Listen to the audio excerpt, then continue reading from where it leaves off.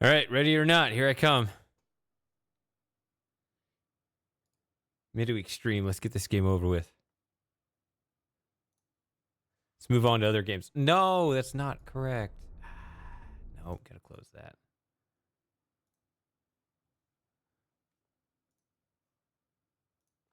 There's always something.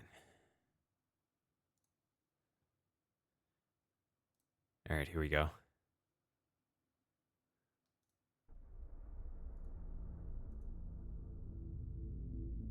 Oh, wrong one.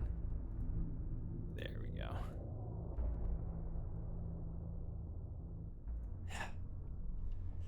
Well,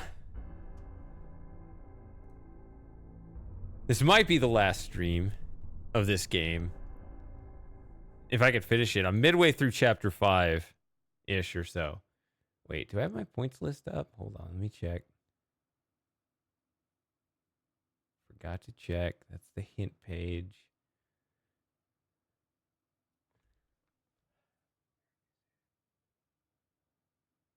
Oh, it's just the next tab over. That's why I couldn't find it.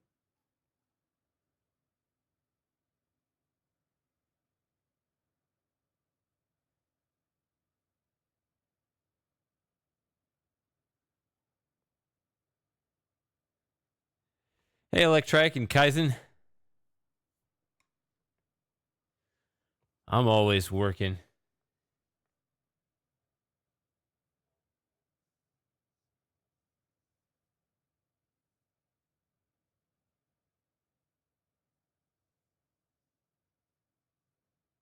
So my score should be 433. I think that's right. That sounds familiar. Yeah, 433. I'm going to go back to this, though.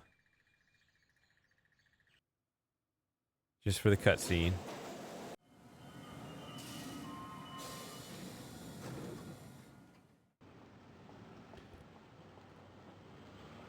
They really gave this world sort of a feeling of completion, even though it's in the middle of the city. Like, they just, they take away the street performer and everything. It's like, well, this whole city died. Or everybody just moved on from it or something. I don't know. I'd give it a shot, but I don't speak the language. All right, let's see if this is it. If that's all you have to do. Not too least. Never. Hey guys. Good. There you are. Ready to go? I suppose, I don't really have any stuff. Von Agnes said he had guns at the lodge. Oh, we'll fix you up. Never fear. Gentlemen, let's go.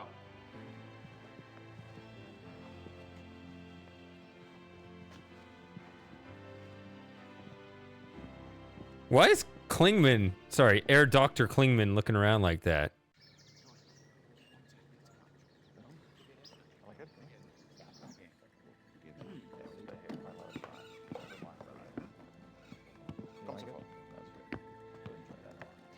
Henneman, Price.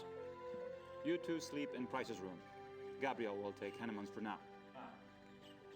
Herrgott Sakra. Yeah, Baron. Your room is the last door on the left upstairs. Today, we relax. Tomorrow, we hunt.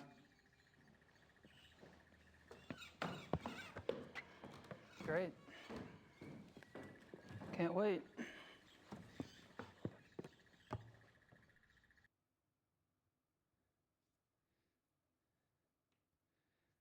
All right. That's me, Gabriel Knight. All right, so I'll never be able to sleep in this place, not without a barricade on the door.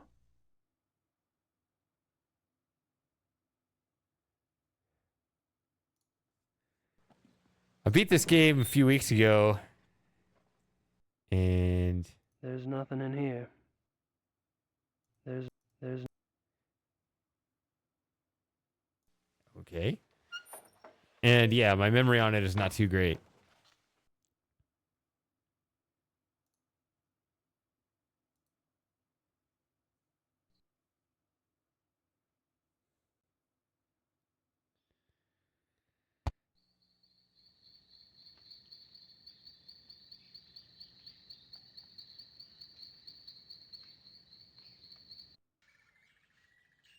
I'd hate to get lost out there. There's a ledge under the windows. Too bad it's not a little wider. There's a ledge under the windows. Too bad it's not a little wider. Okay.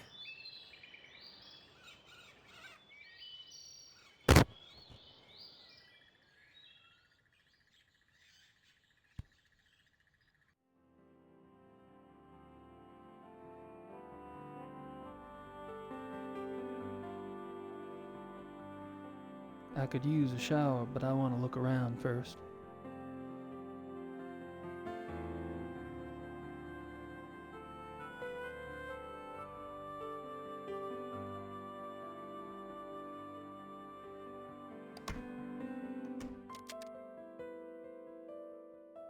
Hey.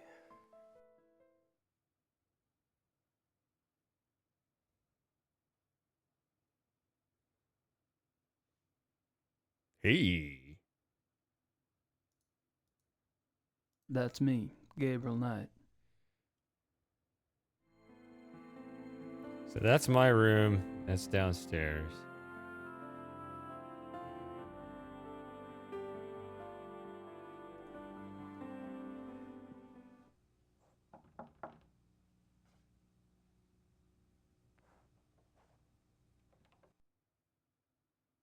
We're already snooping around somebody's room.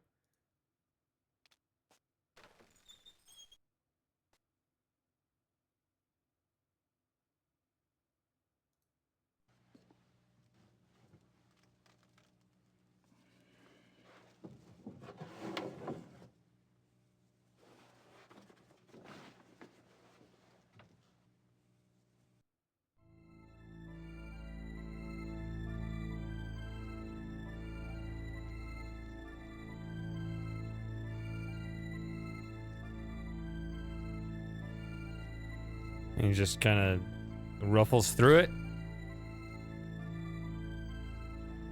All right, through that too.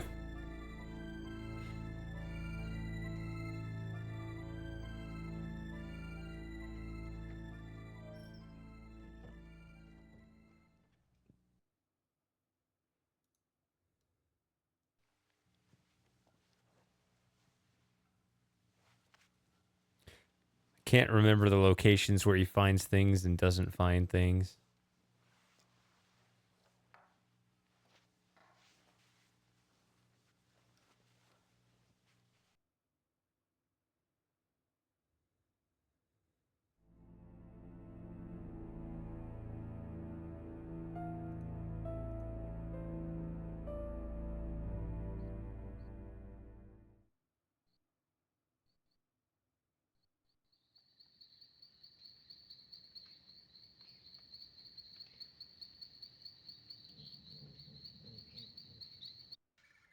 More woods than you can shake a stick at. More wood. That ledge runs along the entire face of the building. Too narrow to walk on, though. Without help. More wood. Well, I don't want to actually do it yet. I guess I already have the means. That rope? I don't know. It just feels premature. I mean, maybe it's not, but it just seems like it. I'm pretty sure Herr Price is in there, and I don't want to know what he's doing.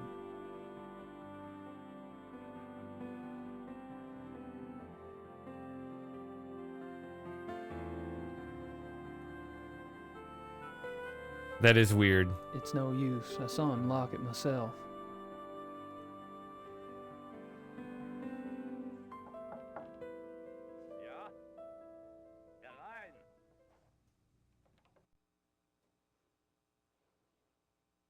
It's Von Agner.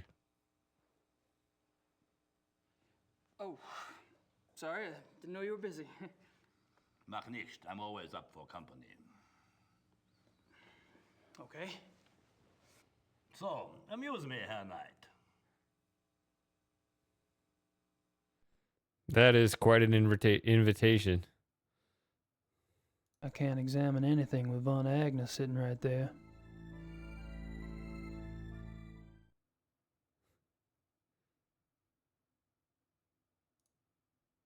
Tell me about the club. From what I hear, you've already grilled the others about it. Really, it's so tedious. All right, we can talk about something else. Can I assume you're a fan of the club philosophy? Well, look at me. I love to eat and I love to drink. I own a butchery and a brewery, which means I love people who love to eat and drink. If I could make it the national religion, I would. Point taken.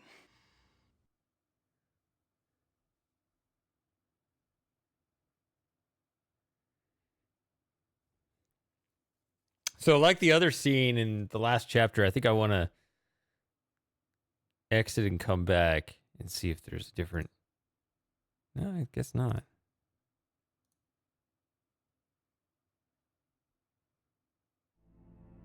Huh. I can't examine anything with Von Agnes sitting right there. I can't examine it.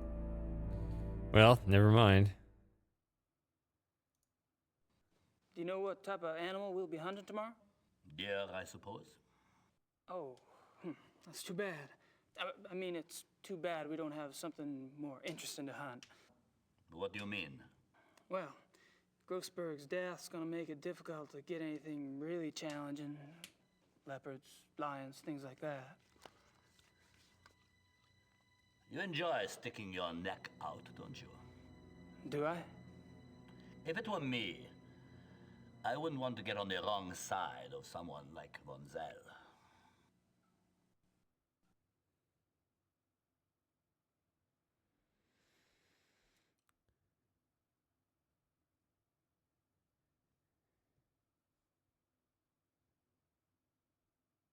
What does Baron von Zell have to do with Grossberg? Nothing. But he knew Grossberg. You asked him about Grossberg the other night at the club. My, what big ears you have. You gave von Zell Grossberg's name, why? Because he asked me for it.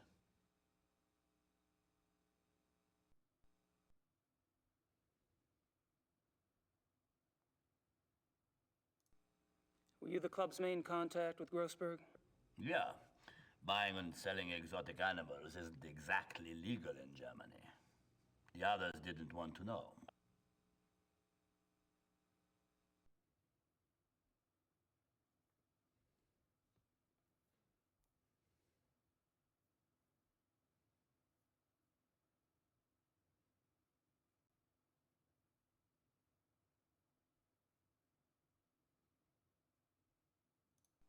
Do you know why von Zell wanted Grossberg's name? He did not share his reasons with me. Well, you must have thought something. I assumed that since Von Zell was getting too big for his britches, and since he was no longer von Glauer's pet, that he had intentions of leaving and starting his own club. And you didn't have a problem helping him go independent? I would love to see him leave.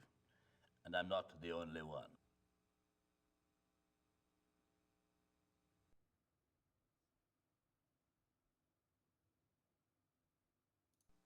Would your cooperation in giving out Grossberg's name have anything to do with the money you owe von Zell? How do you know about the money? You've only been with the club a few days. Did the Baron say something? What's a big secret? Von Zell is a banker, isn't he? That's right, he's a banker, and I am a successful businessman. There you go. And he offered to cut your debt in half for a small favor, I understand. It's not your fault Grossberg's dead.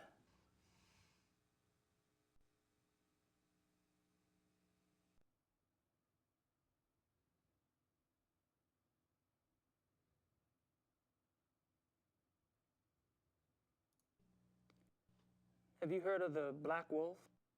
Nein, I don't know this. Are you sure? Maybe there are black wolves here, maybe not. I have never seen them, I have only heard them. What do you mean you heard them? These wolves in the woods, I'm glad I never saw them. They make such sounds. It makes your hair stand on end.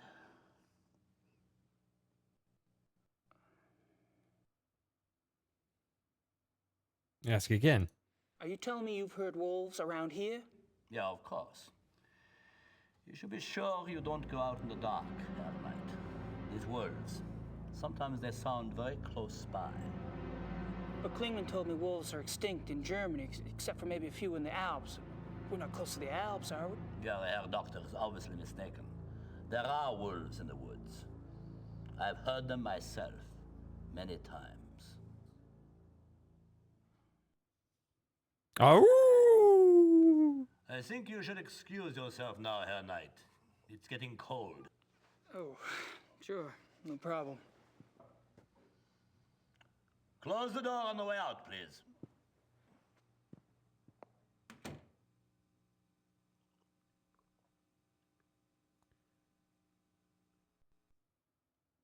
I don't think Herr von Agner wants to see me right now.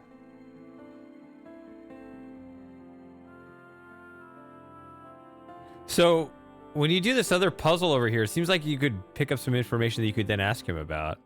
Does that happen, or could I have done it in the other order and opened up more dialogue possibilities? It's obviously unfair for that to lead to missed point opportunities based on order of exploration.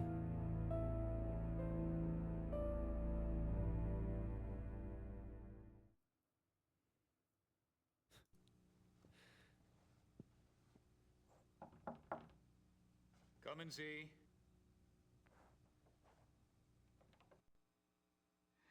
What do you want, Knight? Just scoping things out. Really? Look all you want at the great wonders of this room, then leave. I'm trying to rest. I can't snoop around too much. Klingman's here. He's got a window, just like my room. I can't snoop around too much. Klingman's here. I wouldn't mind a chat, but Klingman needs a little attitude adjustment first.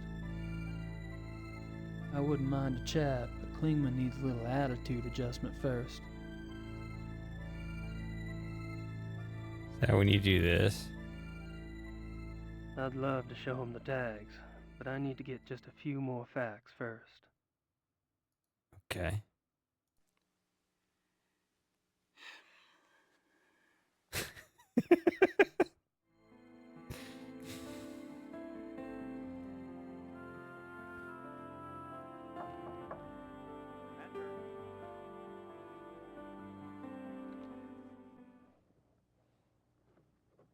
All settled there? Uh-huh. Nice place. Yes, it is. You should go for a walk. The woods are beautiful, and you could get your bearings before tomorrow's hunt. Good idea. He's busy. What's he doing? Friedrich wouldn't appreciate me messing around in here. Friedrich wouldn't appreciate me messing around in here. Friedrich wouldn't appreciate me messing around in here.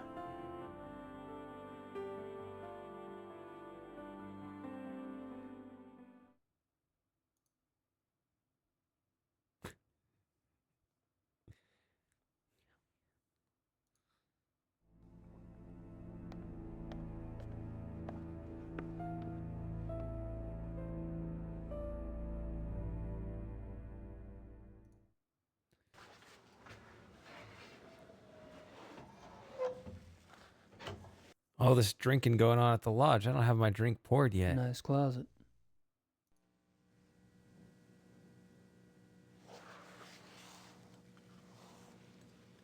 Oh, yeah.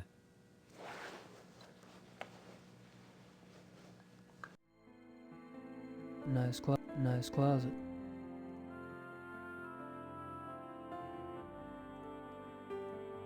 I have a feeling it can get pretty dark around here. I'd better be prepared. I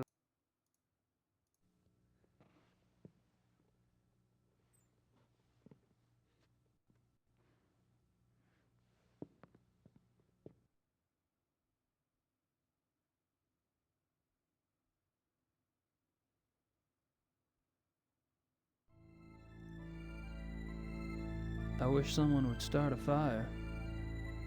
I wish someone would start a fire. I wish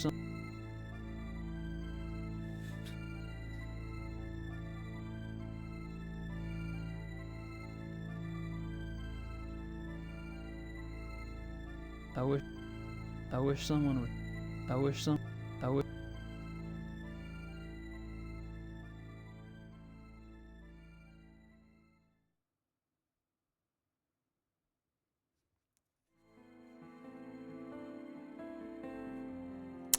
You've raised the bar for yourself, Sawyer.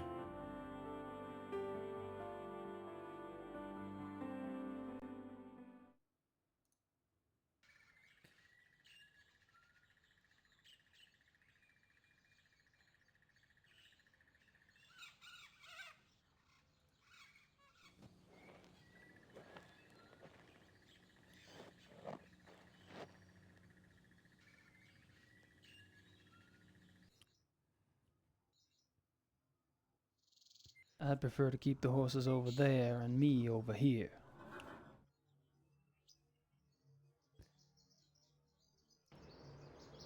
I think it's fault, but okay, sure. Fart.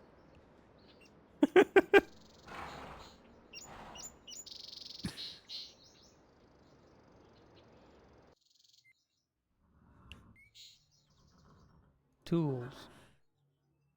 Tools. Tool. Tool. Shears. Just imagining him saying that out loud. Tools, tools, tools, shears, and then takes. Have you ever tried to spend a day walking around like an adventure game character? You have to do it out in public. Tools.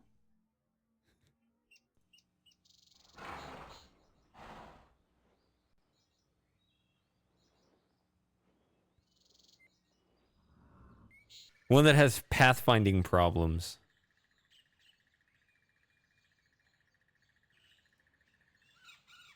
Oh, there we go.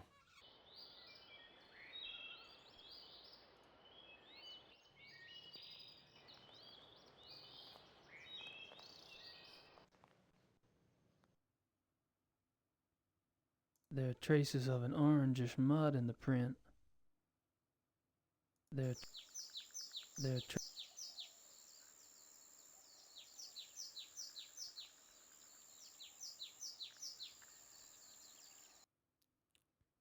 That's me, Gabriel Knight.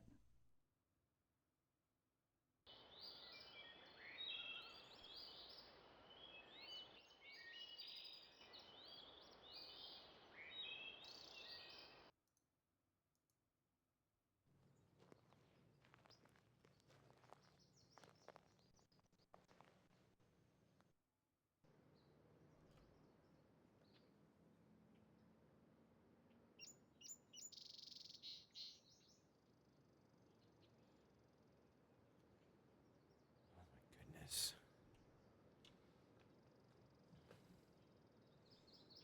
I'm gonna have to go on another break here. Another break. It'd be my first break, but I have to go on a break earlier than I thought.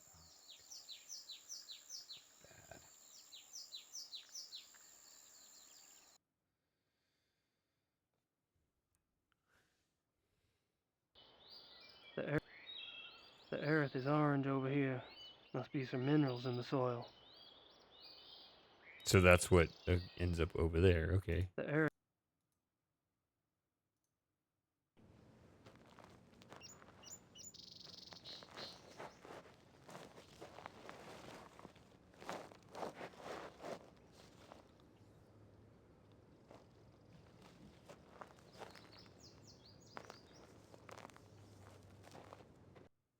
I'm not making much progress against those briars, not with my bare hands. These might come in handy in the woods.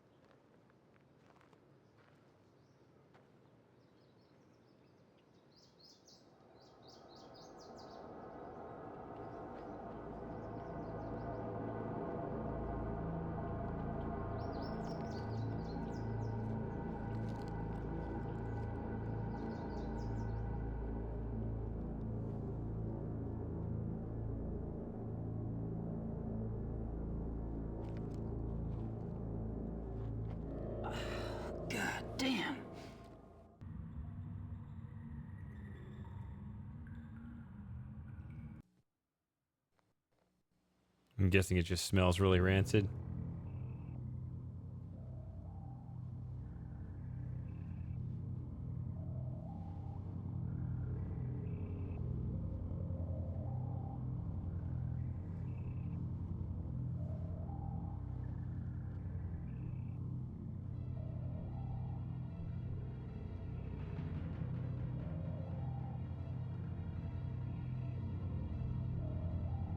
I mean, I know what...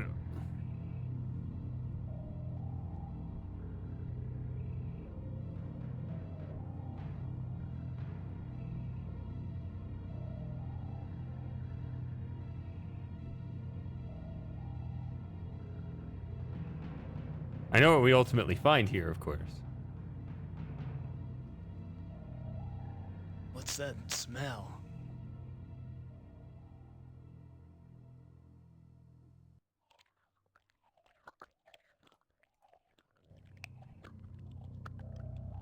Here we go.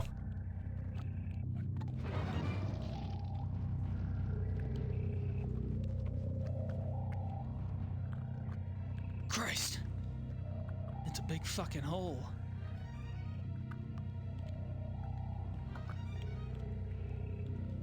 Something's down there.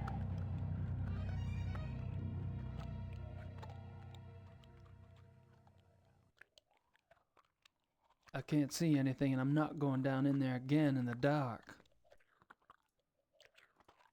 The lantern won't do much good unless it's lit.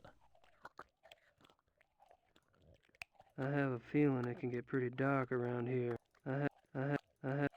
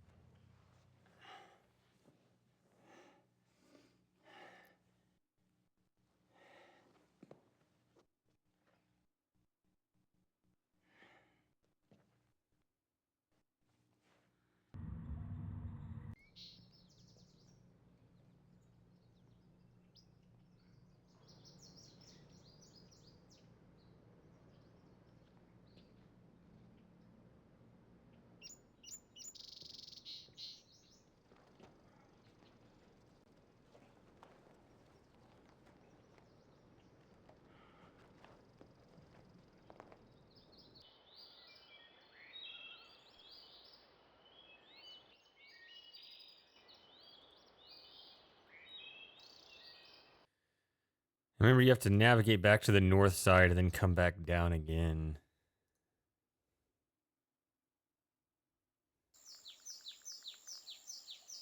The ravine's pretty deep. I don't think I can cross it.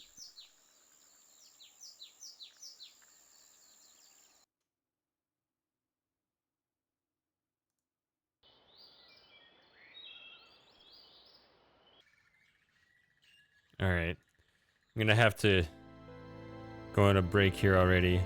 Apologize.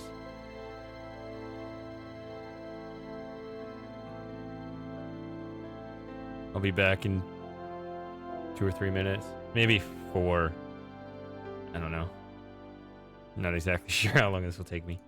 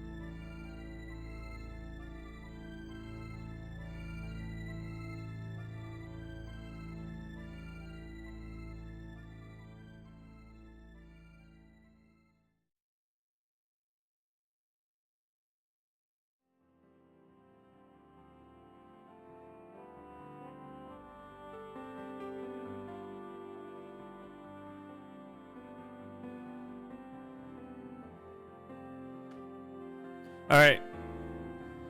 Sorry about that.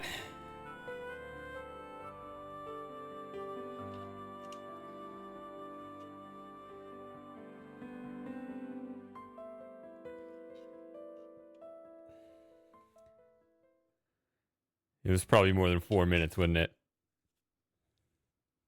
One thing that keeps happening is my contact lenses keep fogging up because they're just too old. I need to get new ones. All right, so I never talked to this guy. Henneman?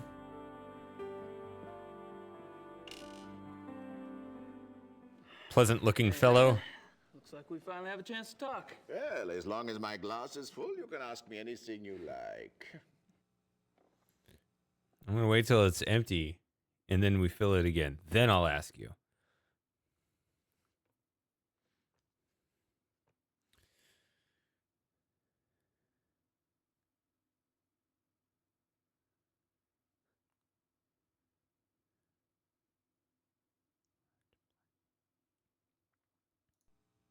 Are you especially close to anyone at the club? Oh, I drift on the fringes, Herr Knight. You, however, seem to have gone straight to the top. Oh, I don't think so. Don't be modest. Everyone can see you as a new golden boy. Why do you think Von Zell bothers to hate you? Are you and Von Zell good friends? No, I was never good enough for Von Zell. No, I get along better with those who do not think so much of themselves. Von Agner? No.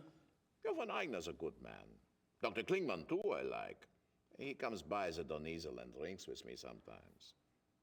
Well, you could stop by sometime if you want. Yeah, I don't like drinking alone. Thanks. Maybe I will. Yeah.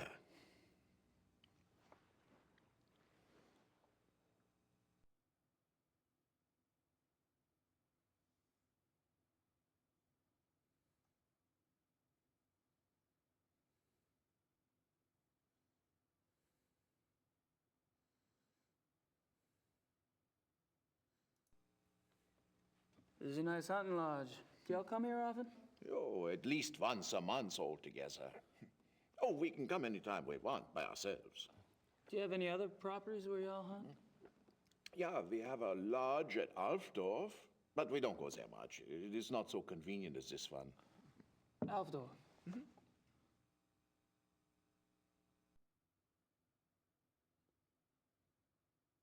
Does that one ever come up? What is the significance of that one? Is the club in Alfdorf close to a forest too? Not close. In. It's in the Naturpark Schwäbisch Frankreicher Wald. Of course it is.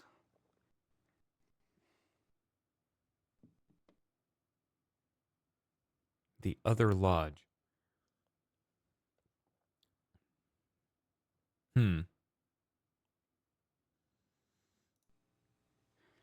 You and Klingman make an unlikely pair. What do you find to talk about? Herr Doctor likes to discuss the club philosophy. He's very enthusiastic, you know. That's what made him want to join in the first place. You sponsored Klingman's membership. Me? No. Von Zell. Von Zell? He doesn't seem like the welcoming type. Oh, that's what I thought, too. You know, when Von Zell brought Klingman in, I thought they must be very close. But the way Klingman asks questions, you'd think he hardly knew Von Zell. Oh, well, it doesn't matter. I mean, who can say why Von Zell does anything?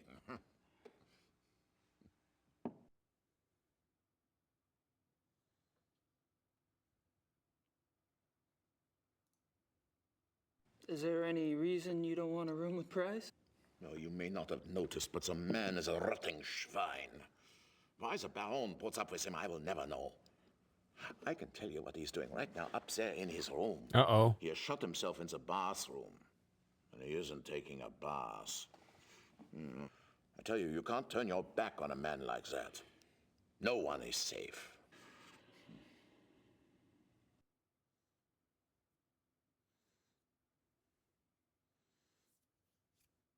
You didn't tell me what he's doing in there. Care to enlighten me with technical precision? I thought Price was a hotshot lawyer. Yeah, was 10 years ago. He's lucky he doesn't need the money now because he can't get work. Why not? He's too obvious with his nature, you know? Okay, so maybe other men are like this, you know, thinking only what's between their legs. Price, he has no respect for normal human decency. He flaunts his perversion. Isn't that what the club's about? Getting in touch with one's instincts, being primal? Yeah, okay, so it is. That's a question for the Baron, not for me. I only say what I see about Price. All right, that answer was close enough. Have you ever heard of the Black Wolf? Black Wolf? No.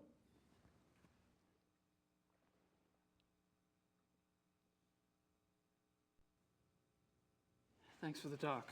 Ja, auf Wiedersehen.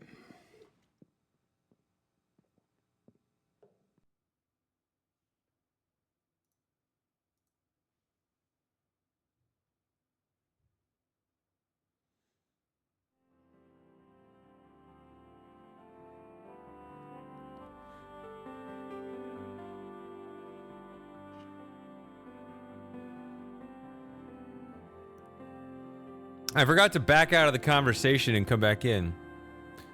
But anyway, welcome back, Sawyer.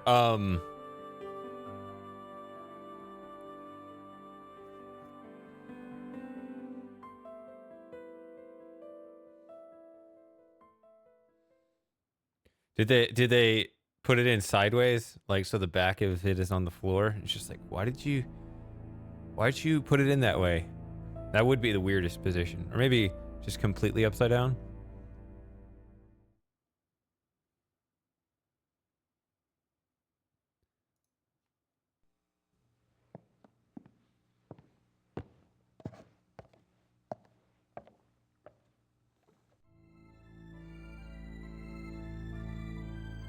I don't think Herr von Agner wants to see me right now.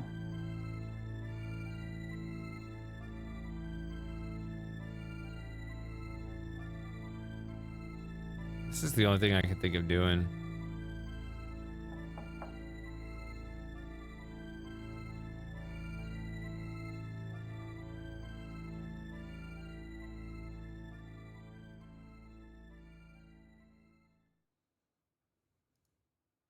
Just stack it vertically.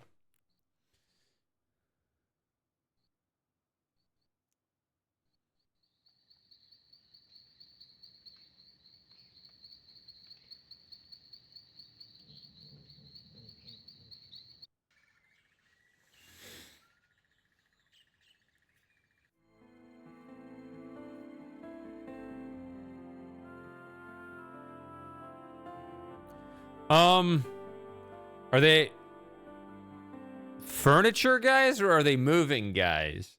Are they the kind of people that'll, you know, their job was to get it from some other place? I don't know how deep in this moving process you are. I know you moved states recently. Okay. Because they can really just get it in their heads that, you know, we're here for the transport, right? My job stops at the door, and I don't care what happens after this point.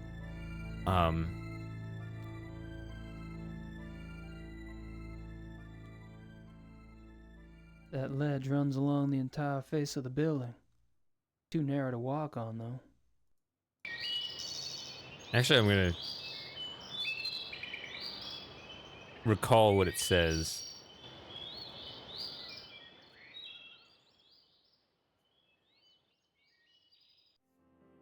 I'm gonna try this the other way.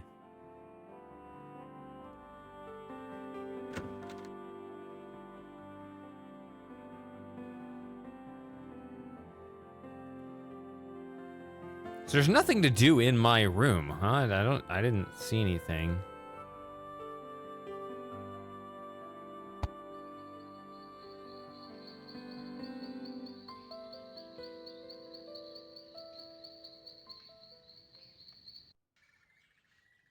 Ah! Down, sorry. I don't even want to know what Price uses this rope for. Good point. That's an interesting idea, but I don't need to go anywhere on this side of the building. Here we go.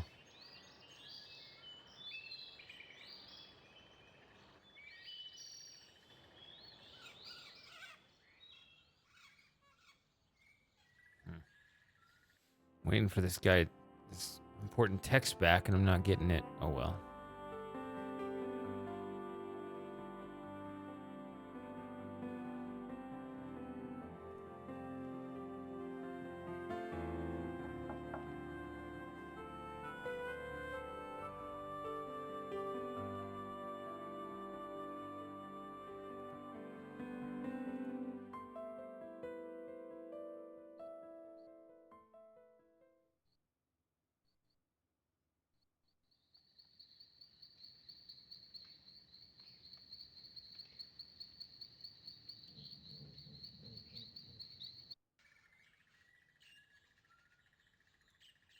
I hate it when I come up with ideas like this.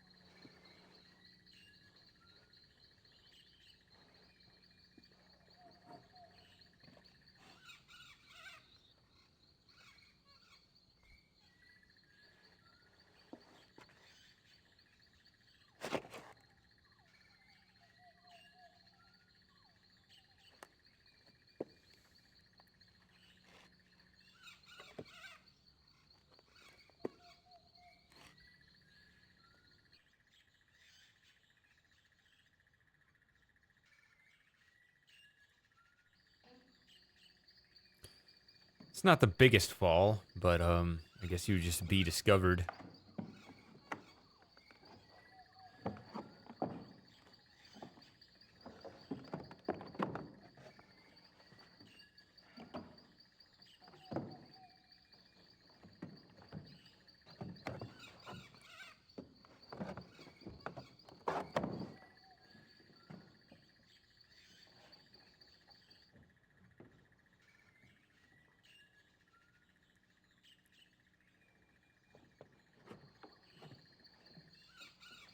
Hey, Super Gamer.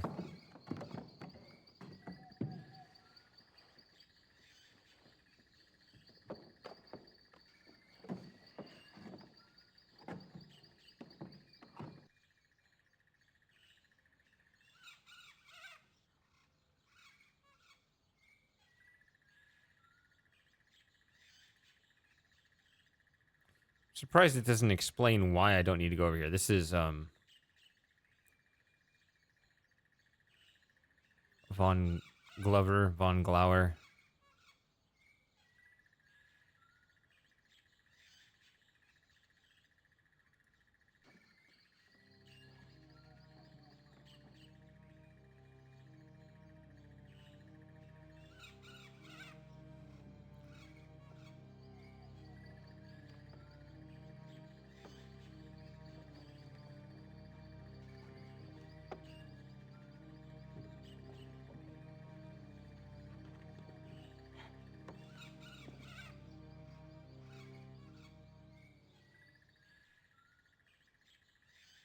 That's me, Gabriel Knight. I like the occasional reminders.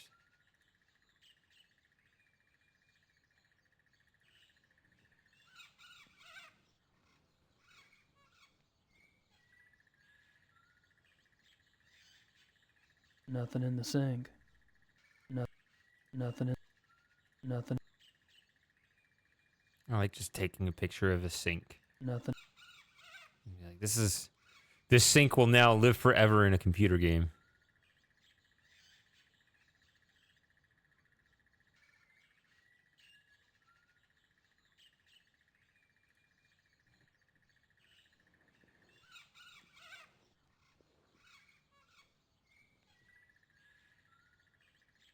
Not even a ring in the tub. Not surprising for someone as anal as Von Zell. Not even a ring in, not even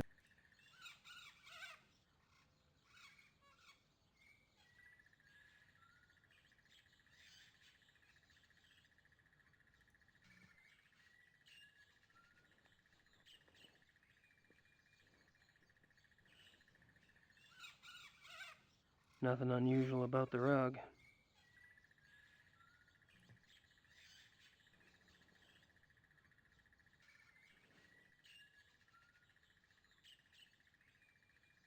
Hello. Someone's been tromping around barefoot in the mud. Hello.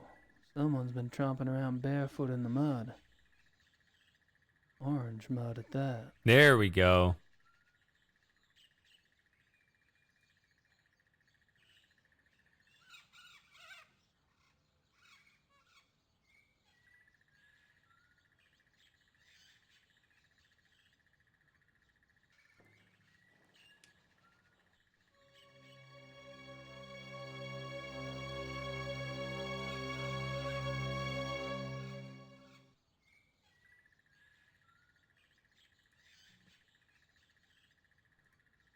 Nothing unusual.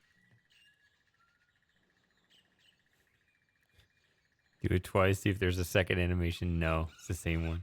Hello. Okay.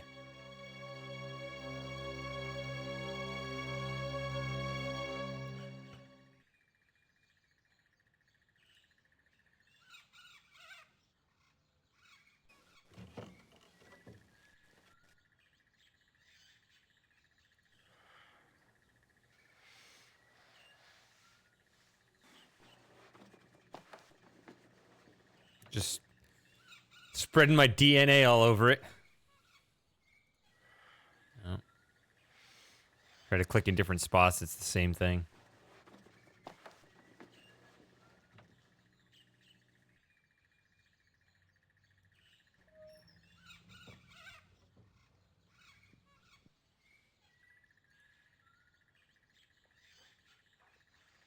Fingerprints.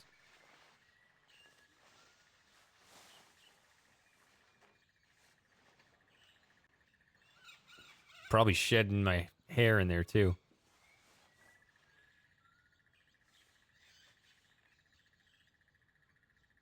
No, there's something. There we go.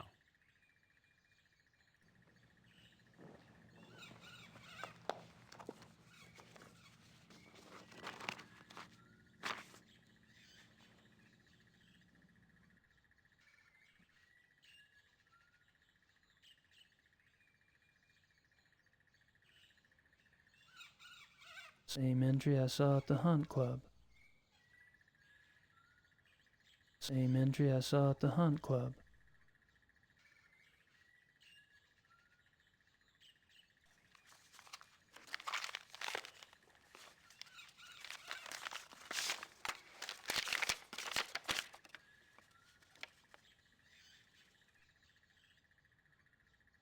If I'm not mistaken, Grossberg was trying to cash in on all the excitement around the missing zoo wolves.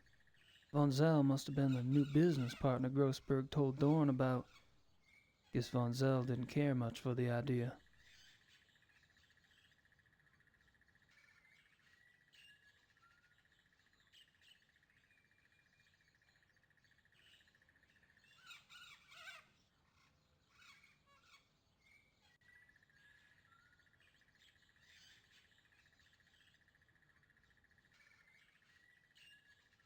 If I'm not mistaken, Is this from the paper, like at the beginning of the game? Like we have our own copy of the same paper?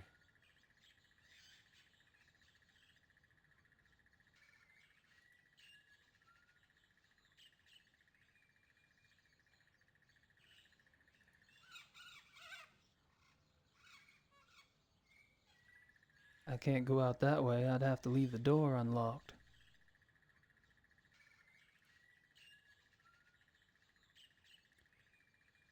Actually, I'm going to be here. I haven't saved it at all this chapter. I've been just leaving the regular saves throughout the rest of the game, but I haven't been doing that here.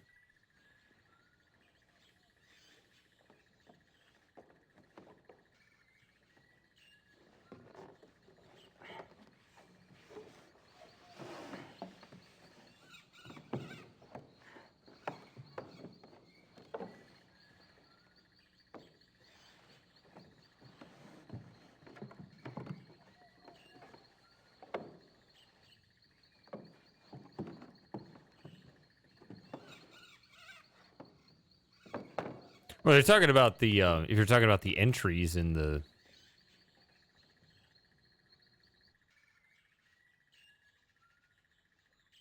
accounting, I mean, that is something. Actually, I'm going to do this. Hold on. Let's load it back at the beginning of the chapter since I did save it.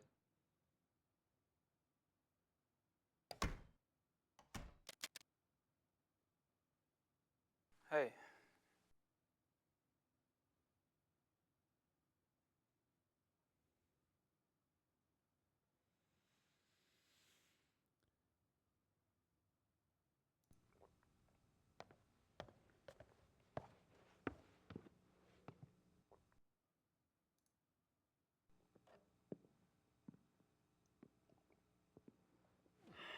Hey, Henneman.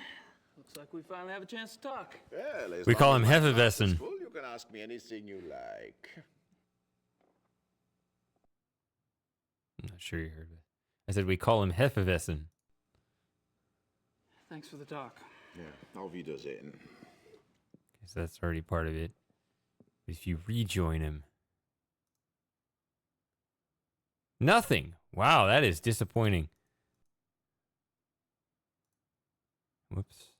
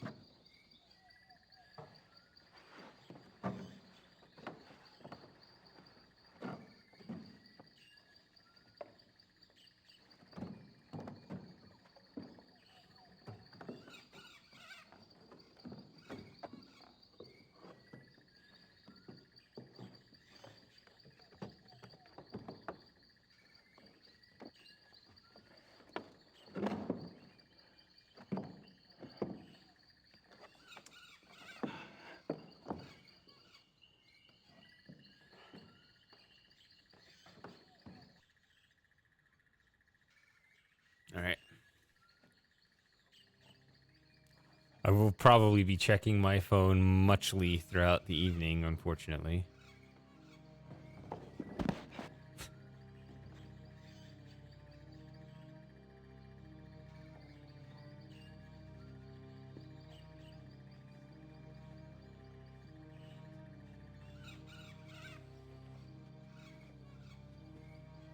This is a pretty busy week for me, but I scheduled out this stream for you.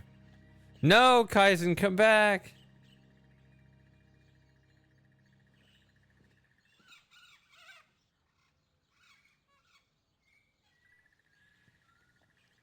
All right, Kaizen. Well, if you could join us later, don't forget about us. I'll probably still be here.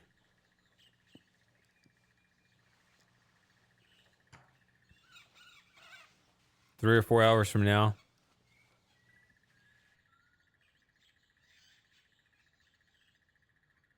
There's a lot of game left in front. I want to finish the game. You can see the score here. It's no use. I saw him lock it myself. Enter. Enter. Unrailed 2.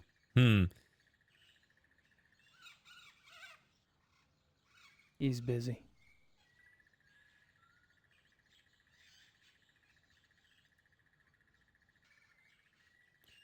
He's so pleasant. I don't think Herr von Agner wants to see me right now. I do need to figure out what I want to play the rest of October. I think it's going to be Shivers 2.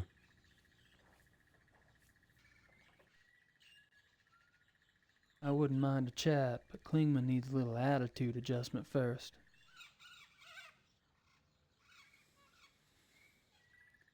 All right, here we go.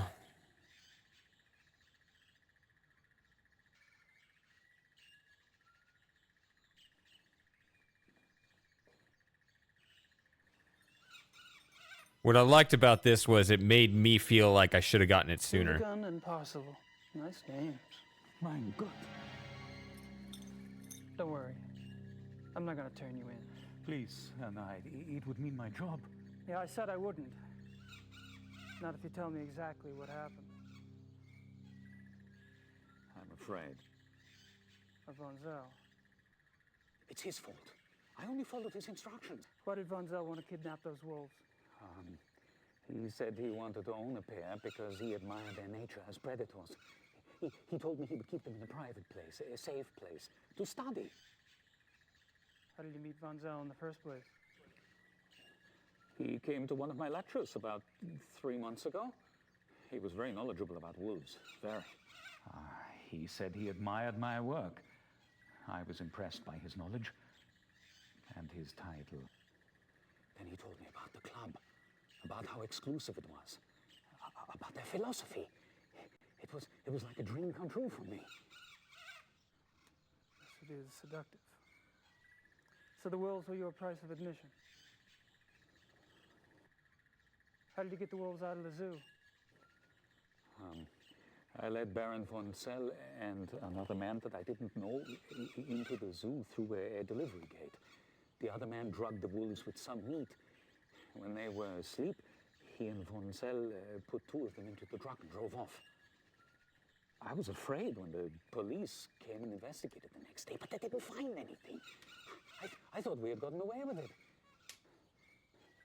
Then the killings started. Your wolves aren't responsible. They were shipped to Taiwan. They never hurt anyone.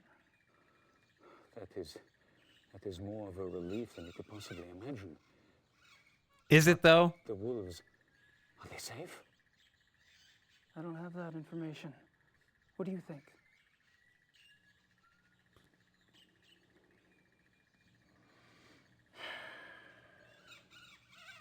Guess that's all I need to know. Please don't say anything to the police. I swear I have told you everything.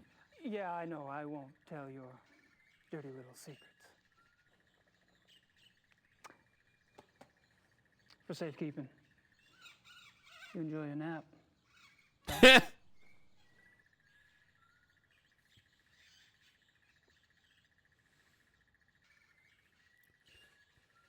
Poor Klingman. Although he did fall for something stupid. Hey, nutcase.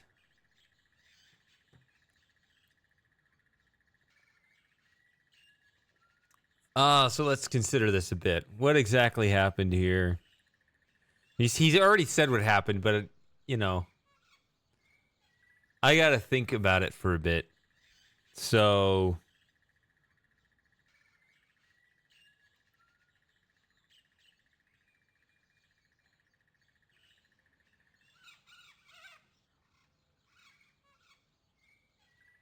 we had already traced... I mean, we found the tags at that black market dealer.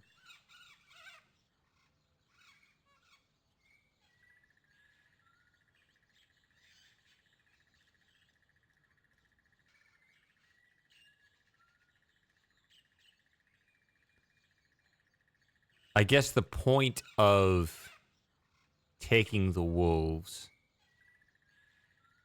was to throw the police off the scent. But I guess. It's another sound effect I need on my soundboard.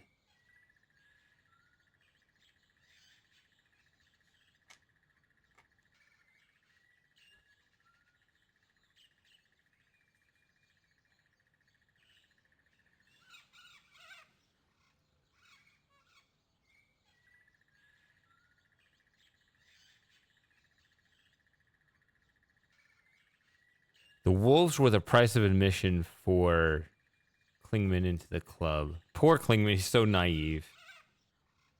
As a professor.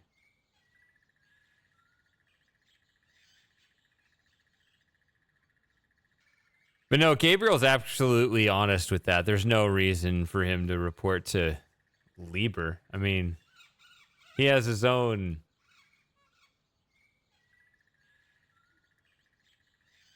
reasons to not bother with Lieber. I don't think Herr von Agner wants to see me right now. Oops, wrong one. Herr Doctor doesn't have anything else interesting to share with me. I'll leave him alone. That's correct. For a while. For a while? I don't remember him coming up again. Although, maybe he does. I don't know. Boom, boom, boom, boom, boom, boom. Yeah, I don't have anything else here.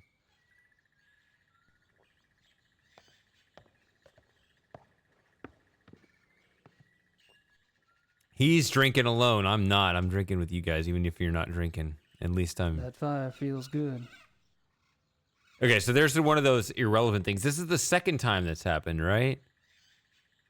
The fire's only started after you've had all the necessary conversations elsewhere in the chapter. What was the other one earlier in the game? What's this?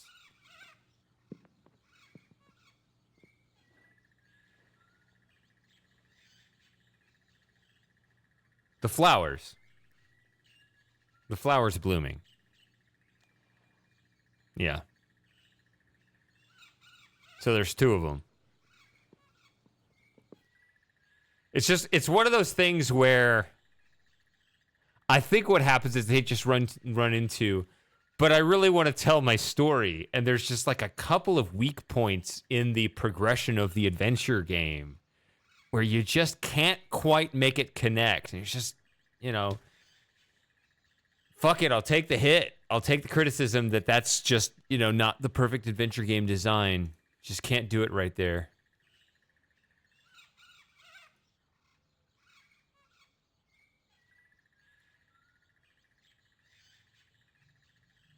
What was your impression, Electric? Is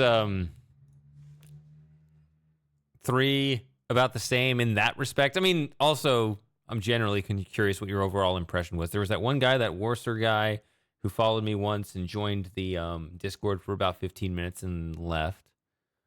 Yeah.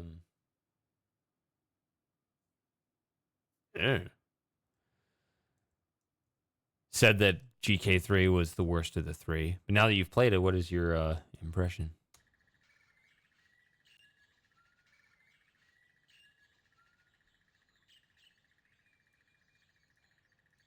Hell of a lot of letters just to say matches.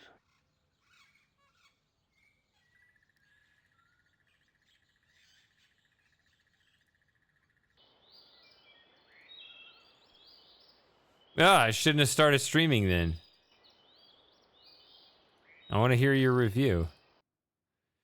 Your non-spoiler review. Or you can put spoilers and just put spoiler tags.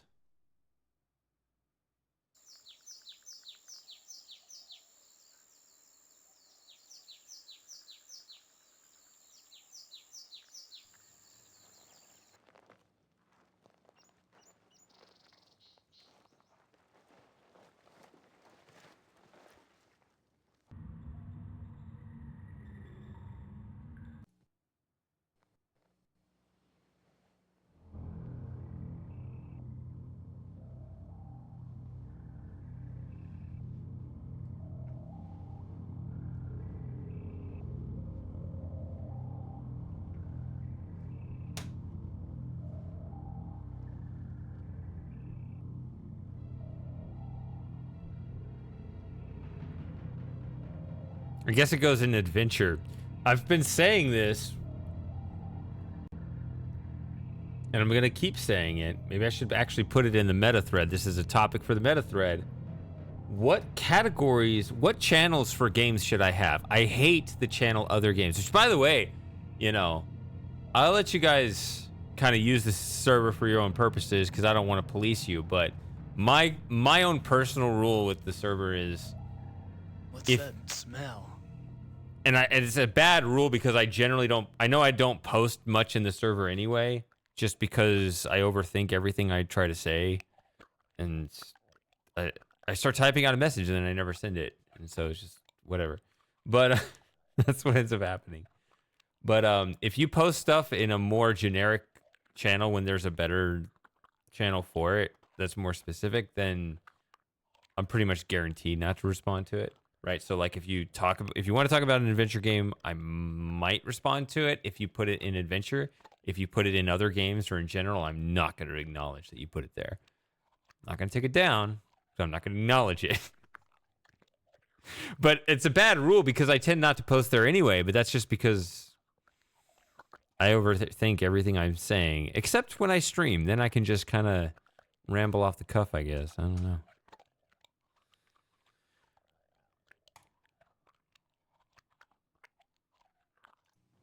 All right, here we go. He's just gnawing on a chicken bone. It's clear what that is. What's the best place? What's the best, like, fast food chicken? Have we talked about this? We talked about Zaxby's, which I've never had. Or is that just chicken tenders? I don't know. Let's talk about chicken. Let's talk about eating chicken. We need to have this discussion.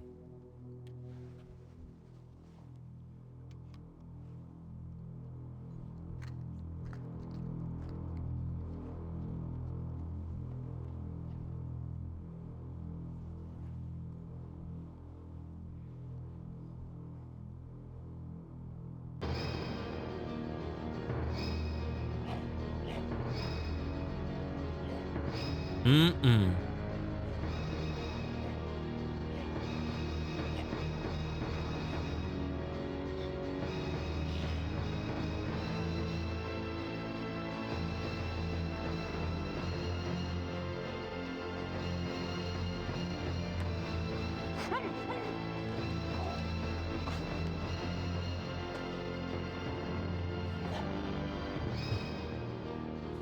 This scene does not affect my appetite at all. I could go for some chicken on the bone right now.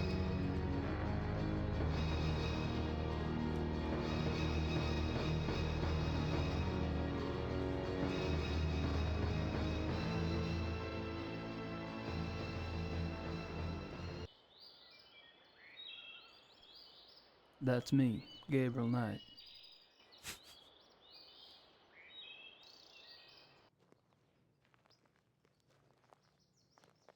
Still trying to put the pieces together.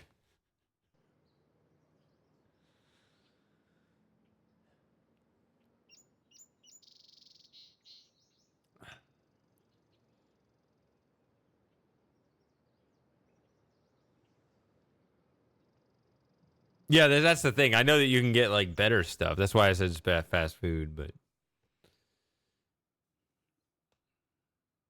but if you got something that you really want to rave about anyway, then I want to hear it.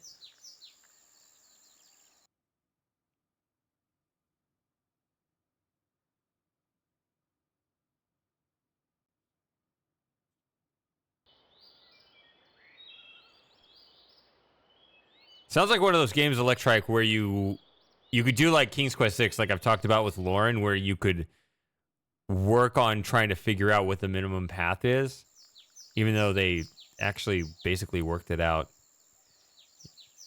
Even in the hint book. The hint book. Right here. Hint book lays out the step-by-step process for the minimum path. It's already solved. And I think they pretty much got it. Which... Oh, Lauren is here. Hi. Yeah, they tell you. Like, even that's a spoiler. I think it's actually a fun logic problem. But I did work out a different kind of puzzle. I don't know if I have the optimal solution, but I have an interesting solution for an interesting puzzle that, as far as I know, no one else has worked on. And I just might show that off soon. Anyway. Roasted chicken is underrated. Just in general.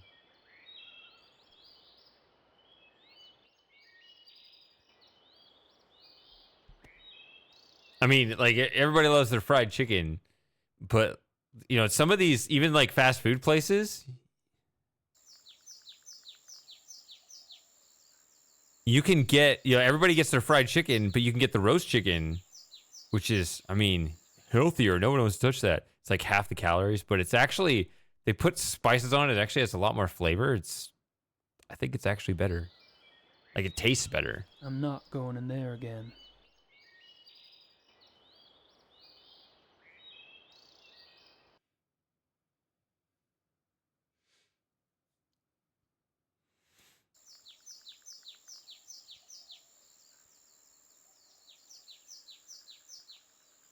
I mean, don't get me wrong, fried chicken would be good too, but just, you know, it's just interesting that really good roast chicken can get overlooked.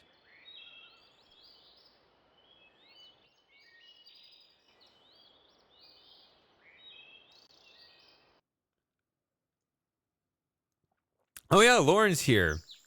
What do you think about eating chicken? It's a bird, and you're pro bird.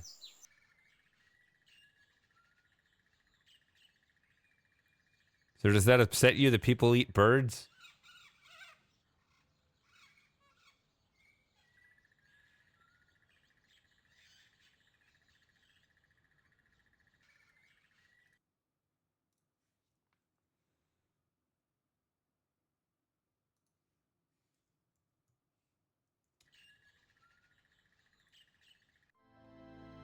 No. Because if we didn't eat them, we wouldn't breed them in the first place. They would have never existed.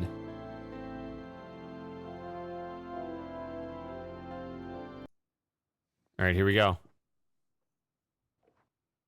What is it? What's happened? Happened, nothing happened. You look like you've seen a ghost. No, Sweet Jesus. In the woods. Show me. There's that generic music playing again. Moss, you didn't understand what I was saying. Where are you going? In there.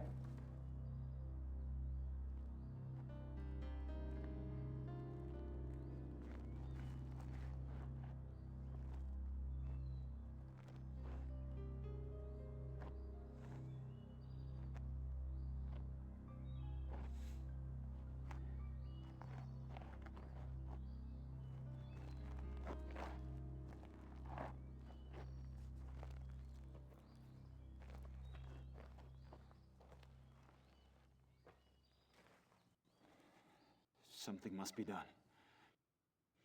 Did you see him in the... Did you see Von Zell? Von Zell? No.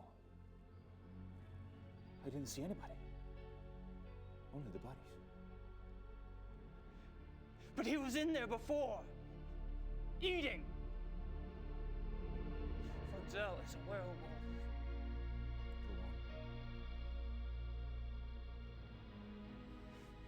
It looks like he's been killing like this for a long time, using the woods for cover at this lodge and at your other lodge in Alfdorf.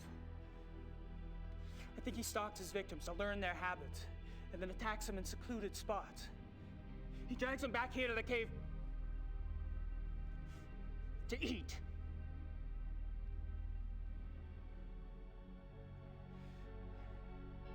The victims are reported missing since no bodies are ever found. Von Zell's careful not to let himself be seen in wolf form.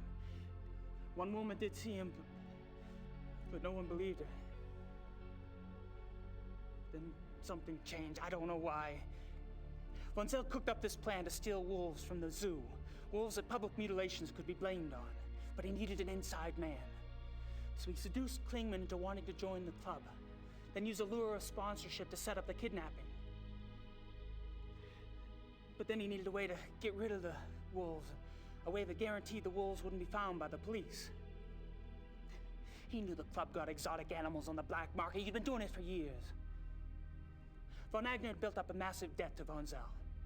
Von Zell offered to subtract part of it if Von Agner gave him the name of the exotic's contact. The contact was a man named Grossberg. Now, Grossberg was perfectly willing to get rid of the wolves for a fee. But Grossberg got greedy. When he read of the wolf killings in the newspaper, he tried to blackmail Von Zell. That's when Von Zell killed him. I knew Von Zell was deeply disturbed, but this is incredible. Yeah, but it's true. We have to call the police. I know the man in charge of the case. No! The police would never believe us. Nothing in their mentality prepares them for something like this. Besides, I am responsible for Von Zell. I knew that philosophy was powerful, but I never realized that someone could take it to such a hideous conclusion. I helped create this. I must stop it. With your help, that is. What are you proposing? That you and I hunt him. Tonight. Dad. I don't know. Well, that's what you came to the club to do, isn't it? Hunt down and kill Tony Huber's murderer. How'd you know? You're not the only one who can ask questions. It's all right. It's good acting right there. A little shift in his eyes. Now we must act. Meet me at the stable at midnight. Until then, be discreet. The others could only slow us down. All right. Tonight it is.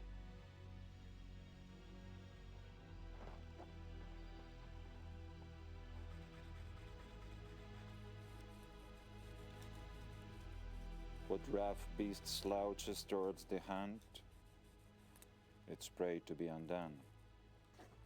Don't, you're creeping me out. Am I? I have a tendency to do that to people.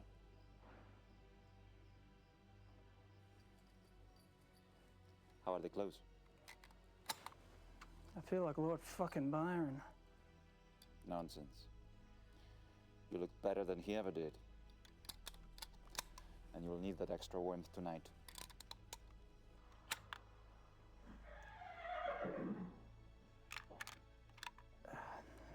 We don't ride much in the States. What? We are not taking the horses. We ride everywhere.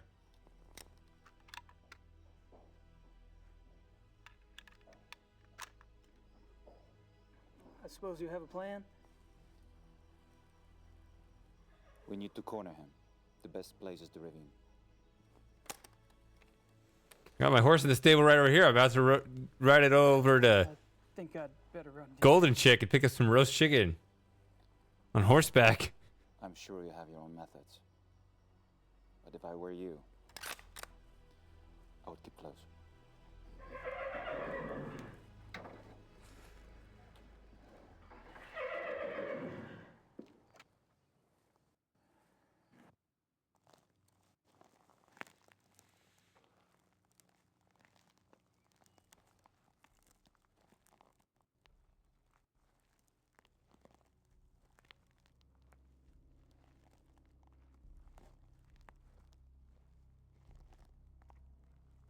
Stay right behind me.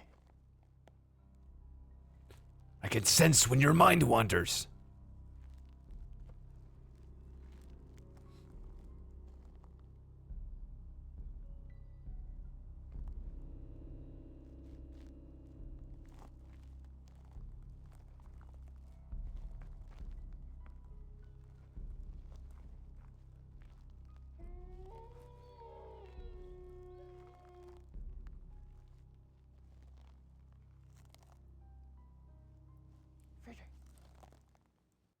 heard something.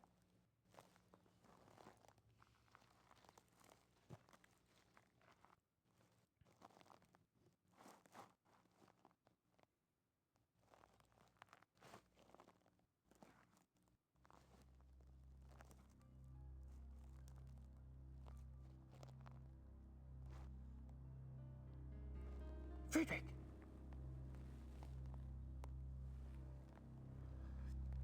Damn it. Friedrich!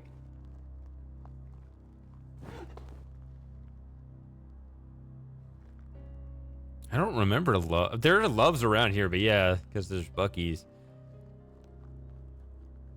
The one knock I have on Buc-ee's gas station food is their breakfast.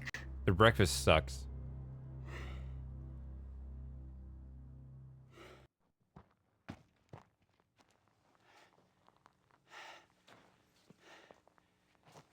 Or at least that's just my opinion. I don't know.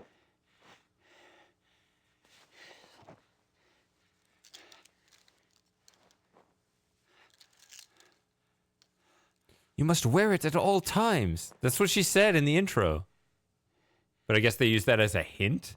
But to me, I took that as a signal that he's already using it. I don't know.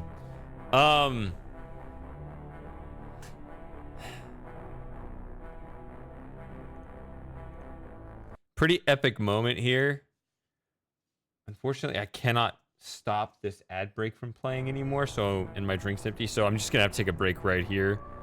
Apologize for that, but again, the ad's gonna play anyway, so let's just give me 5 minutes. I'll be as fast as I can.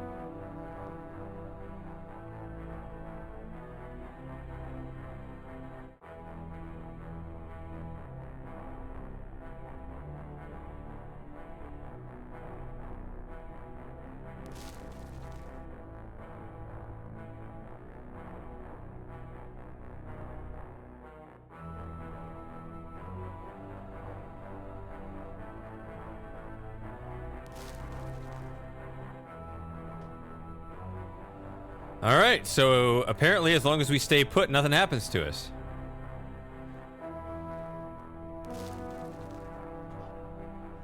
Okay, see, he already has the talisman out, so but that was why I got stuck.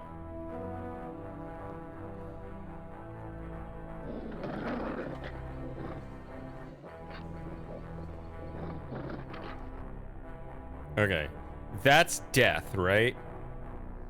Well, we gotta see it, right? Let's die.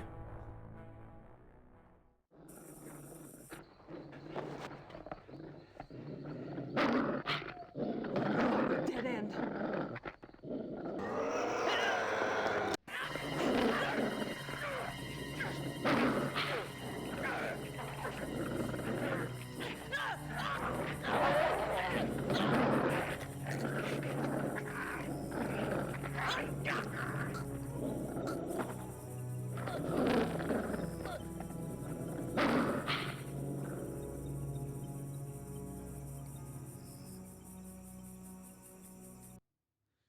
Oh, the wolf's not gonna stop there.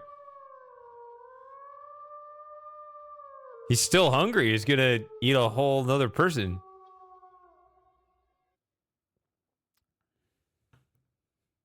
All right. So yeah, it seems to have happened twice now, and I apologize for that. Like the viewers spike, and then I gotta go on a break. But part of it's the ad timing. Like, I can only hold it off for so long, and then it's just gonna play. So you gotta be here in moments like this. Where are you?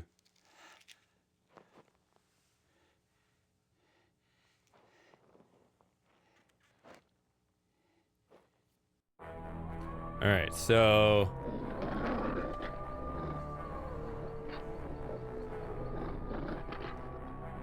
now, I don't know if doing this immediately... The family talisman. Wolfgang gave up his life to get this back.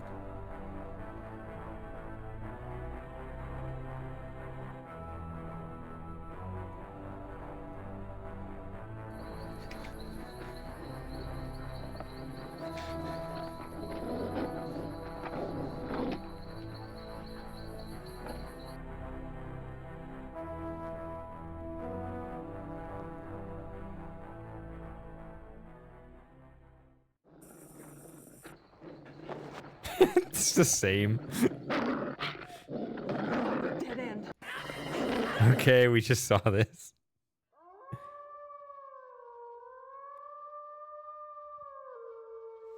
Alright. Alright. We're gonna do it. We're gonna call the getting mauled by a wolf. We're gonna call that the Applebee's ad.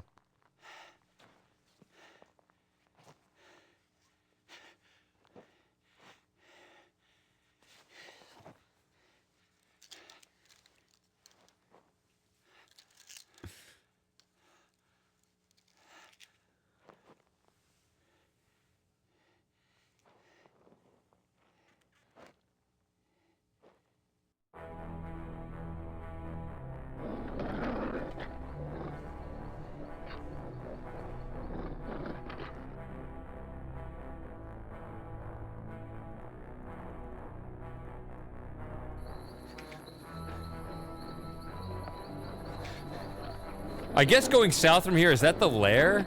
Is that why we don't want to go that way?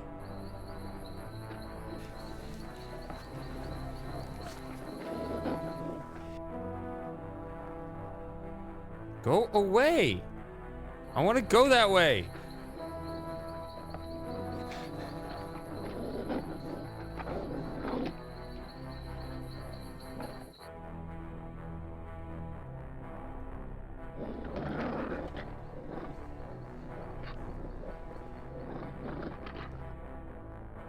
I think I want to go this way now.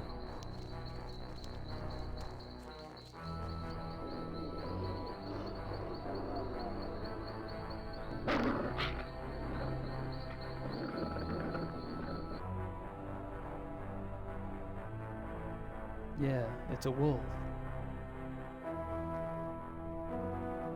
Exit this way? Oops.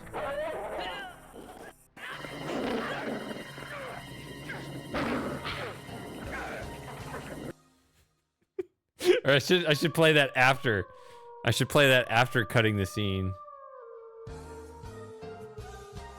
There we go. You get a clearer sound. All right. Oh,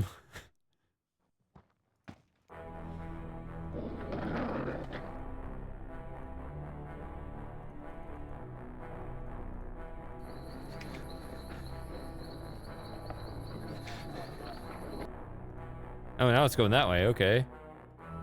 That's convenient. All right. Should be here.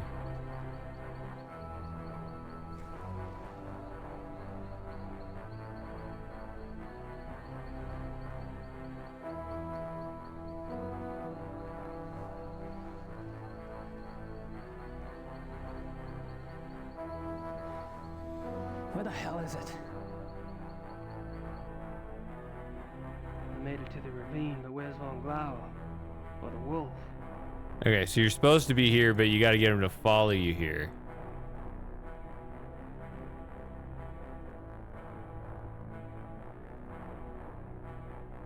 The door's locked.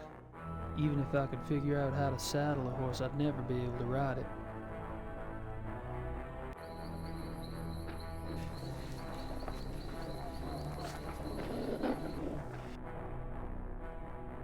If I've used it at least once, and it's currently following me, I think that's what you're supposed to do.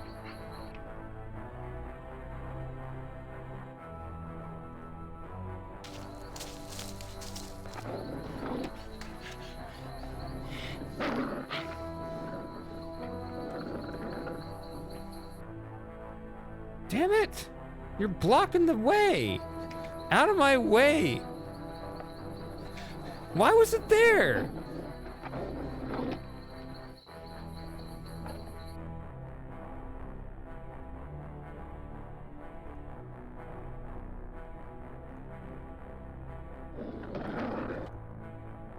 Urgh.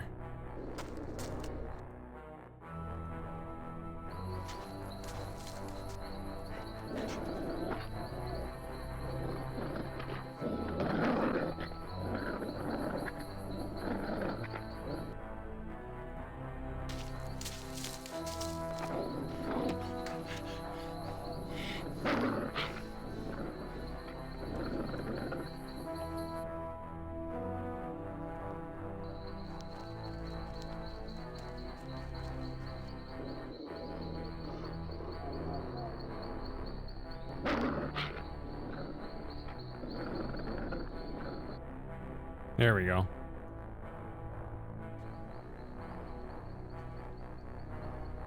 Wait, what?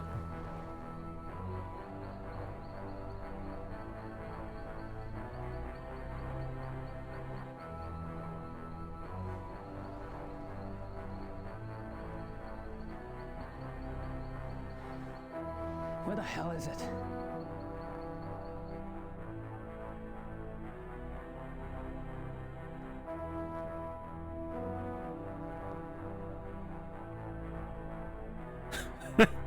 Where the hell is it? Where is everybody? Where am I?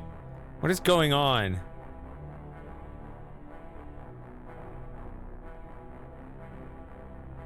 It's just saying I'm connected, but then that's saying I'm not.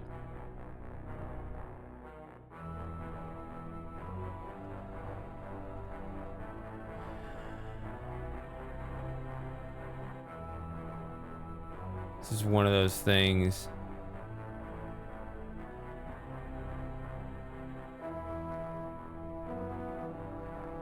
Hi, Gary. Yeah.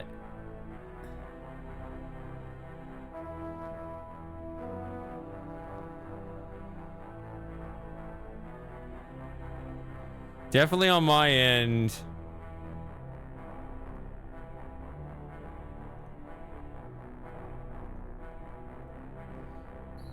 I also dropped out of connecting with the wolf. The wolf was following me and then didn't follow me. I lost everyone all at the same time. Hi, Matthew. Hi, Stream Elements.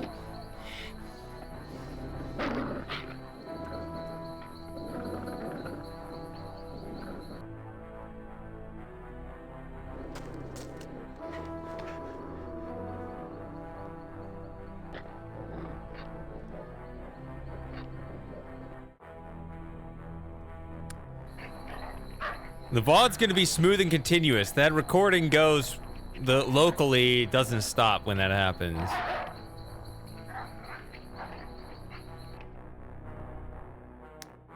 I think it only blanked out for like 20 seconds, but it's enough to kind of shut everything down and reset.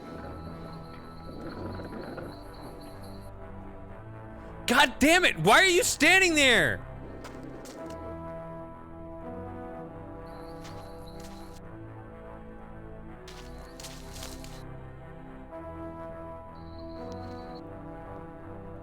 Yeah, on Twitch, but I mean the local recording that's actually in higher quality that I will eventually, when I remember to and get around to it, when that eventually goes up on YouTube, that will be one continuous video.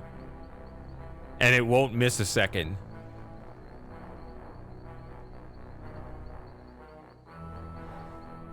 Where the hell is it? This is annoying. Maybe I have to show the talisman on this screen? That seems counterintuitive too.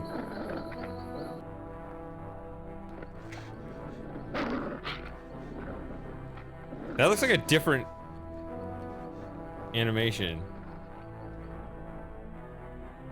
Looks like it's retreating to the ravine. So maybe this is it. Here we go.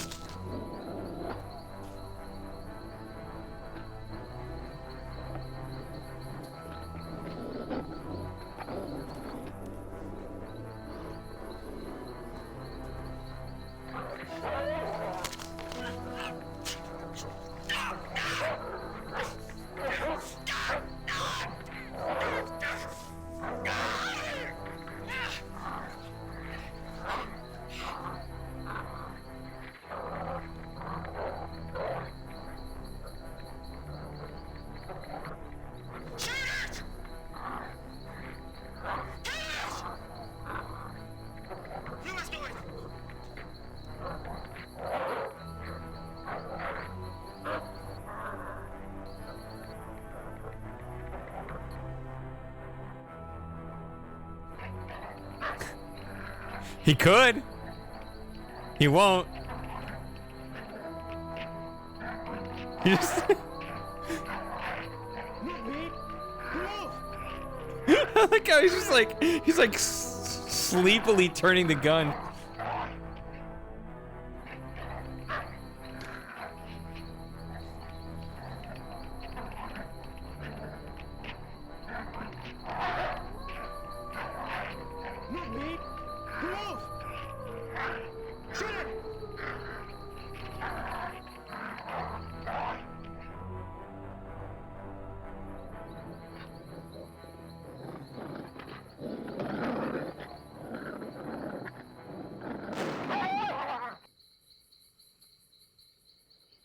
Right between the eyes.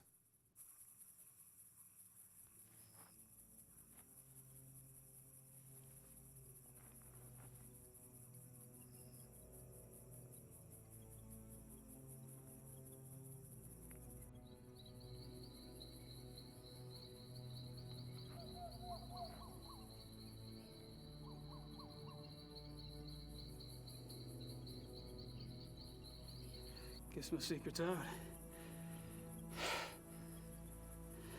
I'm obviously not a hunter. Wait till you hear my secret. This shit sickens me. You're less experienced than I thought. But not for long, I'm sure. Oh, it's the wound. We need to clean it. Guess he got me. Fuck.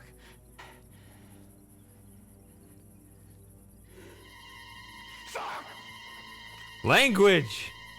Wait a minute. I shot him. You made me shoot him. I'm okay. Oh, Christ.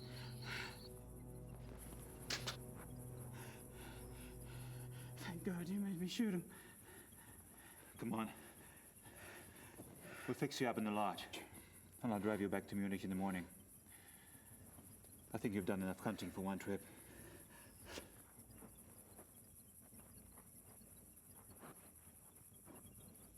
Interesting. Does Twitch really kill the audio quality that bad?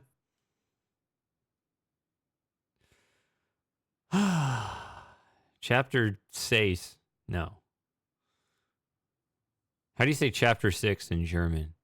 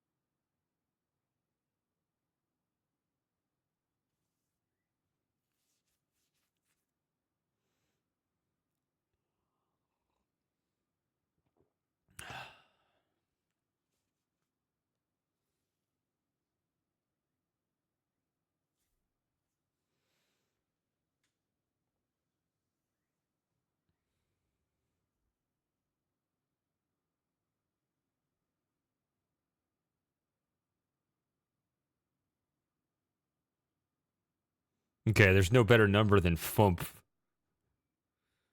I think that wins everything.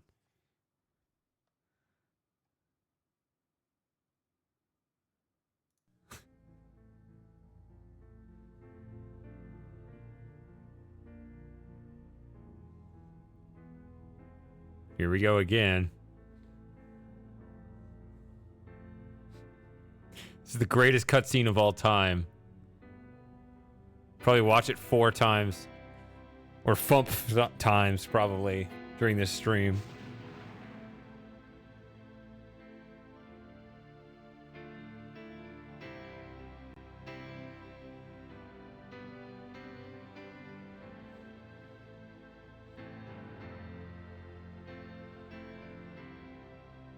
That one came through.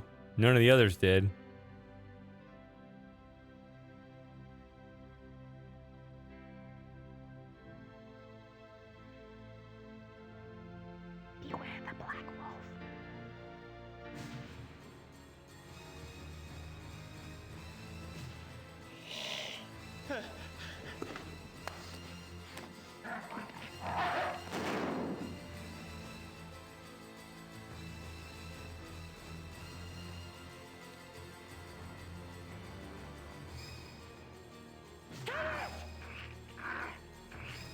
You must do it!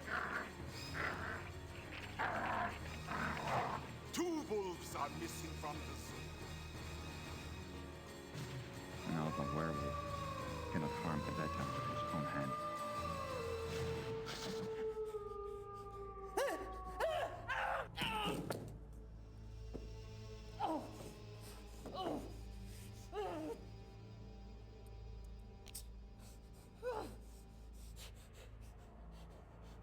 No! No!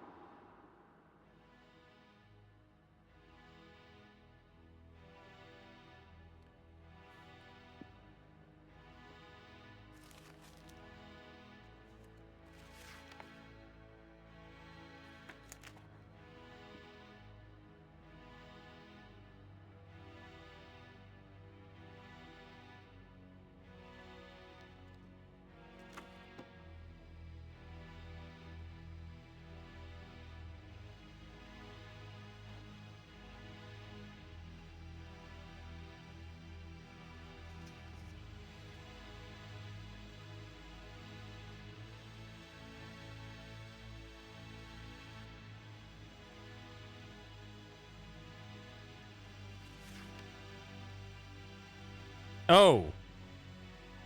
I continued the game, but I need to confirm that I have all the points. I forgot to look up what the target score is. I guess I still can and not interrupt this. Yeah, that's still playing. Let's look this up real quick while that's going.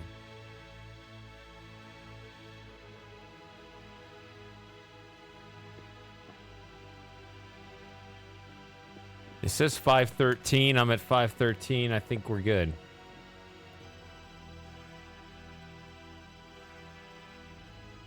Unless there's like a fuzzy border thing where something counts before or after the end of the chapter.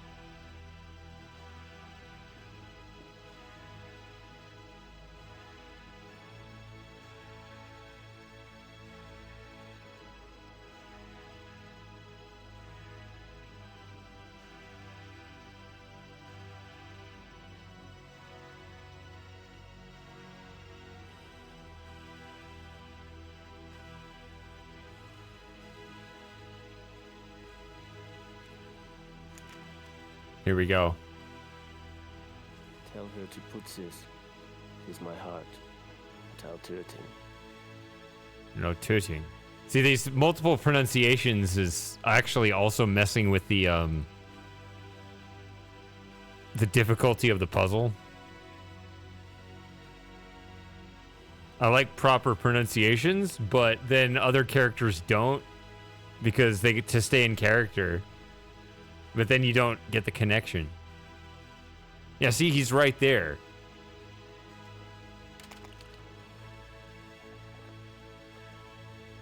Like, well, time to go drown in the lake.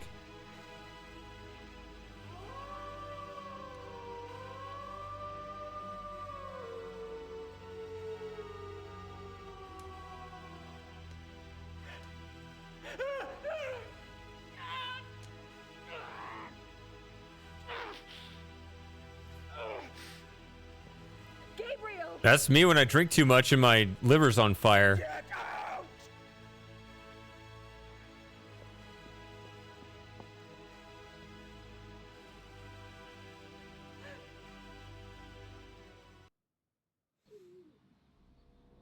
There's Pigeon. Lauren, you still here?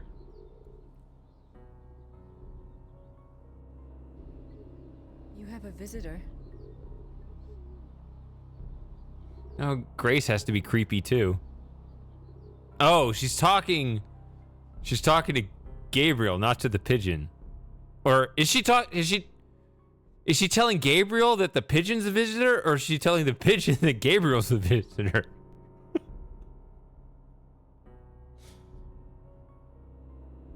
All right. Can we get a 513 hypers? Looks like we're still on pace, even though I wasn't checking the score throughout that chapter. Looks like we're good.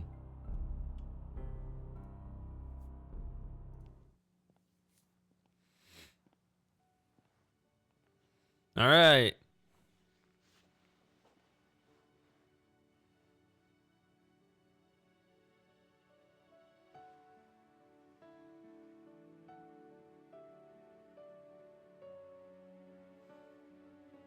Grace? I'm right here.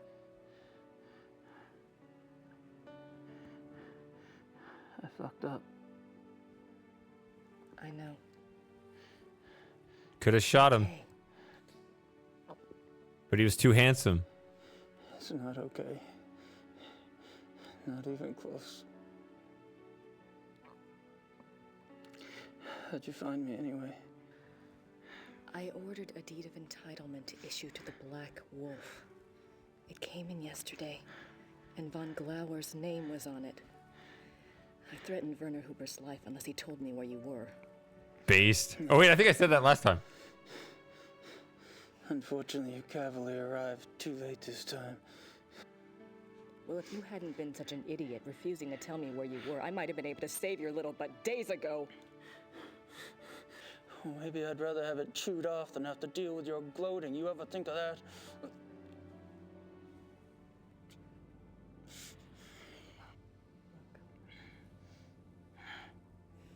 Forget it. We have to deal with things the way they are. Do you remember what you kept talking about on the way over here? That vision of Ludwig? Yeah. Believe it or not, it may help us out. I'm gonna go check on some things. Mr. Smith will watch over you. Okay? Yeah. Whatever.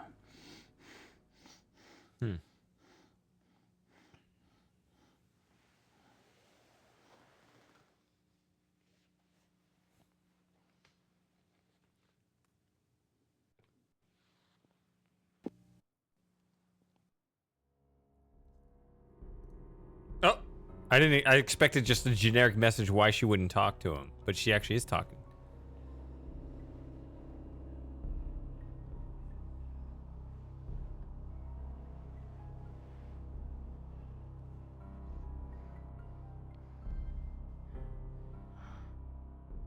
You're burning up. It's good conditioning for hell.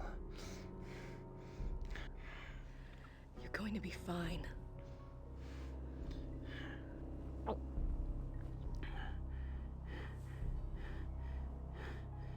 Not the hair, Grace.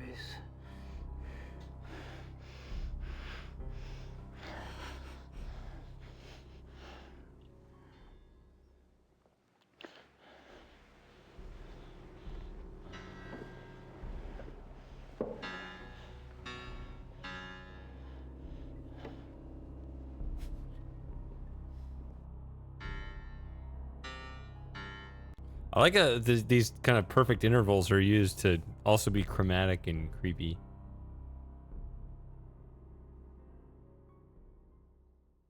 I can't hear the. I can't hear the upper notes as well. But anyway, let's go talk to the pigeon. That's the church in the square. That bird seems to like it here. I can't reach the bird through the bars.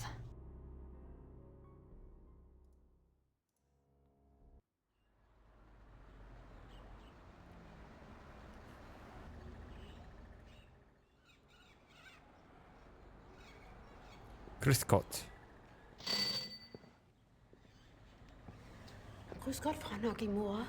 Grüß Gott. Haben Sie etwas für mich? Nicht für Sie, aber für den Schattenjäger. For Gabriel. What is it? Your favorite rhythm is 11/16 time, right? I'll take it to him. Ich bringe es zu ihm, okay? Bullshit. She doesn't. Yeah. She keeps it for herself. Okay.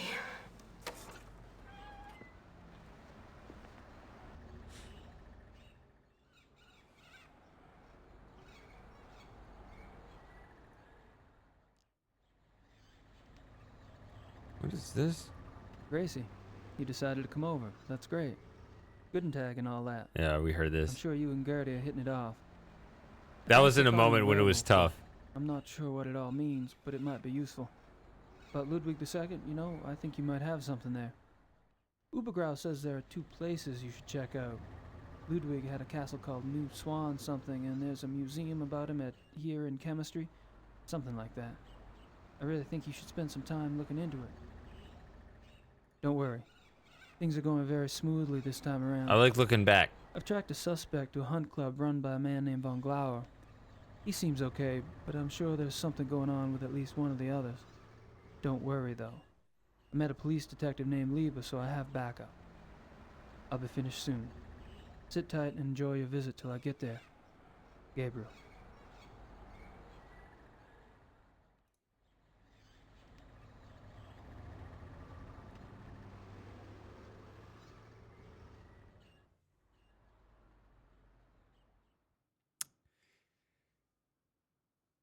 It's dark enough where we don't even get the music in here. Werner looks about as interested in talking to me as I am in talking to him. It's hard Feels pretty bad about Gabriel. Oh, yeah, that's right. She threatened his life.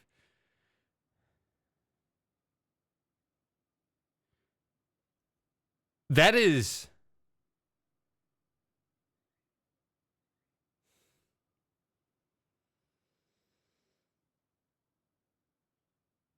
You know, that sucks, actually, if you think about it. So, one, we didn't get the satisfaction of threatening him ourselves.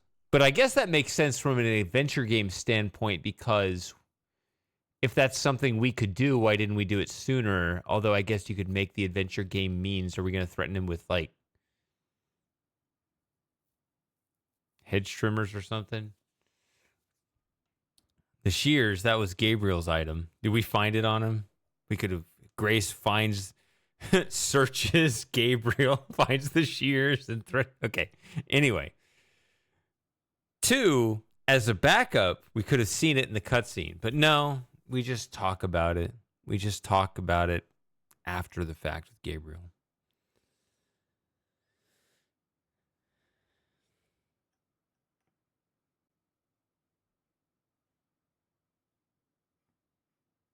See, once you get up to a number like that, Electric, not the 11, but the 23, that is such a large number for a music signature that doesn't sound useful. That sounds like you're going for that number for the sake of going for that number, rather than this is the number I need in order to create a musical masterpiece, right? Like the situation naturally calls for it, right? Because typically when you decide on a time signature in music composition, I wish a go-to is here, but yeah, do you want 3 beats a measure, 4, 6? Are we going to be, you know, eccentric and exotic, going for 5 or 7? These all have their own useful ideas. Once it gets to a point like beyond that, it's usually like I'm going for that number for the sake of the number rather than the sake of whatever other mood or situation. I don't know.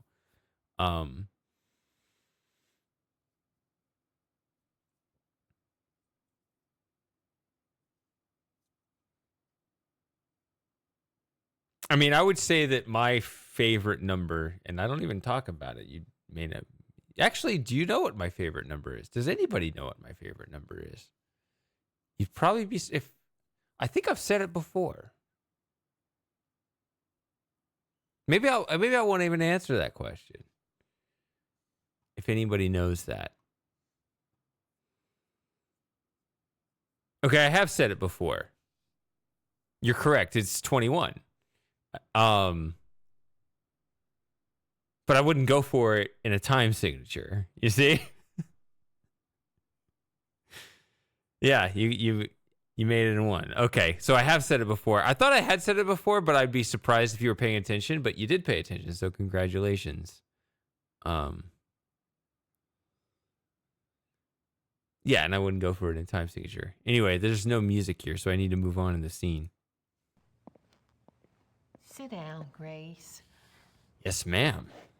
I wonder how many of these lines I'm saying now I'm repeating from last time.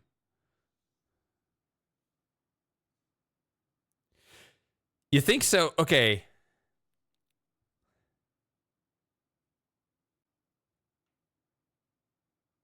But sometimes a funny time signature will hit you and you don't realize it. That's really always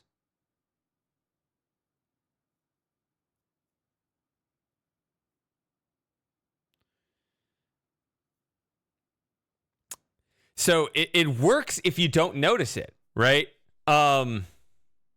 See, I don't know pop music. So I don't know artists, I don't know song names, I don't know lyrics. I always talk about this. I can hear music and I can tell you what the notes are. That's my ear. I have a musical ear to a fault where I don't hear voices well. But there is a pop song that does have an 11/8 time signature or something like that. There are 11 beats a measure. And it goes like this, right? I can't tell you who it is or what it is. But I bet if you found out, oh wait, that song has 11 beats a measure, you never noticed it. Maybe you could just ask ChatGPT which pop song has the 11 beats a measure and it'll tell you. And you'll be surprised that, wait, that one does? And it does.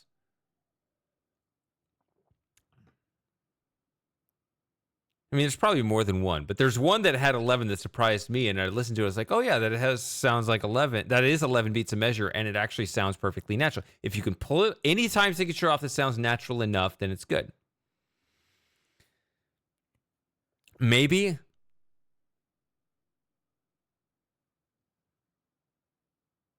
I don't know. I'm going to get back to the game so that we can get back to the pigeon. I'm sure at least one of us is impatiently waiting for me to get back to the pigeon, so I will do that. Gabriel seems awfully sick. Of course he does. His body's fighting that blood something fierce. You know, dear, I wouldn't count on Gabriel being pleasant or even cooperative. He is quite literally not himself. You think I shouldn't really let it bother me that he's being such a butthead? Don't worry, he's always like that. It will get worse. Do you think that we really need to keep him locked up in there? It seems so cruel. He'll be more at ease knowing he's locked up in there and can't harm anyone if he does change. I suppose so. His only chance now is the destruction of his maker. I know. So looking back now that I know what happens, those last two lines are actually interesting to listen to, because Beehive Head, whatever her name is, what did she say? That he'll be happy being locked up, but we know later in the chapter he actually is angry of being locked up. So she's wrong there. And then Grace just said something I was going to comment on. But I forgot what she said. Shit. What did she say?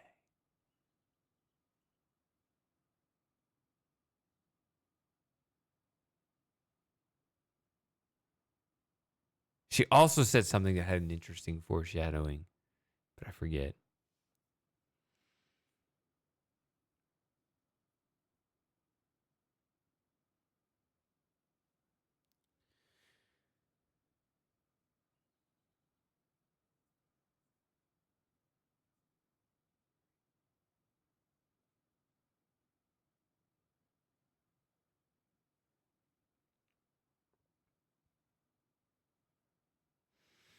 Unfortunately for me, I don't know how old you are, Electrike. You have no obligation to tell me. But as I've gotten older, it's gotten weaker, which I think has made me I think I've become a more normal person.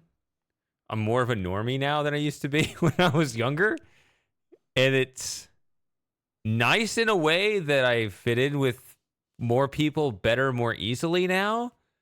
But I've lost, oddly, a more deeper connection with reality when my sort of more, for lack of a better word, autistic experience when I was younger.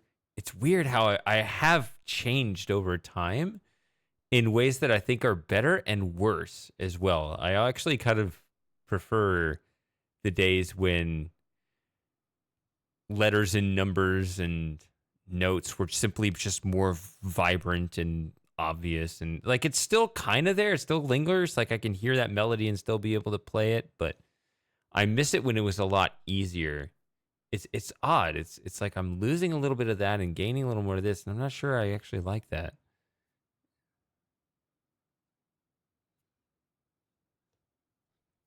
I don't know.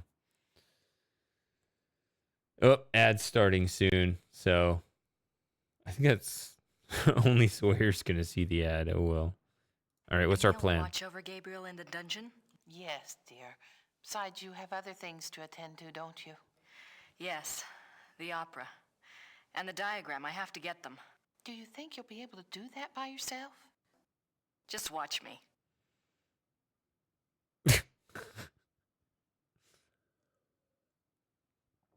Yeah, it's all right. I'll deal with it. I just, I mean, I'm turning 40 next year, and I wonder what the next 40 years will bring, right? Change is always uncertain. Altotting, alterting. Let's go. Do you know anything about Altotting? Yes, it's a pilgrimage shrine. Emma and I have been there, but I didn't know about the heart urns at the time. It's one of those places that vibrates with spiritual energy. It's very strong. I think they had the first miracle in, about the middle of the 1700s. But the Black Madonna herself is much older than that. Now you be careful.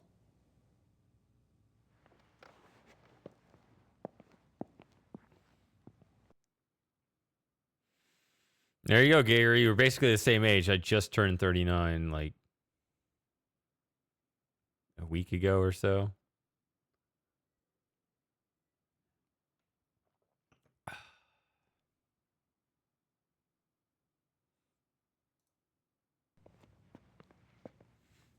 I think I'll steal one of these rolls. Please do, dear. You're thin as a rail. Put it in a napkin or something. You're gonna get like crumbs in your. Oh well. There's always washing machines. What was I gonna say?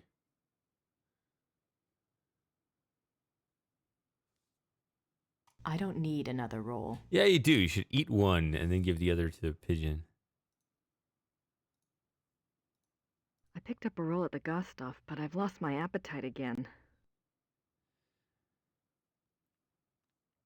Get Bolios at HEB.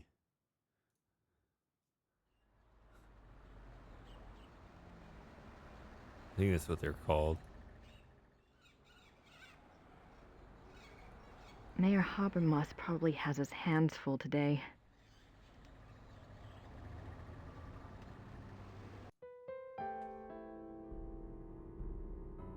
Oh, I remember this.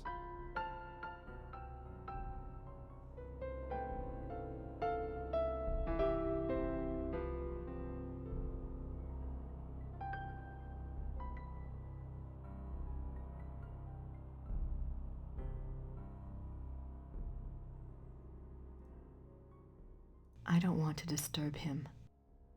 All right, here we go. I can't reach the bird through the bars. I can't reach the bird through the bars. That's the church in the square. All right. Feeding the burbs.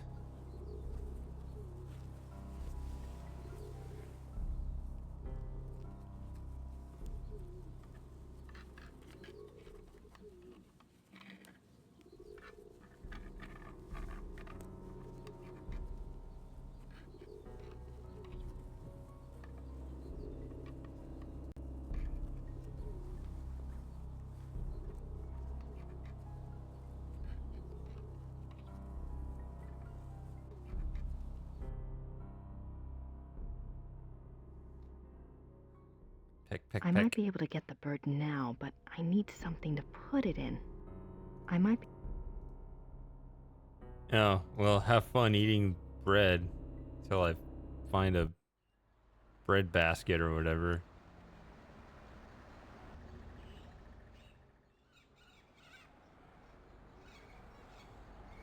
It's better than an Alka-Seltzer.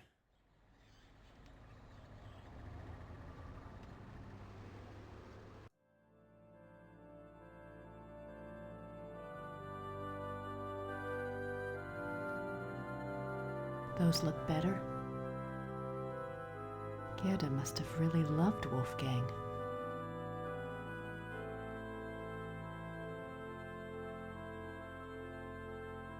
Hi, Frankie.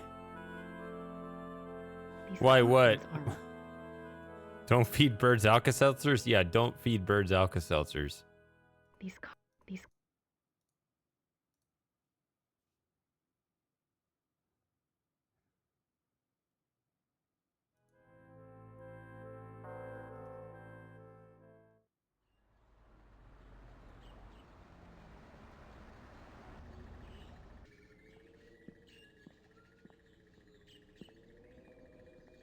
Didn't you just stream?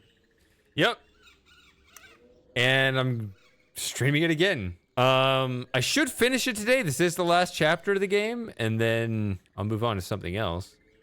I've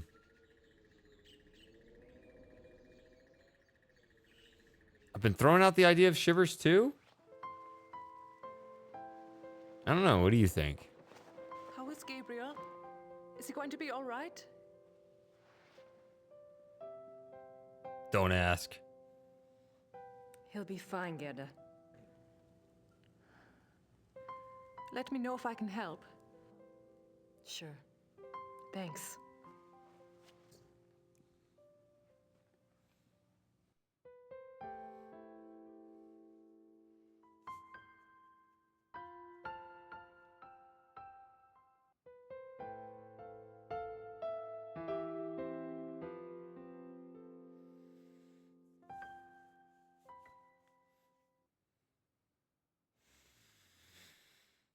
So, Frankie asks a simpler question, and then Gary comes up with a more complicated analysis, which wasn't a question at all. I've explained to others before. I'm always happy to say it again, though. The second time I play through a game, I tend to appreciate it a lot more. I think that's actually true with movies as well, right? So the first time you play through a game, a story game specifically, or watch a movie, could probably applies to reading a book as well. That's when you have the intended experience, the suspense. You don't know what's going to happen. So that's really like the most important one, right? When the first time you're experiencing the story, when you don't know what's going to happen, that's the most important one. But at the same time, there's a whole lot of extra information and details and foreshadowing and lots of stuff that your brain, when you're carried through that story, you don't necessarily have the brain, the mental space to process properly. So there's a lot of setup and payoff and a lot of subtle details and things like that that are there for you, but you may not necessarily be able to process that properly, but when you go back and you experience it again a second time, preferably within a short time frame, you can actually pick up on these details a lot better. You can be like, now that I know what's coming ahead, I can appreciate how the game, the book, the movie, the whatever, set it up much better. Thanks for following, Frankie. Appreciate it. I think you're number 600 on this channel. I finally hit 600. Okay, so anyway, as I was saying, you can appreciate how a story is put together because everything's set up and payoff, right? A story, whatever story is being told, wants to get over here, but it has to come in from wherever you are, and it's got to connect these properly. And it does that, and maybe you picked up, 30% of it, 50% of it, whatever, but you have to experience it multiple times to really get it. And I'm getting that here with this story. And Jane Jensen, writer of story games, always does this. And so you can pick up on that stuff. And so playing through these story games, especially with depth multiple times, allows you to see a lot of the subtlety that you may have picked up pieces of before. Like when you design it, when you write it, you're thinking in terms of that holistic setup and payoff. And as the writer, you're not sure which pieces different audience members will pick up. So that experience is going to be different for everyone. But regardless of that, when you play it multiple times, eventually you're going to get that whole picture and really appreciate what went into it. So there's always that new experience the second time through, even the third time through. Like if I get 40% of it the first time and then an additional 30% the next time and an additional 20% the third time, it's diminishing returns, but it's still rounding it out and it's still fulfilling. It's really nice. Anyway, that was the simple one. But then also I was going to talk to Gary here about babies born days. I mean, that sounds like horoscope when you talk about days or hours or seconds apart. I mean, we live through the same time period, so we're going to have a lot of common experience. But, I mean, we can try to, not just that in terms of time or place, you can whittle it all the way down to identical twins that have not just the same family, but the same literal DNA, not just the same time and place, the same experience, the same school, whatever, but the same... Like, it is the best A/B testing possible, and yet even identical twins will have completely different paths in life. So, in a way, what you're saying is obvious.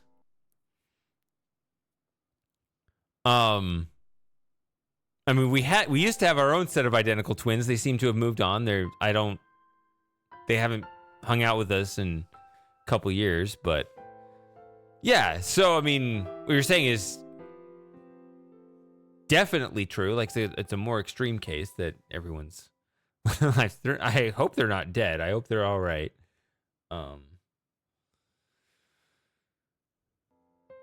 But maybe we have to rip their, their time hanging out with us. I don't know. A couple of us have tried to reach out to them. But, Gerda's offered to help, but I can't think of anything she can do at the moment. Gerda's... Yeah. I don't know if there's anything to do at the castle at all, actually. I just need to capture the bird for some reason. But yeah. I think I said everything I needed to say.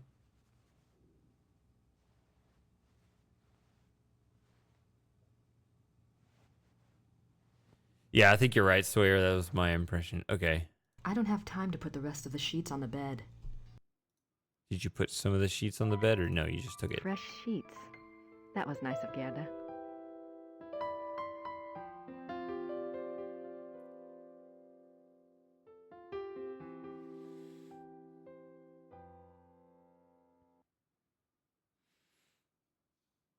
No worries, Frankie. That's a lot better than me trying to speak any other language, so.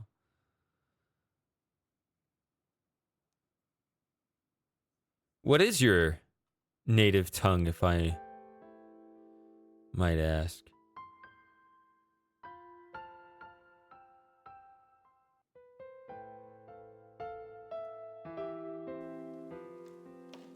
Oh, wait a minute.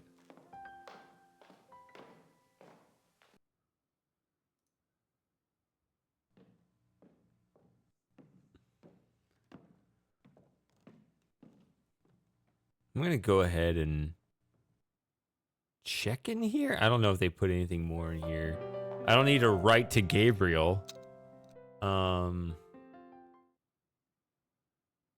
think the time for research has passed. Okay, it's that simple. There are occasionally people who claim to remember being born. I do not make such a claim myself. They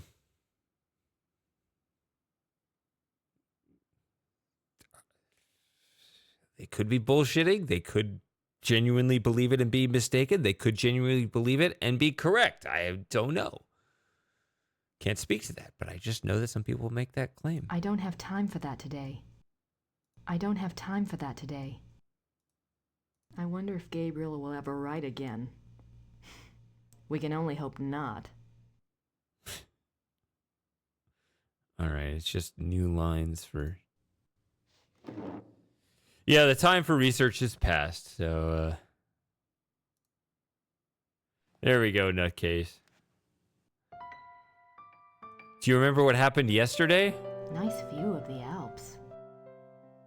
There's nothing in the secret passage that could help me now.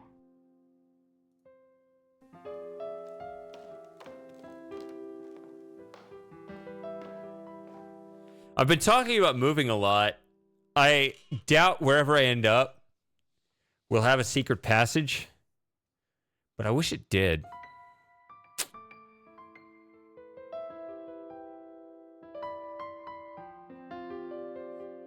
One that I could use, not something that someone else could sneak into my place. That would be weird. It's gotta go only one way.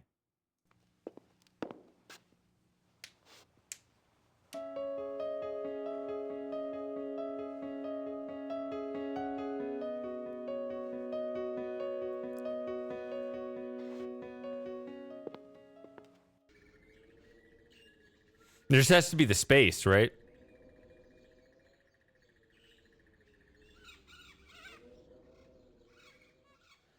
check something real quick.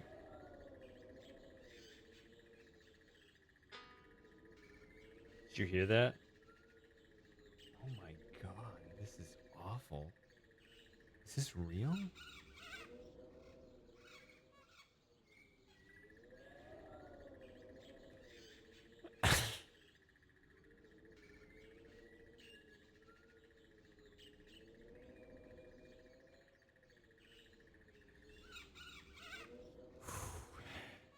All right, I'm gonna pull up the creepy music, and I gotta go on another break. I'm sorry about this.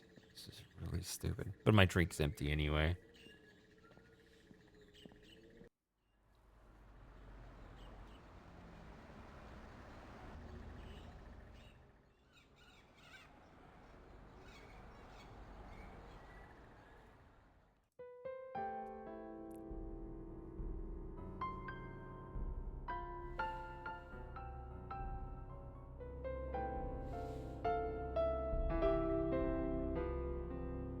I mean, to be frank, Sawyer, I think that stuff's obvious that so much of who we are as adults is just shaped by our childhoods. Like to like a much more profound degree. Like we'd love to say, oh, this study shows this correlation and it's that simple. I think it's way more than that. I think it's way more than that.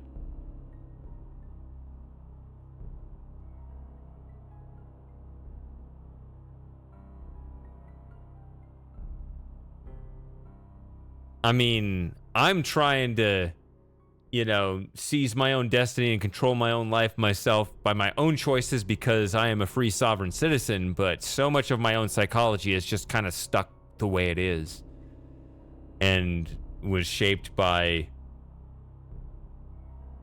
two factors. One, how I was raised. Two, probably whatever conditions my mother was under when she was pregnant with me, you know? And that's just who we are. There's probably way more determinism with that than we're comfortable admitting.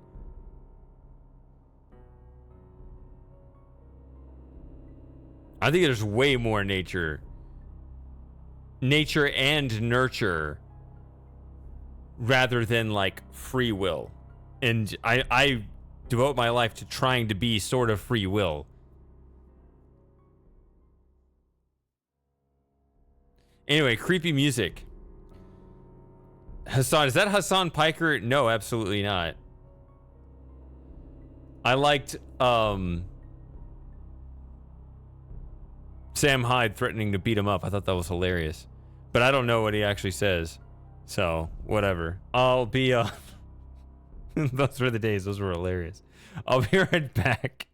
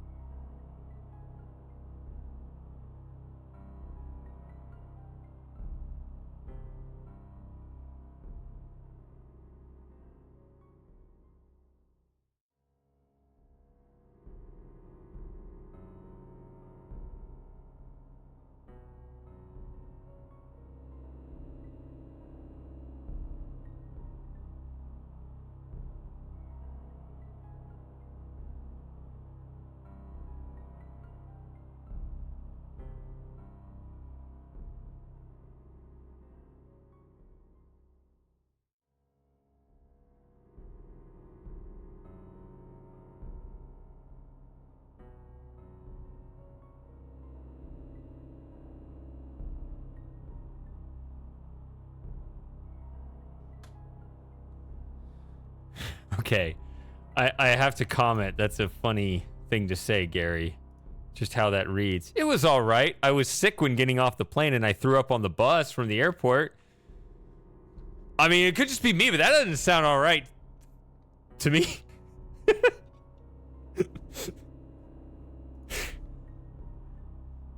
I think I saw soldiers walking around with their guns. So you're from it. So Frankie, so you're from Israel and you're there right now. So you're saying, yeah, you're saying it's a war in here. Well, that fascinates me that that you're here. I'm kind of blown away that you're here and I'm always like, there are a billion places on the internet you could go. Why is anyone watching me play some game from 30 years ago? I love it every time. I mean, it always just kind of fascinates me.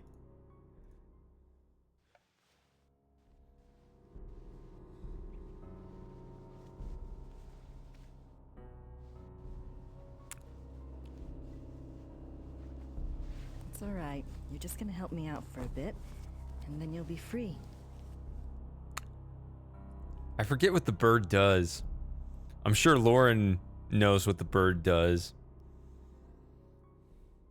It's probably the only thing she remembers. The pigeon seems to be doing okay in there. Oh, I remember what it's for. I do remember what it's for. Sorry. No, I remember.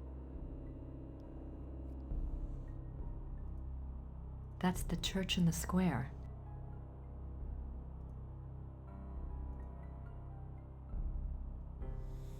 Do you get snow at Christmas? Do you observe Christmas? So many questions.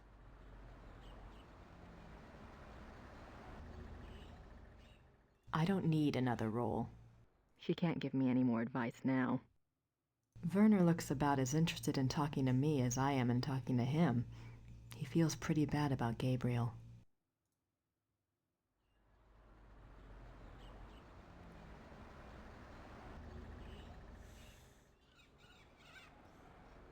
I am admittedly not Jewish, but yeah, so I guess you were asking about Hassan. Is he one of those pro-Palestine people, I think? I don't know.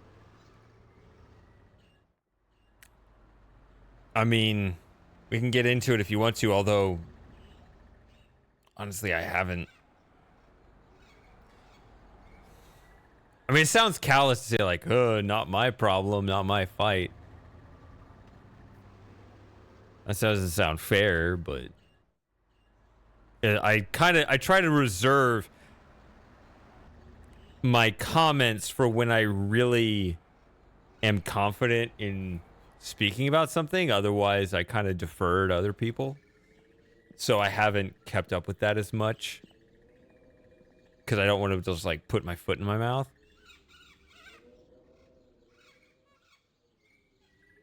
Which I'm sure I do on occasion anyway, because I mean I'm the one here with the microphone. I have to say something.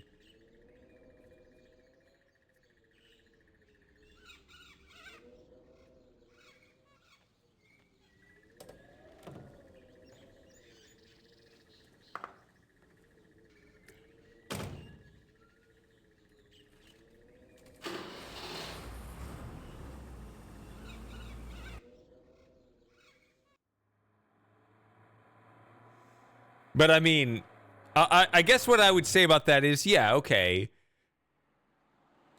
There's Hassan Piker and there's Sam Hyde. Between the two of them, I'll come out and say it, I'm Team Sam Hyde.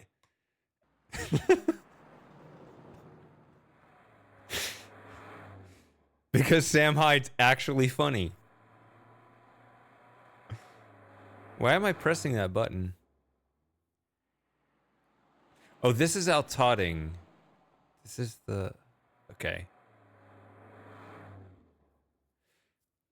Part of the... Clue is right here. All right. I guess if you don't know what this flag is, that's fine. This is the Texas flag.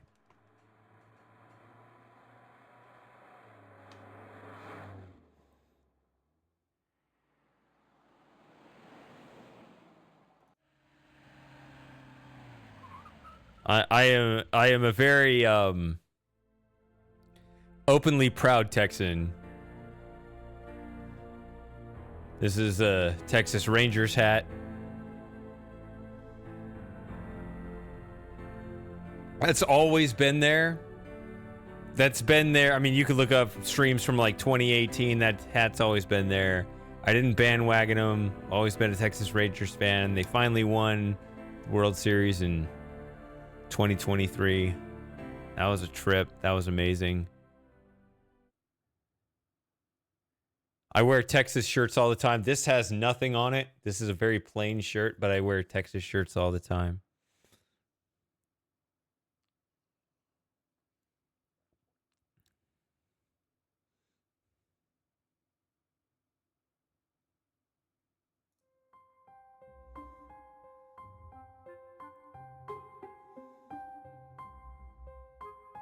I like this music in here.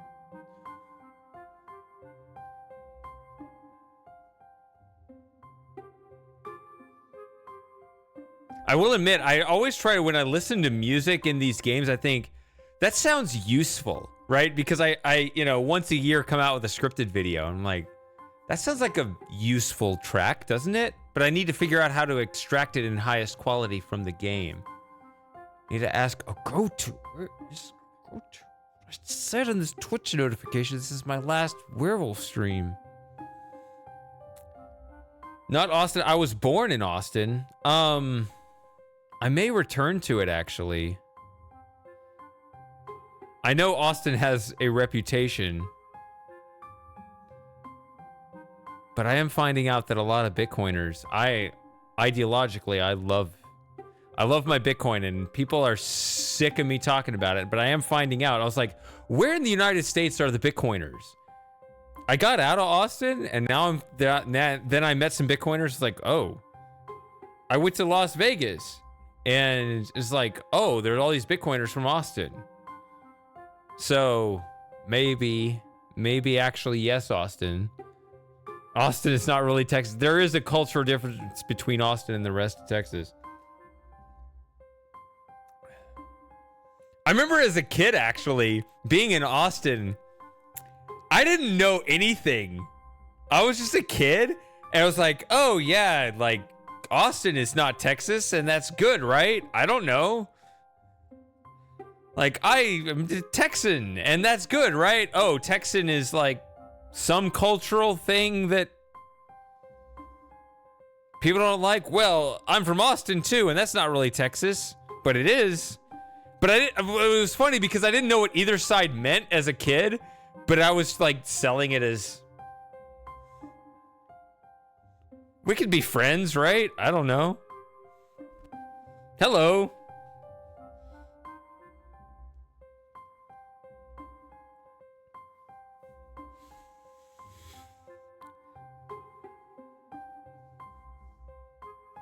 Hey, Raven, how did you find my channel?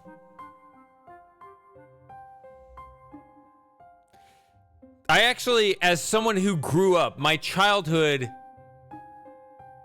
in Austin, I know Austin better than most people who have an opinion about Austin. Either way, politically, and I know politics is all the rage right now because election season. But outside all of that, however you feel about Austin, because, I mean, if Frankie's from Israel and has opinion about Austin, Texas, I didn't want to get into politics this stream. I wanted to get into it like next stream or something. But if it's the rage, we could talk about it. But I didn't want to. But I'm just telling anyone from all of the attack angles, I know Austin better than the rest of you. I mean, I know Far West Boulevard. I know Congress Avenue. I know the way that skyline used to look versus the way it's built up with all the condos. What? My channel is famous in Gabriel Knight community? I didn't know there was a Gabriel Knight community. Well, shit. I'm learning all this stuff. But anyway, Austin has changed.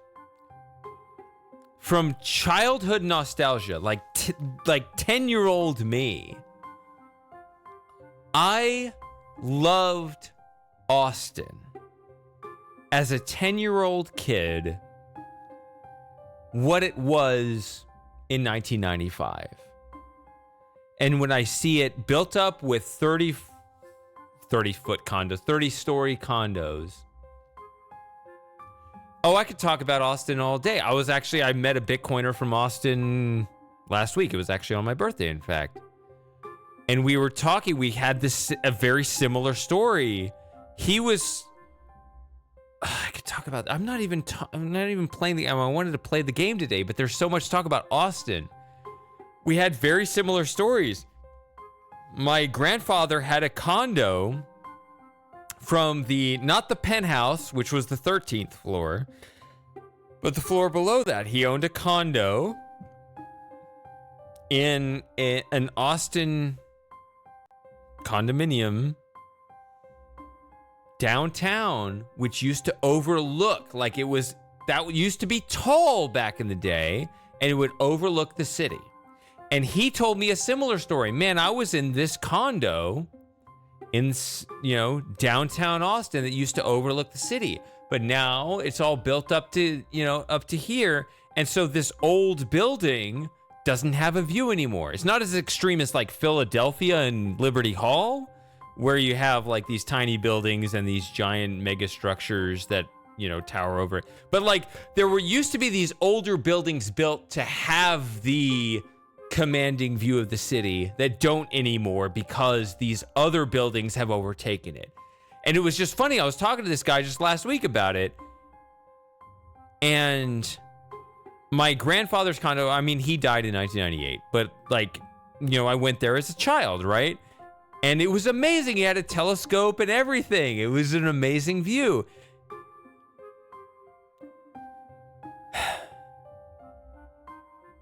So I was talking about my childhood experience from this commanding view from a 12-story tower, and he was talking about his own view from like 6 months ago being in this condo that was about the same height.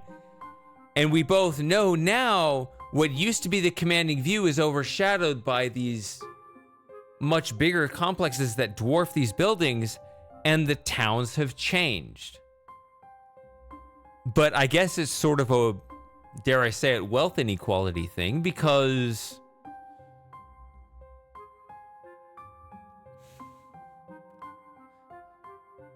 while on the one hand there's like many more people, the value is much higher, the height is much higher, the view is much more commanding, there's also a bunch of graffiti everywhere. There's like homeless tents everywhere. The city's changed. And it sucks. Like, I love the Austin I grew up in. And this guard is bored and walking in and out of this room as I'm telling my story. But Austin there were cool buildings with commanding views, but it was less populated and there was no like graffiti and homeless. Now it's built up, but you also have this homeless issue.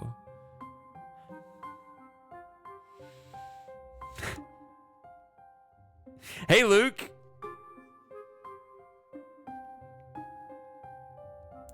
There you go. It's different, though. I was just talking about Austin. Yeah. You still in Texas?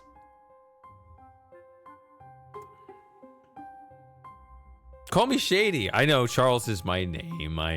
I'm not private about that, but people know me here as Shady. But yeah, we're just talking about like how Austin has changed.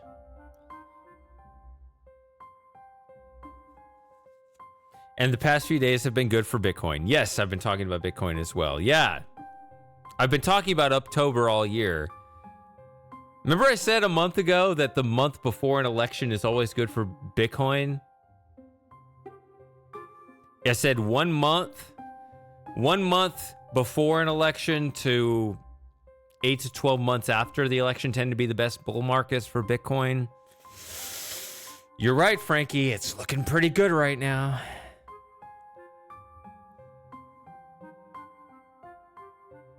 Anyway, I'm going to play the game for a little bit so we're not just like stuck on the same screen, but I'll never get away with it while there's a guard in the room. I don't discuss my finances. Tell me about your finances. Why would I do that?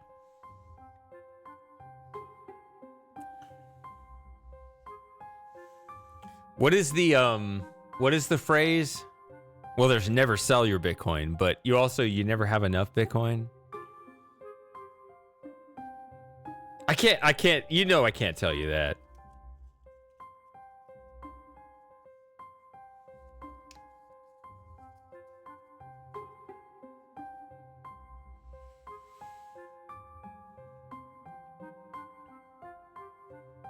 I mean,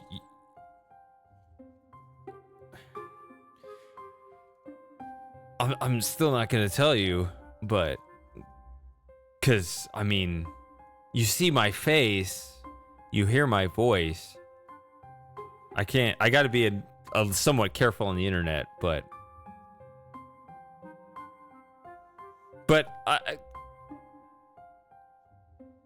or okay, 0.4 Bitcoin, it's substantial. I know people don't like that 0 point in the front, but yeah, you're right. Like that is a substantial stake, especially if you listen to like Michael Saylor. So if you are orange pilled, you are my guy. I mean, some people are red pilled, some people are blue pilled, but some of us who have escaped the Matrix were orange pilled. Yeah. I'll never get away with And you it know while my there's a first name, guy in yeah. the So room. I can't tell you my Bitcoin holdings as well. Like that's too much information. I hope you understand. I don't think the guards would be sympathetic to my cause. I need to wait for the guard to leave the room so I can check this. Then I can get the Wagner scroll. But yes, call me shady. I appreciate it even if you know my name.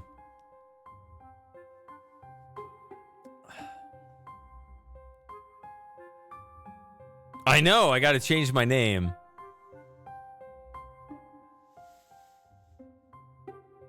I mean, Michael Saylor has more Bitcoins than any of us, all of us. I mean, he's got, what does he have? MicroStrategy has 1% of all the Bitcoins, but like even he personally has like 20,000 Bitcoins because he's a billionaire. Right? Sometimes you can know the full name, but someone like that's going to have enough resources to defend himself, right? I'll never get away with it while there's a guard. So one guard left and the other one immediately came in. Was that?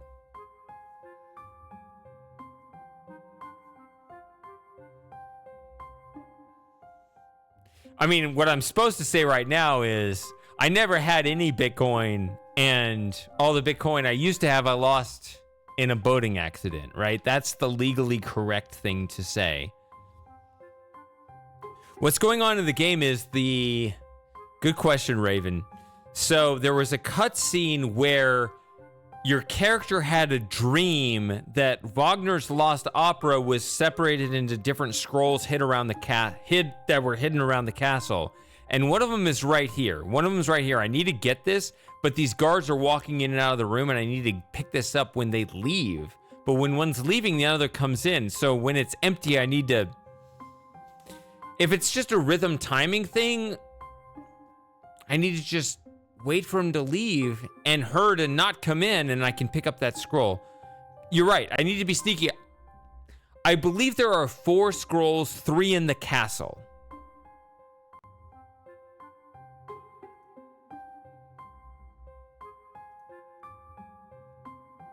I could have 1 billion Bitcoins. You cannot have 1 billion Bitcoins. Can someone explain to Gary why he'll never have 1 billion Bitcoins?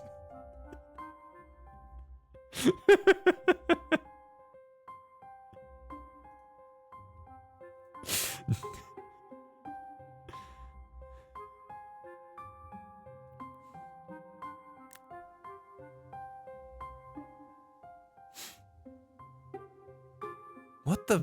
Oh, goodness.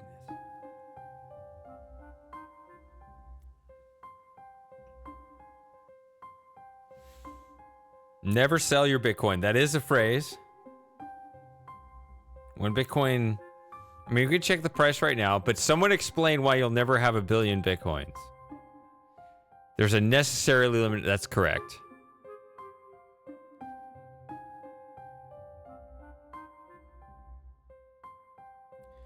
So it's hard coded into the code. There will never be more than 21 million Bitcoin. That's a hard limit. The exchange rate right now, as of this moment, $67,680 US dollars per Bitcoin. There you go. But I liked 21 even before that. More swans. Yeah, there you go. Yeah, so it was like 62,000 per last week. So, let's see. Go away, these stupid guards. I don't think I need to move the table.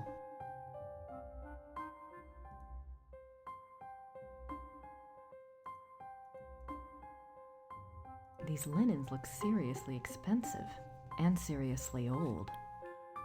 I remember the kid peeing on the chair, and I remember the bird too.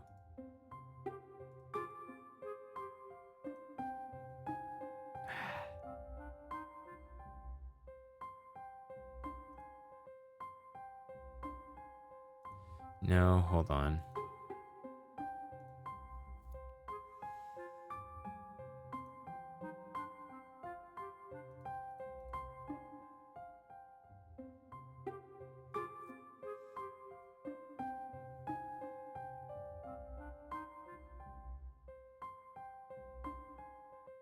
That probably comes from Altotting, right? All right, we can do that first. If that's on you guys' mind, we can do that first. But there are multiple scrolls here that we can get.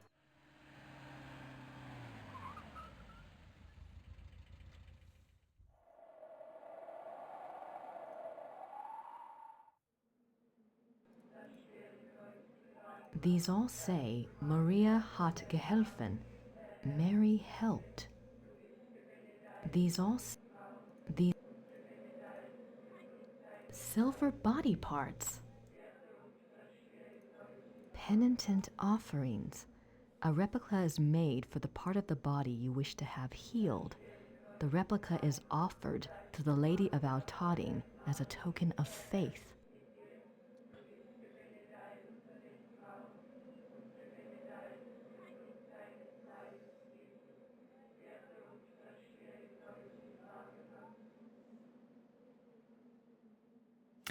So, actually, Luke, you were the one who gave me this game, right? I think you got me this game, like in 2010 or something. I was telling people that somebody gave me this game. Pretty sure it was you. I think. Wasn't it you? You gave me something. I thought it was this.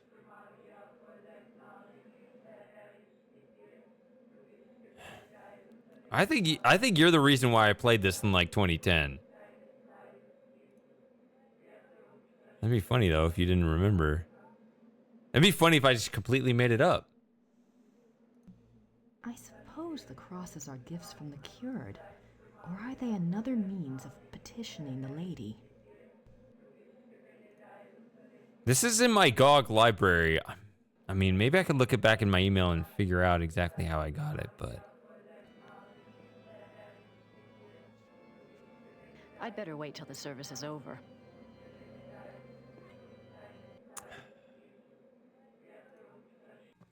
Hello.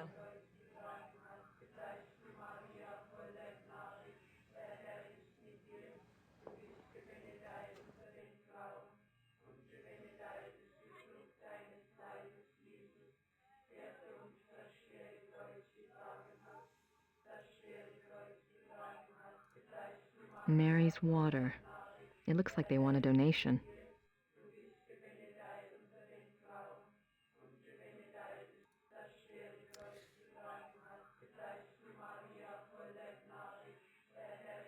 Yeah, so Frankie, I played the game once in like 2010.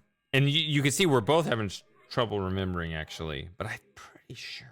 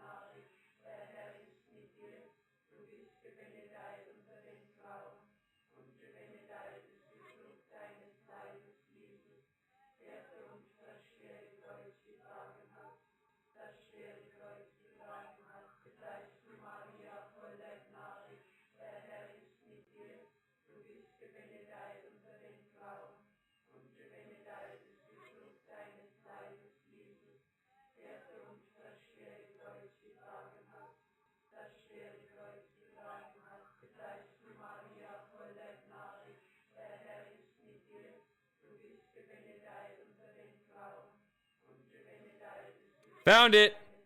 Yep. It was you. It was a birthday. Yeah, Luke, my birthday in 2010. Found the receipt right here. You gave me both 2 and 3, actually.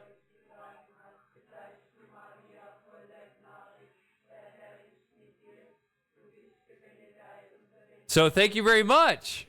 That's why I have it. I still haven't played 3 yet.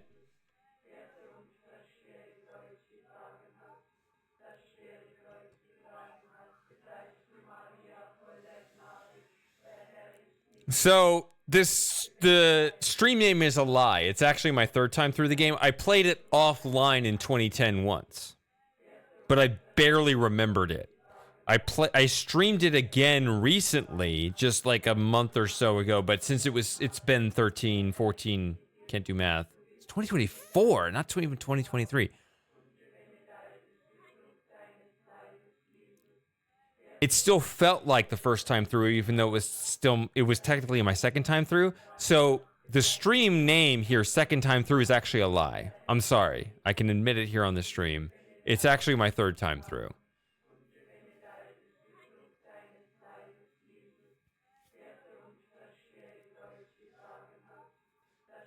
I still haven't played the 3rd one. You gave it to me in 2010. I still have it, and we've been talking about it, and I'm glad I've delayed because it gave Electrike the chance to play it through. Am I going to play it now? I mean, there's the rest of October. I'm trying to do, like, spoopy games in October because that's always the trend. I've personally kind of wanted to play Shivers 2. Some people talk about Phantasmagoria. But I've had so much fun. Like, this FMV games just generally are just wonderful social games to play. Like, we've had just amazing conversation here in the chat. And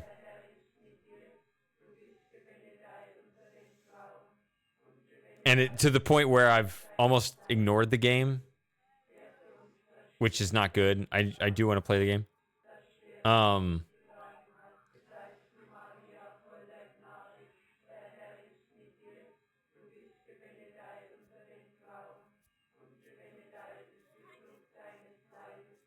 Moss said it was not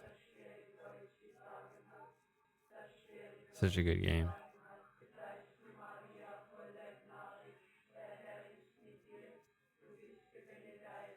Police Quest SWAT.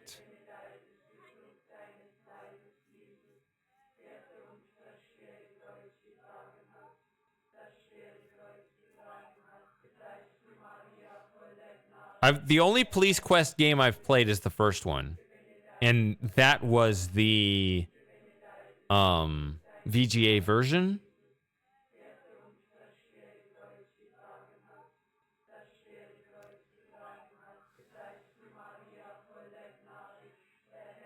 So there's Police Quest 1, 2, and 3, and then there's also a Police Quest... Or no, there's a 4, right? Isn't it? Does Police Quest go up to 4?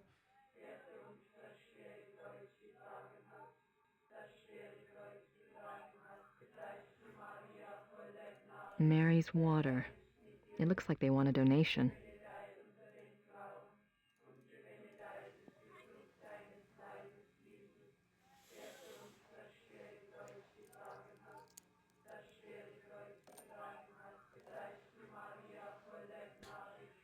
So when was that made? I mean, I'm trying to figure out. I feel like I'm kind of swamped with games I need to play for now.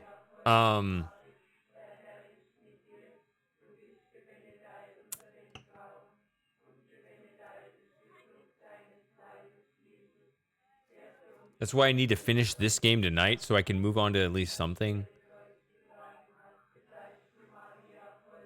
5. Compared to the other Police Quest games. I need another bottle. Oh, you guys were talking about holy water. Okay. There we go. We have it. Scott, is it possible to see Ludwig's heart urn? Das tut mir leid. Das Herz für Ludwig II. Von Bayern. Haben Sie Das Herz. He doesn't speak any languages. Das Herz. Herz. Oh, no, not my heart. I'm not sick. Hey, Spiper. Thanks.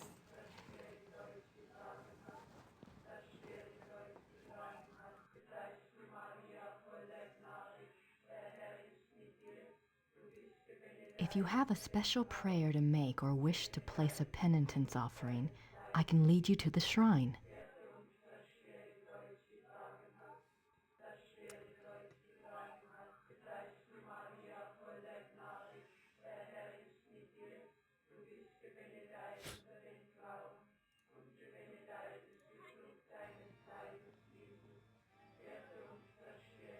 I'd better wait until the service is over. I was waiting for the monk to tackle me to the ground.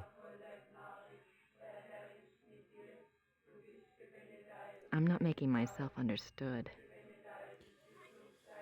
All right. I guess that's what I needed first.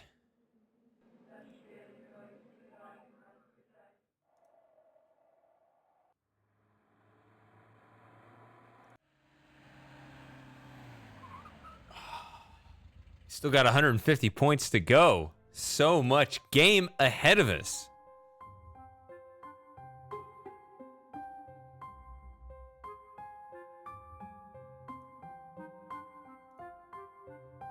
I'm surprised people don't sit in these chairs when the guard's not looking.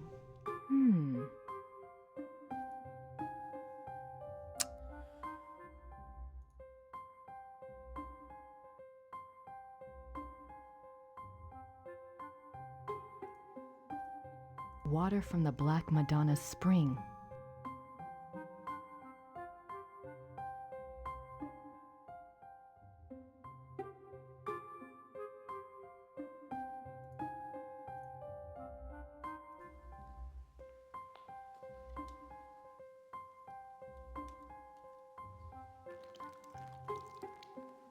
I remember doing that now, yeah. Entschuldigen Sie bitte. The kid. Kinder. The Ich ki- will etwas, es auszuwischen. The kid peed on the chair.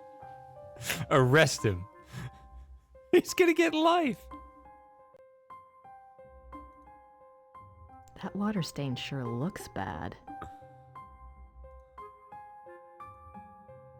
All right, here we go. Raven, you still there? I finally got one. It took me a while, but I found it.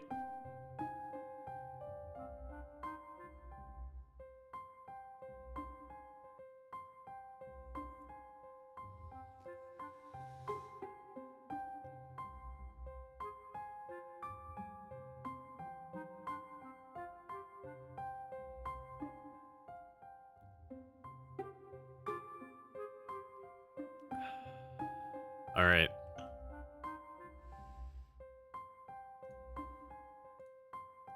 Wagner's opera. It really exists.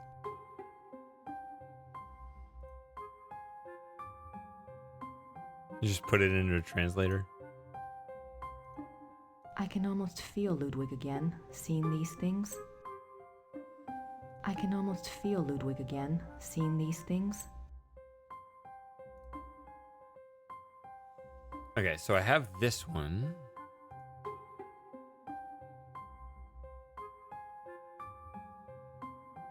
What is that called? I keep thinking of the word or the phrase proximity effect, but that has to do with the fact that, you know, that has to do with microphones and sound. When you get up into the microphone, the quality goes up and the intimacy goes up, but so do the plosives, so it's not a good idea. No, but it's a visual thing. It's a different thing. So it's not the proximity effect. It's when you can create, like, she looks like an absolute giant compared to me, but the actual reason is just this. Like, they're actually the same height, but this one's closer. Is it perspective? Is that the idea? Is that the word? That might be the word, but yeah. I knew there was a name for it, like an official name. See, here, the perspective...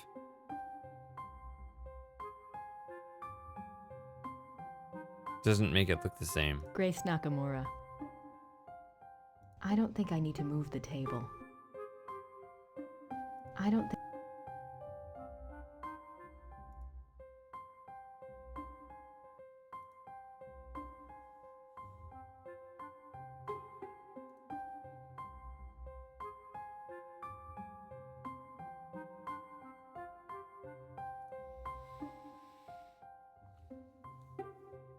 I have streamed Full Throttle twice, actually.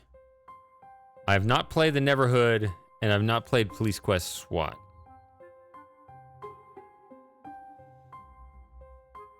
Only today. We're not going to get that today, because I wanted to get to the end of this game. So I may have to let that opportunity pass, unfortunately.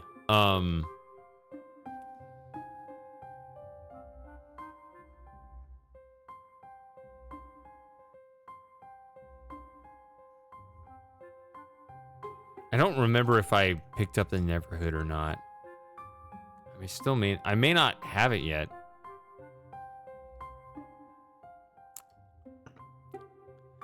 I need to play. Actually, it's that game that Sawyer is playing right now. The Case of the Golden Idol. That's another game I need to play. I need to make a list. I tried to make a list, and then it got cluttered, and I need to redo it.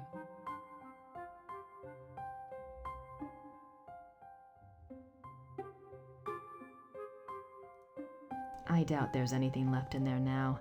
Besides, the guard would kill me if I touched it. Or... no, it says 1 day ago. Sorry. Gotta look closer. Discord changed its little layout, and so I don't read it properly anymore.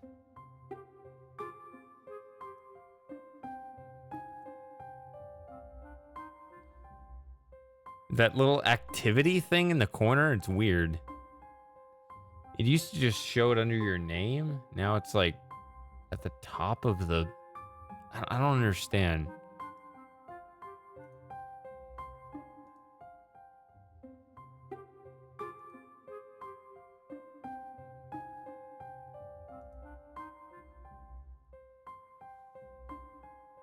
So I guess it was yesterday you did. Yeah, I don't know.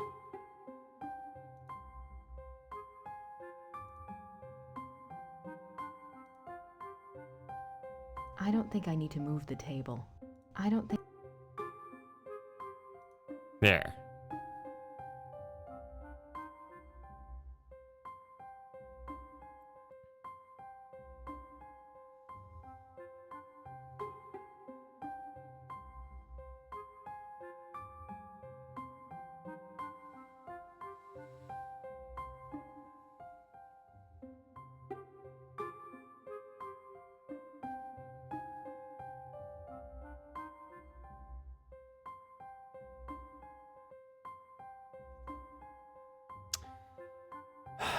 So what am I playing the rest of October? If this is my last stream of this game.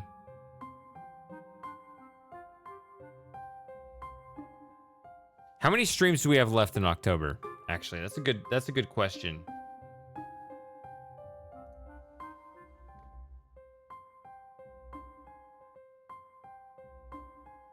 Halloween itself is on a Thursday, which I used to stream on Thursday. I shifted it to Wednesday because of a go-to. Well, that seems pointless. Might as well shift it back to Thursday, huh?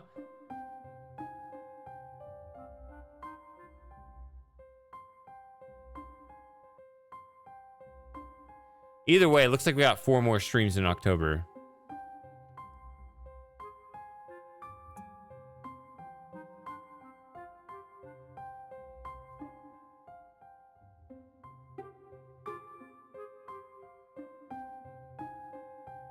I wanted to play Shivers too, but I'm hearing no enthusiasm for it, so I guess if we want more story games.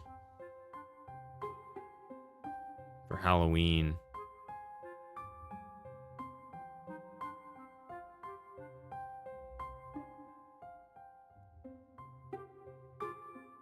I'm just thinking October for the,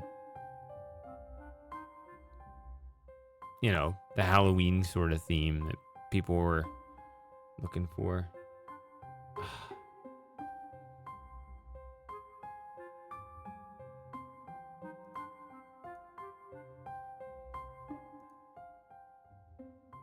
No, it's this way. I tend to think that way's backward and that way's forward, but it's the other way.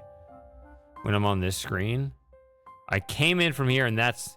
So this is back to the previous and that's forward to the next room. I tend to think it's the reverse.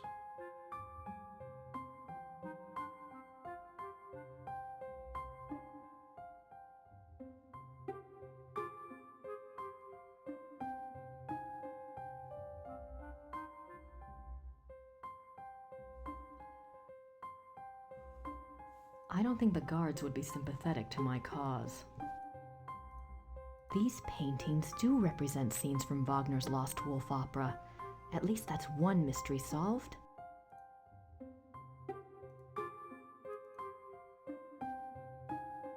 That adjoining hallway might be useful.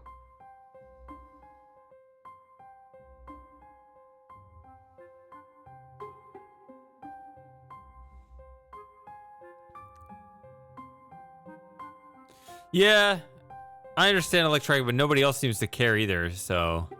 Nice view of the Alps. If I got 4 streams, what should I spend them on? What should I plan for this weekend? That adjoining hallway might be useful. These paintings do represent... Okay. Here we go. The pigeon seems to be doing okay in there. It is pooping. All right, here we go.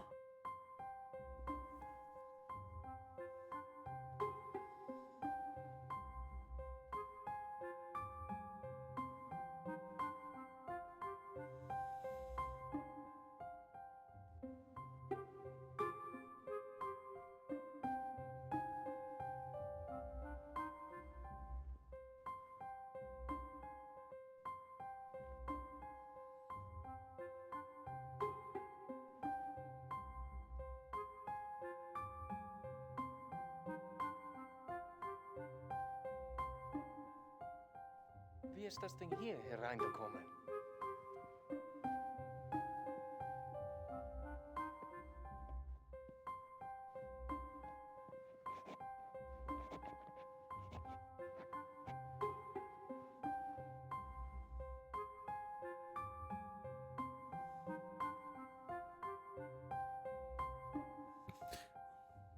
What are the options? Good question. Shivers 2, Phantasmagoria. What was the other one? There was another...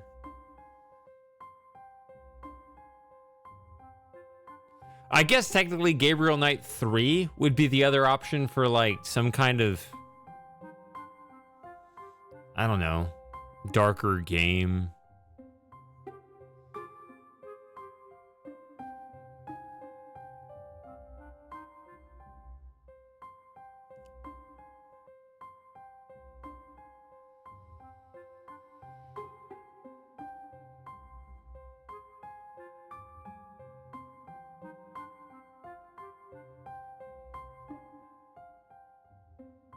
Yeah.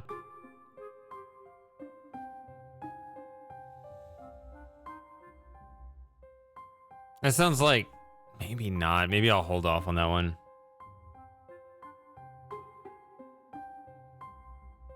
I mean, I never felt like it needed to be an October game.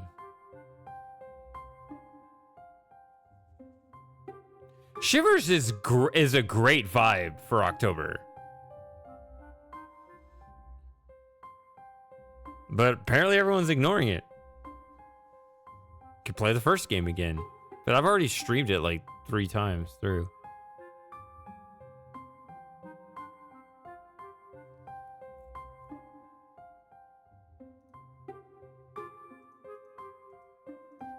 There we go.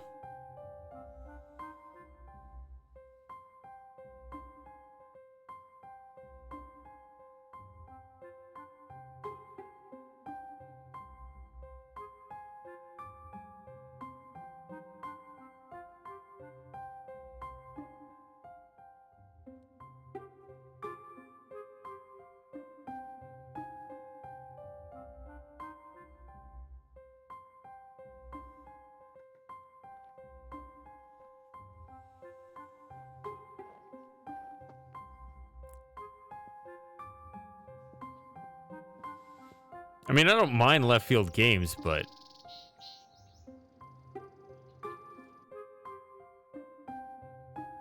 I tend to be pretty all or nothing with the games I choose. Like, if I'm going to play this game, I'm going to beat this game. And if it's going to be some, you know, complex strategy game, it's like, well, now I'm stuck for the next 4 months.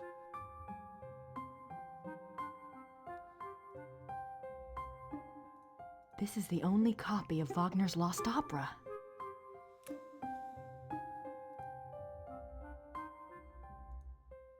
All right.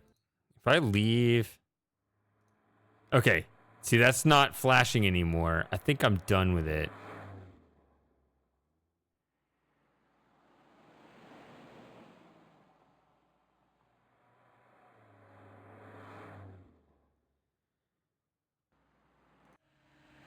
I think the service may be over. All right. I'm going to have to take another break. I'm going to save it here. Oh, I haven't saved it since the beginning of the chapter. 5:54.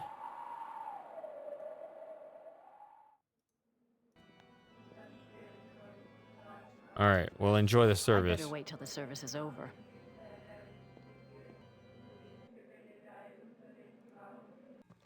Hello.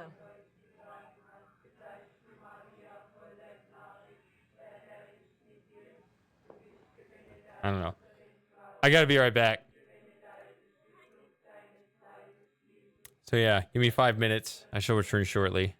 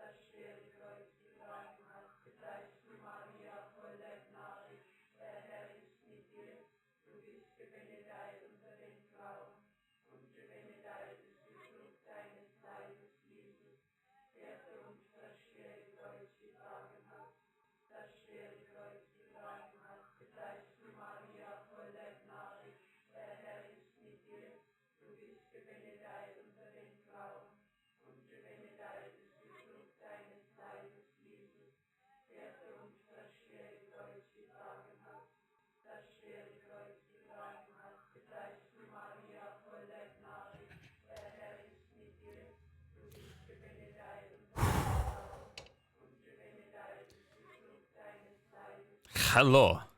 I hast returned. I don't know. I'm not making myself understood. Yeah, am I understood?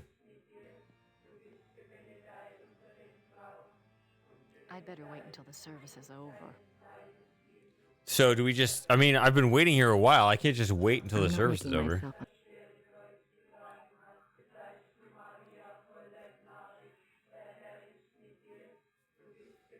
Hmm.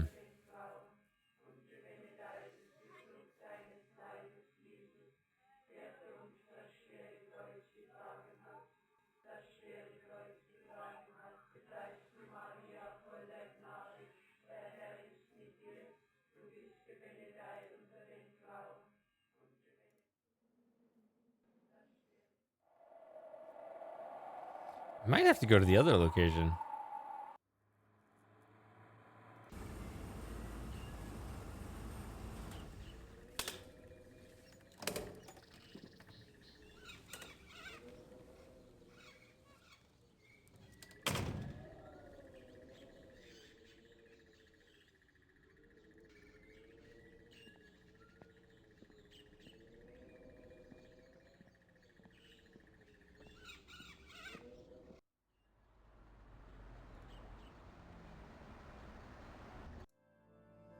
They should just have the church closed in this chapter, right? Nothing happens here. What are we doing?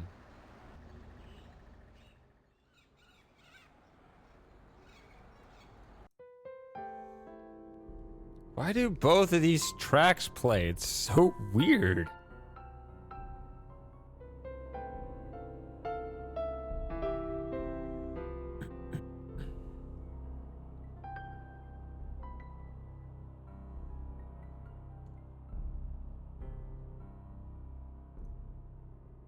I don't want to disturb him.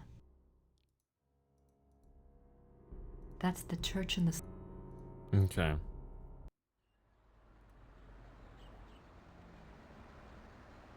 She can't give me any more advice now.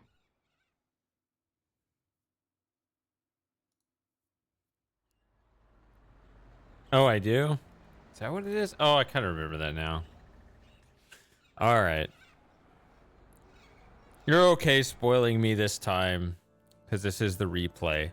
Don't do it when I first play through a game, but that's okay now. Do I really... That silver heart reminds me of the silver penitent gifts at Altading. I wonder if... No, that wouldn't be right. Maybe I should just ask her. I wonder if... No, that wouldn't be right. Maybe I should just ask her.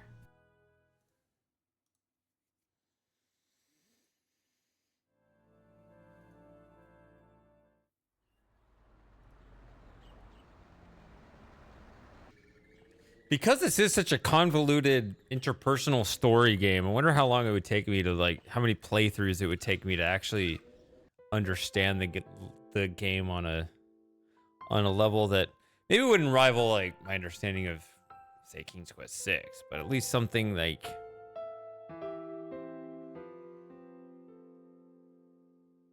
I don't know, something more normal. Because I feel like I've played through this game and I still don't get it.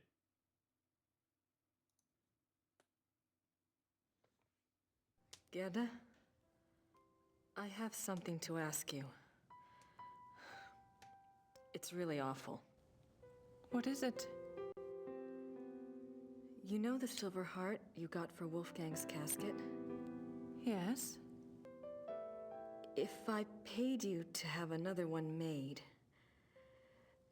do you think I could take the one at St. George's?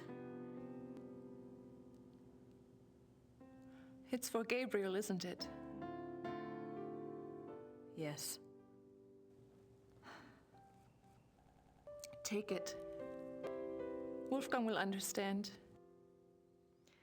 Thank you so much, Gerda.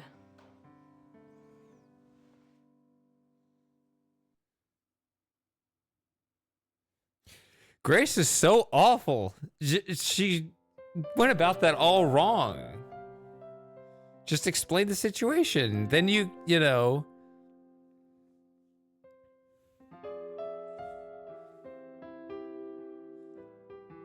She should. Correct. Well.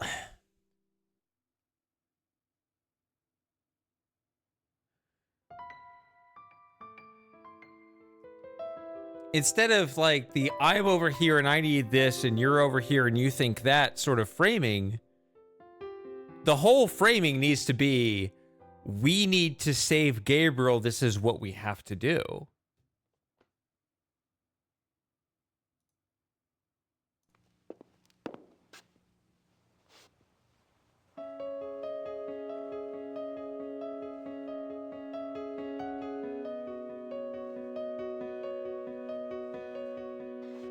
I mean, it's the same thing as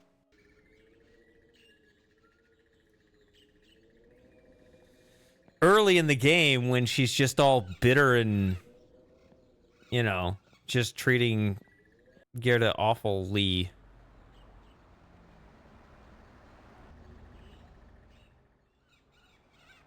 She could conduct herself way better and just like accomplish things much easier.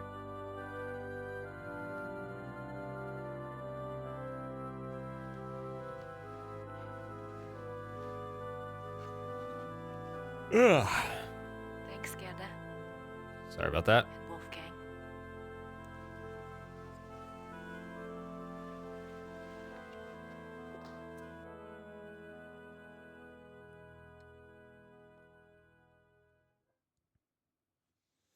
Yoink. Yep.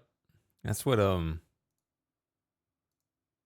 can fact check me on this, but I saw some like GIF. I don't know if he used the word yoink, but just like the other day, was it Bart Simpson stealing a cinnamon roll from the newscaster in that town?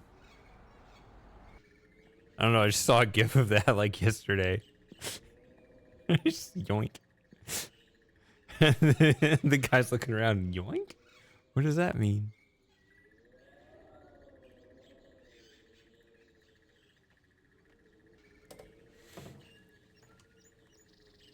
You made cinnamon rolls today. Yeah. The circle is complete.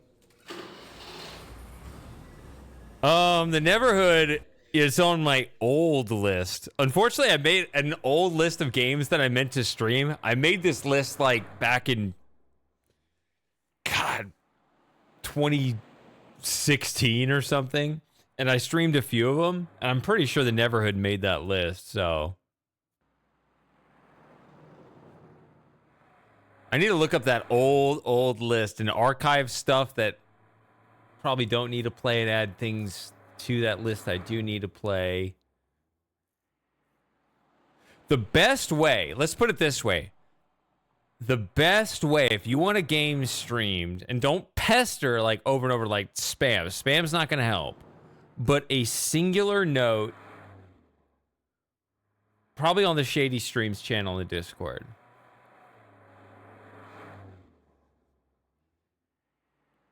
Like it.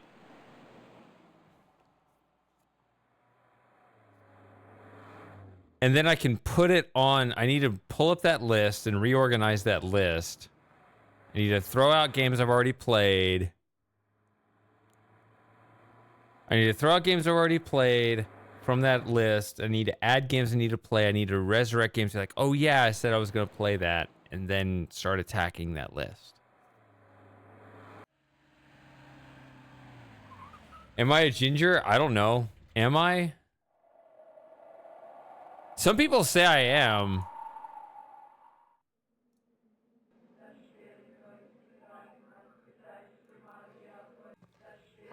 But I've definitely seen much redder hair than mine. I definitely have ginger skin. That's the downside of it. You just burn in the sun. Very little exposure.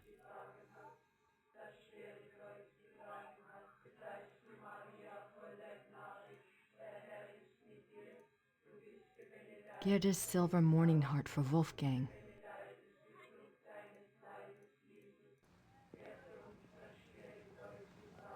I have a gift for the Madonna, Father.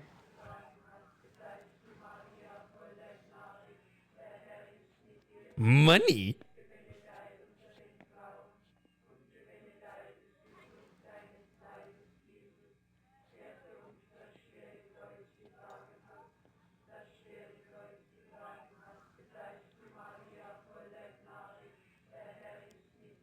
You'll take me when the service is over? Yes, Father.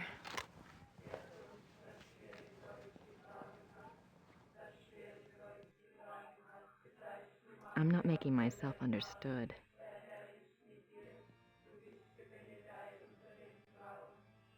I'd better wait until the service is over. Is this going to be a third incident where I need something else done and then just, you know, where you accomplish something over here and then make something happen over there?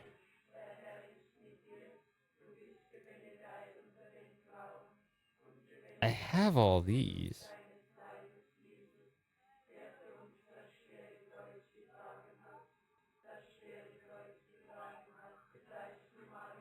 Oh, did I never read these? It's a letter from von Glauer, and he sent the Ritter talisman back too.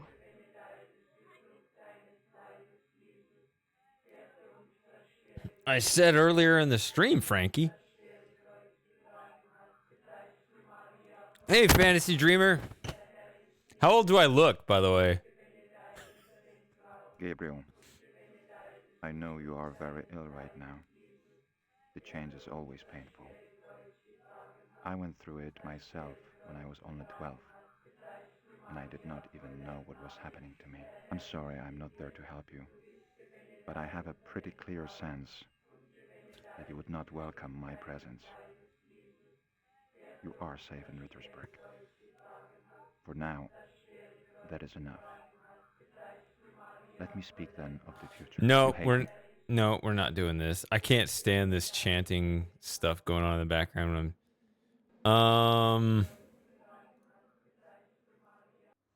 Okay. Hold on, let me do this. Okay. What music do I want?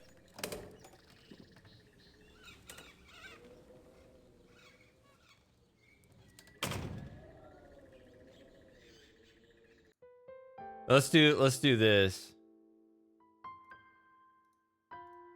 Gabriel. All right, let's try this. I know you are very ill right now. Oh, this is good. The change is always painful. I went through it myself when I was only 12, and I did not even know what was happening to me. I'm sorry I'm not there to help you, but I have a pretty clear sense that you would not welcome my presence. You are safe in Rittersberg. For now, that is enough. Let me speak then of the future. You hate me now. I know this. But I have some hope that by the pass of the second moon, when the sickness wanes and the blood has inflamed the greater part of you, you will see things differently. Why did the music stop?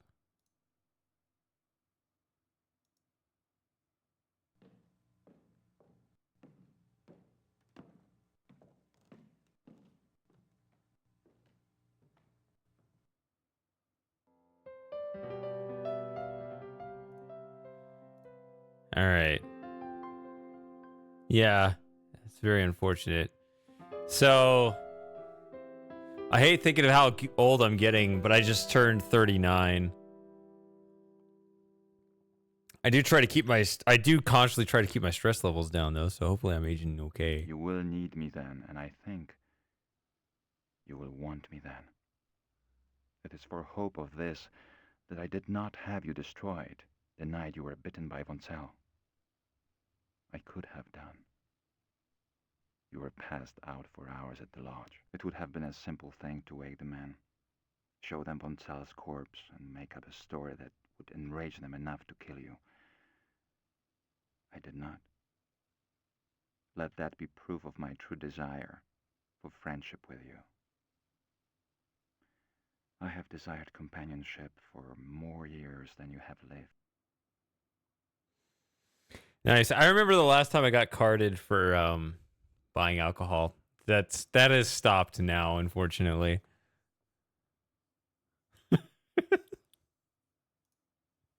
I have even very rarely taken the risk and changed others. But the blood was always too much for the brain, and my chosen one ended up dead. Or mad. This is why I started the Hunt Club.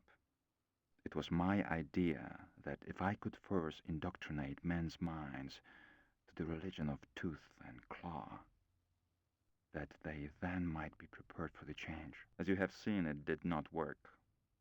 Von Zell was the best of the lot. If he had turned out well, I would have taken the others. But there's no point in even trying with them now.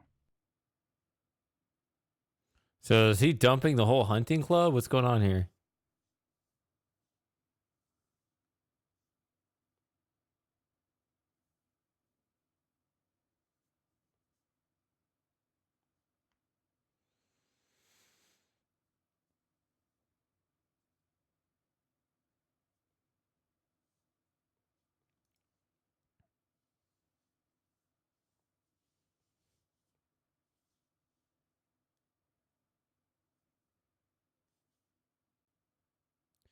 Should I continue here? If I can't get piano music here, I'm just going to go into the town. Well, let's talk about it now. We got time.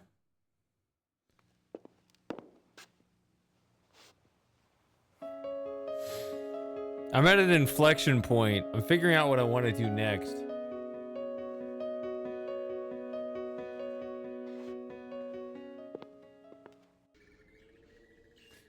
I'm at least in a position where I'm in kind of in a position of strength where, you know,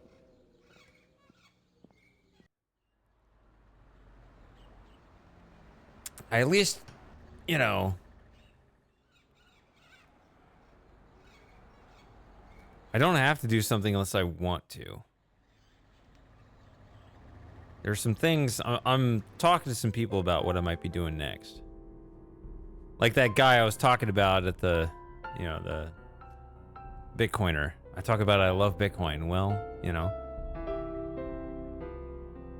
might get into mining and stuff. I'm not sure.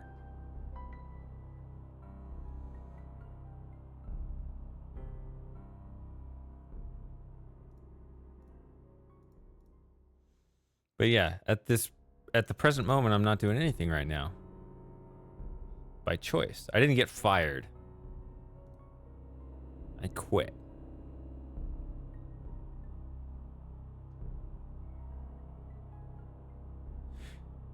So I'll bend on the music. Because it's a lot of talking. And if it's just silence, then I want to mix it up and go to different places.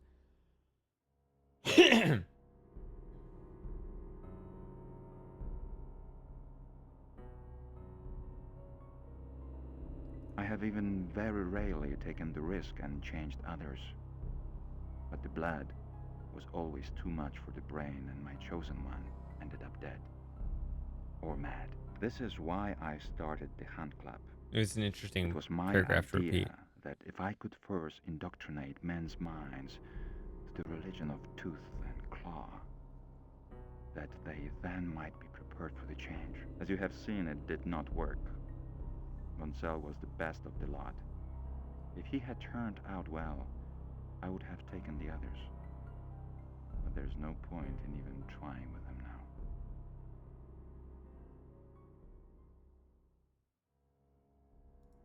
But you are different. You are a Ritter. Your blood is already supernatural. Yes, I know of your family. I have studied much over these long years. When we met, I felt somehow that you would not be destroyed by the gift. You have an enormous streak of the beast in you. And you are innately strong in the occult. You will be powerful and beautiful in the change. I am sure of it. I did not intend for it to happen so soon and in such a way. But perhaps fate has its own reason. But how confused you must be. You may feel I used you to dispose of Von Zell. I did. At least he's honest. He had to be taken care of, and you obligingly showed up. What was I to do? I am too old not to have learned at least this much about the light. You cannot shut it out. Better to let it in and let it simply dim to adjust to the relative brightness inside. Think well on these things as your body adjusts. Think about meeting me in Munich in 2 months' time. We can leave Germany if you wish, and go anywhere you like. I will teach you how to hunt, how to live safe and well. I'm just imagining like the fate of the hunting club where, you know, half the hunting club disappears. Von Zell, Von Glover, Von Gabriel. Huh? And the other guys, what happened? And it's just this, and they just become very normie, above ground, you know. Once a month we drink beer and shoot a couple deer and that's it. It's just very boring. But, you know, maybe the hunting club lasts another 50 years with the occasional recruit. Imagine Xavier. Like, imagine how meaningless that guy's life is. You can feel the night wind on your face, taste the heartbeat of the kill beneath your jaws. It is glorious. Much more so than the priestly life the Schattenjäger offers. Don't confuse yourself with ideas of good and evil. Nature shows us that there are no such distinctions. You and I both inherited something from our fathers. Is your legacy any less of a curse or blessing than mine? Join me. Yours, Friedrich.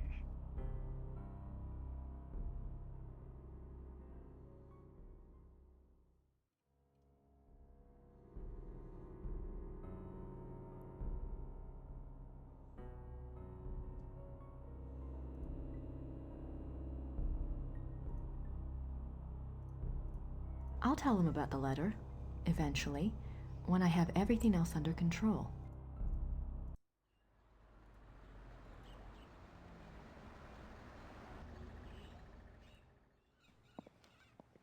Sit down, Grace.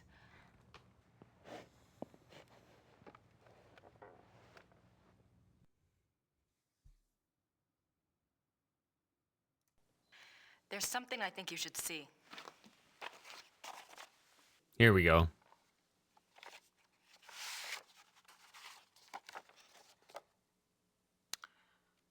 Oh, my.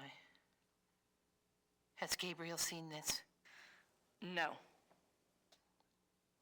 Well, my dear, I understand your reluctance, but it's his karma, you know? It's his choice. He's the son, you know, Von Glauer. He's the son of Von Rollick. Yes, I think you're right. And he wants Gabriel. So it seems. But that doesn't mean Gabriel wants that life. He didn't ask to be bitten. You don't know him like I do. Running on all fours wouldn't be a big stretch. I won't tell you the choice will be an easy one. But it's a battle he must fight. All you can do is believe in him. That's all you can do. Now you be careful.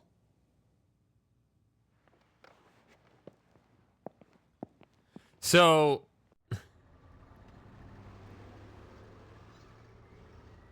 she read that pretty instantly, right? She read like the first page, or opens it up and then instantly reacts.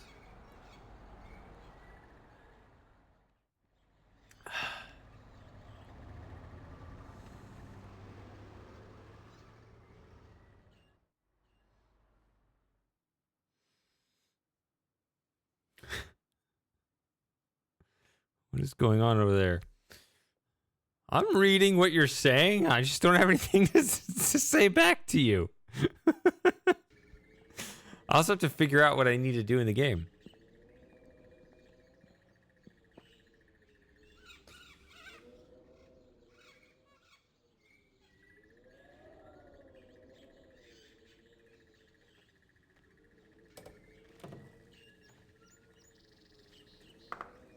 Let's see if that's enough to make the service end. I don't know.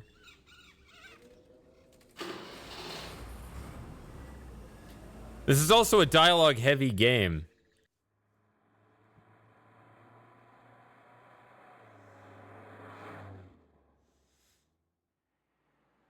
As another random hint, I will say that, should I say this? I guess I will, because I've been drinking enough.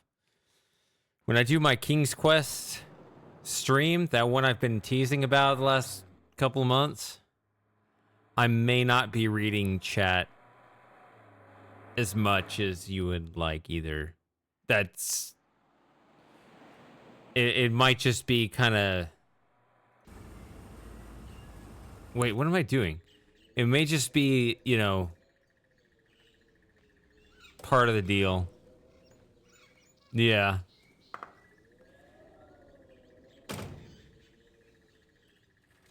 I mean, I'll have a chat going. You can talk to each other, but I might be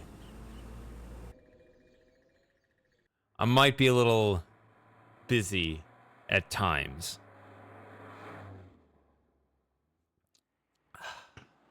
Maybe that'll make sense. Hang on to that line and you'll see how. Well, I need to make sure it's a day that my moderators can show up and make sure you guys are in line.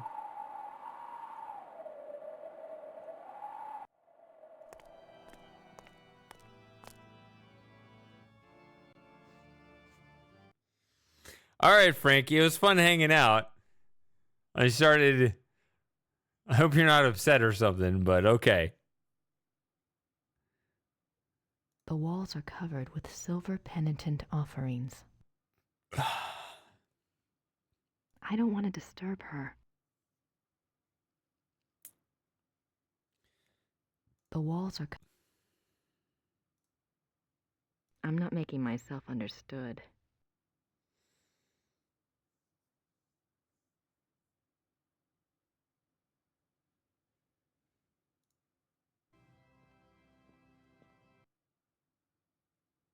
Is that the same clip? It just cuts early? I don't know. I don't want to disturb her.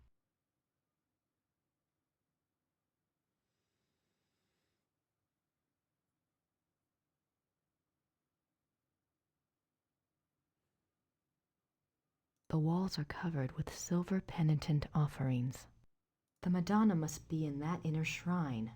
I'm not sure I can go back there by myself. I'm not making myself understood.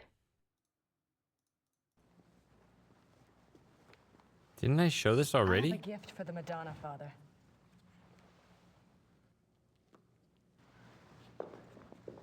Okay, here we go.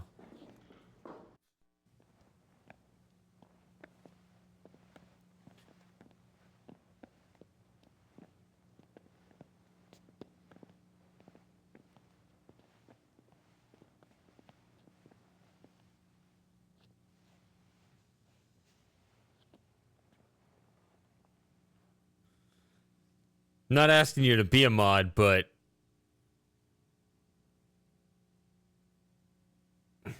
you'd probably be as good as anyone else I've tried hiring.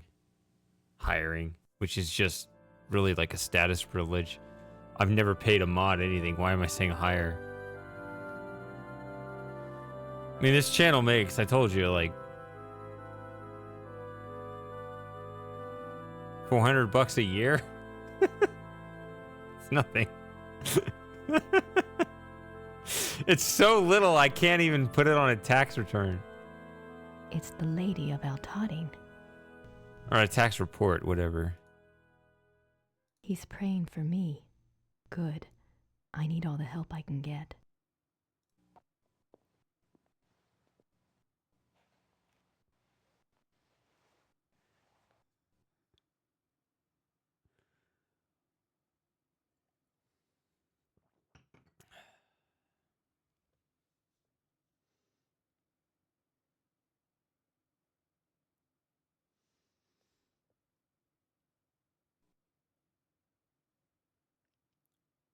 So yeah, we could. So like Frankie has disclosed that he has what 0.44, like 4/9 of a Bitcoin, and that went up $5,000 in the last week. So what's 4/9 of 5,000?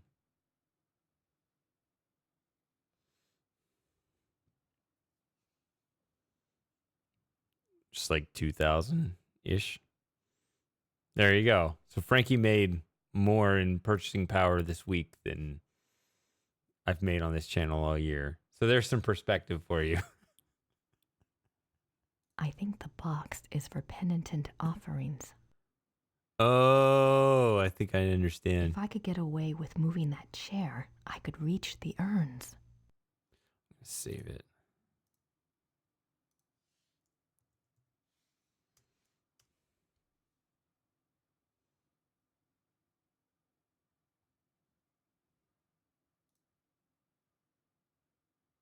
I think that door leads outside. I think that if I could, the heart urns.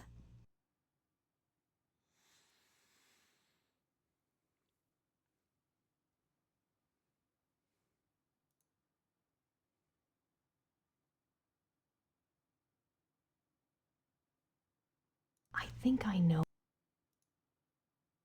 I feel guilty about being here to get in Ludwig's urn.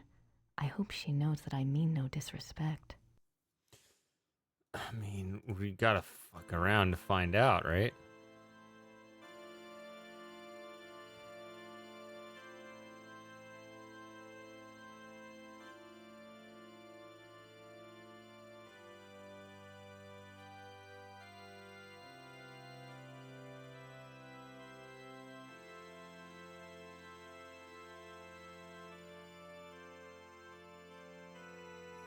Lady of Altoting, take this gift. Unfortunately, Moss doesn't seem to fully understand that, but I don't know. Thinking of violating your shrine. But you know I need to get what's inside Ludwig's urn. I think you want me to help him, and Gabriel. Gabriel may be egotistical and selfish, but he's got a good heart, I think. Anyway, he doesn't deserve this curse. Help me help both of them. Please. See, I've never felt right explaining things to God. Like, why would I explain things? You already know.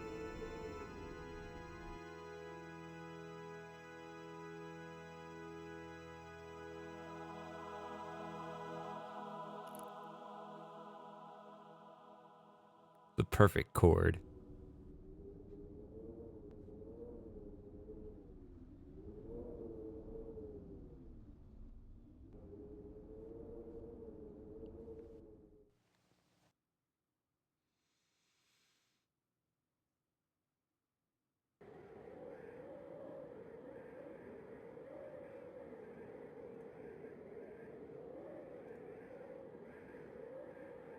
I don't have another gift. Maybe I should just pray.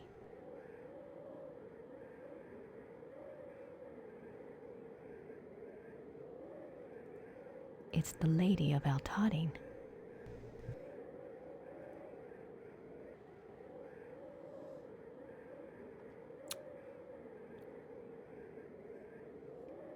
You don't want to hear my thoughts on God.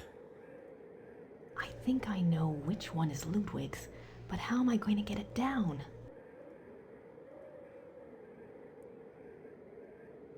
I hope this works.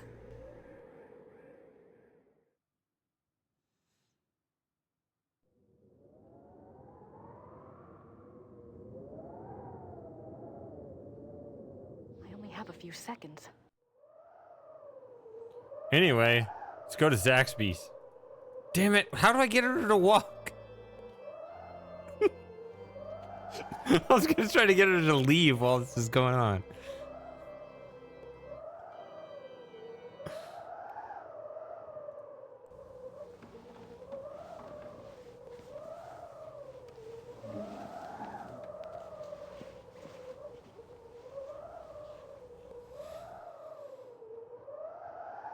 Someone else will shut it.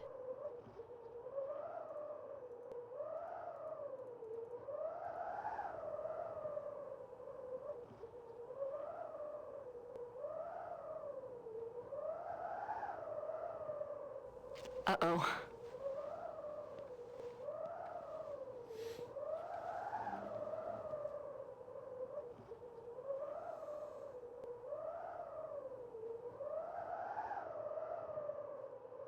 All right, now we can just.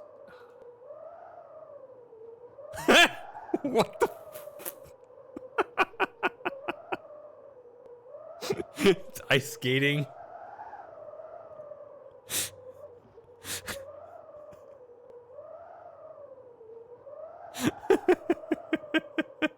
I think that door leads outside.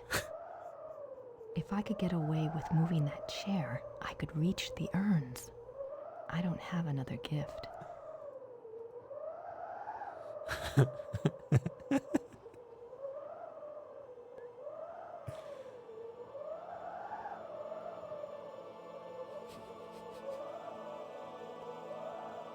It shouldn't be that funny, but it is.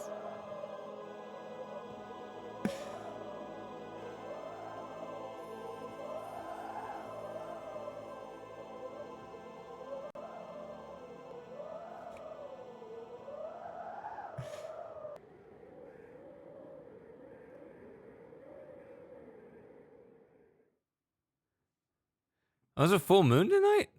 I knew it was getting fuller. It's already here? Damn. I only have a few seconds.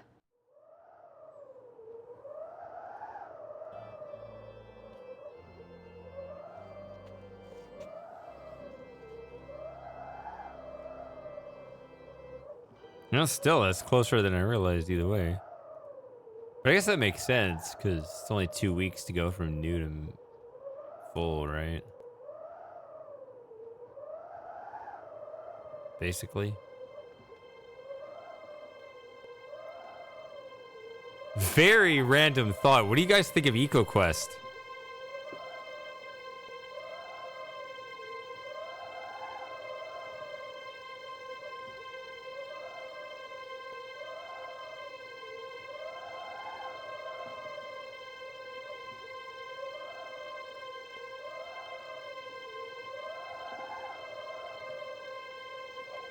Yeah, the dolphin.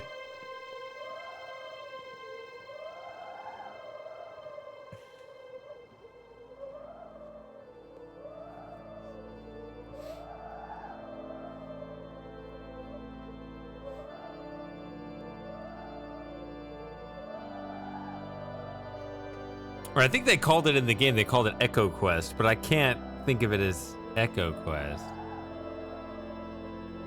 Oh, Frankie's back.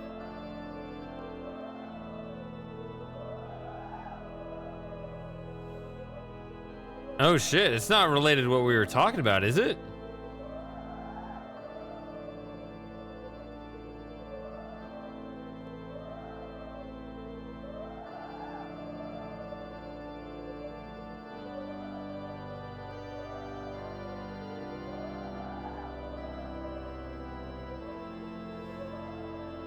No, the dolphin's name is Delphinius. But it's a Sierra adventure game from the early 90s, but it's a kid's game.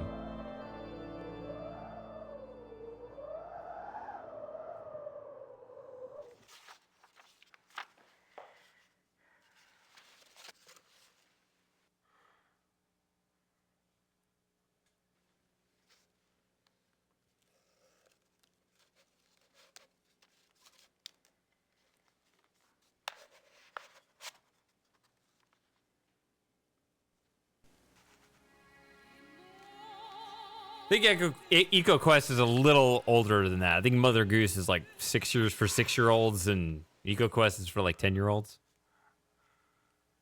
Something like that. I don't know.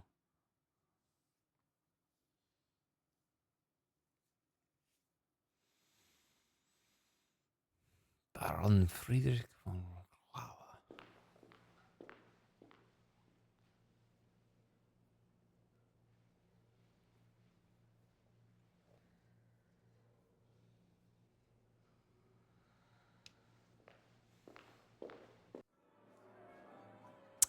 Let's look it up. Let's see. What's the point goal for this. 576. We're good.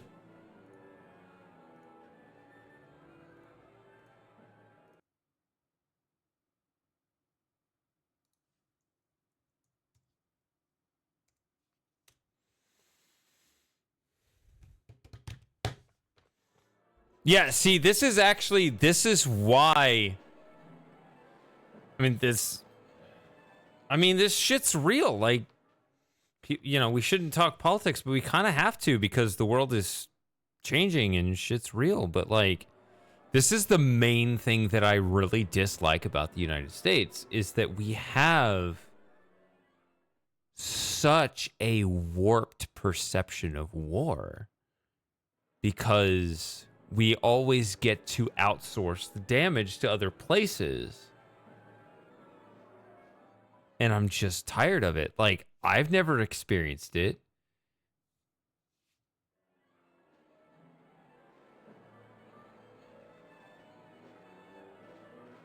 But I just kind of know. Like, that's actually the polar difference is that some of us kind of know, like, us in the States, we don't experience war. So, like, half of us kind of know we should never fuck around with that. And the other half of us think that we get to fuck around with that because we don't have that experience. Like, oh, we can do whatever we want. We can just play Earth like a giant board of Risk in any aggressive way we want. And things are going to turn out great every time. We've solved the puzzle.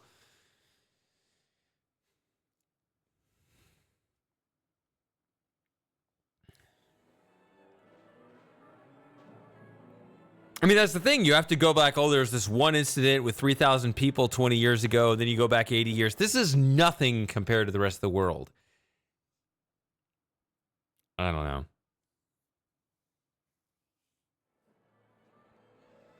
I just wish we had that approach where you just don't fuck around with it the way we do. I could use some fresh air, but I don't have time to go outside.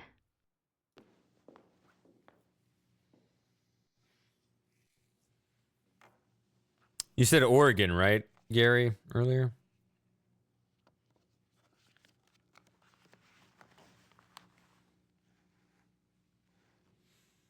Oh, yeah. Yeah, you can go to the shooting range, yeah.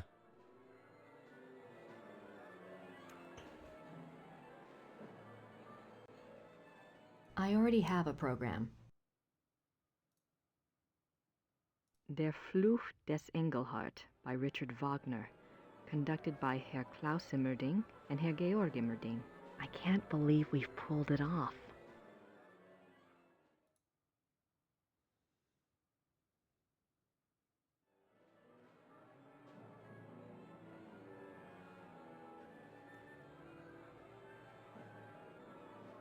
Yeah, you gotta wear your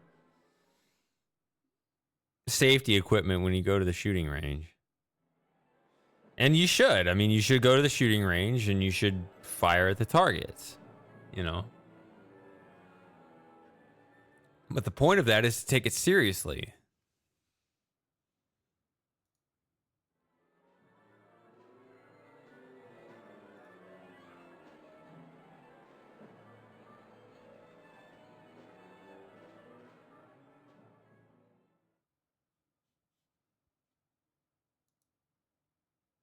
There's no easy way to get there from inside the auditorium.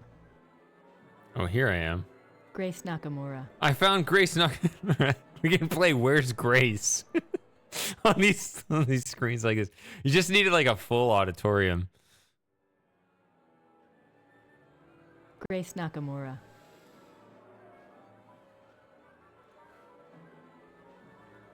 Block is good. Which one?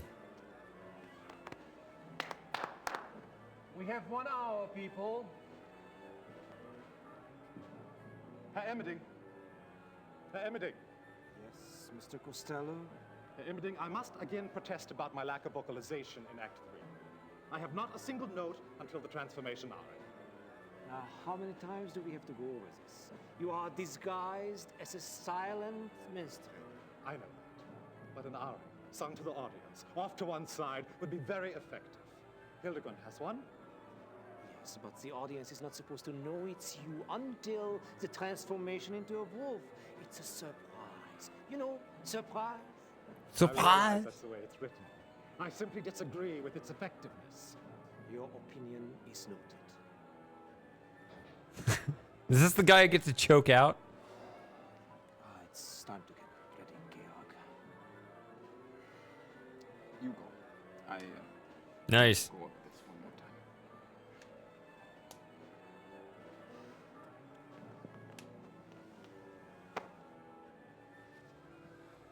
I know the 17 is a bit bigger than the 19. I have a 19, and I'm man enough to admit your gun is bigger than my gun.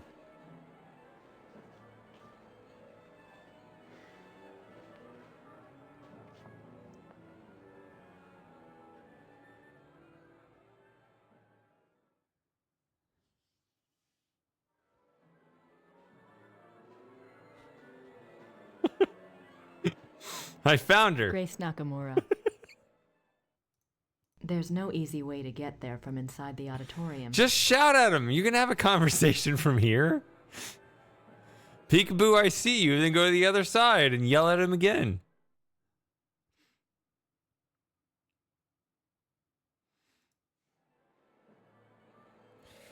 You are under...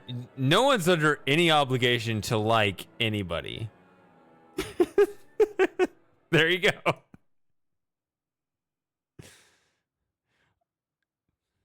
I mean, I already drunkenly admitted last time I actually like RFK.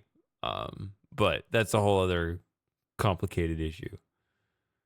Which is, I mean, it was like a weakness. Like, I want to like this guy. I'm not supposed to like politicians. I don't want to like anybody. But he's good. But he won me over with his radical Bitcoinerism. Did you see RFK's speech at the Bitcoin conference? That was amazing. I couldn't believe it. How do you feel? Like someone's put broken glass in my brain. I thought we'd have you back in Rittersburg by now. The Smiths are waiting for you there. It's okay. Just stick me in a room somewhere. I do. Are we ready for the test? I'll check. I could go further with that too. Could you see about some heat, Gracie? I'm really freezing in here.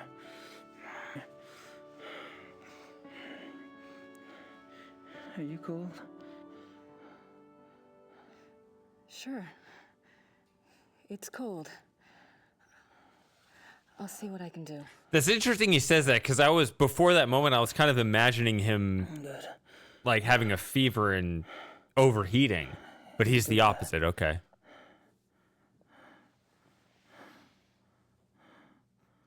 I like you to go to specifically. I think I probably spill that stuff out because I understand, because I've seen, unfortunately, like the polarization of politics has led to,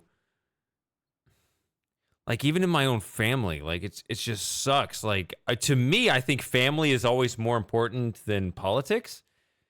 And I know that a tenuous grip I have on anonymous internet viewers should be weaker than your family ties. So if people think politics is more important than that, like I try to think of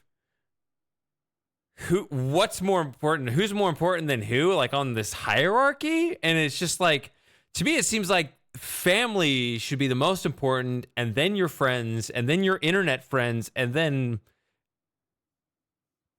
politics. Like that should be below all of that. And it's just the weird way.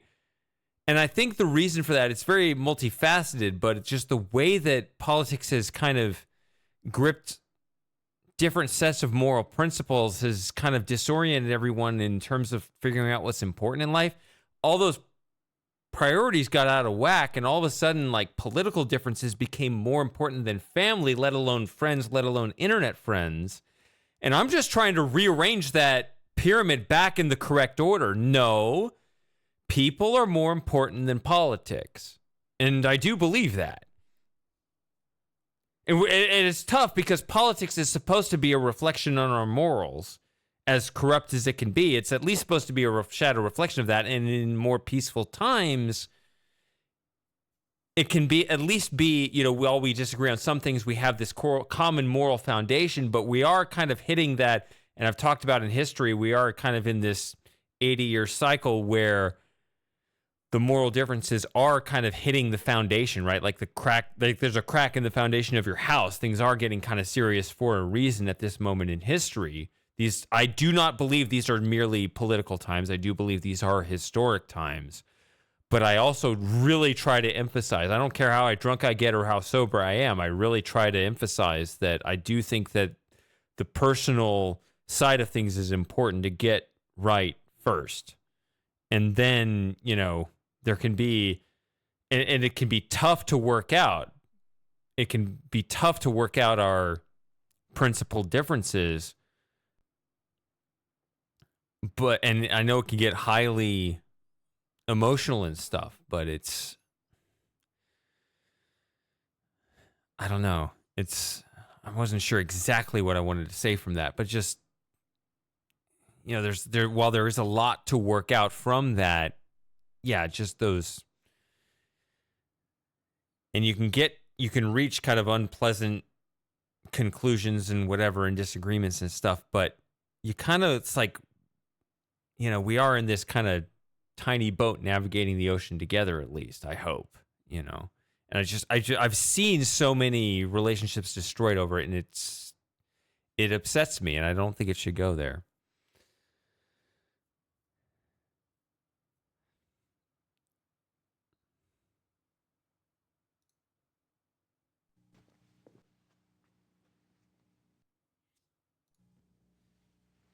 Like in the 90s, that was not, they don't have such a... Here's that list I made.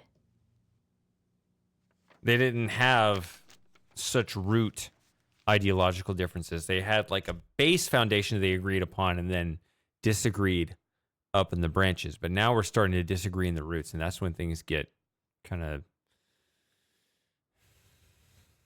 They get kind of scary at times.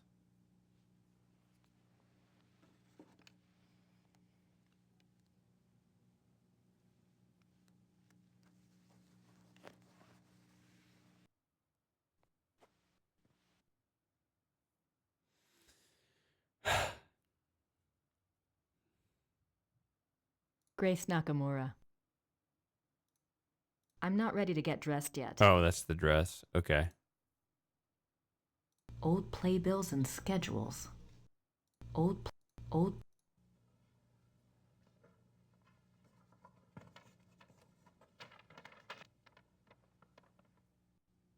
A seating chart. This might be useful.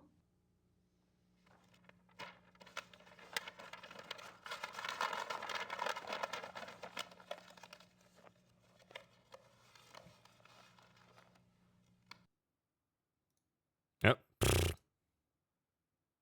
Old playbills and schedules. Old playbills and schedules. Old playbills and schedules. Okay, old playbills and schedules. I get it. Oh, an ad's about to play. Well, I'm just going to refill my drink real quick, so let me just do that. Hold on. Let's just do that and get that out of the way.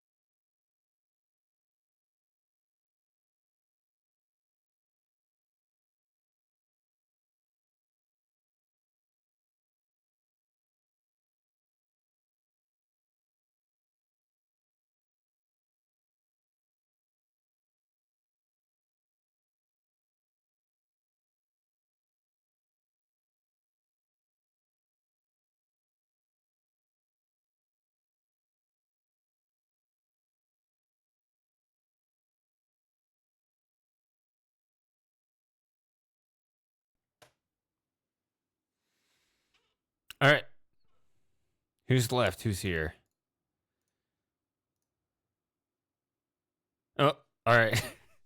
Not the best timing, Frankie, but I'll see you in a little bit.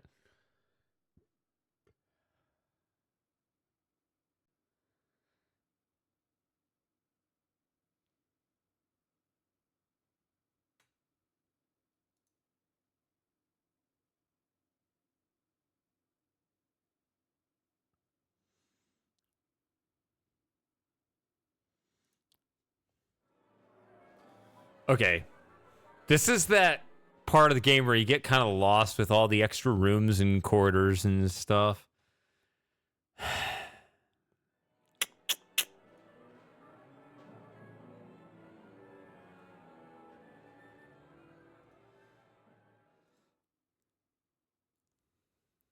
Grace Nakamura.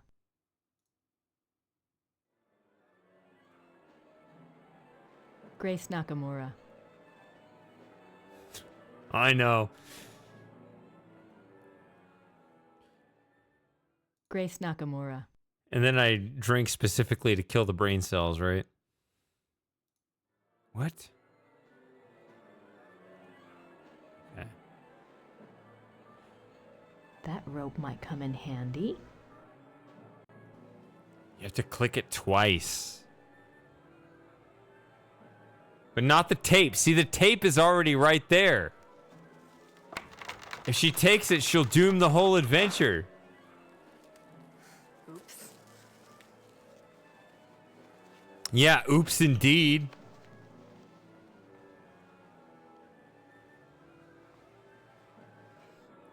I'll leave that tape for Gabriel.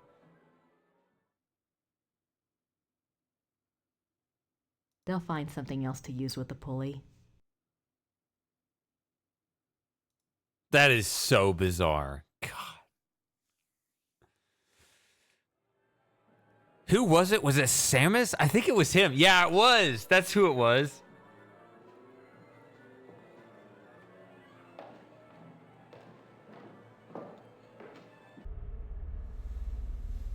Lots of drains around here.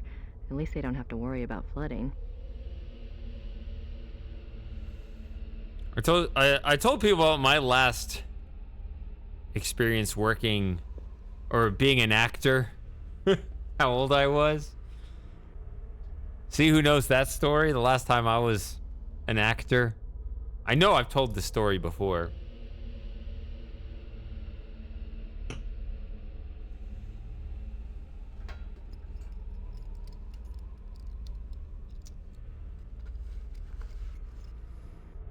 Not much in here.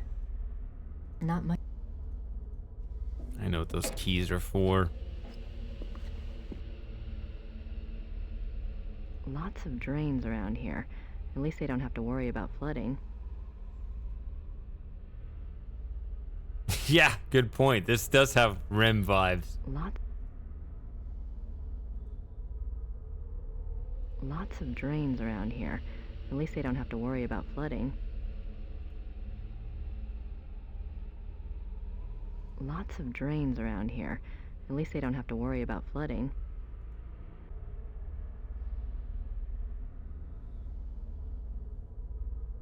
How quaint. These little latches hold the doors open. How quaint. If I started closing these basement doors, I'd never find my way out. I'm just imagining her crying like a child. I'm lost. I can't open the door.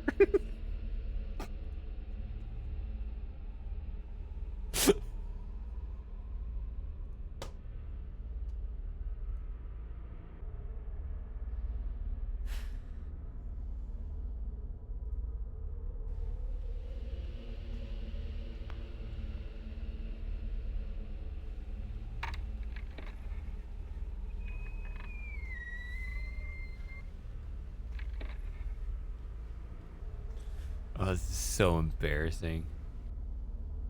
If I can't get Gabriel back to Rittersburg before tonight, this room might do the trick.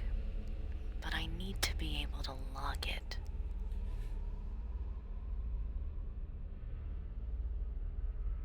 Wow. So, remember I was talking earlier about... I was talking actually to Frankie about, who is currently AFK, but why I play through the games multiple times. There's too much information the first time through for you to absorb, including critical information. I just didn't catch that at all the first time through, because it's information overload. It's there, the information is there, but I didn't catch it. She said it. See, I feel like in this game design, you have to put it in a form that isn't just there, but is repeated. If it's not repeated, it's not absorbed. It needs to be a thing that's kind of... Unfortunately, our brains have to hear things over and over again. That's the whole philosophy of memes, right? There's an idea encapsulated in a simple image or phrase or sound effect or whatever, and you just hear it over and over. Right? And once you hear it over and over, then you grow an affinity to it and you remember it and all that stuff. Right? You hear this, you hear that over and over, and you're just like, what the hell is that? That's not a reference. But when you hear this over the course of, 100 streams, now all of a sudden, yeah, now you get it. Now you're still like, haha, it's the 8 thing. I remember that. And I like the number 8 now, right? It takes like that reinforcement. We have to do that because, right? Once you hear it over and over again, then it sticks because it takes less effort. It's not, you don't have to expend that energy to think about it. It's just like, oh yeah, of course. Once it gets on that level, then you're fluent. Right? That's how memes work, and that's how information works. So when you're designing a game, you have to put it in a way, like it showed a cutscene of her saying it, but she only says it once. And so I have no memory of seeing that, even though you have to see it the first time she enters the room. So I clearly saw it the first time. I don't remember seeing it at all. And apparently the first time I played through. This is actually technically my third time playing. So I've seen this twice before. That was my third time playing, but I have no memory, right? You have to integrate it directly in the interface in such a way that she says it over and over again. I need to find Gabriel in here. I need to get Gabriel in here and lock the door. I need to get Gabriel in here and lock the door. And I need to be annoyed by her just saying this shit over and over again. Like, oh, I need to get Gabriel in here so I can lock the door. Right? Like, I gotta hear it over and over again in order for me to be able to remember it. My wallet. See, she says that over and over again, so you remember it. Oops.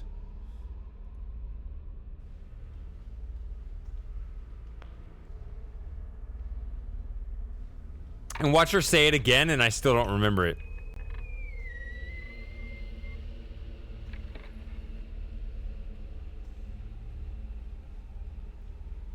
Nope. See, she doesn't say it again. She needs to say it again, which would be really annoying.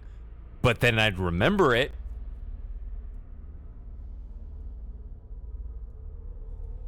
Keys from the panel box in the basement.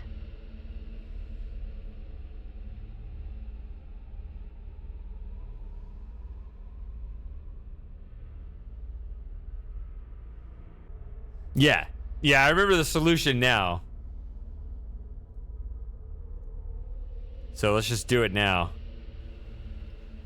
Wait, the door was open. Why is she doing this, like, from the other side?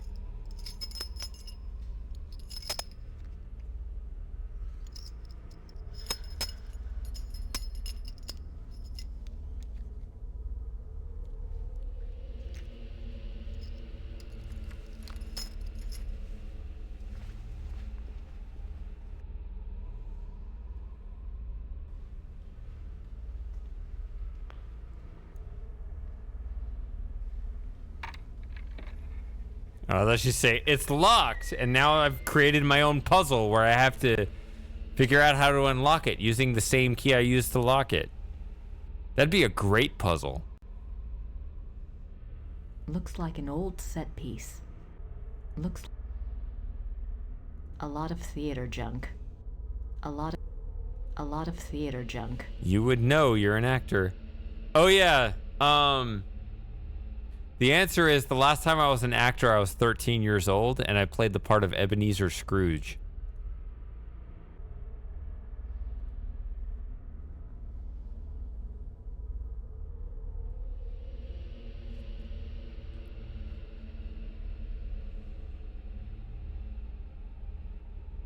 There were a lot of lines, yes. I didn't get to socialize with the other kids because they always had their kind of off-on stage, whereas I was always on stage. So I didn't get to know them as well. But I was picked for that role because, I mean, I guess they thought I was qualified. I mean, yeah, it was cool. You get to battle last at the end of the production, right? I mean, at the end of the play, right? It's stage production. No socializing, that's correct. Yep. A lot of theater junk. Looks like an old set piece. A lot of theater junk. Looks like an a lot.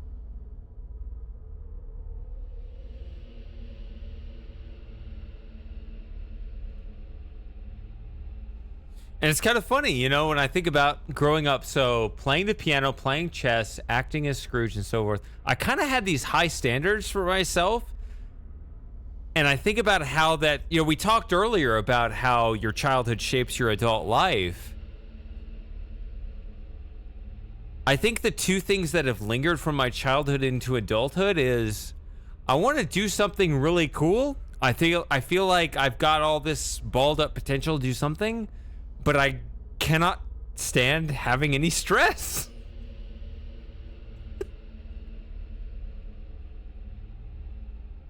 And so I think about how my adult life is shaped up, and I'm like, oh, of course I'm this way because of my childhood, my upbringing, and the people around me, and blah, blah, blah. It's like, as much as I want to be like forging my own destiny as a sovereign citizen, sovereign individual, I'm just a product of my past and my genes. I don't know.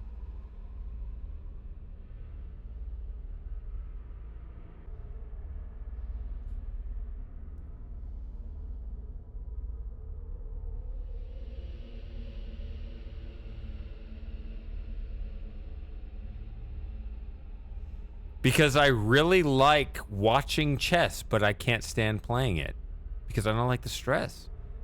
I think I had a pretty, you know, when I look back, I think I had a lot of stress on my shoulders as a kid. And I think that taught me, like, figure out how to get what you want without the stress. And that's been important to me as an adult. It's interesting. I've had a lot of reflection on this. I think I've done everything I needed to do in this room. But there was enough information there was like, you got a potential to do something. You got to do something with your life. It's just... It must lead outside. You can do something with your life, but just, you know, find a way that isn't, you know, stressful. Lots of drains around here. At least they don't have to worry about... Okay, I've heard that line.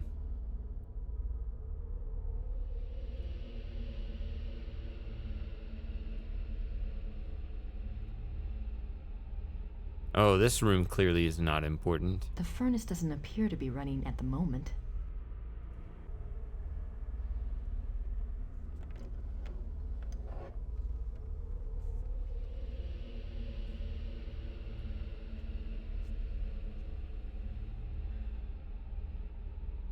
The furnace doesn't appear to be running at the moment. What is the emphasis on the word appear? See, I gotta play the close animation too.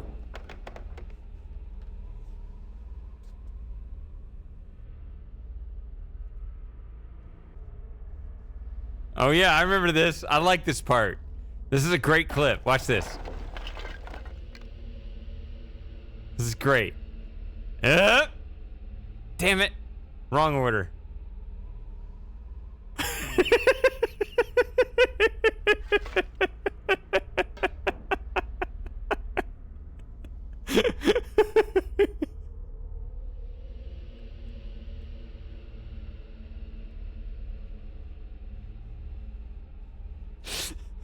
Look at how funny this is.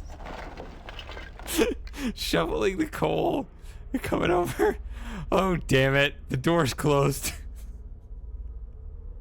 This is perfect peak adventure game stuff.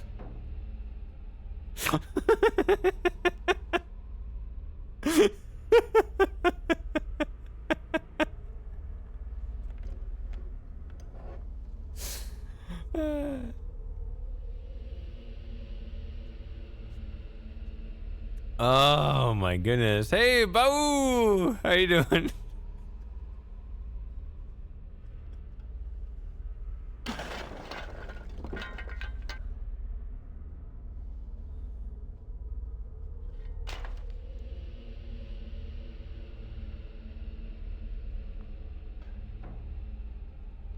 Just one scoop of coal? Oh my goodness.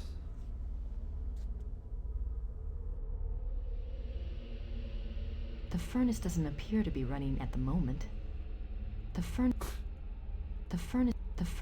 I've already... Oh, okay. Wait, what'd you say? I've already put plenty of coal in there. I don't need to open the door. She should fill it all the way up. She should think of it like a laundry machine. Washer, dryer, who cares? Doesn't matter. It needs to be like so stocked full of coal.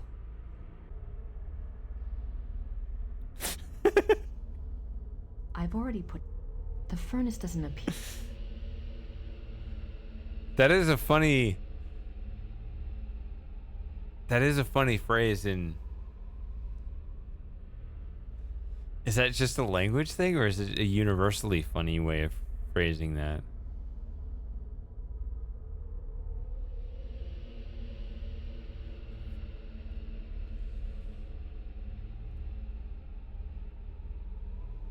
What the mashish? The pilot is already lit. I don't hear anything. There we go. Damn it! The furnace is already lit. Could we have blown out the furnace if we... The furnace is already... I don't think I should open the door while the furnace is burning. Put it on middle. What if I put it all the way up? Damn it.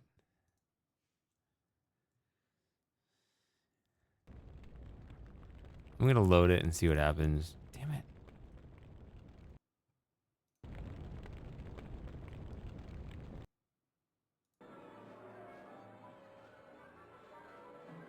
Let's just go straight there.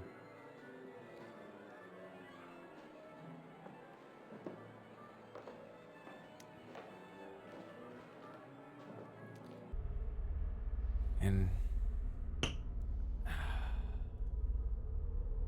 I'm not sure why I'd want to do that.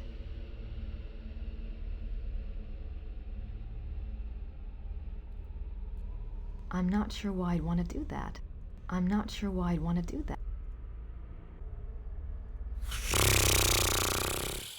okay. I can just click through this. I just want to see what happens when I put it on the high setting.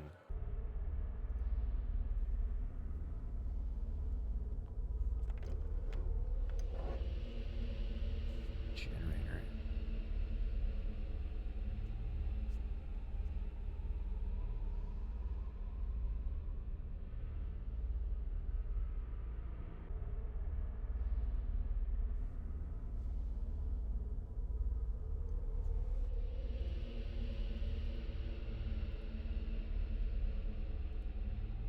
I don't think this is working for some reason.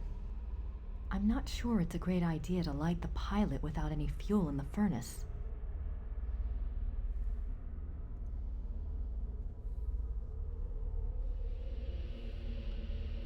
I want to watch this again anyway, because it's like, yeah, she didn't put any coal on there, and then all of a sudden it's full, but whatever.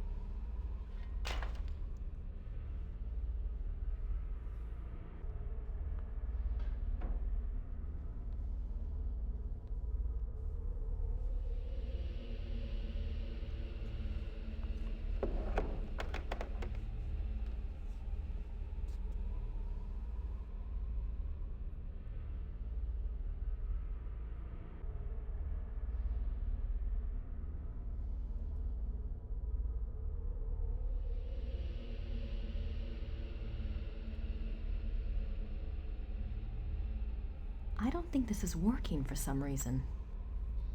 The pilot is already lit. There we go. Oh, it makes no difference whether you put it on middle or high? Okay.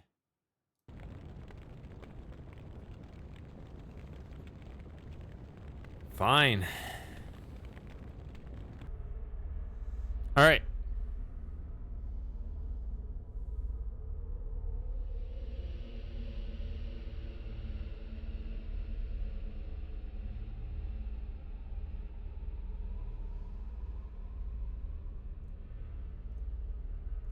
It says private. It says privat, obviously. I took this rope from the pulley backstage.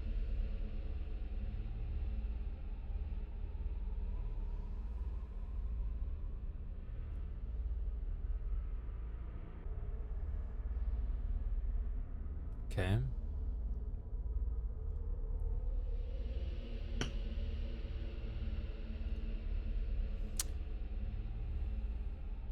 How long have I been streaming, actually? Because the timer reset.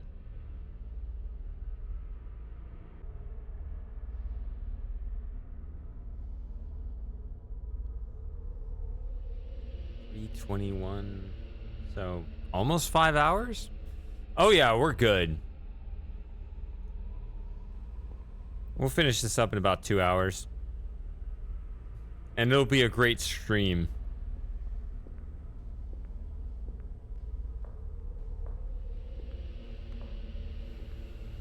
Except the go-to, but we're just, I mean, you only got so many chances, right? Like,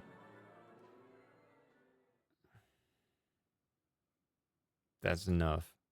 You know, if you miss it, you miss it. I'm just gonna have to go back to Thursday streams, I guess.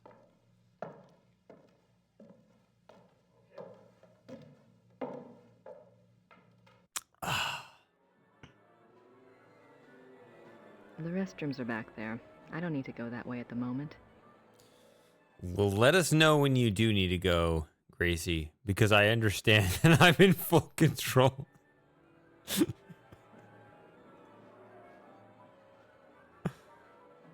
Grace Nakamura. I found you. Oh! There's no easy way to get there from inside the auditorium.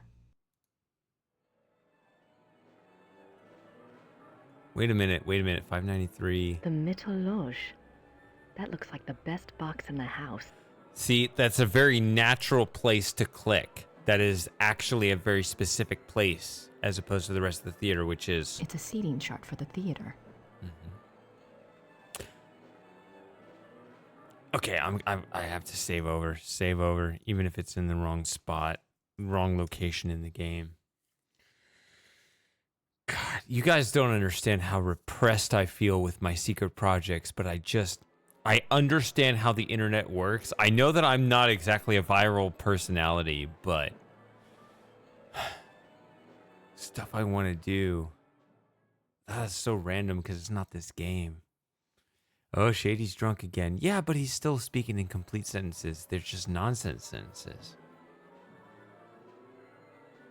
Do you realize, though, how repressive it makes me feel to feel like I got to keep my best ideas to myself until they're completed, right? Like Wagner's opera, right? Like for 100 years. Grace Nakamura.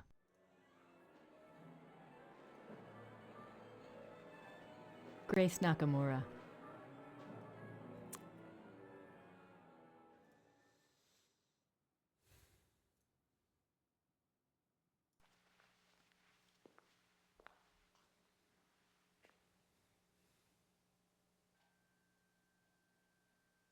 Looks like I found a spotlight, and one that's not often used by the look of it.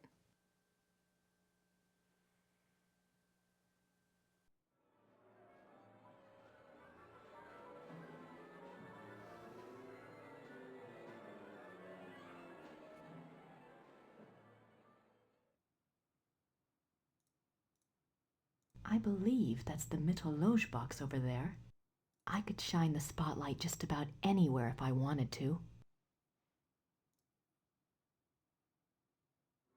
Grace Nakamura.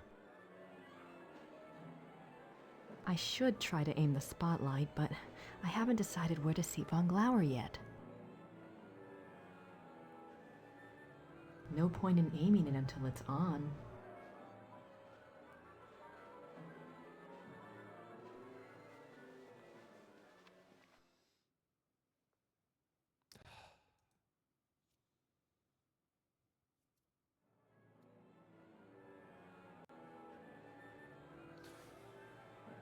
Look at the calendar here.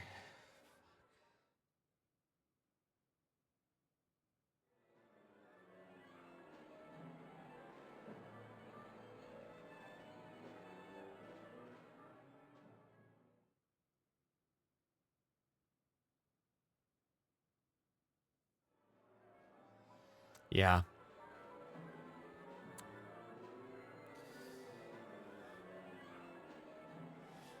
I mean, I don't know what the pronunciation rules are, but that's just what it looks like. But Grace Nakamura.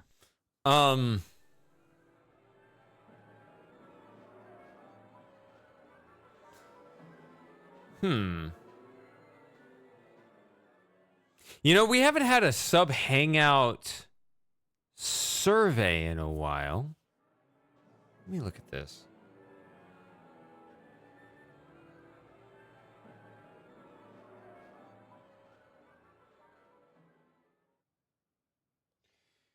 We're not doing a sub hangout this weekend, so it'll have to be the 26th.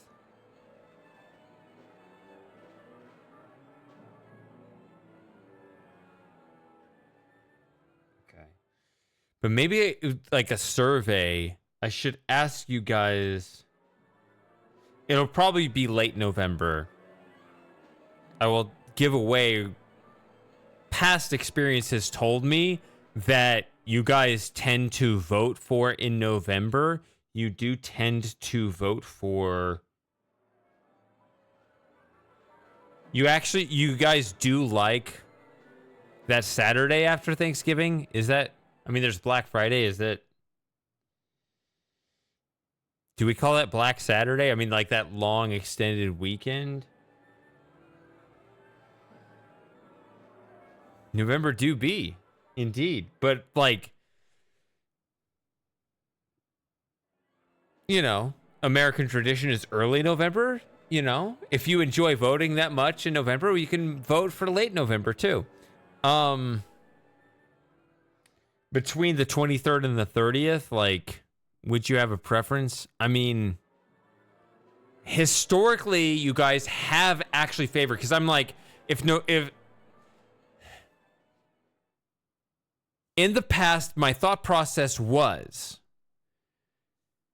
on that Thanksgiving, if that's that Thursday, if you guys are busy out of town, whatever, you wouldn't, I figure maybe you would not watch on that Saturday. But the voting pattern has been you actually have been available that weekend simply, I guess, because you have that day off. I don't know. But I might throw it, I don't know. But then, like, when should I time the vote? And everything is turtles all the way down, right? There's this meta level thing. Okay, when should I post the vote? Because, you know, I'm not a very good ballot harvester. You know, I'd love for you all to vote. You should vote, vote, vote. But like, if I post a vote this early, that makes it supposedly more available, but it's so far away, it's abstract, you forget about it and you never cast your vote. Right? This is the same problem that they actually run into on the political stage, even though I guess people think about that one a little more often. But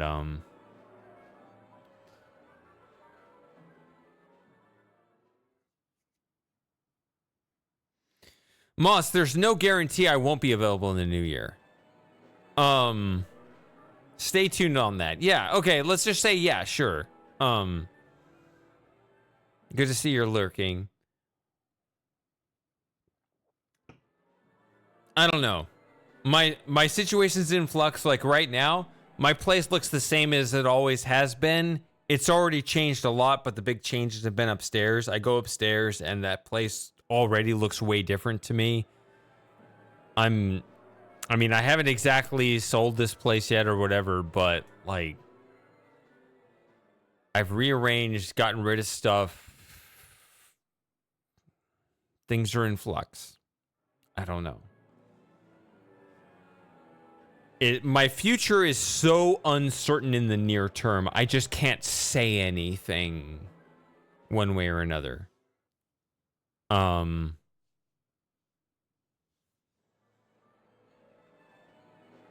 very sleepy. What time is it?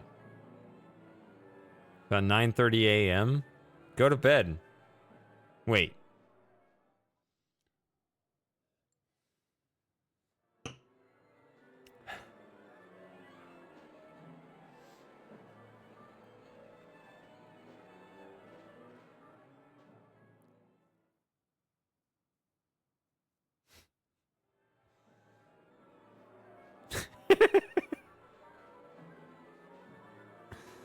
Oh, man. Almost all my favorite people in the chat right now. But not all of you. Some of you are not here right now.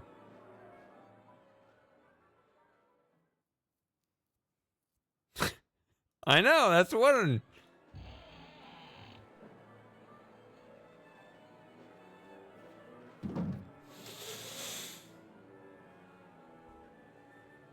The go-to's dead to me now. She's had enough chances. This box is called the Mythologe. This was the litmus test. We had a full replay of GK2. I see what I mean to you now. Grace Nakamura. Grace Nakamura. Wait. Grace Nakamura. Okay. It's a long way down. Jump. No, don't ever. For legal reasons. Fuck.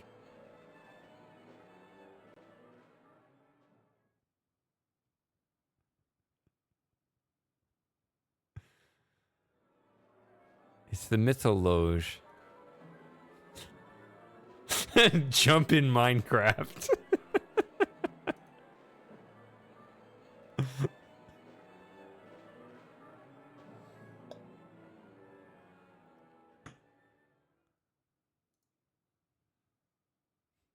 Kaizen! Speaking of my favorite people, so like you haven't been around that long, but like for a newcomer, you've won my favor very quickly. You know, weighted by time spent, you were one of my favorite people.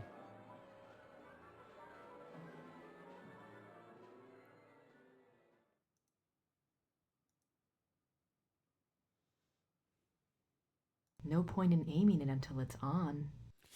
Oh! This actually, no, you're here now. Okay, hold on.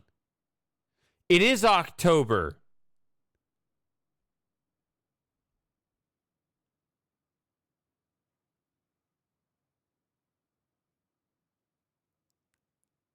That game, I know you're always into co-op games. I know I don't play them often enough, but let's do that.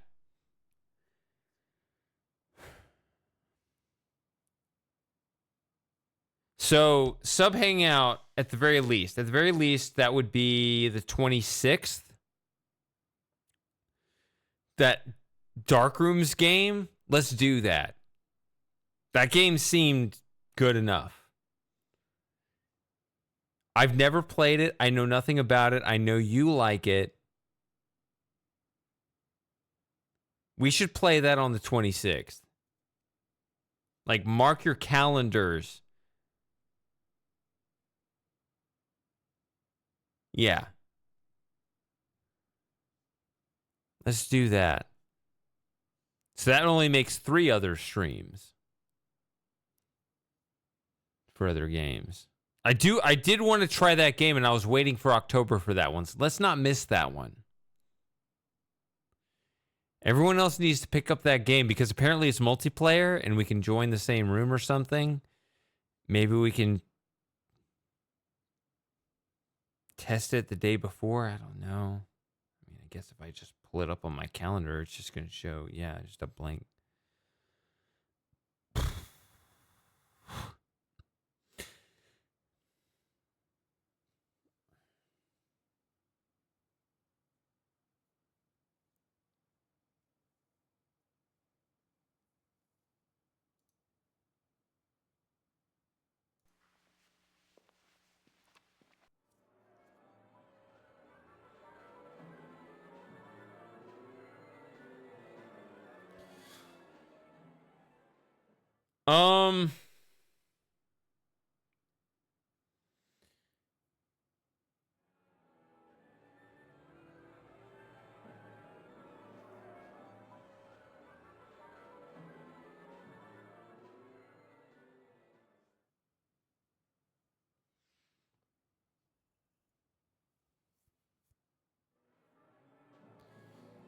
Oh, does the dark room have a bunch of jump scares? That would be unfortunate, but I feel like that's a game that I feel like I need to just play it, but maybe I'm wrong. Grace Nakamura.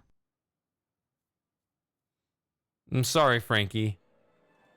Is the alarm going off again? We should have a signal for you. Like, we should have a code word that you can just put in, and we'll know that that shit's going down again.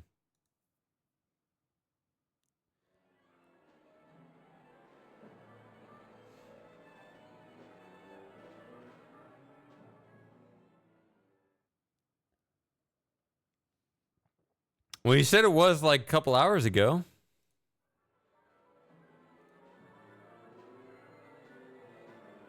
Oh, let's do that. Okay, let's go here.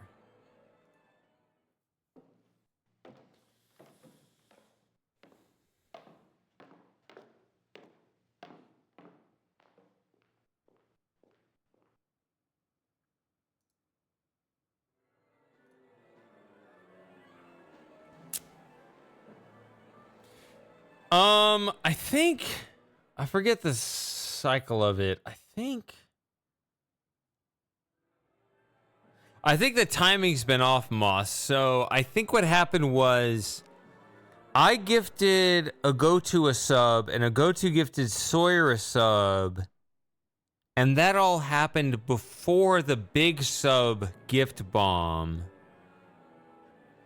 And now that has all lapsed.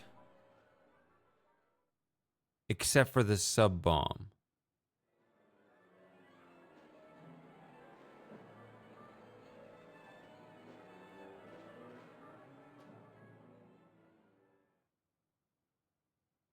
I'm nervous enough. Thank God it's not me on that stage tonight.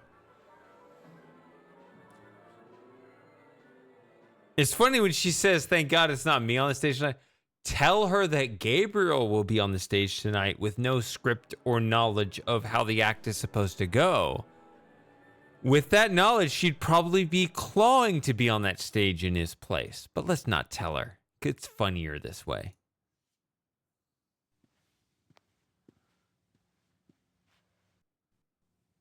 Herr Silbermeyer, I know you're working as fast as you can, but we're opening in less than an hour. I really need to run through some music once you're done. Why music? They will not fall down. I'm sure they won't, but look, you told me they'd be done by noon. You are lucky that we could even make them in so little time. And then we drive them here special this morning. I know that. I know. You've been great. It's just... Is everything at least going according to the diagram? Yeah, we make it work. What do you mean we make it work? This diagram is not so good. We make changes, yeah? Oh my God. Look. We ruin your dreams, yeah? I told you to follow the diagram exactly. Maybe in 1945 we followed diagram exactly. But today, we make changes. What are you saying? These measurements are not the same as today. Now, we make the chandeliers the same distance from each other, just as marked, but the distance from chandeliers to the walls, no, not the same. Why aren't the measurements the same? This is the Wittelsbacher Theater, isn't it? Yeah, but not the same Wittelsbacher Theater. The bombs hit the first one. This one is very close, but smaller. But everything looks so old. Oh, they take the art and the wood and save it. Remake theater later, after the war. Of course. Of course. How could I be so stupid? I'm a history major. It's okay. The chandeliers work good. Same distance from each other, but just not two walls. War ruins everything. Yes. Stop advocating for war. I'm sure you've done your best. Bush. Thank you. I still got a 20-plus year grudge against George W. Bush. It's even more personal. You know my personal beef with George W. Bush? No. No, Sawyer, you listen to me. Me and you right now. It's personal, right? Texas is even more personal than that. No. I'm going to get in your face and tell you something. George W. Bush, he was part owner of these Texas Rangers. Yeah. That motherfucker traded Sammy Sosa for Harold Baines. Who the fuck was Harold Baines? Exactly. Fuck George W. Bush.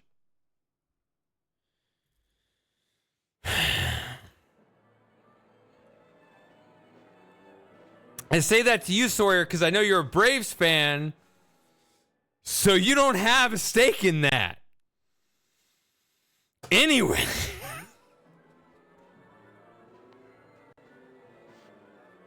Georg, I need you to promise me something.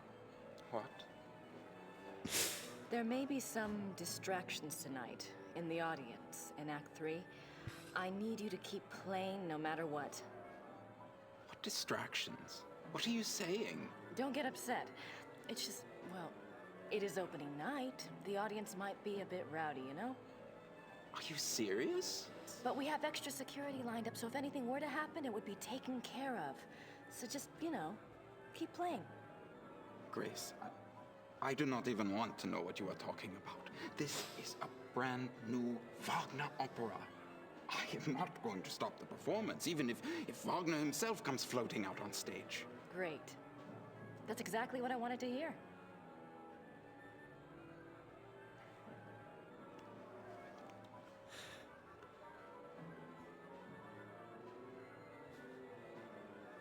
I love that scene right there because it's perfect game theory. This is, I guess, as a former child actor, this is the kind of stuff they would tell you too. Basically, that same sort of thing. The show must go on. How exactly does that game theory work out? Because on a root level, you know that the show must go on no matter what. But if you're telling me explicitly the show must go on no matter what, are you trying to throw me off? Or are you trying to help me? And it's a very difficult probability calculation. Are we in a scenario where, gosh, how do you map this out? It's almost like not a Markov chain. Bush and Obama are the same. This is why we have the RFK Trump alignment right now. It's complicated. I can explain it another time. That's for sub hangouts.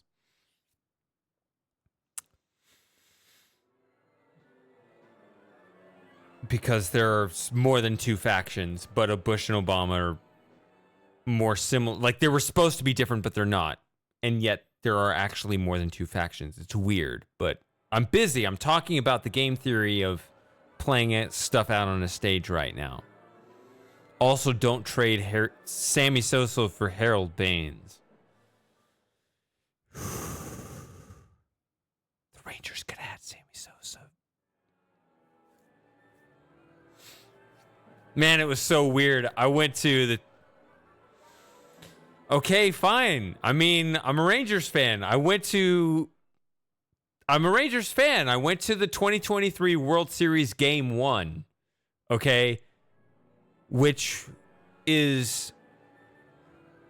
It turned out to be probably actually the greatest Texas Rangers home game in all of franchise history. That was a fantastic game. But George W. Bush threw out the first pitch, and that was weird to me. Looking down, I went to that game and looked down on his field. It's like, fuck this guy. I don't like this guy. But of course, you have apparently it's a tradition. A former president throws out the first pitch. Of course, it's George W. Bush because he was a former part owner of the team.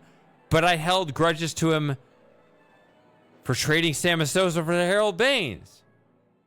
And also for the Patriot Act, surveillance state, and all that other crap I don't care for. But anyway, I was talking about something else. Oh yes, the game theory. What is the game theory of telling an actor, or he's not an actor, but any kind of performer, what is the game theory telling someone who inherently knows the show must go on that something might happen that could distract you from the show that must go on?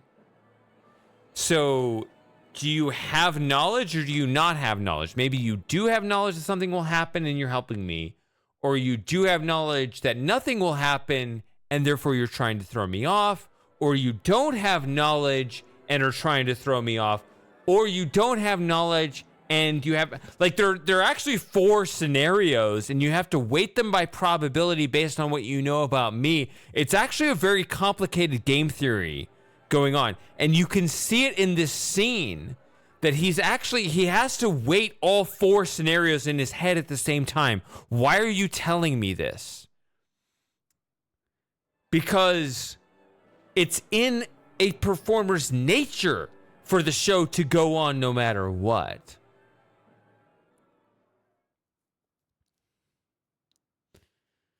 Reminds me of some of those, everyone here is a perfect, yes. As a performer, it's very important for you to actually have all this mapped out beforehand so that you're calm and collected no matter what happens.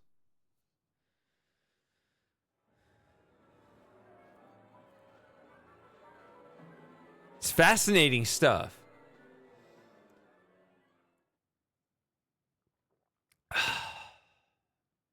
Anyway, speaking of performers, you guys realize I'm just a performer for you. Like, don't take anything I say seriously, even though I, at the same time, try to say 1 or 2 things per stream that'll hopefully make you think. I don't know. But if it doesn't matter if you enjoy it either way. That's the game theory I have to work out. Anyway. I'm nervous enough. Thank God it's not me on that stage tonight. You don't have to. You have no obligation to think. I just try to throw out something that could make you think or give you an inspiration to think and meditate on if you wanted to. You don't have to.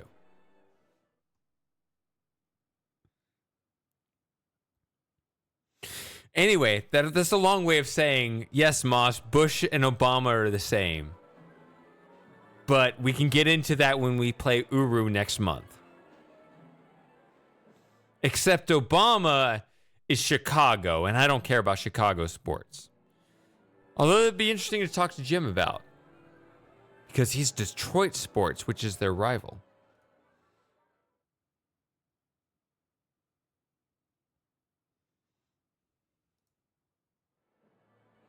I love game theory, though. Grace Nakamura. And that's Grace Nakamura. Oh no, we did this side of the hall.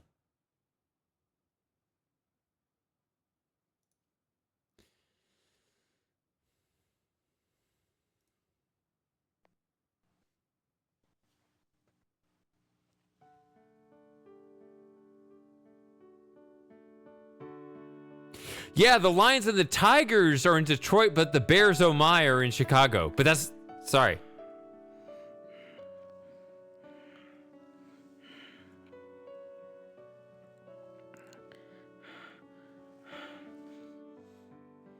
Is it time for the test yet? No. Don't you worry about that. Everything will be fine. You'll see.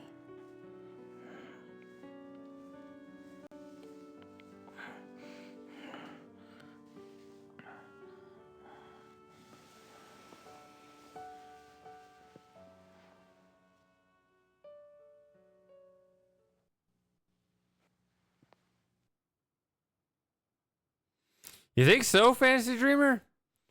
I mean, I'm not sure I believe that, but that's duly noted. If you think that the whole world laid on a knife's edge by 400 votes in Florida or whatever the margin was. Interesting.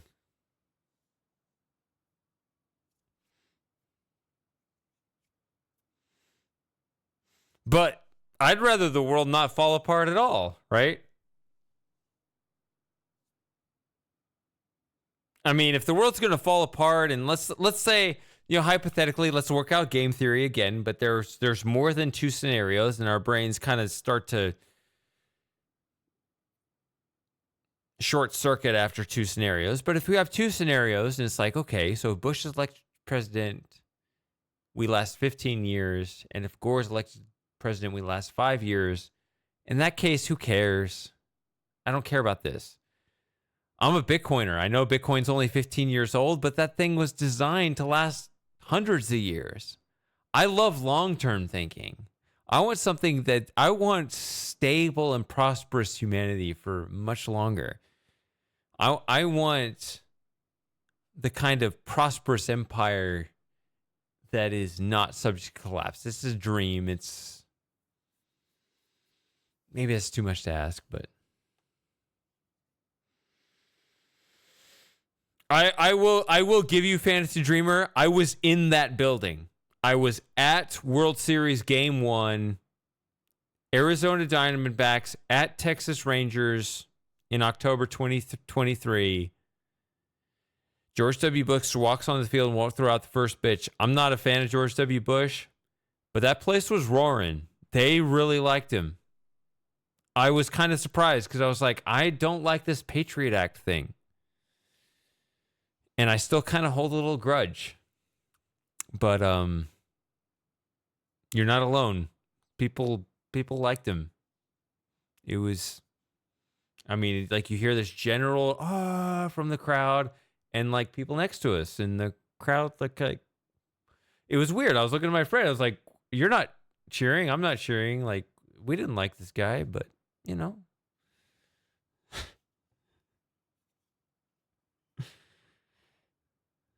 Let's go nuclear.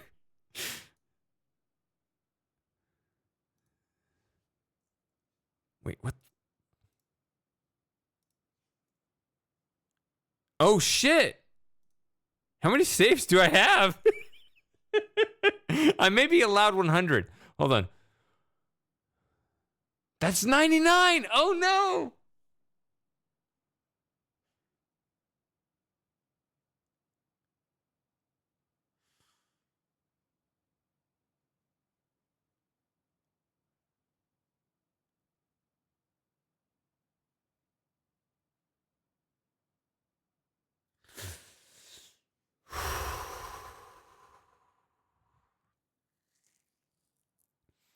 I know, but why do I have limited saves? Okay, 100 is more reasonable than like 20 or 2.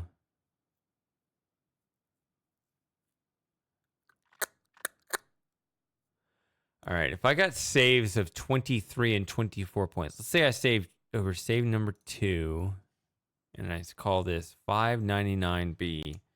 Does it move it for the purpose of organization? Does it? No, it doesn't. It's still in slot 2.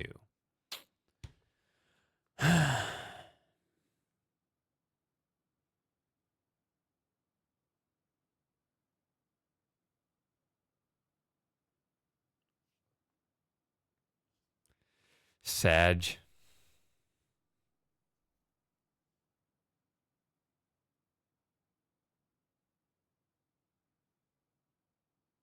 I don't know. My DOS box only allows 20 saves for my King's Quest games.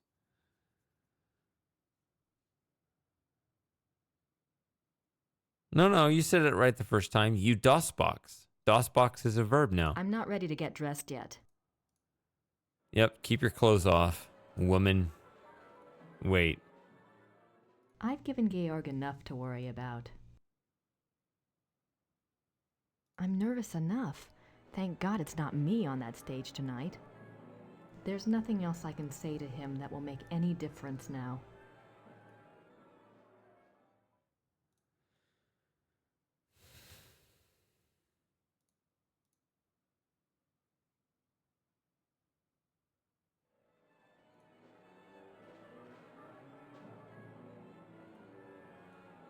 It's a seating chart for the theater. It's a seating chart. The Mythologe.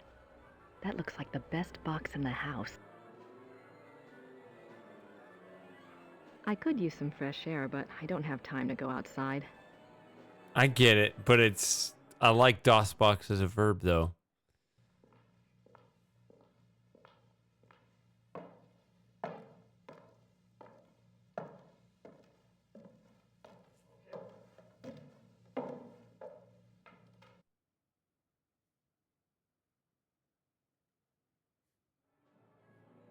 Actually, I saw this.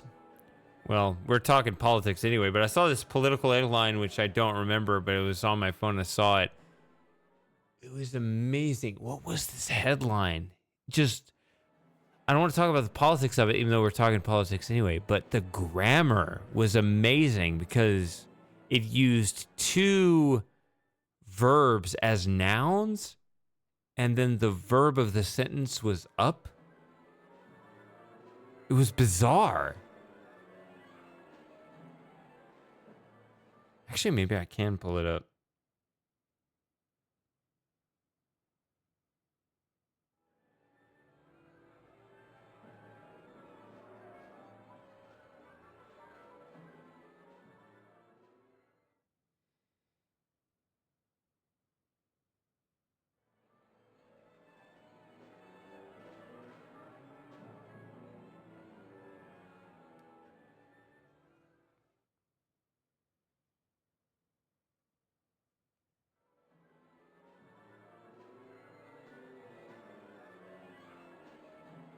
Okay.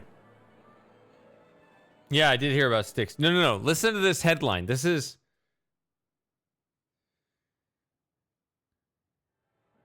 Kamala's talks to go on Joe Rogan's podcast. No, sorry. This grammar on this is so fucking retarded. I'm kind of retarded. We're bringing that word back, boys.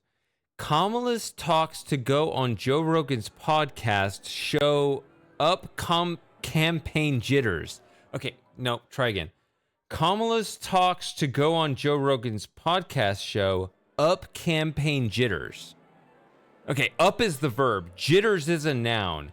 Talks is a noun. Kamala's talks. Kamala is possessive. Her talks. Kamala's talks. Her talking about. Kamala's talks to go on Joe Rogan's podcast show up campaign jitters. Meaning like increasing the grammar is horrible here. I had to read this like 6 times to get the frickin' grammar. Kamala's talks to go on Joe Rogan's podcast show up campaign jitters. What the fuck is that grammar? It is the worst grammar I've ever seen in a headline. Up is the verb, whereas talks and jitters are nouns.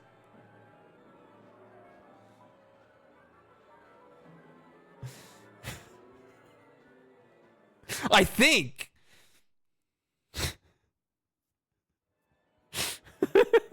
Gen Z wrote it. It's probably AI. It's probably worse. I stared at that headline so long trying to figure out what it was trying to say.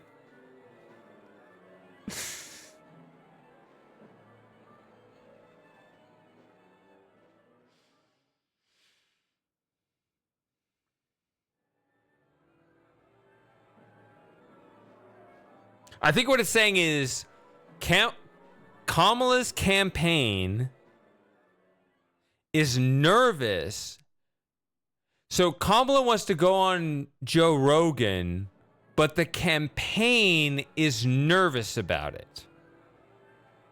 That's what it's trying to say. So Kamala's talks, her talks, possessive talks, to go on Joe Rogan is increasing their jitters. It's making them nervous, right? So you understand that. But just the grammar was just awful.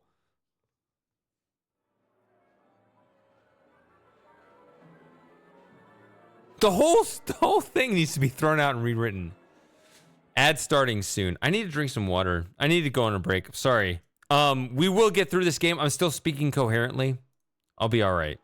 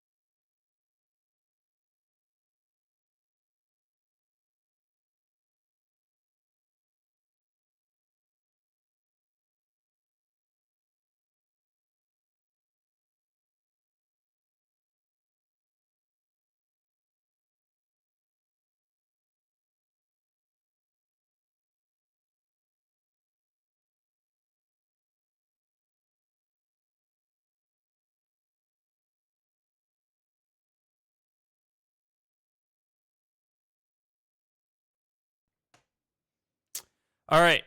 I know I'm farting around too much and not making progress in the game, but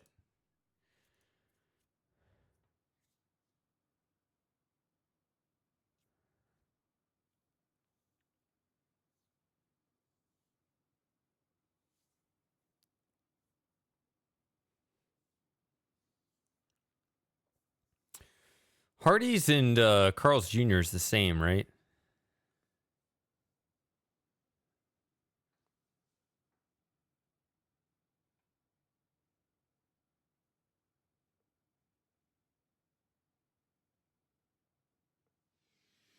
Okay.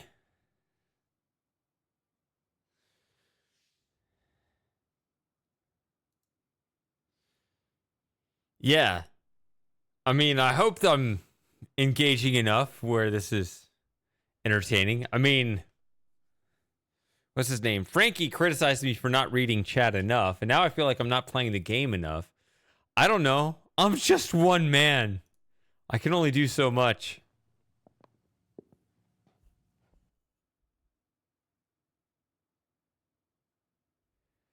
Remember that part in Full Throttle where you kind of fuck around with the stage too? That's what this reminds me of.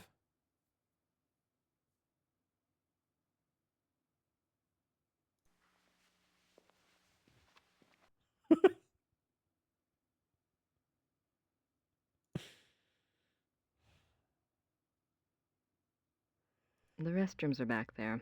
I don't need to go that way at the moment. Moss, are you still sleepy? I'm the one driving. I'm sleepy and drunk and I'm driving. No, never. There's no easy way to get there from inside the auditorium. Grace Nakamura. There's no easy way to get there from inside the auditorium. I can drive a Twitch stream though in this state. It's okay.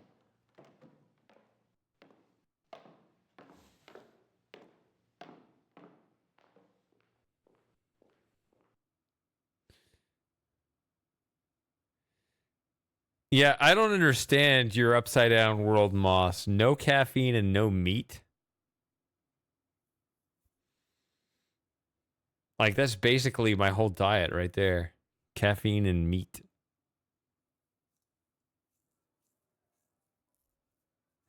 You mean like, I'm going to have the staff meeting right here. If you guys care to talk with me, I'm over here.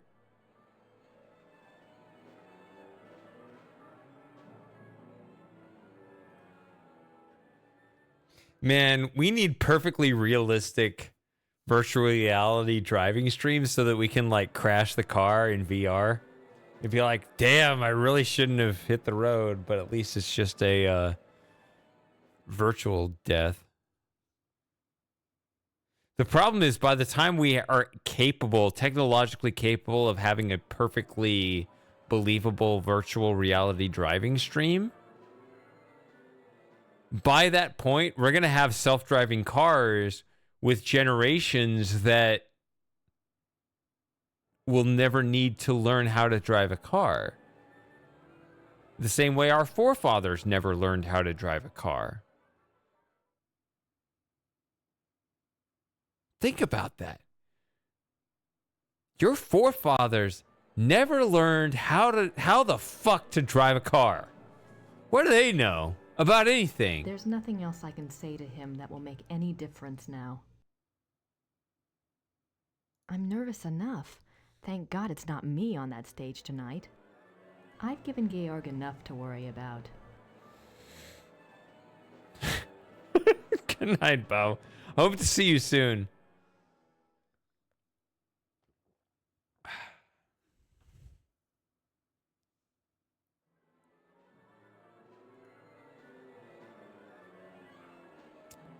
Hope to get you on the voice chat at some point. He's probably already gone, but that is a genuine wish.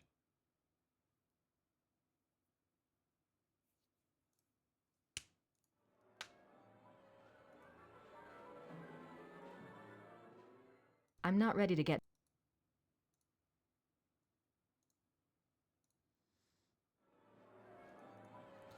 Alright, I'm not sure what to do next. The guy isn't here yet.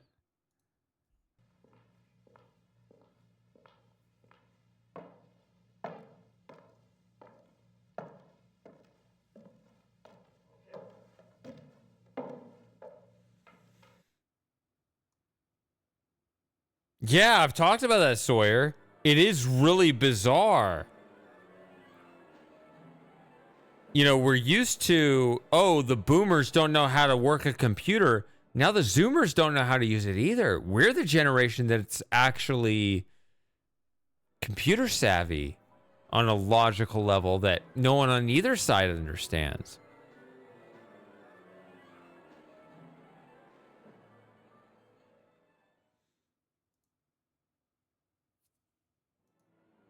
These seats look comfortable.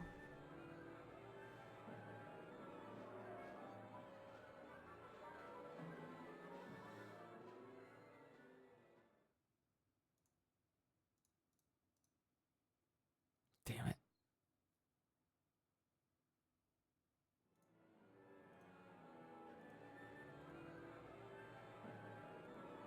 Oh, I never looked at the list. I made this list of things to do.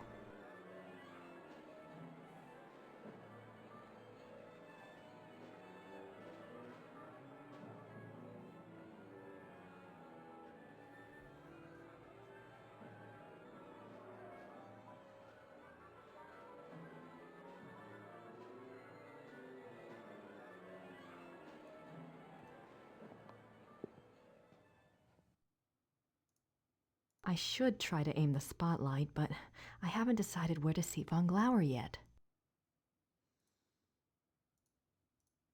I believe that's the Mittelloge box over there. I could shine the spotlight just about anywhere if I wanted to. I could shine... It's the stage. I could shine the spotlight just about anywhere if I wanted to.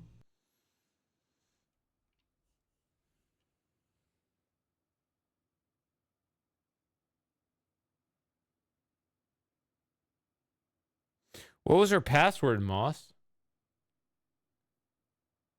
I mean, it obviously doesn't matter now. I assume she changed it.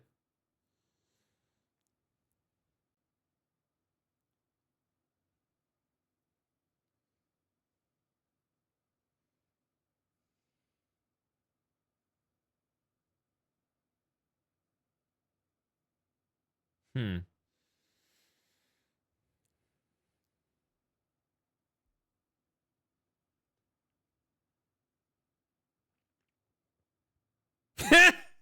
Thanks, Moss. You're a true friend. It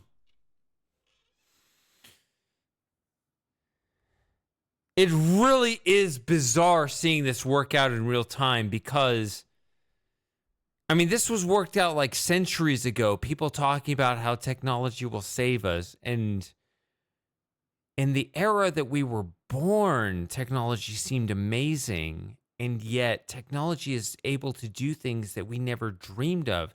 Now, you know, just us in our lifetimes, we didn't dream of it doing. And now that it can, it's sapping the meaning out of life in this bizarre way where our own potential as a species is going down. And that's not good. I mean,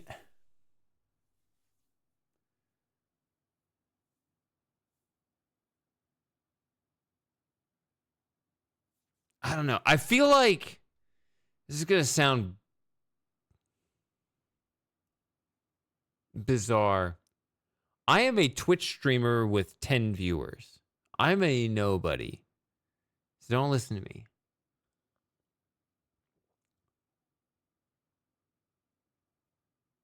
But I feel like one of the main things humanity needs right now is a reset on our philosophical conviction.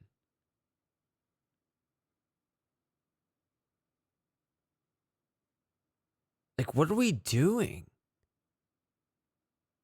technology is supposed to make life easier, but if it makes it so easy to the point where our entire lives are automated,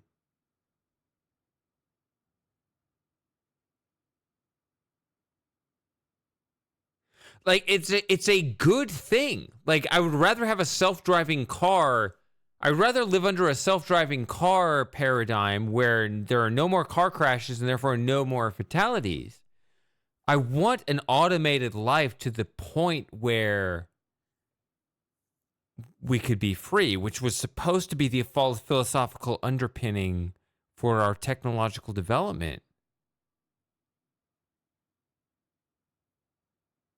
But it's almost become such a substitution that we're becoming dumber, and that I don't find acceptable.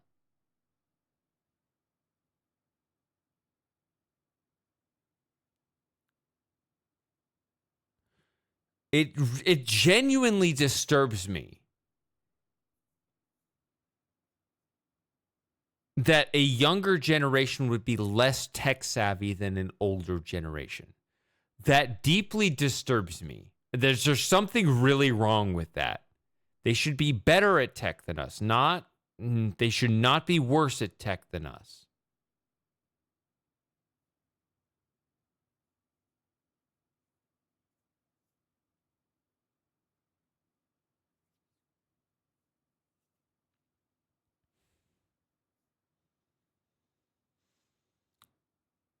There's something like a direct connection between humanity and the universe where human beings as a whole need to be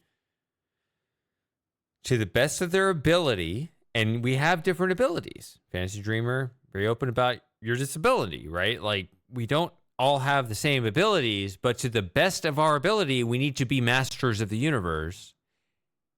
And if we develop technology as a tool to assist us in that conquest of the universe, okay, fair point, but there seems to come a point where technology is outsourced so much to where we, once again, on the whole as a population, become subservient to the technology. And we are no longer masters. And that's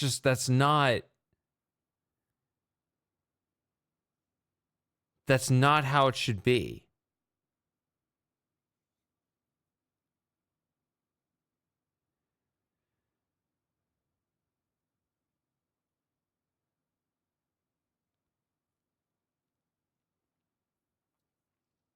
Anyway, let's just wolf opera. Sorry, you're here for the wolf opera, right? You're not here for me just talking like that, right?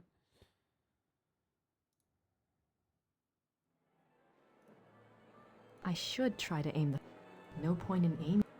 I should try to aim the spotlight, but I haven't decided where to seat von Glauer yet.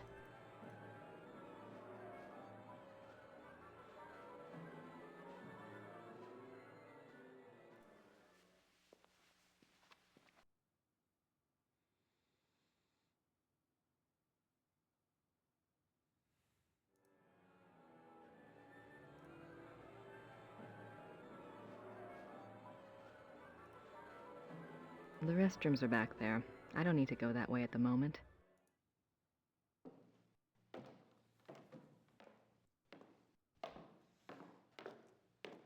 I mean, technology should afford us the ability to exist, not just subsist, but thrive without, clawing for our mere subsistence.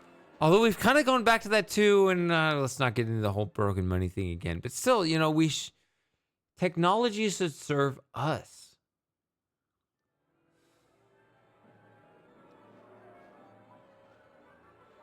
But we should also take on the mantle of being competent, sovereign individuals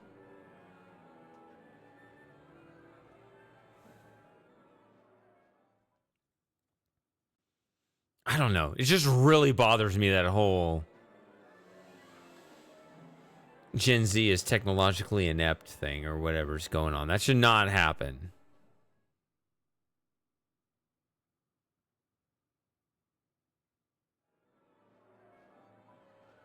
There's nothing else I can say to him that will make any difference now.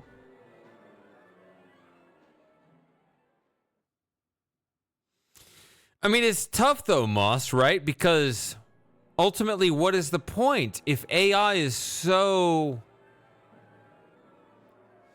Like, I'm looking at this at a deeper level than even that, right? If AI is so advanced that it can just solve everything for us, if human civilization and keeping the lights on and so forth is less dependent on direct human action, then just let the robots maintain everything. And who cares? That's the problem we're starting to run into. I'm nervous enough. I've given Georg enough to worry about.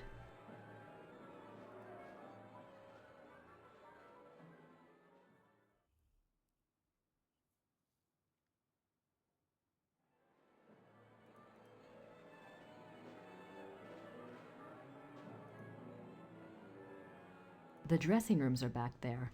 They're probably a madhouse right now. So, yeah, but I mean, I know it's almost dystopian, but it's almost utopian at the same time, Moss. What I'm saying is, like, if robots can just understand things and automate our lives to a high enough level, why do we even need competent human beings anymore? On a practical level, that's the scary upper limit we're starting to run into.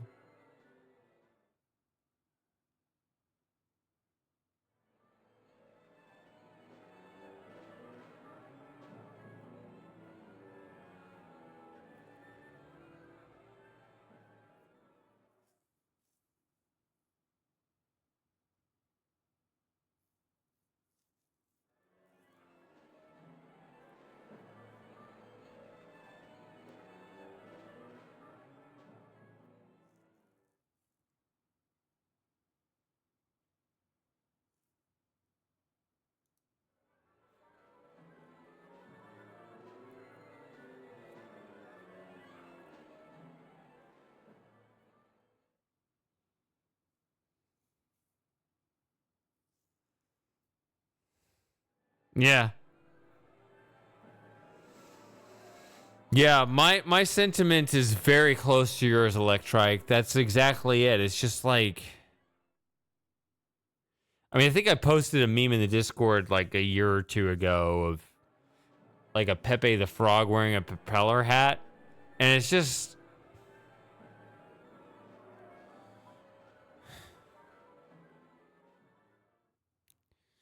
It's a very similar thing. There's just this optimism. It's just a bizarre thing. Like, you're optimistic about the future, and then as soon as the future gets there, you're nostalgic for the past. So you're, at any given moment, you're looking toward a time period that's different from your own.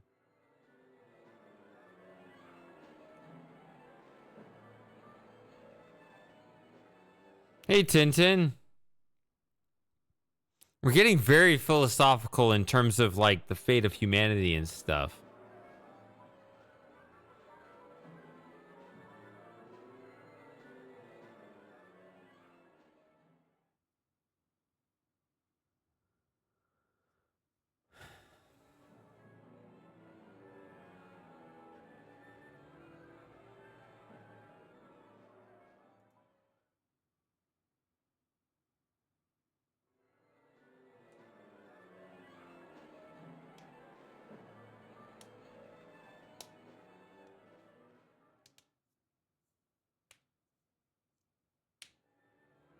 I mean, okay, so what's happened the other day, right? Like,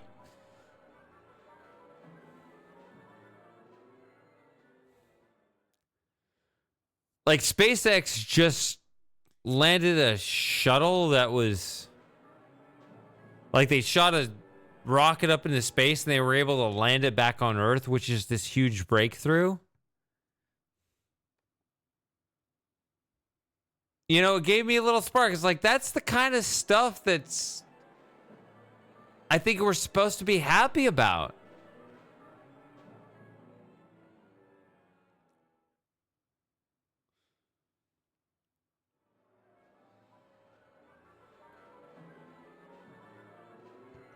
So it's not like it's completely dead or anything. I just love the idea of I guess in very simple terms, as Elon Musk would say, he's pro-humanity. I guess I'm in that boat in a very vague sense. I'm pro-humanity. And there's just something about students overly dependent on AI as not being pro-humanity. That doesn't seem pro-humanity to me in some way.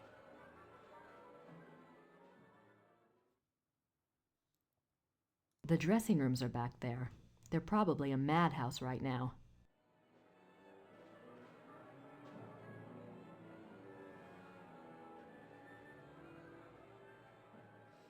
I don't know that story, but just like in terms of our frontier in our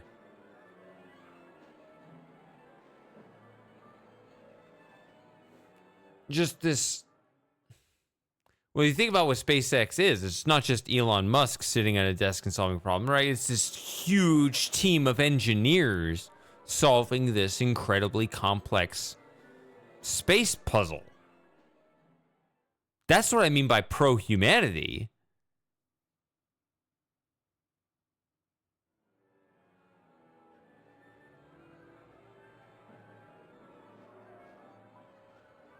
Oh, Tintin's Australian. I guess I just assumed from your name you were British. Right now, at this moment, UFC is more popular.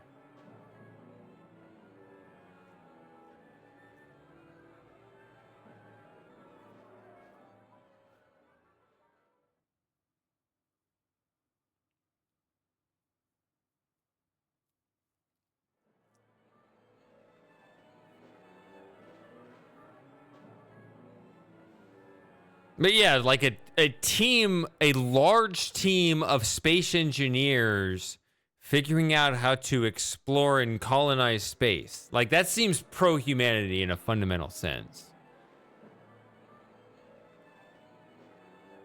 In that human beings are directly working on solving a problem. And that's kind of what Moss is talking about, like grading papers don't use AI directly. And that's kind of this cognitive dissonance working out because AI itself is generated by this other team of humans, but you want the next generation of humans to be independently capable of solving problems.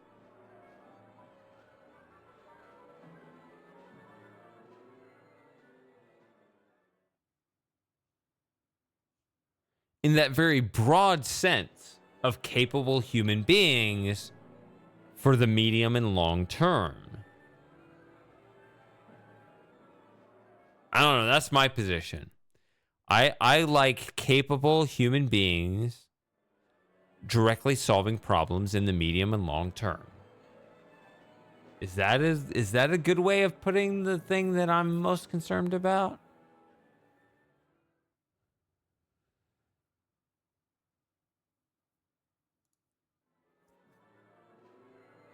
It's odd because the idea of automating solutions sounds like the ultimate way of accomplishing that, but also a way of thoroughly diminishing that at the same time. It's really weird.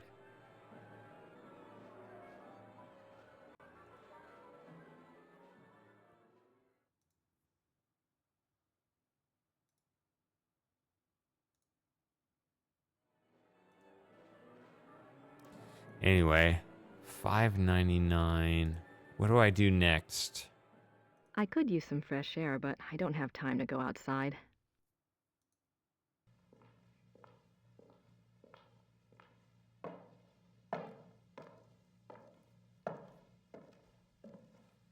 How do we get on all this stuff?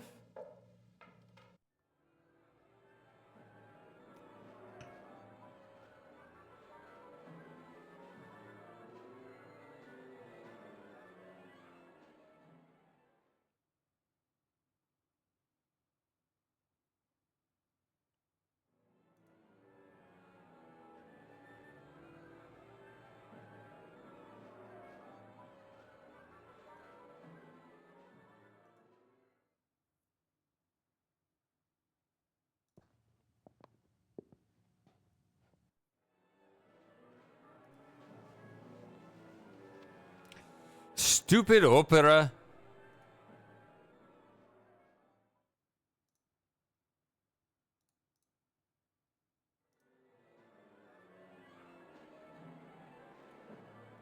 Oh.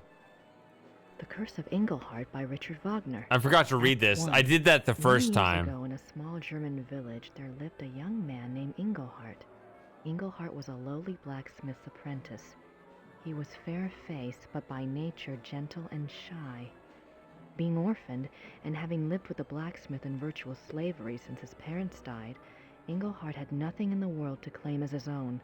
Nothing, that is, but an amazing talent. For 10 years, the beautiful and much desired wares that had passed for the blacksmith's own had actually been produced by Engelhart. The blacksmith, a greedy and vain man, was determined to keep this a secret. He forbade Engelhart to ever work the metal in front of another soul, on pain of death. But the blacksmith's ingratitude went further still. He was so plagued with envy of Engelhart's talents that he treated Engelhart like a lazy and worthless dog. The other villagers, assuming that the blacksmith's behavior toward Engelhart must be deserved, followed suit. Now in the same town there lived a rich baron. The baron maintained a patronly and righteous face with the villagers, but it was rumored that he was actually unspeakably cruel and wicked. There was also a young maiden, Hildegunda, who was lovely and good-hearted. Hildegunda was the only one who took pity on Engelhart and was kind to him. Engelhart loved Hildegunda madly, but was too shy and too penniless to even speak of it. In the first act, we learn that Hildegunda's parents, blinded by the prospective fortune, have betrothed her to the Baron.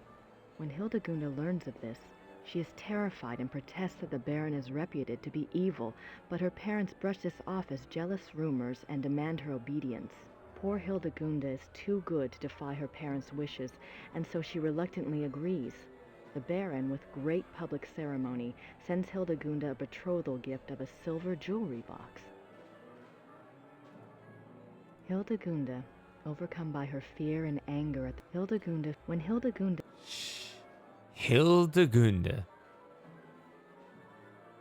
Hildegunda. All right, sorry, go on. Hildegunda, overcome by her fear and anger at the betrothal, casts the jewelry box into the fire. She is immediately remorseful and pulls it out, but it is too late. The delicate silver has been badly marred. Hildegunda fears for her life when she sees the damage.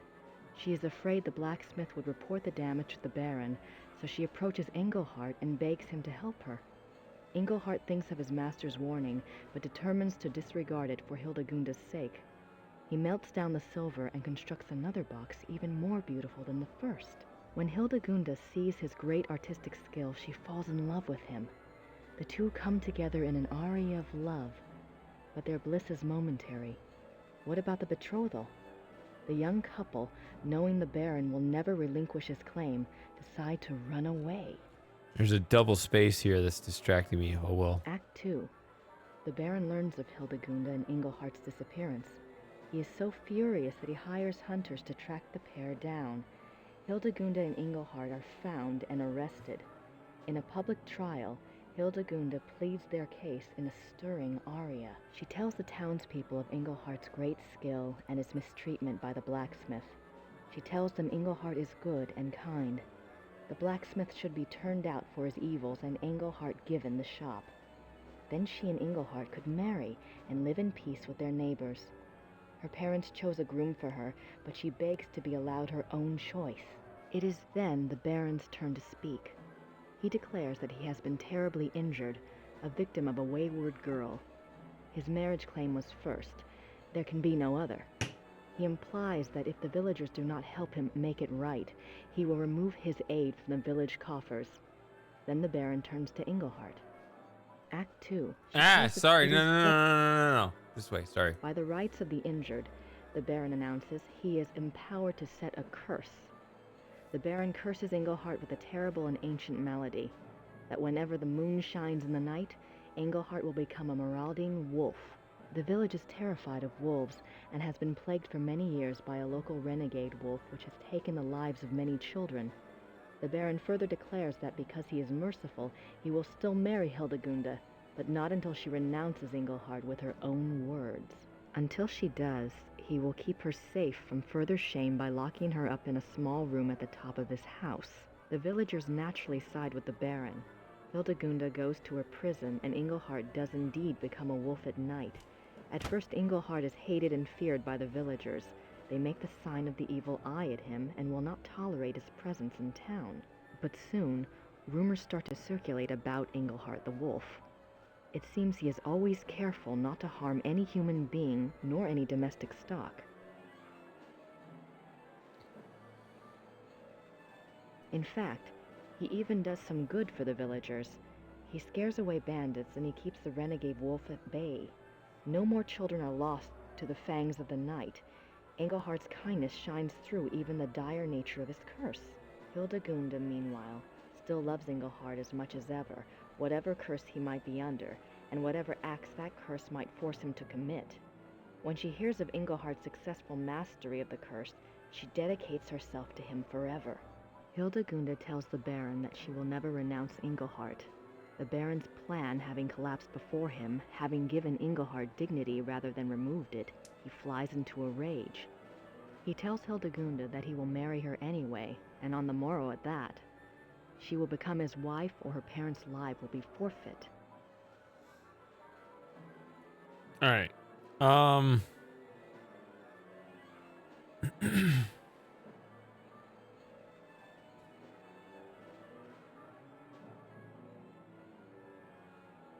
I was going to comment something. I don't remember what I was going to do. I guess we'll just keep going, but I know I've read this stuff before and it's okay, but I feel like the stuff we're getting at regarding like AI and dumber young generations it gets deeper. Like I really do not like that. I do not like the younger generation should always be better off than the previous ones, and I'm just stuck on that. Like, anyway, go ahead. Act 3. The final act begins with the wedding feast for Hildegunda and the Baron. Hildegunda has cooperated due to her fear for her parents' lives, but now that the service is over, she is horrified to find herself that Baron's wife, and is mourning her final separation from Engelhart. After her poignant opening aria, the Baron approaches her and tries to draw her back to the party. He calls for the entertainment, hoping to cheer her up. In strides a traveling show of minstrels.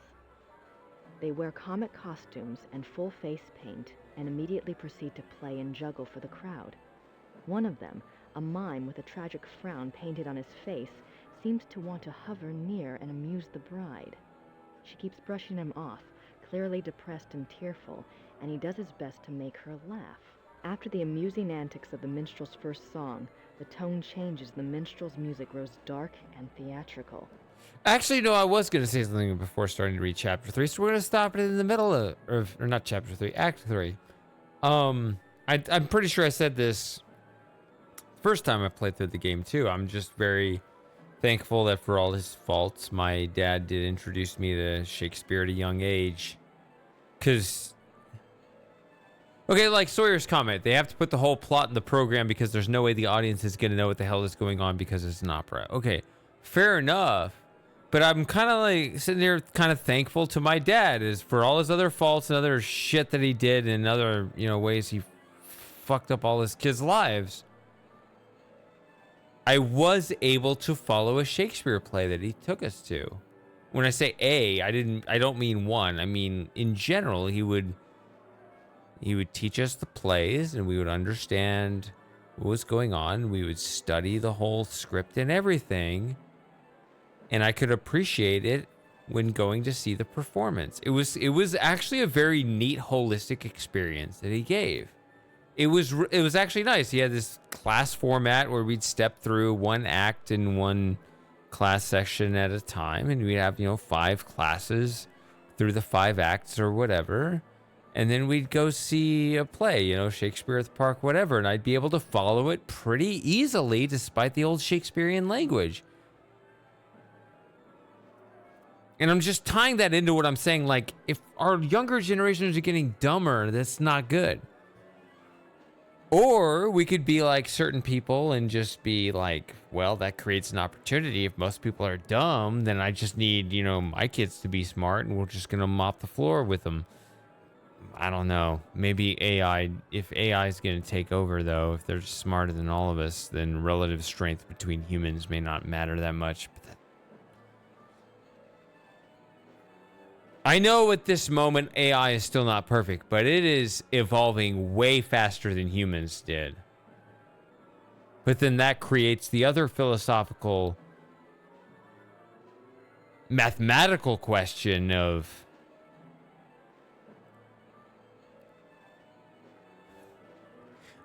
I'm sure at least some of you guys in the chat have run the numbers in your head and kind of marveled at the fact that, you know, if the universe is so many billions of years old and humanity is so many hundreds of thousands of years old or whatever, in the proportion of humans that exist right now, we have a population explosion.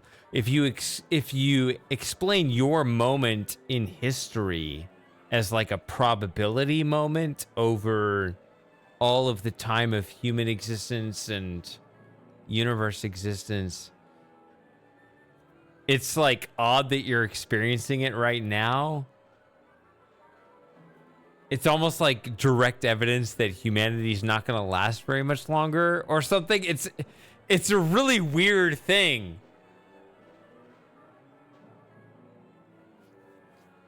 Anyway, I read the left page, but not the right page, right? Let's keep going. Let's stay in the moment, right? The Baron protests, preferring the comedy, but he's reassured by Hildegunda's father. The minstrels gather in a circle around the frowning minstrel. They whirl around him, and he slowly sinks from sight. The music grows more frantic. Suddenly, the minstrels burst apart like petals, and standing in the center of the room is a wolf. The villagers scream, but Hildegunda cries out that it is Engelhart. The wolf does not attack the crowd. It only lifts its head and begins to howl. The Baron screams at the wolf to stop, and he screams at the villagers to kill the wolf, but they only stare in horror. The Baron pulls his hair and gnashes his teeth. He rises and makes it to the center of the banquet hall, where he falls down in a heap of wedding silk. What emerges from the silk is another wolf. Engelhart has revealed the Baron's terrible secret for all to see. He was the renegade wolf that had terrorized the village. The That Baron word wolf changed. escapes from the hall through the main archway. Engelhart leaps after him. So, I mean, in like all these deeper philosophical religious ways, Shady, shut up and play the game. I will, but like part of that makes me want to believe in reincarnation, right? Because I'm just like, you got to have this constant renewal of childhood to get that full experience of life. You can't, everything has to be in a loop, right? You can't just age forever. We see what happens when you just like live too long and linger and stuff. You got to have that renewal of the naivete of youth and stuff. I don't know. You got to just be able to hit the reset button and start over. I don't know. Anyway, what were we saying? The villagers rally in a cry of horror and fury. One of the men grabs an axe from the wall and entreats the others to follow. They will stalk and kill the murderous wolf. The villagers storm through the archway. Hildegunda follows. The final scene takes place in the woods outside the village. The villagers hunt the two wolves. They follow the wolf tracks, singing of the apparent ferocity of the battle between the two wolves. Hildegunda answers the men's excitement with her own fear for Engelhart's life. The crowd emerges into a clearing. There, the two wolves are engaged in a final deadly embrace. As they watch, Engelhart triumphs and the Baron Wolf sinks to the ground and dies. Unfortunately, Engelhart is mortally wounded. His curse has been broken by the Baron's death, but it is too late. Hildegunda sings her love to him, while the villagers pronounce him a great hero. Engelhart dies, and all mourn in a sorrowful final aria. But we never get that far in the play because Gabriel fucks it up for the rest of us. So, yeah. Getting points. Well, first let's see. Nope.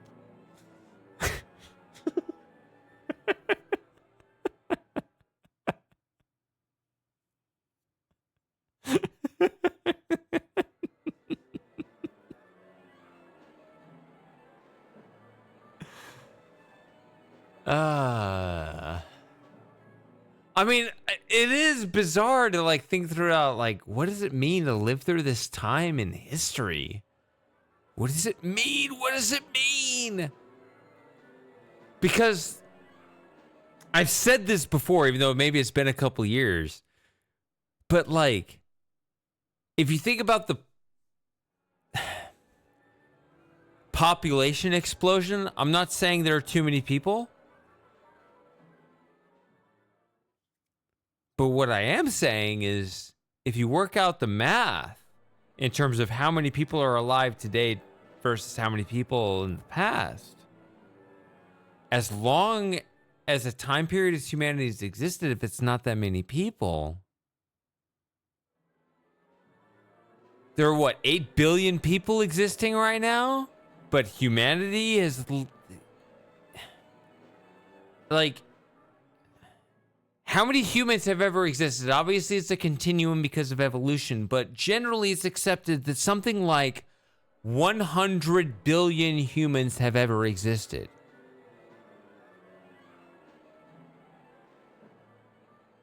Which means that about 8% of all humans... 8% of all humans have not died as of this moment. Which is a huge amount.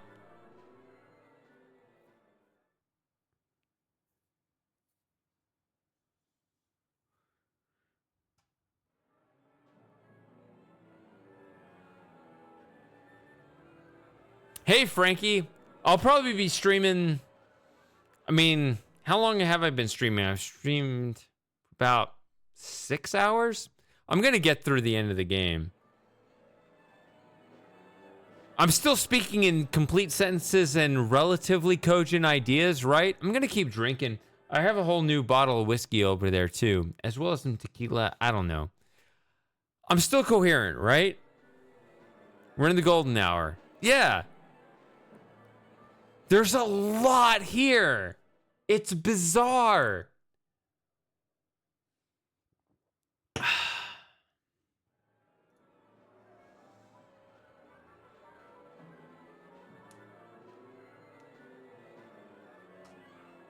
Okay, so 8%. Do the invert it. That's like 1 in 12 and a half.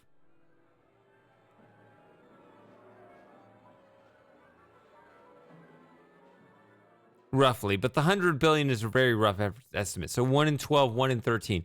Think about it. In the history of humanity, what does it mean that 1 in 12 or 1 in 13 humans has not died? Yet. Ever. What does that mean? I don't know what that means. Because we tend to think like most people have died. Well, yeah. But it's way less than you realize. It's really weird.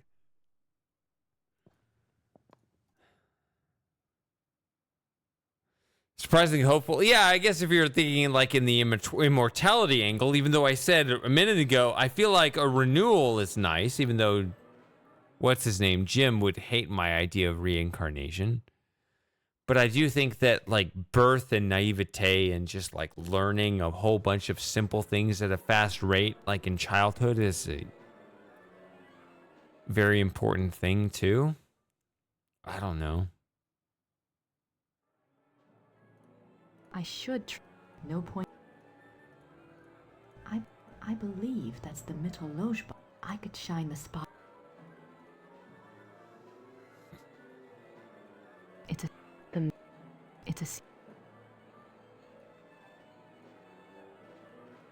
There's nothing much to look at yet.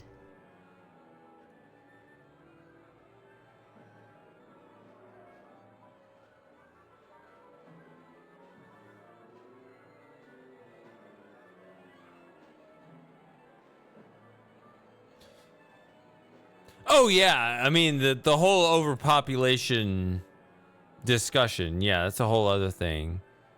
You're still here. Everyone's here except Frankie and Sawyer. Because an ad's playing. Sorry, but yeah, I'm generally speaking, I don't believe in the whole overpopulation idea.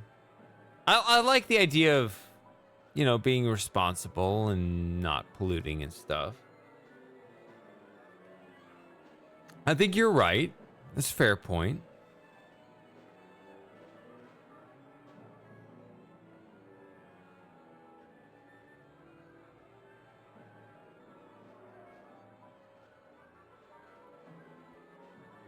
But I was just thinking about like what happens with age when you get older and you learn more and you do become wiser, and that's great.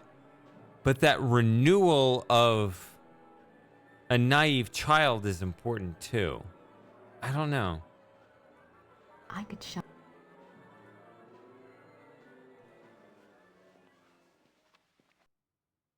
I'm not here to solve all of humanity's problems. I'm here to beat Gabriel Knight 2, and I can't even do that, and I just did it!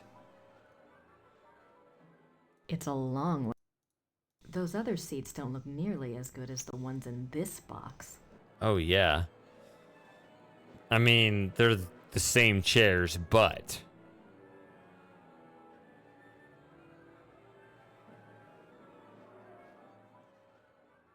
So, yeah, in terms of, like, things happening, like, direct evidence in terms of let's observe the thing, gather data, no, I have nothing like that. I'm just thinking philosophically as we're just plopped in this historical moment. What does it mean? The restrooms are... It's hippie shit. Don't worry about it.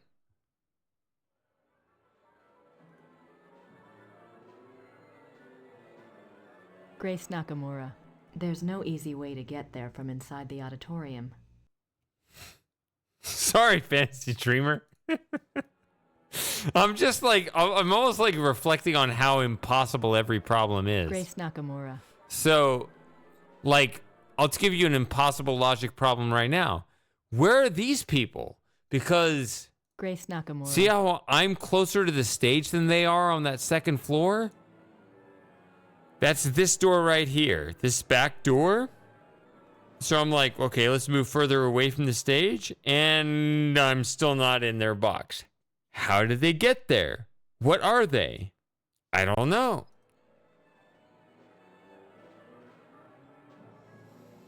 All right, sorry I took too long, Super Gamer. I haven't even gotten to 600 yet.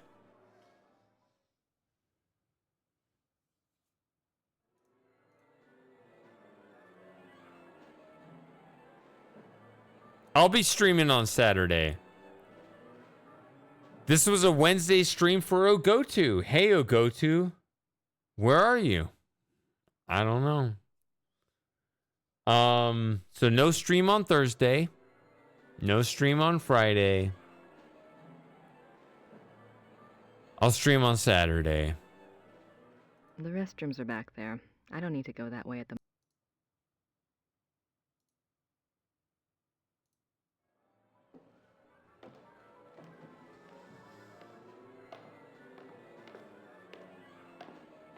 I know I mean, I'm sure you just see it as a joke. I hope to meet some of you and a couple of you in person someday. But I know you got to be careful because it's the internet, but it's almost tied to this kind of philosophical stuff. It's like, what is life anyway? You know? Oh, I don't want to do that because of what? What does anything mean?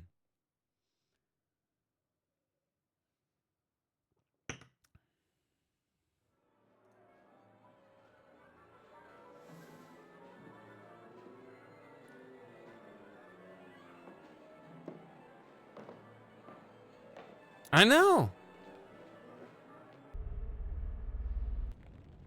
The furnace doesn't need any more coal.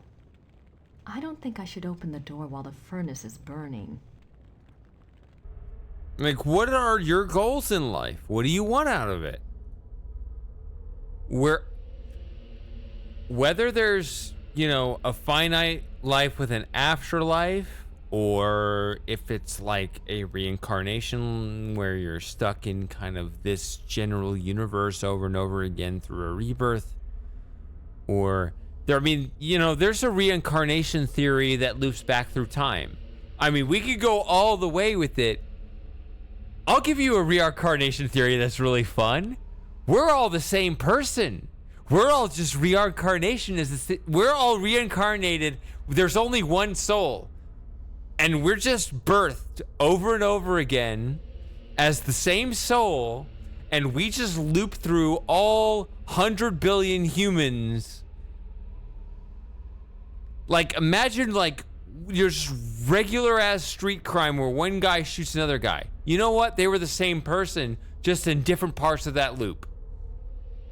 You know? There's a theory for you. Meditate on that one for a while.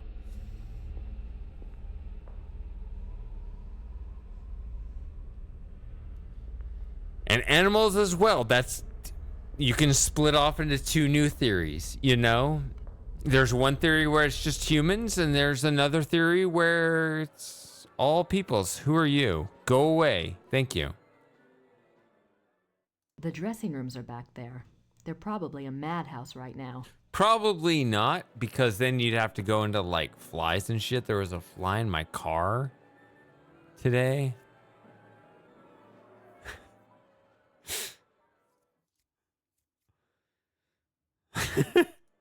I mean, it's actually weird if you take it to its logical conclusion, because literally every sexual encounter, you were having sex with yourself. And every other person that you thought you were not attracted to, you've had sex with them because they are you. I'm not sure if you really want to think it through too much. Der Fluch des Engelhart by Richard Wagner, conducted by Herr Klaus Immerding and Herr Georg Immerding. I can't believe we've pulled it off.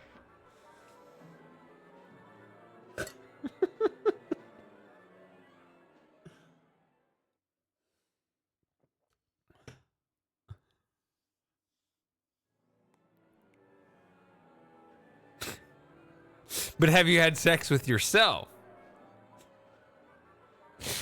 And not in the general sense that people understand it. I mean, you like to think of opposites attracting and you want to have sex with someone that's very much not you. The thought that that is you, as well as everyone else, as well as that old guy over there. I've had sex with him too, because he's me. It starts to get weird. Of course I know him. He's me, right? It starts to get weird.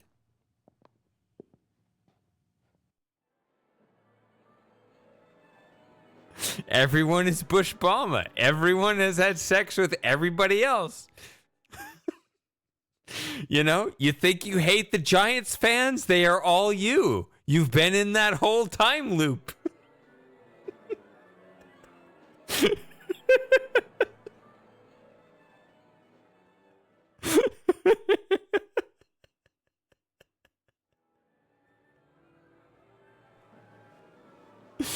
I'm stuck. How do I get to 600? You know what's funny?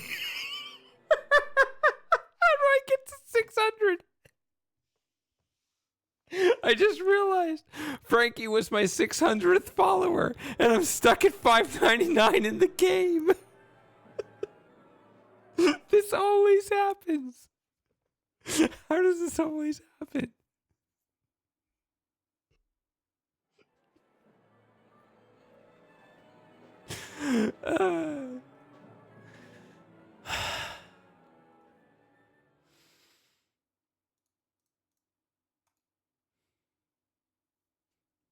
All right, I'm gonna look it up.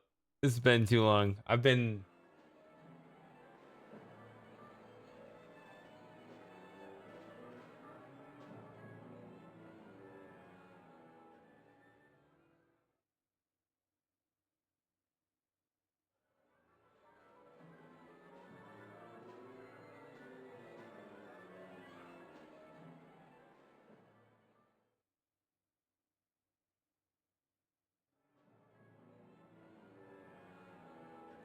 Okay, I want to make sure I've done these in the proper order.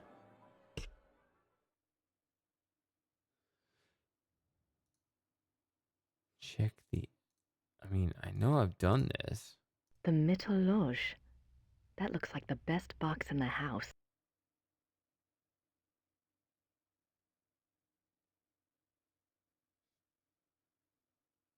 Oh, Grace will mark it on the seating chart? Okay.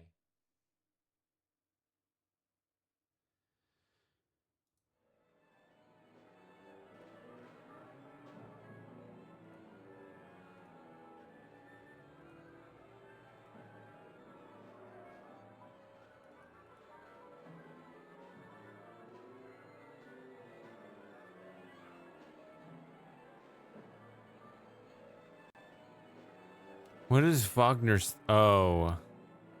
Wagner's layout of the theater. The old Wittelsbacher Theater. This is from the museum from Chapter 4? I suppose that large X had something to do with the seating arrangements. It's in a nice line from the chandeliers. Okay, so this is something that I've known and figured out and that I've known in my head, and maybe I didn't click it in the proper order in this playthrough of the game. I'm sorry. Maybe now that you do that... The large X on Wagner's diagram is in an area called the Mythologe on the seating chart. I'd better check it out.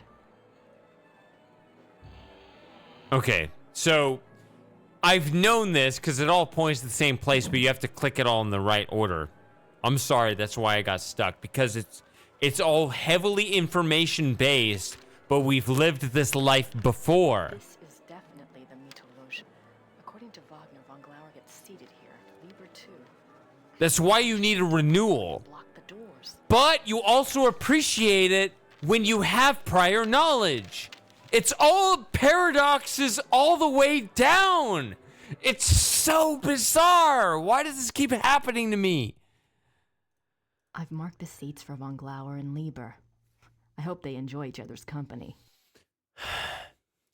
You appreciate it better when you have the prior knowledge, but you also appreciate it better when you don't.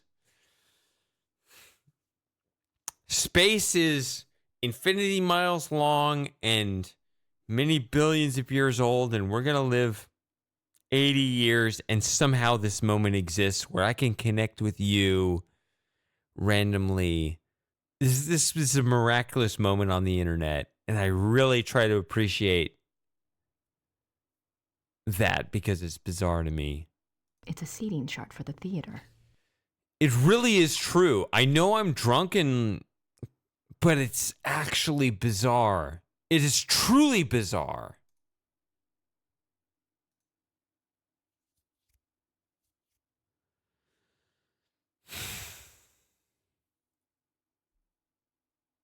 It is actually bizarre that the universe allows this moment to exist.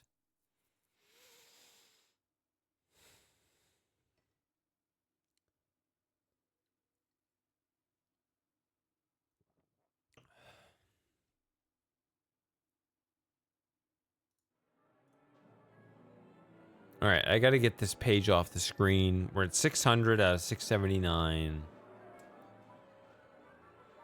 I was aware of that moment, yeah, the information I was aware of, but I just needed to click through it in this playthrough.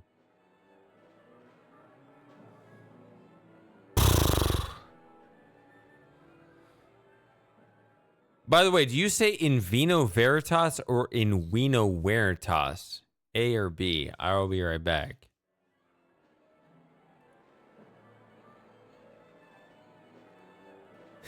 We know.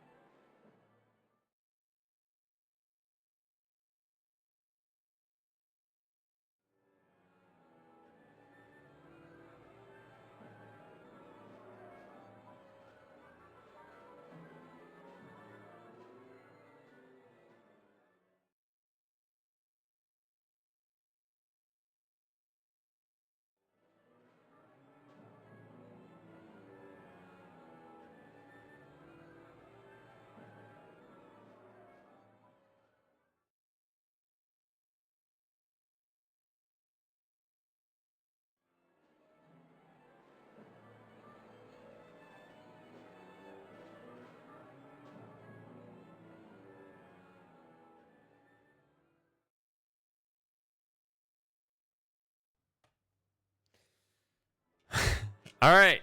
How's everybody doing? How am I doing?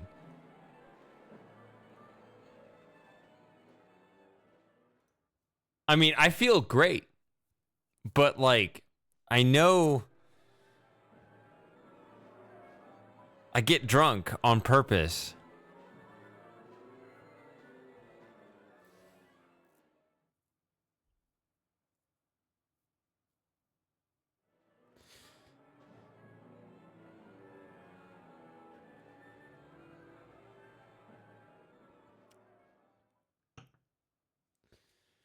I mean, I'm happy right now. If you're happy, I'm happy.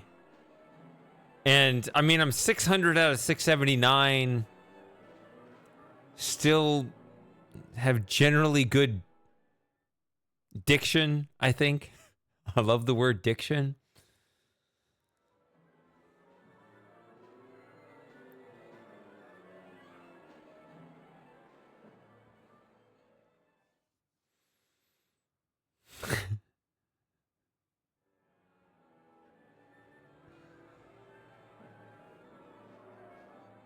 I don't know if I want to say this, but I have to because it's on my mind. I'm not. Look, you do you. And I already feel the guilt. Don't lay it into me. Don't lay it into me for this.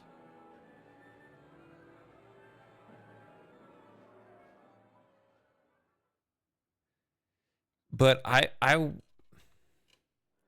mean, if I'm this far in, I have to confess it to you. It's just, you understand that, right? Like, if I'm about to tell you this thing, and I know you're gonna hate me for this, Sawyer, you in particular, you're gonna hate me for saying this, but I was never that. You can have them, but I was never that much of a fan of cinnamon rolls. Okay, I know. A lot of people like them. Hey, more for you. Have them. You can have your cinnamon rolls. Like, all you guys ditched me for the Eclipse except for Scent. Scent, remember Scent? He hasn't shown up in a while. He came down and he got, a tray of cinnamon rolls. He's like, these are good. And I was like, I don't like them. So he ate the cinnamon rolls by himself because I didn't care for the cinnamon rolls. And I'm like, I mean, I know there's like multiple things going on because there's the cinnamon, obviously, and then there's multiple things going on. You've got the roll, like the baked bread just right, plus the cinnamon kind of baked in there, plus the icing. And then there's always the nuance of like the middle of the batch and the edge of the batch. I get it. There's a lot of things going on there.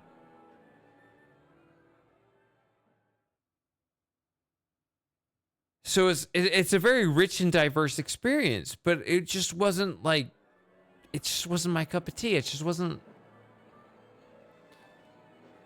I actually wanted to enjoy the cinnamon roll, but it was like, it's okay. Like, I wanted it to be, it should be a delicacy where you're like, that's exactly what I wanted. That is the richness that I was craving. And I know that it serves that for a lot of people, and I just wasn't getting it. But I didn't mean it as an insult to whoever else liked the cinnamon roll.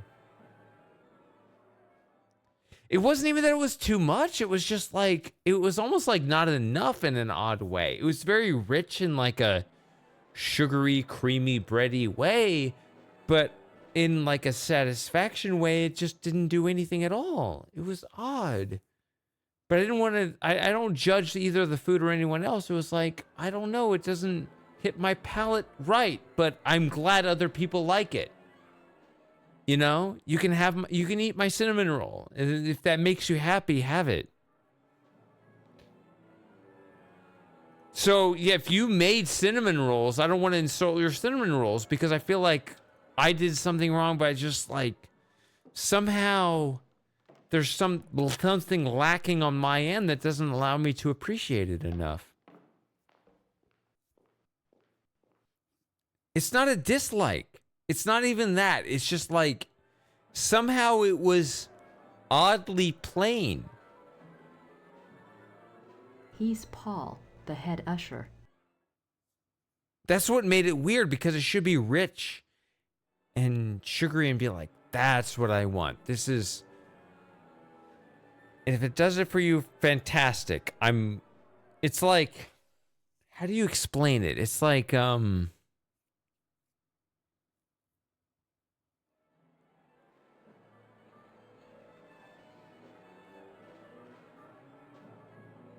I can't think of a good analogy, but it's just like, it should work.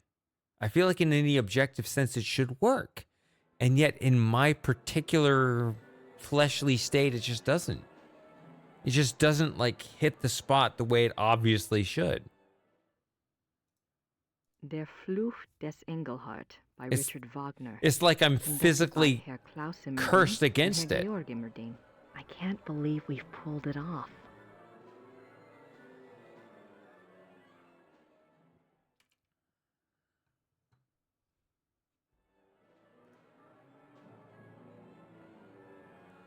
He's Paul, the head usher. Hi, Paul.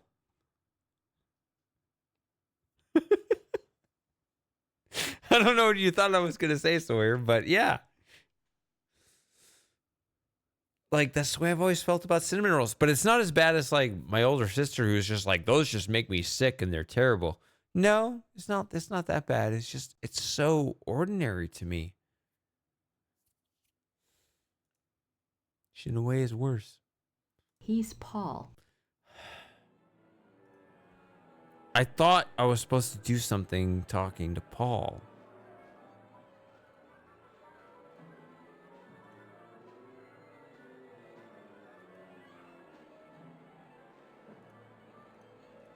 Gabriel's car is parked across the street. I thought I'd be driving him home before the opera tonight, but that's obviously not going to happen.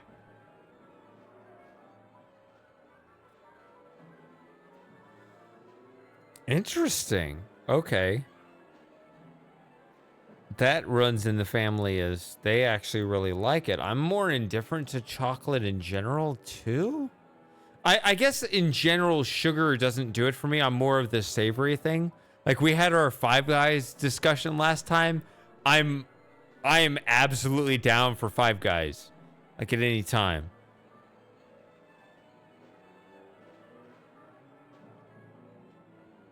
I love the savory stuff.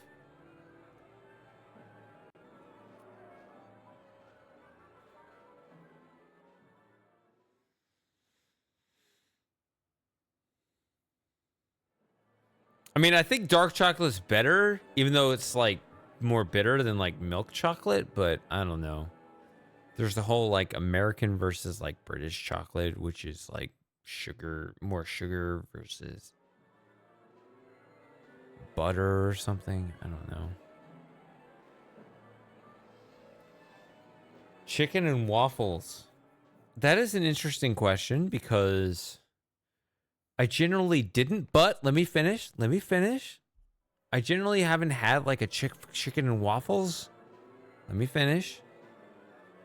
There's a place in Texas, specifically. I don't know if it's anywhere else. Torchy's Tacos. They have, in March, they have the Roscoe Taco, which is a chicken and waffles taco. That one's fun. I liked that, actually. I liked their chicken and waffles taco, which is pretty decadent.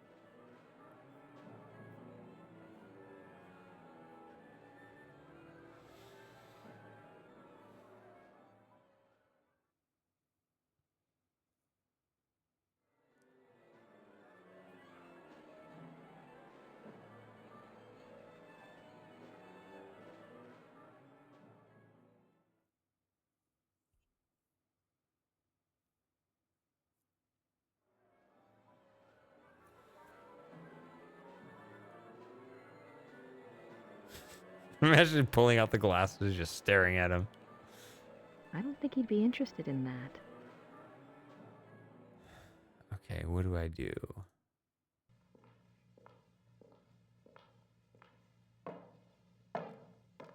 Toblerones. I always hear about those, but I never tried them.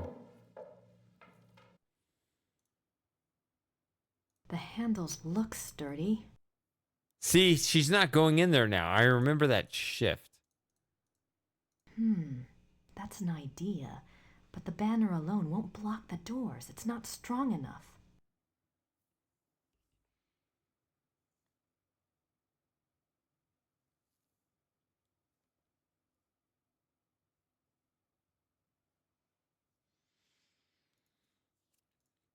I generally don't eat sugar, but I did have some on my birthday.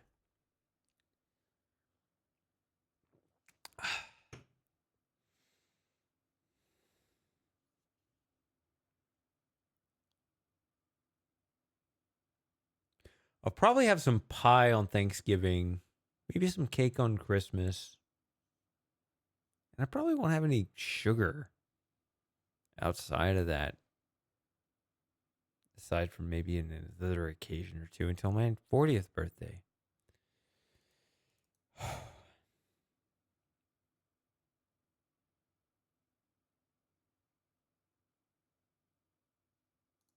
The handles look sturdy. That might work, but I'll have to wait until Von Glauer's in here.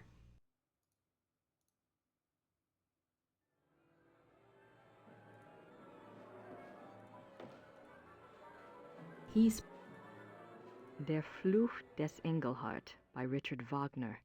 I can't believe we've pulled it off.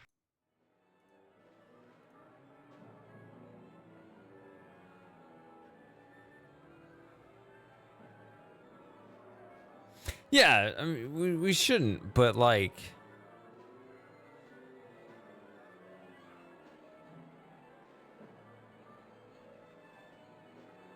I mean, if you care about your health,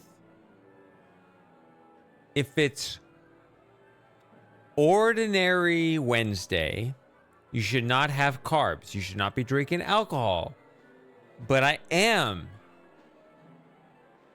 Fuck, what am I doing? But it's a special day. Whatever, it's not, but I really like hanging out with you guys. Shit.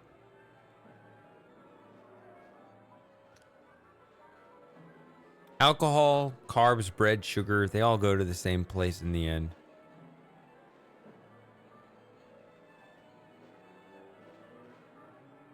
But eventually I'm going to I talk about taking a break from streaming. During that time, I'm probably going to be like full keto, intermittent fasting, health kick, precisely to sort of reset so that I can then in later times once again be able to enjoy hanging out with you guys. I like doing the all or nothing thing. Not as extreme as some crazy psycho like Nikocado Avocado. His story is insane, but it makes sense when I think about it. That's a whole other thing. God damn it. It's one of those things. You know when you know it's exactly like an adventure game where you look up the solution. You're like, God damn it, I should have had that solution. That's how I feel about Nikocado Avocado. Because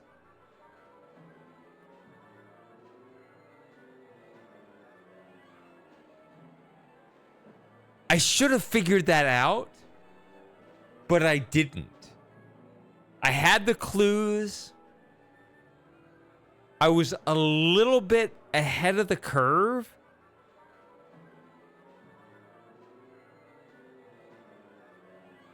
I want to get back to the game, but don't let me forget. I don't like chickening out of just like random ass comments. Somebody write it down. I don't know. I want to talk about Nikocado Avocado.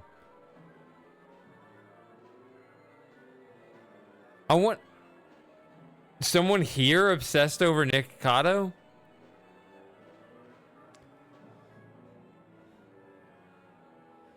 I mean, my private fantasy wish dream that'll never happen. Okay, I'm here with 9 viewers.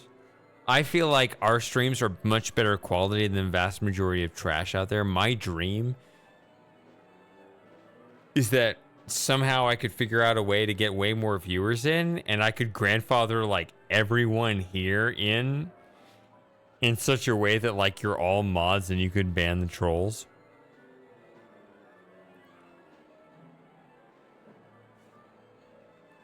I feel like our streams are way more interesting than everyone else's. Maybe I'm wrong. Maybe I'm only interesting to the 9 people who are here. And like 4 others that couldn't make it. A go-to.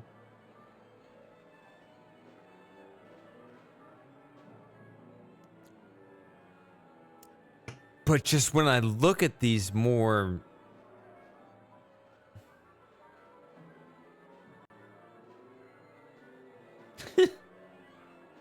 No, you need to see it as raw power.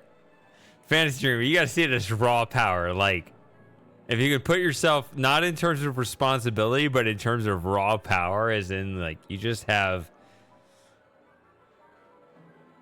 power over others. I don't know. I always say this, like, let's do something that's more interesting, but I also like our kind of hidden corner of the internet at the same time. I don't know. I think my King's Quest project is also niche, but maybe a little bit more interesting than most of my streams. Once you guys know what it is,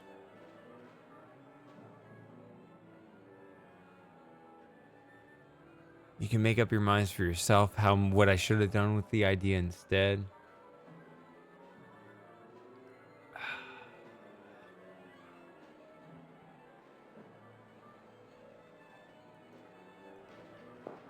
Paul. Yeah.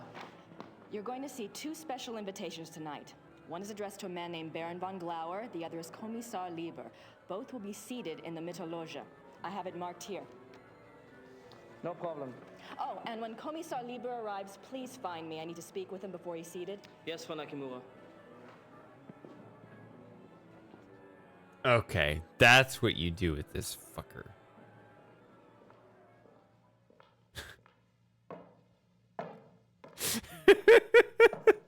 That's pretty quotable, Sniper.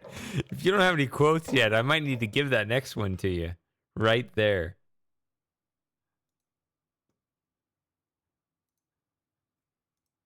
The handles look sturdy. Yeah. Yeah, we quote each other.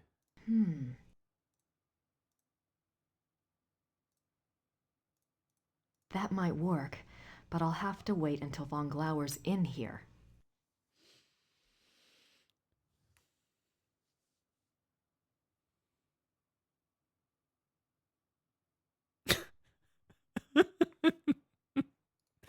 Maybe I'm the only one entertained, but I like the quote. It's a good one.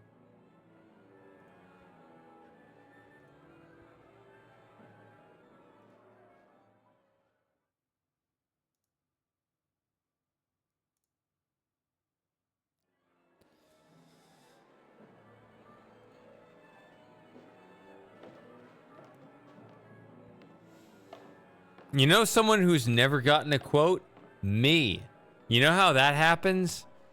You have to have a consensus. If enough of you think I say something good enough to put in my own quote, then I'll do it. But it has to be like, there has to be political force behind it.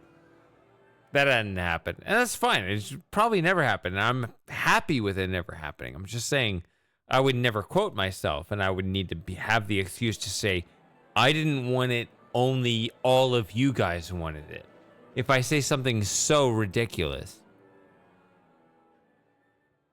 that all of you really strongly wanted me to put my own quote in my own BRB screen. I think Sawyer has 3 quotes under 3 different names. Moss has 1 or 2. I don't think Spiper has anything. Super Gamer has 1.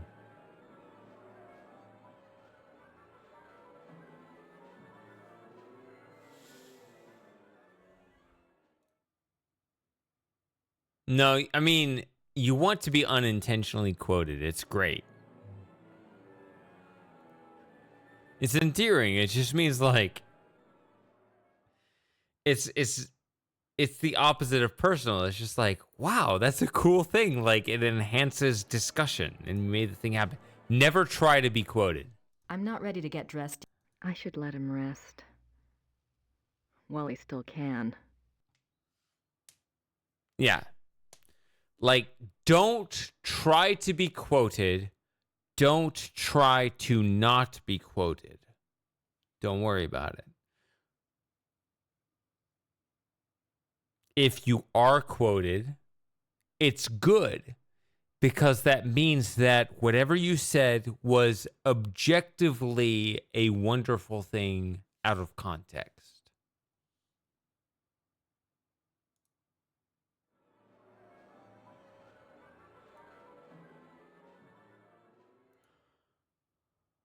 He's Paul. Therefore, I can't.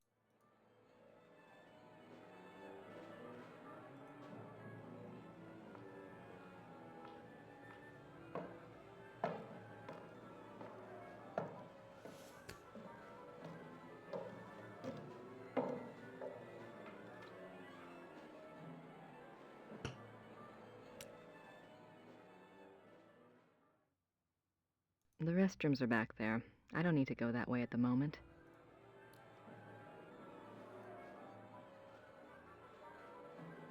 There's no...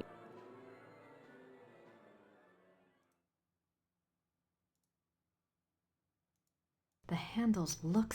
At least there's a lock. It looks like it hasn't been used in a long time, though.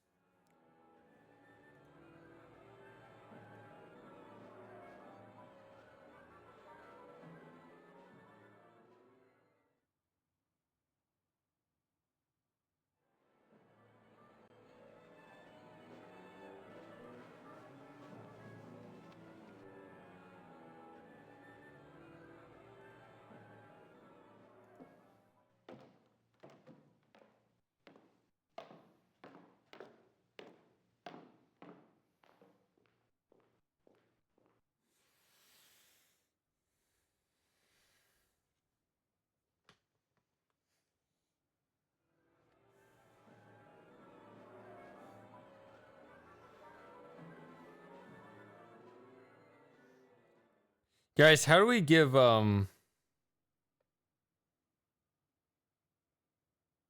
Fantasy Dreamer privileges without any pressure of obligation?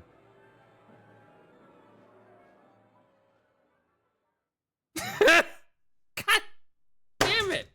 This phone. So, there's... I'm so sick of this shit. I'm so sick of this shit. What time is it? This was 2 minutes ago. Let me just be right back. I got like this breaker that's just going ape shit. It just keeps tripping. I'll be right back.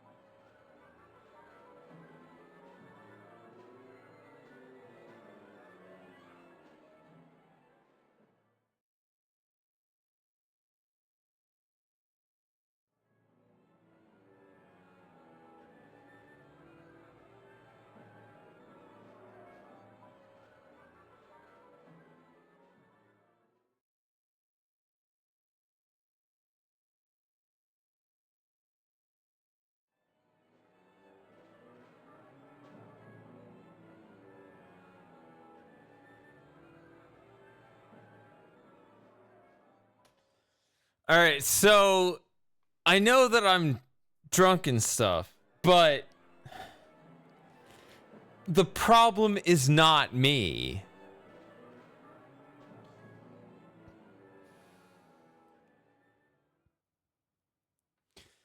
There's a breaker that keeps tripping. And I turn it back on and it immediately flips off. I've talked to the electrician trying to figure out when to come out here. Hey, electrician, when can you come out here? Doesn't respond. And I flip the breaker and it just keeps flipping off.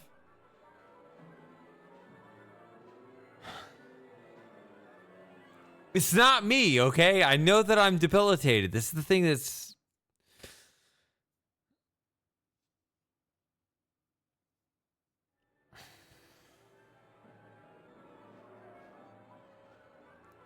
My stupid physical reality around me that's supposed to be more...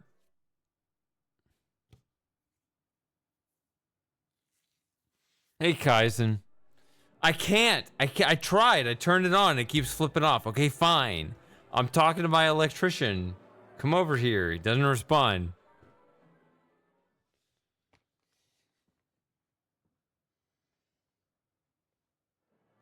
Might be another hit about me. Here's the thing about moving. If you want to sell the place you live at, you still need to fix up the place you have. I actually had 3 breaker switches that were tripping off all the time that I had an electrician fix a few months ago. Those were all replaced. They're good. Actually, it may have been as long ago as a year. So I can tell whoever I'm selling this place to, a 4th breaker switch was replaced. I've replaced 4 breaker switches. That's good. But it's just funny to me because, like, this afternoon when it was tripping off, I could turn it back on and it would work. But now, it won't stay on. Okay, fine. But it's just funny to me how, like, the world is not drunk and yet is being stupid. And yet, I'm drunk and, in a way, not being stupid. Because I know that it should switch on and I know I should call my electrician. But yeah. I'll figure it out. It's one of these kitchen switches. Yeah.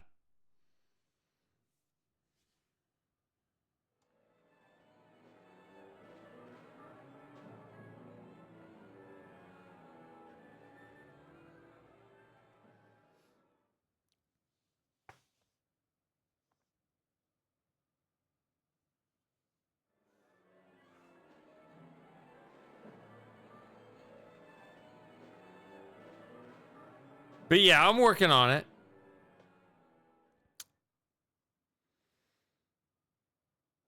I'm working on it.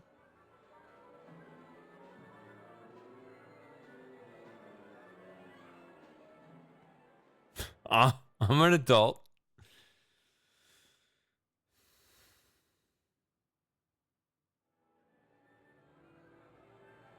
You're not going to get one of these tragic comic scenes where there's a fire in the background and be like, let's turn on the power and fix it. And I have no idea what's going on. That's not what's happening. That's not what's happening, okay?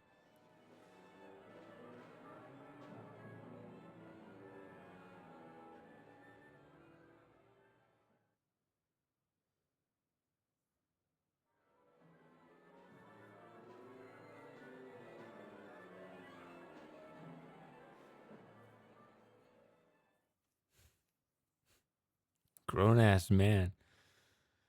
There was some comedian that used that phrase to describe somebody. I'm a grown-ass man. I got my 3 points, and now I still don't know what to do. This part of the game is boring. I want to get to the part where Gabriel dresses up in a costume. Don't you want to get there? I got to get there soon, right? Or are you going to have to go to bed before I get there? Fuck. Let's just look it up. It doesn't matter.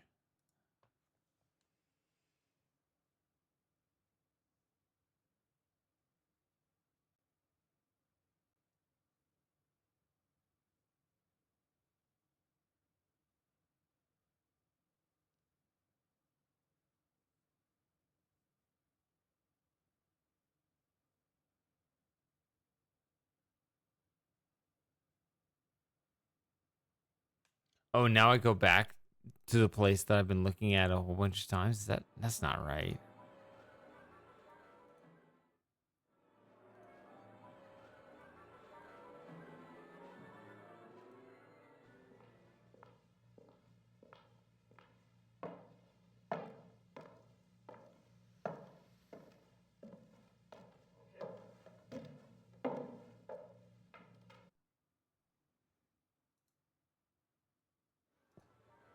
I mean, I'd love to think of replacing a breaker is as simple as, oh, it looks like this with these specs. Go to the hardware store, pick up a breaker, and you unscrew it, and it's just. But I might get like electrocuted in the process. I'm like, that's not quite worth the risk. I'll pay the professional to do that. There's the hot seat. I could shine the spotlight just about anywhere if I wanted to. It's the stage. I could shine.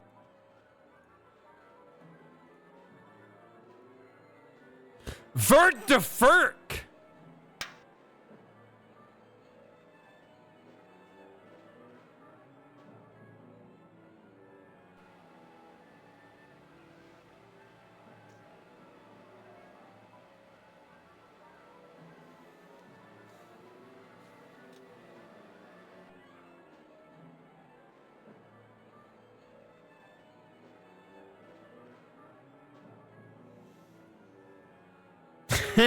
Hi, Frankie. We were talking about a lot of philosophy or something.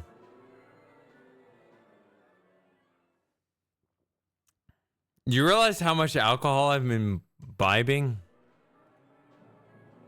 I actually could tell you the exact amount.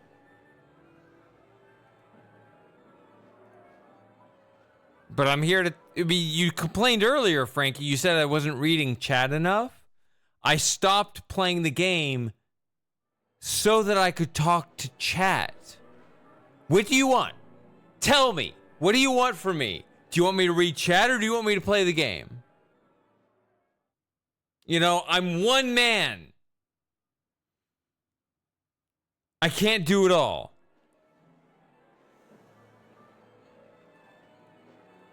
There's the hot. I could shine the.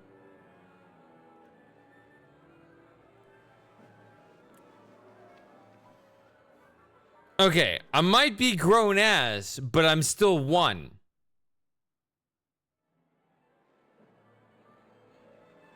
Or a woman. Grace Nakamura. Like that. The handles look sturdy. At least.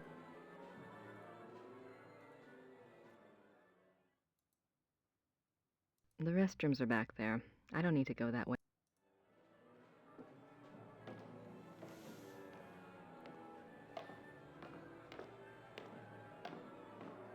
Guys, vote on Kaizen's public poll.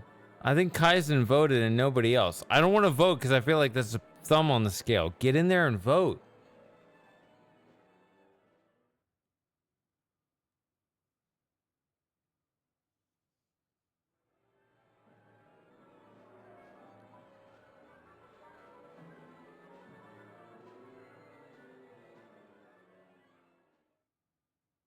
I already have a.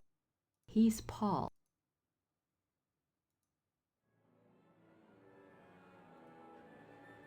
Excuse me, Frau Nakimura. Yes. It's time to open the doors. So soon? We're not ready. The performance starts in 15 minutes. The people have been waiting outside for over an hour. All right, just give me 5 minutes, okay? Okay. 5 The doors minutes. will open in 5 minutes.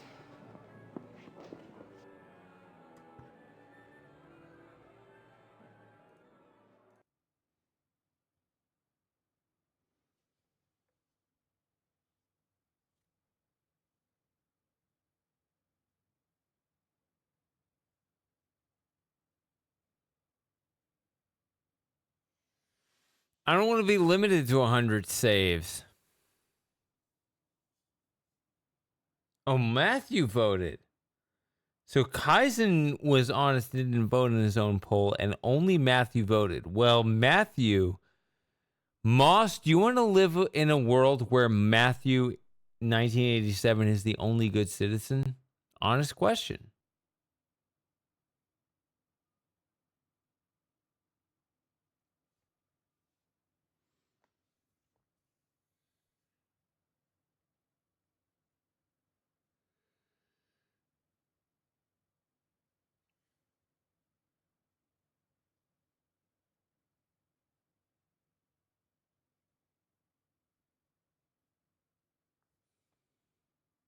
I mean, there are a bunch of saves I can see in this menu where I could overwrite them, but then I won't be able to see them because they don't rearrange in a favorable order. Fuck.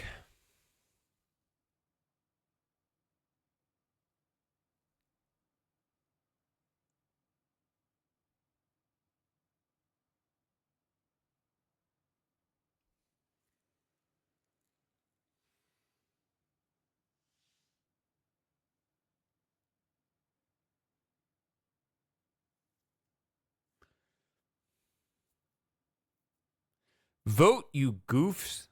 Fly, you fools. Whatever the meme is.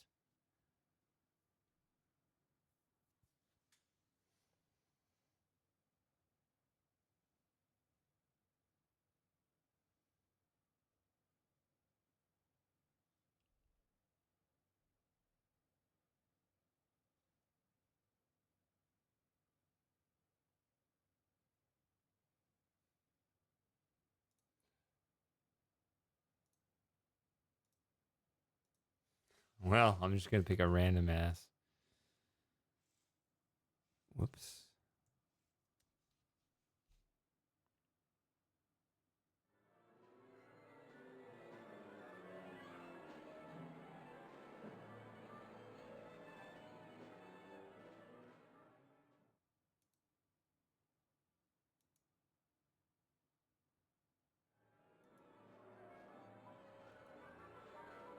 I'm not ready to get dressed yet.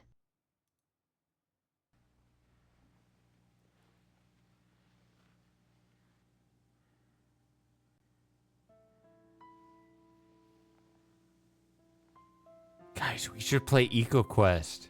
If you haven't seen it, then I should play it. Gabriel, we have to move you now.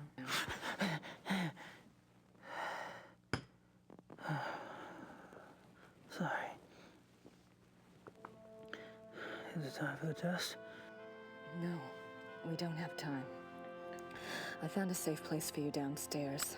You'll be all right there. But the test? It's too late to change anything now, even if we could test it. Come on.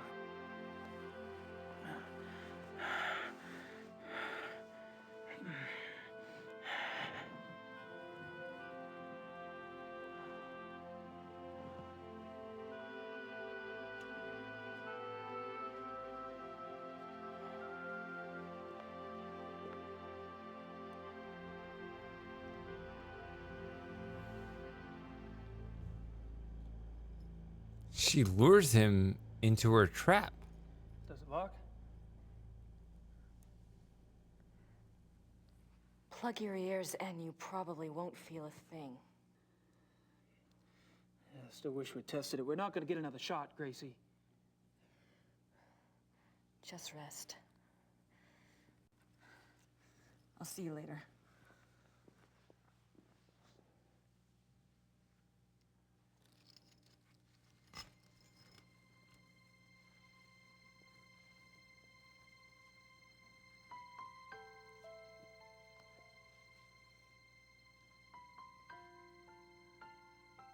Gabriel? What? I have to tell you something. I screwed up. Here we go. What are you talking about, Gracie? The chandelier foreman had to change the measurements. It's the theater. It's not the same Whittle-Bacher theater. It's been rebuilt, and this one is smaller. I'm not sure the crystals will work.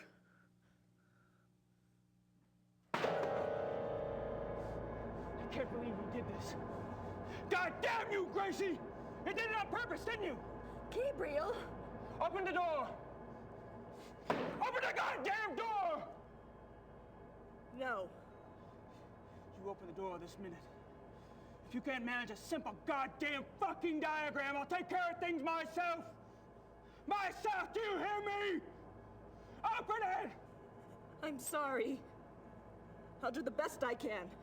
I don't understand this scene. There's huge vibes from a Christmas story. You used up all the glue on purpose.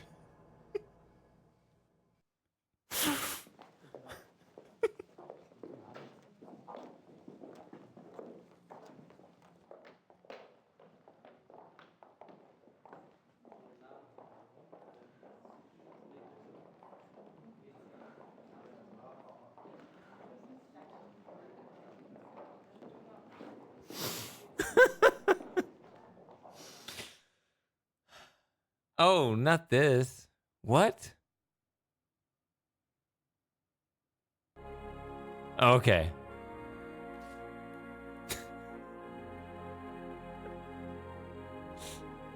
But, like, what?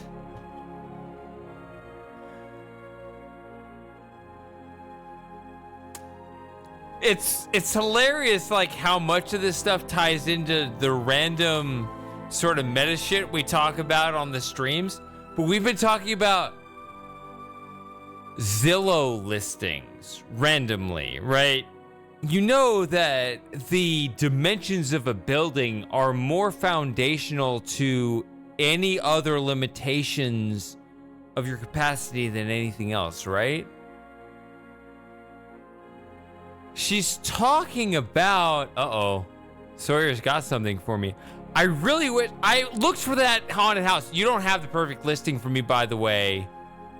You don't have the perfect, there was literally something on Zillow saying, haunted house on the lake.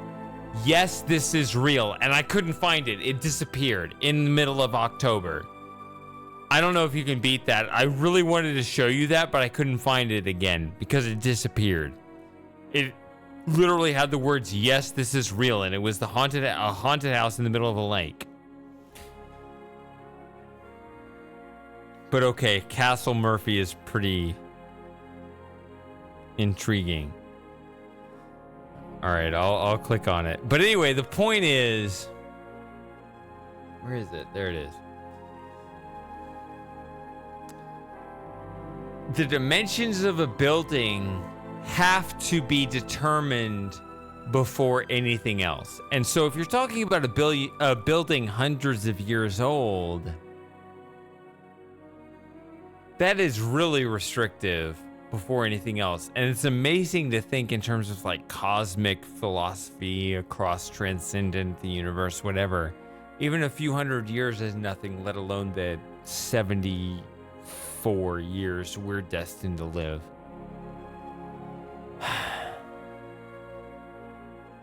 Oh shit, that is, you just show Lauren this building. That is Talos Building C.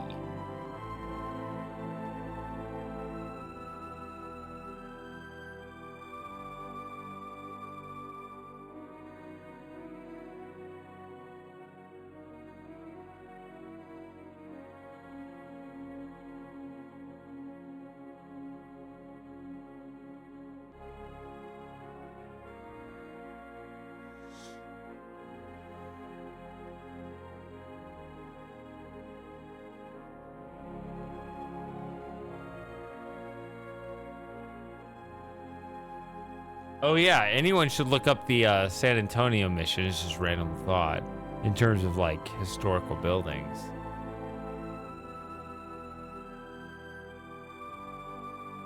But yeah, what the fuck? Where is this?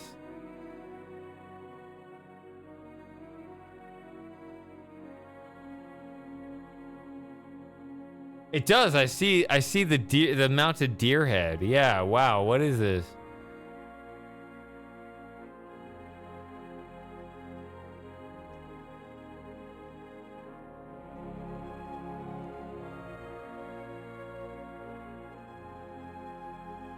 Man, let's get this. Let's pool our money. Let's get this. And let's film our own MFMV game. Let's do it.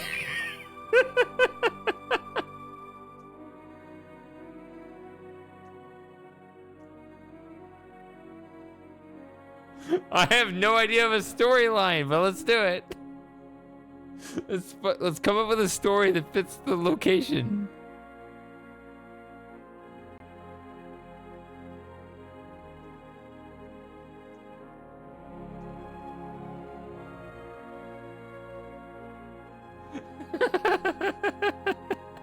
We could just AI edit in the castle. I mean, can edit in the moat into the castle. Sorry.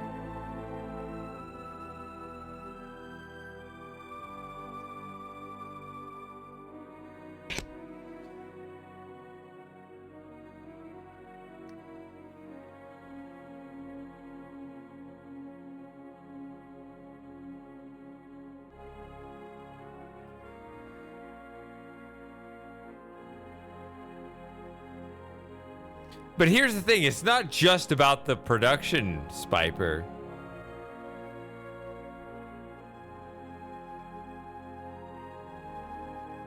It's not just about the final product. You gotta enjoy the process of making it. Like, this is the trial of our times. We gotta figure out how to enjoy these moments while they last.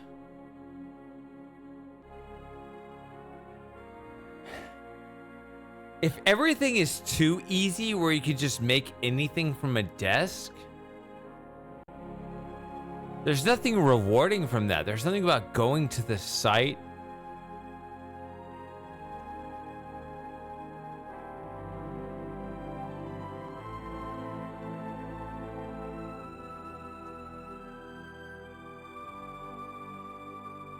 Pool table. Oh, this looks like the 7th guest now. Let's go. Or no. There's that other Safecracker game that Samus gave me.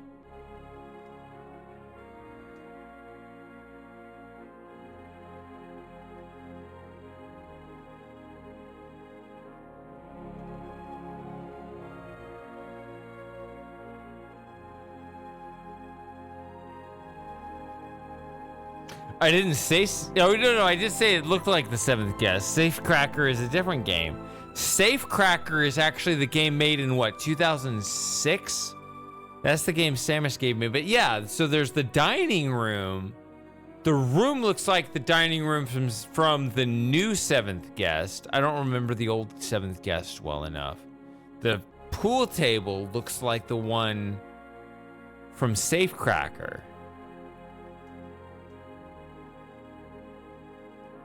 We can get this under $1 million? I'm telling you guys, I was teasing Ugotu saying Bitcoin should hit 300,000.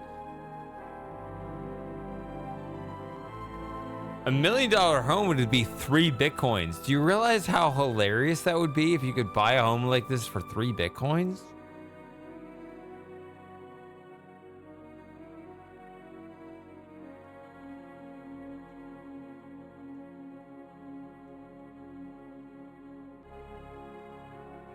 Man, I remember mailing in rebates from cereal boxes and stuff.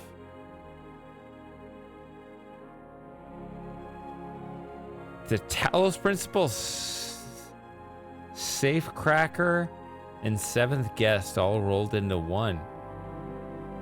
I almost feel like this should be put in pictures, even though a Zillow listing itself isn't technically pictures. The listing itself has 74 pictures.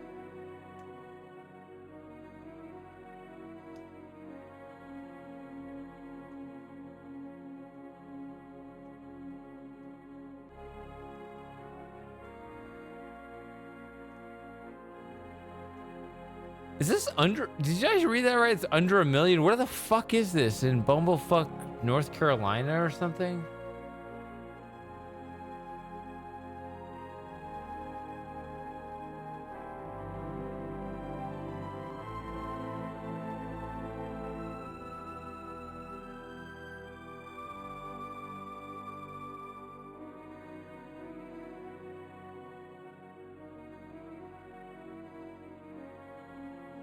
Man, price history though. It says it was 386K in 2021.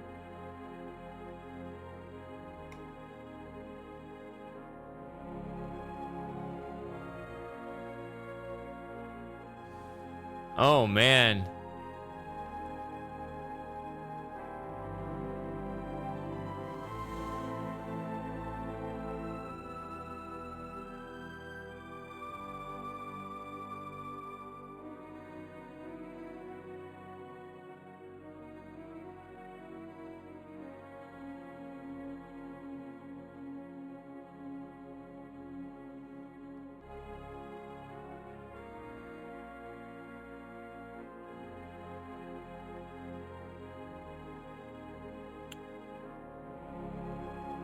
Like, this is what I think about. It's like, you want financial freedom where you can just kind of do whatever you want and you're kind of liberated from the constraints of, you know, the conditions that you grew up in. But then what happens when you realize what is the most important resource of all time? I think I gave it away. Do you know what the most important resource is?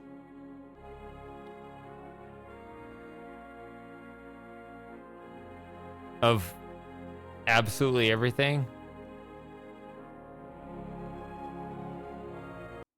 Oops.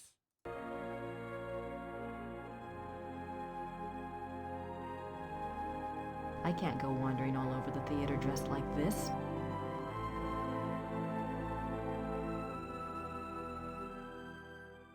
That's a quiz. Do you know what the most important resource there is?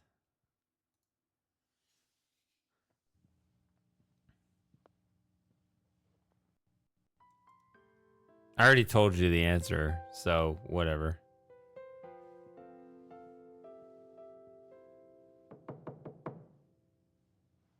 Come in.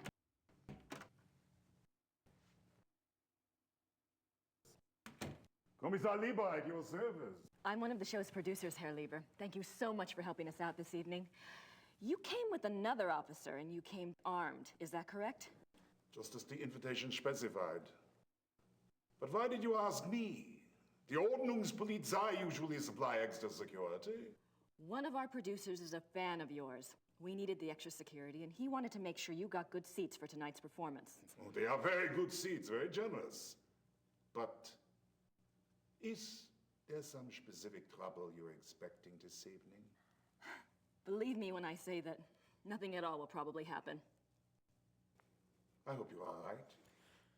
I can show you the probability distributions on the whiteboard. Thank you again. My pleasure.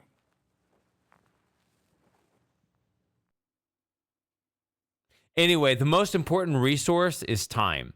That is actually what it is. More than anything else.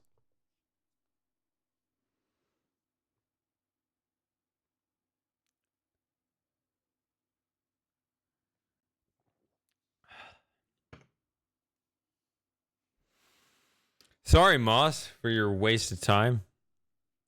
But time is the most valuable resource there is of anything. Of anything.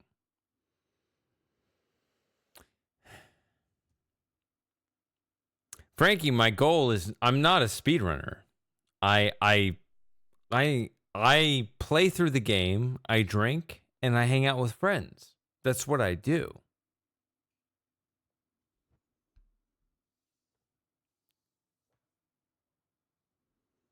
I mean, do you want me to speed run? I could watch a walkthrough of the game and I could parrot it back in a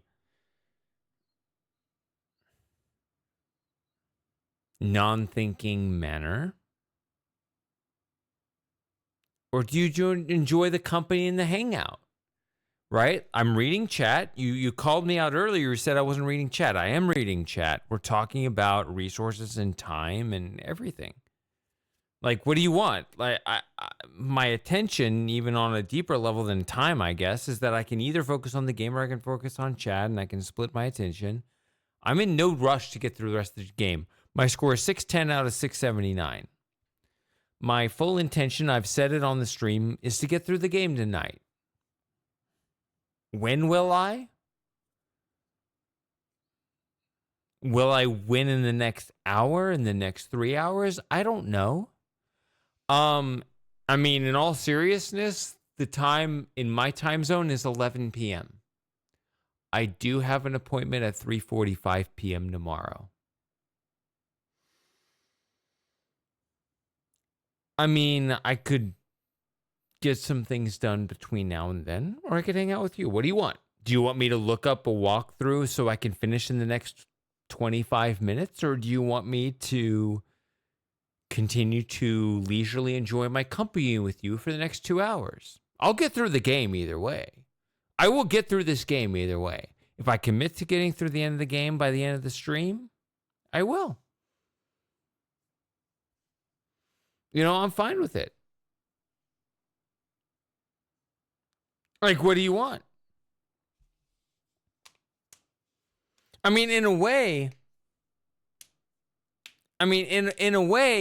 there does need to be some sense of urgency. I just said it. The most important resource is time. So, in a way, you have a point. Sure. Maybe I should go faster. I shouldn't act like I should not value my time. It's the most valuable thing. But in another sense, that time should be converted in the best way possible, which is in some ways, in a way that paradoxically doesn't respect time. It's odd. But I'm happy this moment exists in the billions of years that apparently have existed. But we've had that discussion.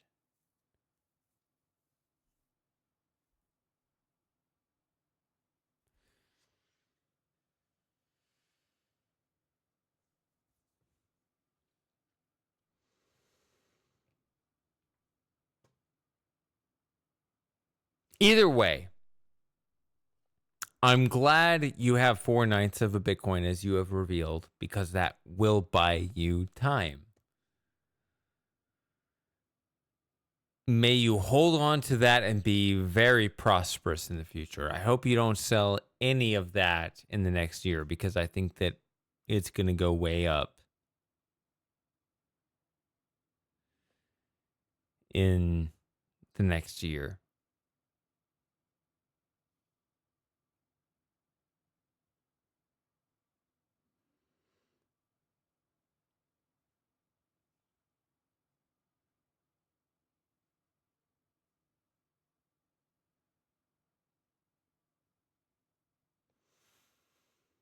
Anyway. I mean, think about it. If you got a finite supply of 21 million Bitcoin,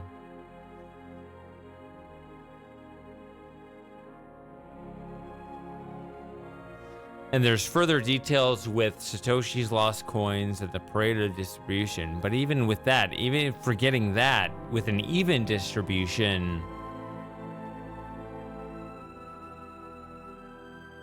what is 21 million divided by 4/9? You know, it's like 60 or 70 million people. Like, and most 70 million people can have as much Bitcoin as you have,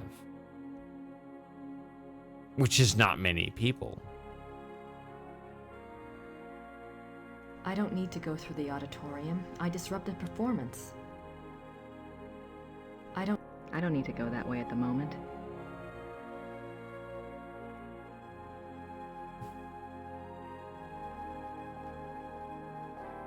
No, don't do that. You should try to be healthy and live as long as possible, because you know that Bitcoin's going to $1 million or more. Michael Saylor says what? $13 million per coin in 2045? That'll give you something to live for. The restrooms are back there. I don't need to go that way at the moment.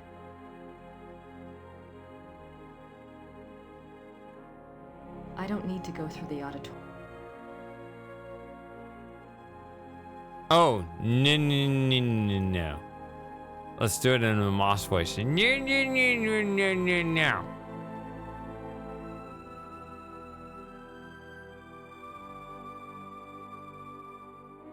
the spotlight aimed already. I have the spotlight aimed already. I don't want a chance burning out the light before it's time to use it. I've aimed the spotlight already. I don't want to move it.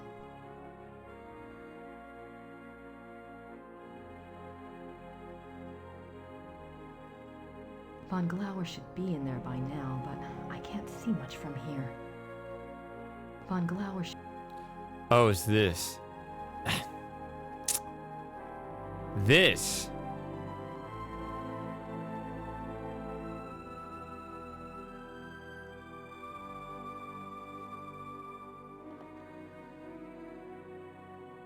So that's Von Glauer.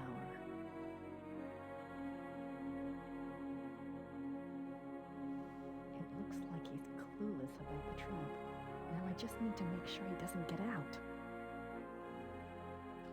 Gotta go to the bathroom again. I'm gonna pour another drink and then I'm gonna be Gabriel. But I'm gonna... Wait, Act 1. Hold on.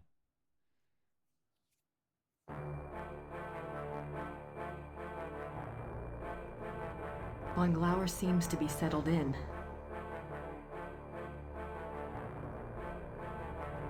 I have the spot. I've aimed. Yeah, all this music is from the first game. But someone who's played the second game before the first game is going to associate with this moment instead of recognizing how it was just copied over. Someone like Electrike. Sorry for calling you out, but like, I mean, it's not a negative personal thing. I'm just saying, like, I'm sure your brain is like, oh, this is the moment in Gabriel Knight 2. No, unfortunately, it's going to shatter your world to realize that someone copy-pasted that track that was actually from the first game into this moment. That was actually intended for the previous one. Looks sturdy. That's an idea.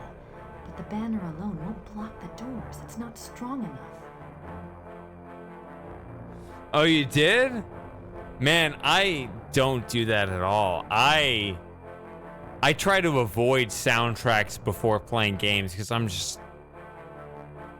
For that reason, I consider music is so essential to me, I consider it spoilers. If I haven't played a game, I don't want to listen to the soundtrack. The music is such an inherent part of the game. It's a spoiler if I listen to it beforehand.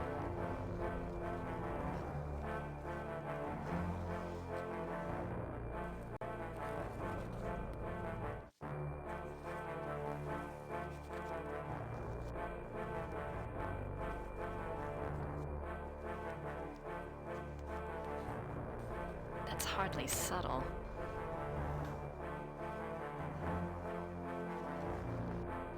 You think I was prom king? I could have been prom king, and then I threw my life away. I have to hide that rope. An usher might see it and take it off.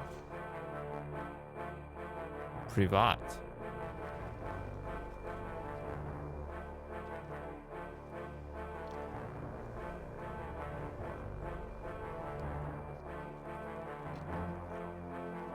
Yeah, I was an autistic normie. No, autistic homeschooler.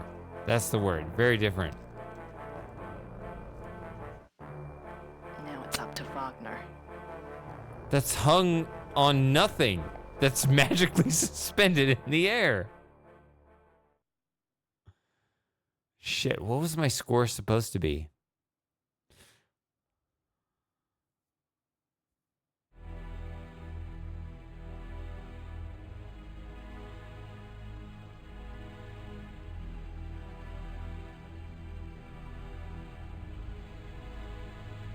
God damn it, Gracie! Boom!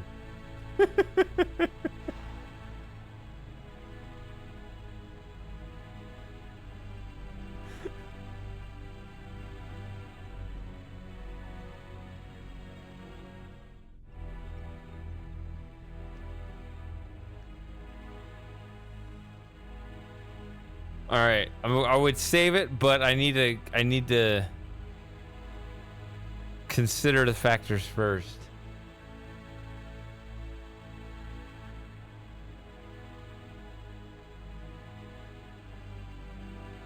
it looks like 618 is the right score. Holy shit. Can we get a hypers? Or sorry, are you not able to do your like emoji anymore? We need to get I know you're not a sub, but I need to get more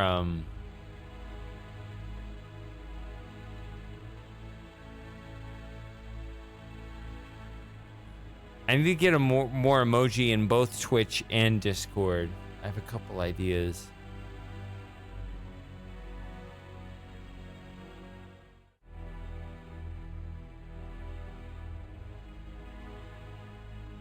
We need to get hired. Is Ray gonna hire you?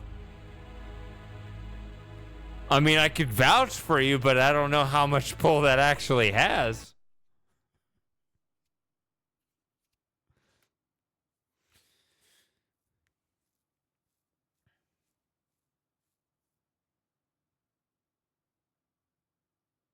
Hold on a second. Oh, these are the same score. See, I could start picking these off. Probably this one.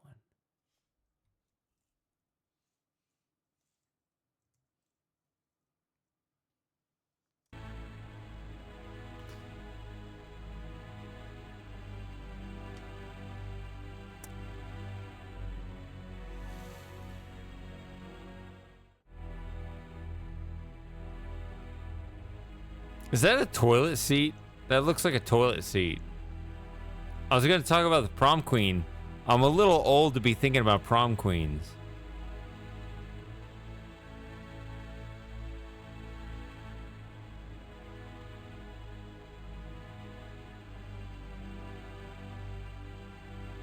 But then I saw a toilet seat vertically positioned, and I was thinking about logically how to use it.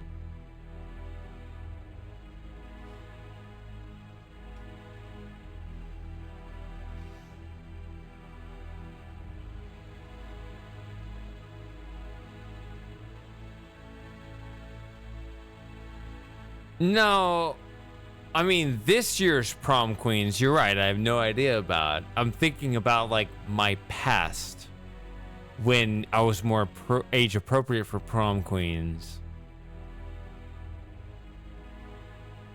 No. It's kind of funny. I think I was kind of too autistic to understand why she thought she was too good for me. And now that I'm more leveled out, I look at her and be like, her life is trash and my life is great. And I still don't understand why she rejected me. Damn. I mean, my life is better than hers, obviously. She shouldn't have rejected me. What was that about? Oh well, her loss. Anyway, I'll be right back. I got the perfect revenge, but, you know, that was basically the whole story. But as I was saying, I'll be right back.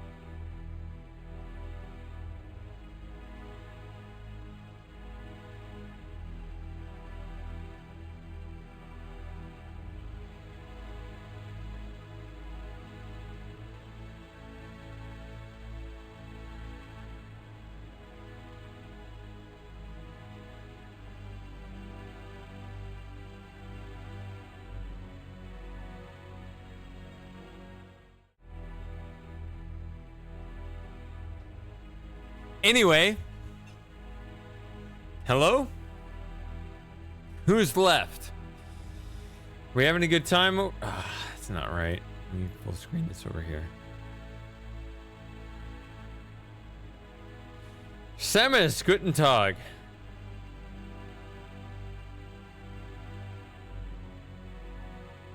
There's nothing but a lot of useless junk in here.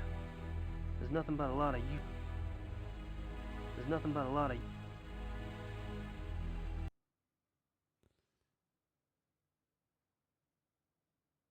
Okay, I already saved it here. Okay, good.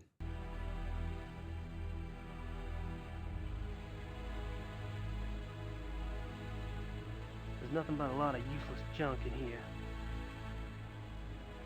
Let's bang on the door for a bit.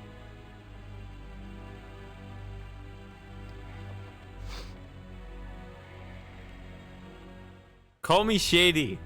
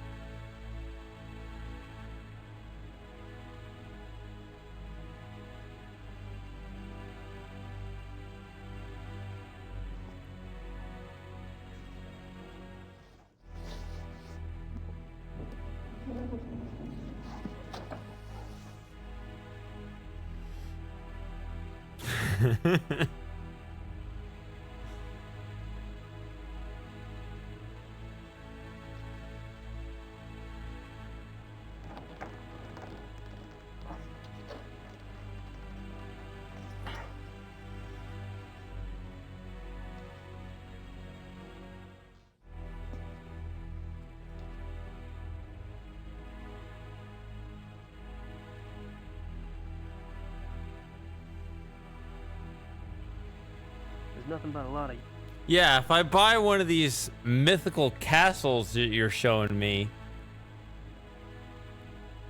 and we meet in person, then, you know, maybe a couple times, but I don't know. I can't move it. I can't move it. Mom, let me out. All right, what is this? A Schottenjäger knife. That sounds useful.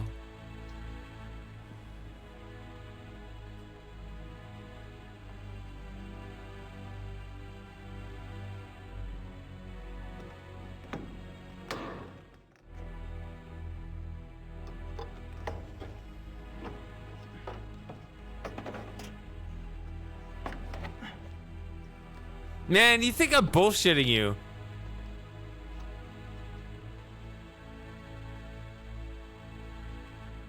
I mean, I respect everyone's anonymity if you don't want to come out. Anonymity if you don't want to come out, but I mean, think about it for a second. Like,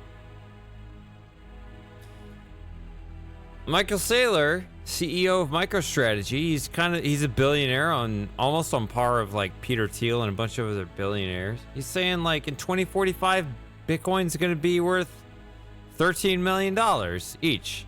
And Frankie admitted he's got 4/9 of a Bitcoin. Okay, what's 4/9 of that? What's 4/9 of 13 million?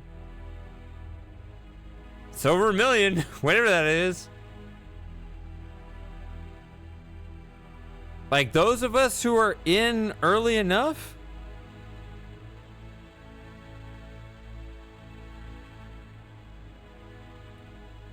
there's gonna be there's gonna be a shady paradise or a shady haven or something.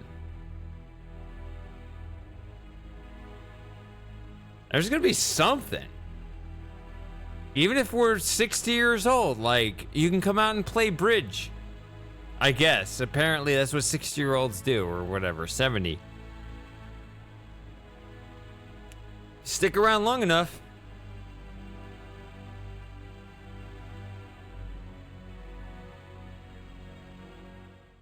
I mean, I'm not tapping into Frankie's Bitcoin, but I'm just saying, like, I might have enough for a fake mode as well. Eventually. Because as Sailor said, it's going up forever, Laura.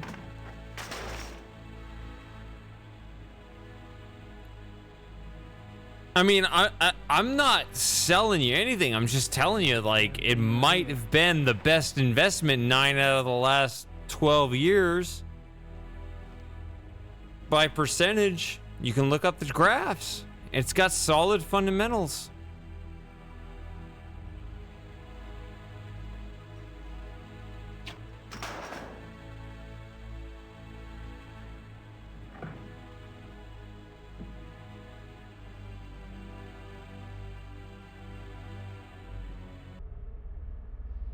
Oh, you got miner stock. Frankie, I thought you were leaving. Sorry, I was talking about you because I thought you were gone.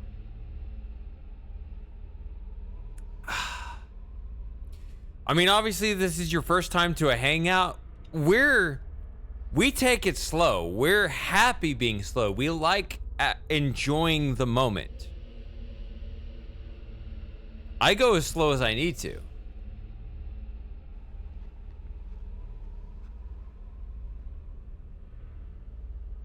I mean, I remember something about dressing up in a costume a couple times and then pushing a wolf into the fire or whatever. I'm in no hurry to get this done. I feel like we're gonna have 3 loose topics I still need to wrap up by the end of the game and be like, wait, the game's over? I still need to talk about this.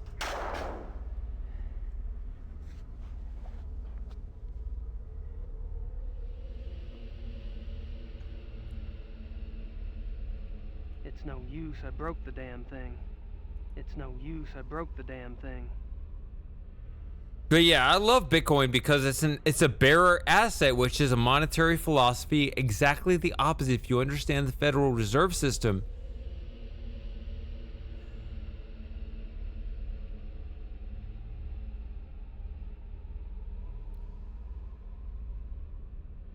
Have you seen the Simply Bitcoin podcast?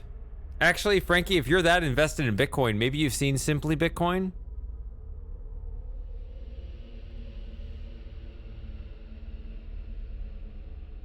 This is a quick question. Do you know, have you seen those guys?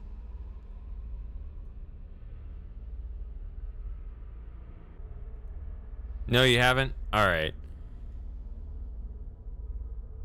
How many subs are they up to? They've been doing really well. They were stuck at like 15,000 for a while, but then all of a sudden they got to like 40 or something. Let's see. 50. They hit 50,000 recently. Cool. I don't know. There's not a lot of Bitcoin only material. A lot of stuff is like crypto and crap. I don't believe in crypto. I believe in Bitcoin. But anyway, Simply Bitcoin. They're, you know, it's a great channel, but I don't know, the guy hosting it, I was just talking to him, casual conversation at a Bitcoin event, and he's just like, I want you on my podcast because you got some interesting ideas. And then I'll explain it to you there. But, yeah, we need money as a bearer asset, not just as completely a debt.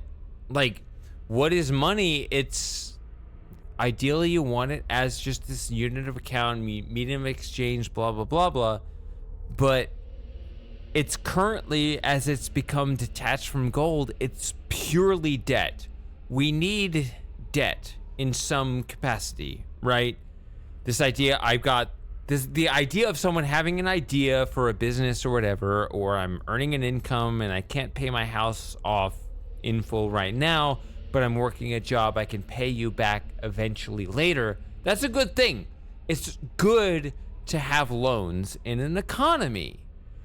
But right now, our whole society is set up on this debt side, where all of money is issued as debt. All of it is expected to be paid back with interest, which is actually a contradiction in terms. You cannot issue all money as debt to be paid back with interest, because then more money is expected to be paid back than money exists. Most people don't understand this.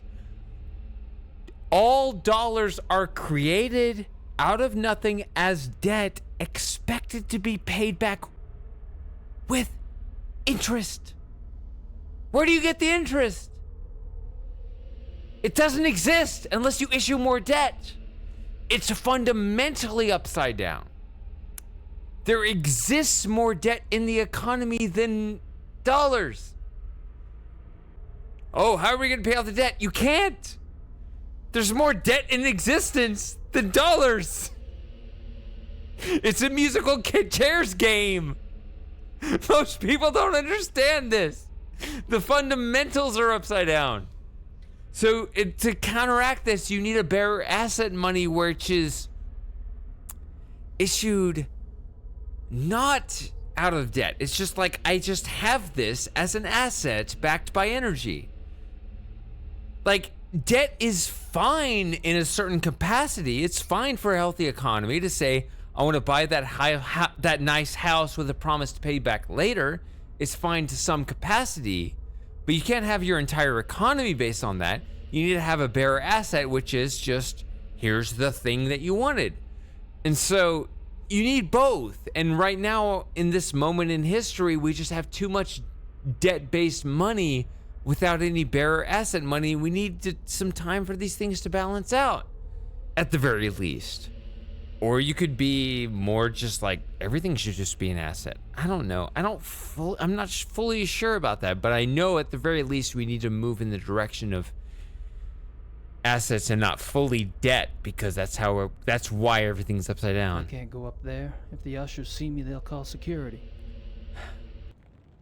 If I open that door, the fire might go out, and I'm freezing. The fire doesn't need any more coal. It seems to be running okay. I don't want to mess with the controls. Anyway.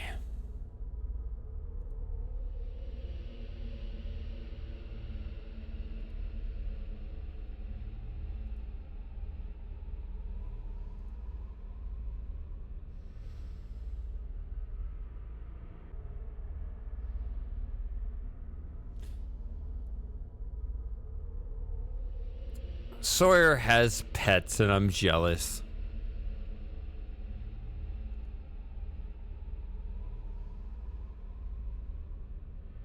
Interesting door latches around here. I think I can adjust the latch with my nose. I can't think of any reason to be closing these doors at the moment.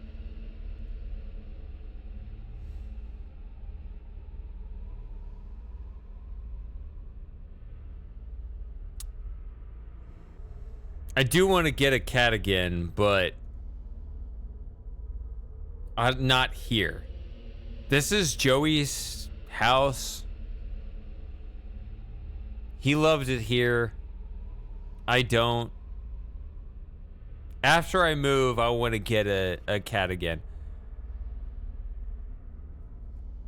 I don't think I ever want to own a dog. It's not that I hate dogs, but I don't think I want a dog in my own place of residence. If you have a dog, I'd love to come over to your place and visit your dog. I got nothing against your dog. I just don't want one in my place.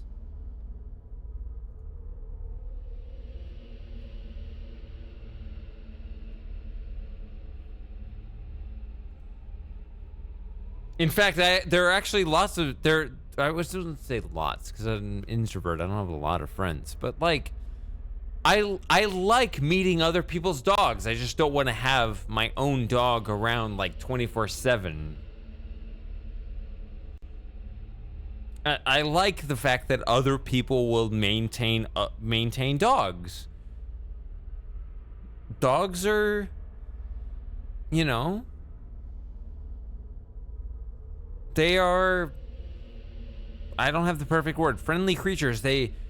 Dogs connect with people well, and I like the fact that other people connect with them well enough to maintain them 24/7 so that I don't have to. And I can go to a friend's house and hang out with their dog for a while, because I don't want to hang out with a dog 24/7, but I like going to a place. I got my car inspected today. True story, I had my car inspected today, which is like a yearly event here in the United States. but it was like a family business, and they just have this dog. There's just like this family dog wandering around the inspection shop. It was a very nice dog, and I petted the dog. Great dog. I don't want to own a dog and have to maintain this thing 24/7, but I liked the dog. I liked meeting the dog and pet the dog. I like the fact that other people will deal with dogs 24/7, and I'll just meet the dog on occasion. I don't need anything from the prop room. Besides, Gracie locked the door. I like dogs that I can just kind of meet for a little while, and then other people can deal with the rest of it.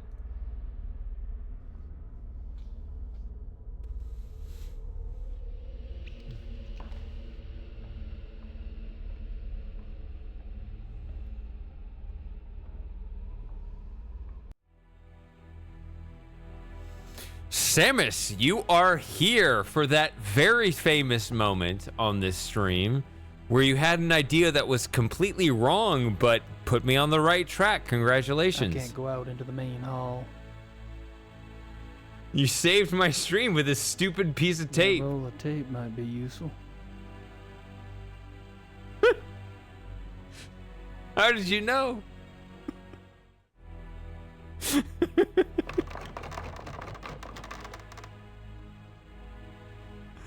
It was it was from the first stream. It's such a terrible game design. Samus had an idea of like something with the rope or something else that was not correct, but got me out into the hall again and saved the stream. I took this tape from the pulley, but I'm not sure what to do with it.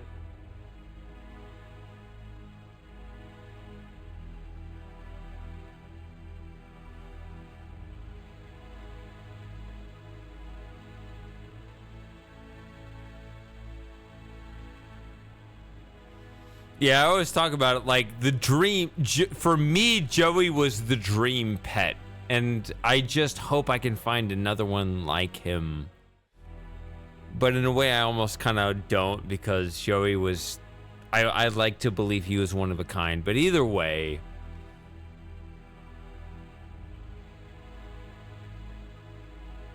A cat that is easy to maintain and is friendly and actually likes hanging out with me... I mean, geez, everything about Joey was beyond what I had hoped to find in a pet. And I guess at this point, sure, if I could find that again, I'd love to replicate that.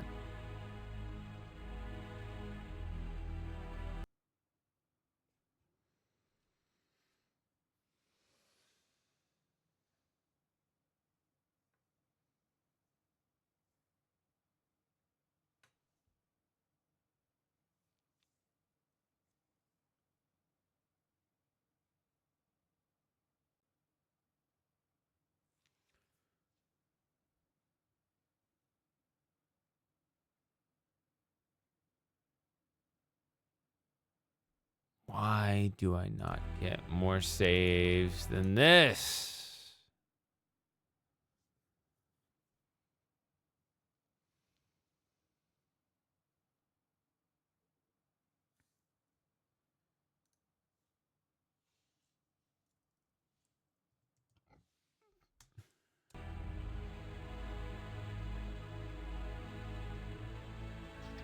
Are you ready to dress up like the Joker?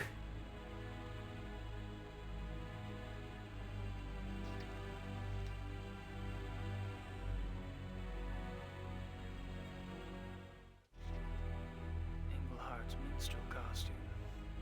Is your wife a pet fantasy dreamer?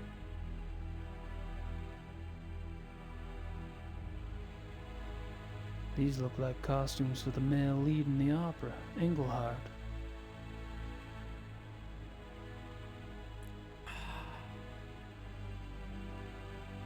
Englehart's minstrel costume.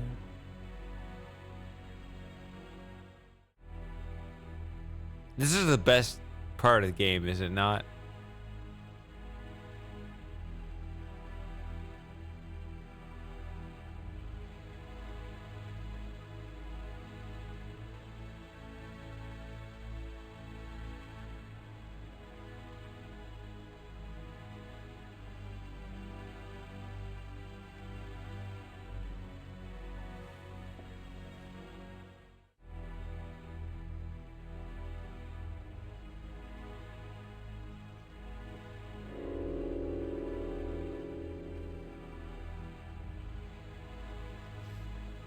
All right.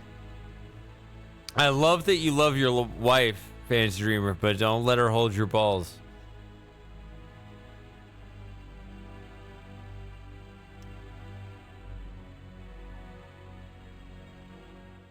I mean, in a literal sense, it's probably fine, but I mean, in a figurative sense. I'm saying it all wrong. Sit down, Gabriel, and stop getting up.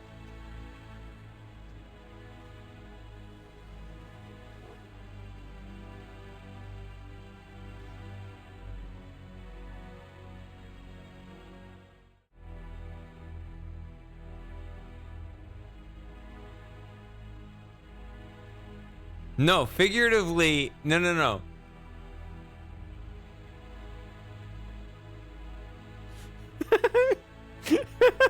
What is happening?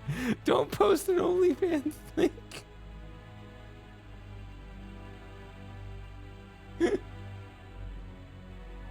You got censored, Frankie. Sorry, you can't post OnlyFans here. I mean, we're cool, but not that cool.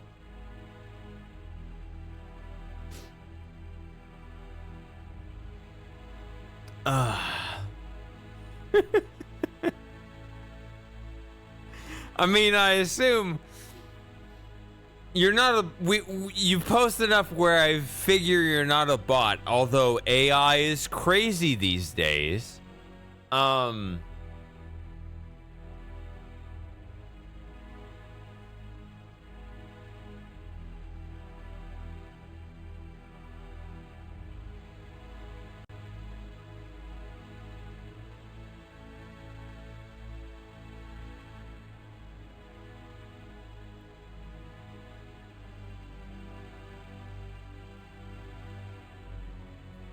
I don't think yeah. I don't know what exactly you posted, so like, I mean, in very technical legal terms, OnlyFans is supposed to be a website where creators can create and supporters can cheer for their creators, the people that they follow. Yay! That's the whole story, supposedly. But then, like, we're totally allowing all kinds of ways that people can express themselves, and we don't go into further details of what that entails. So when you post a link, I don't know what that leads to. You did get your link taken down by a moderator, probably out of extreme precaution. I mean, you know, the human body has multiple... Oh, OBS. God damn it. I got censored again. Hold on. We're gonna wait. Hey, YouTube Archive. Am I present on the internet, or what the fuck is going on?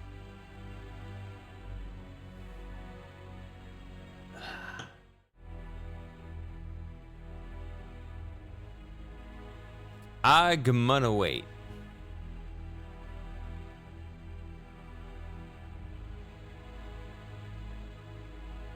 My dashboard says 0 viewers. It used to say 18 viewers. I think it's about half, about like in the middle.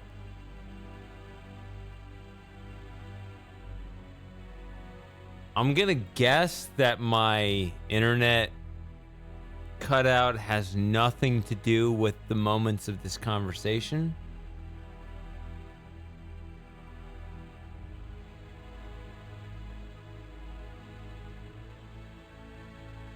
I should have about 9 viewers, I'm guessing. Twitch has a glitch. The glitch of Twitch is that when my stream cuts out and comes back on, it counts everyone double. So if I had 8 viewers, it's going to show 16. If it was 9 before, it shows 18. I don't know.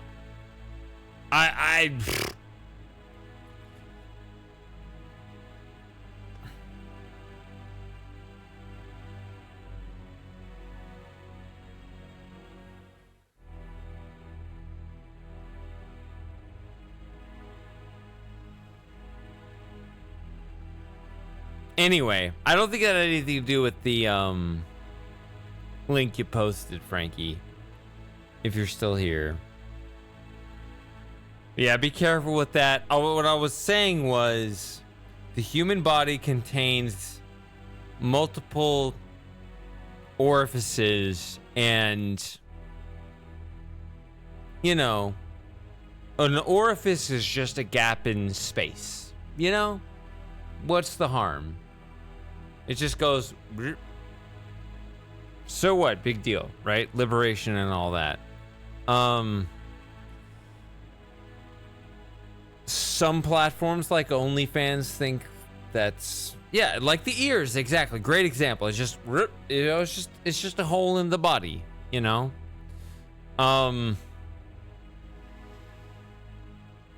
Some platforms like OnlyFans say, you know, your supporters love spaces in the body like that, and that's fine. And then others. Hey Matthew, talking about Frosting.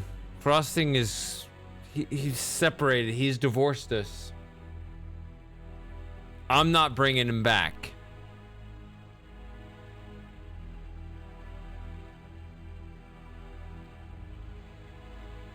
Okay, well, the Starfisher is different. The Starfisher is a vagina. That's a whole other topic. But what I was saying is the way that orifices can allow us to connect with one another is subjective, and we can, you know, it's not a Twitch thing though. On Twitch, we don't really do that as much. Yeah. What you're saying is, Moss,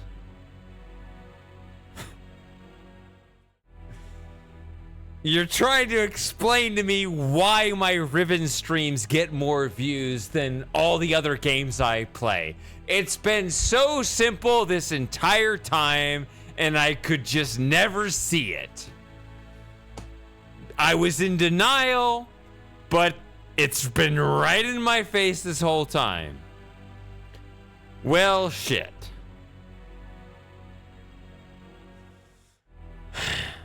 Okay. Yes. All right. I got it. Fine.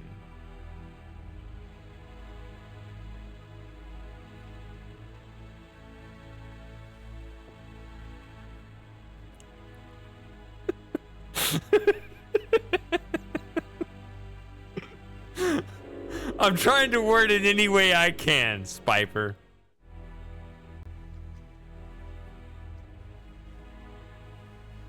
It's our ears. You know, I speak and you listen. That's the orifice. Anyway. Hey, cool bird. I know you don't comment much. And I'm live. Hey, Stream Elements.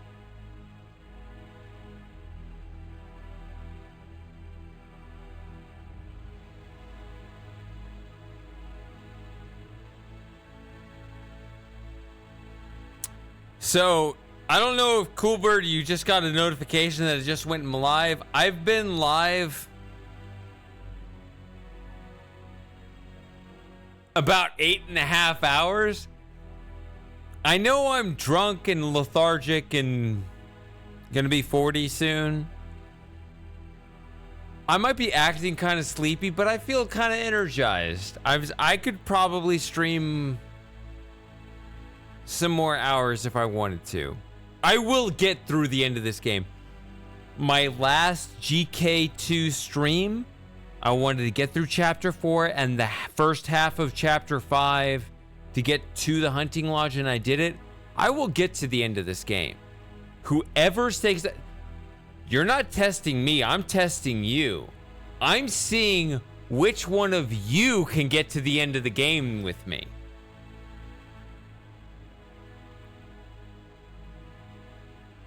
I turned 40 in October. We're the same time period. We've done all the time philosophy about like what it means to live in this era, not just in human history, but like 14 billion years or 13 billion years. I'm sure it's flipped over in our lifetime, right? 13 billion, 14 billion years, however the universe is. I'm sure it's flipped over in our lifetime. What does it matter? It's the same thing. Let's pat our face.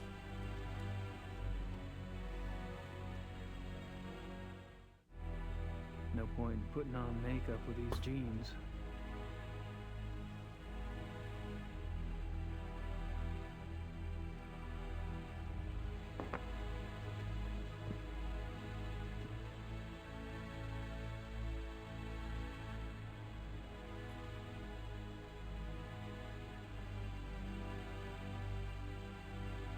Hey, look at me!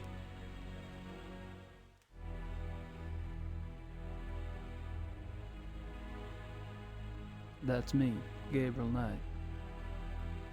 Englehart's already on stage. I'd better not be seen like this just yet.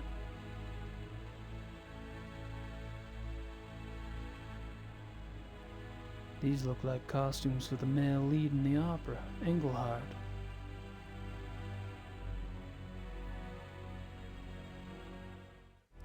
I mean, you found a castle with a moat. Have you found that costume yet? We needed 6 sets of those for when you guys come over and we're going to dress up like that together on stage.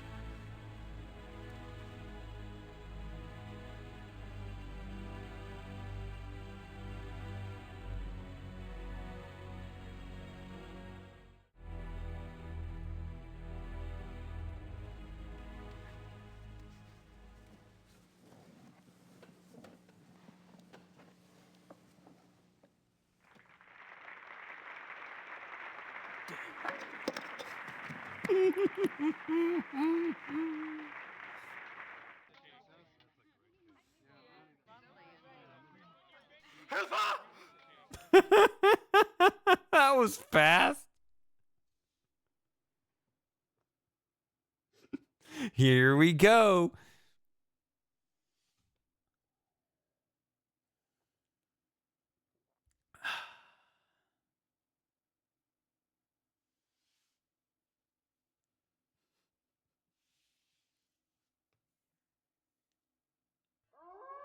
He killed me.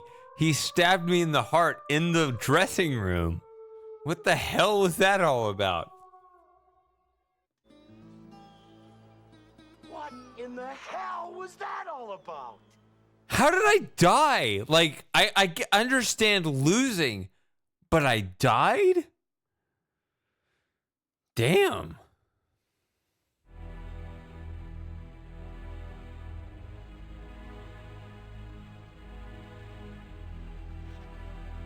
Englehart's minstrel costume.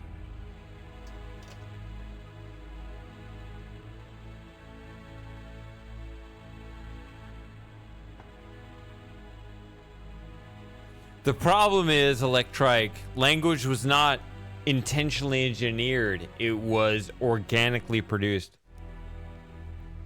Which is descriptive, prescriptive, left and right politics. Man, I can again take you down the rabbit hole, but I'm drunk. The problem is I have cracked the code of humanity to the point where I really wish I hadn't, because I was trying to find world peace and common ground and I didn't. It just keeps getting worse.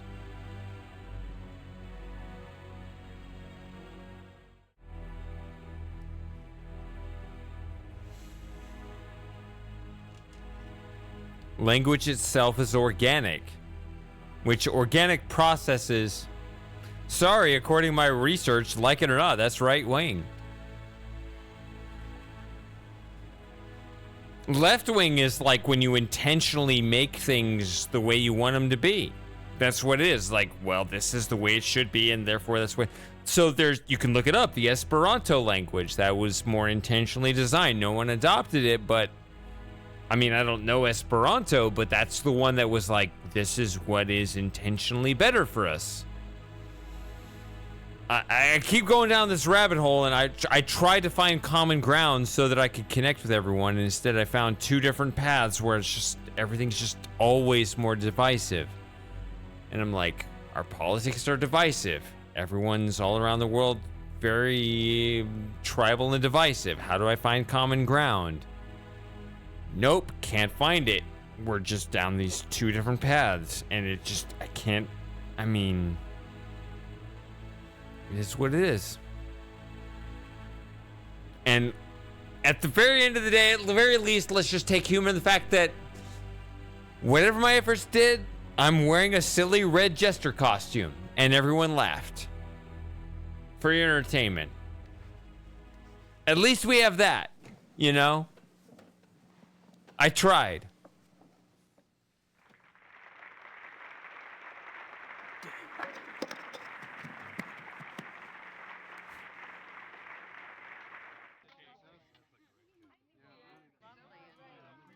It's stage powder.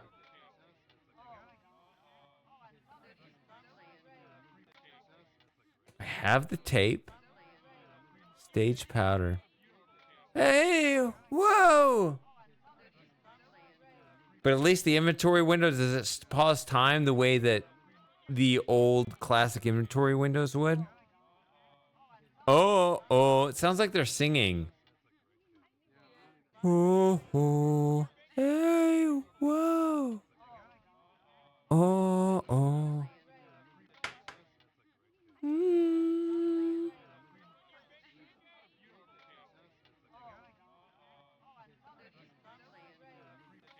Oh. Sorry.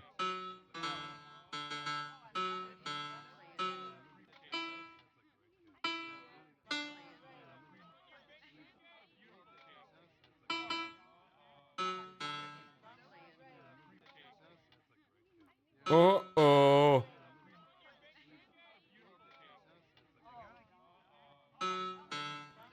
Oh.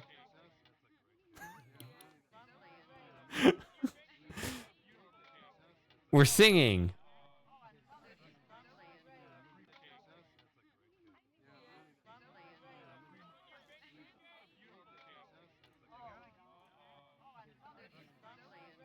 I'm fat fingering the keyboard. That's the only reason the notes are wrong. What am I doing? No! Stop! Hilfa!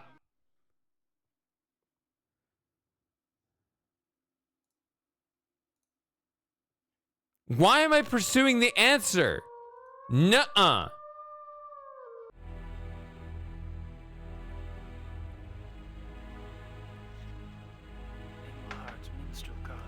No. I know I was stuck on this before, but we need to actually see all the ways of screwing this up.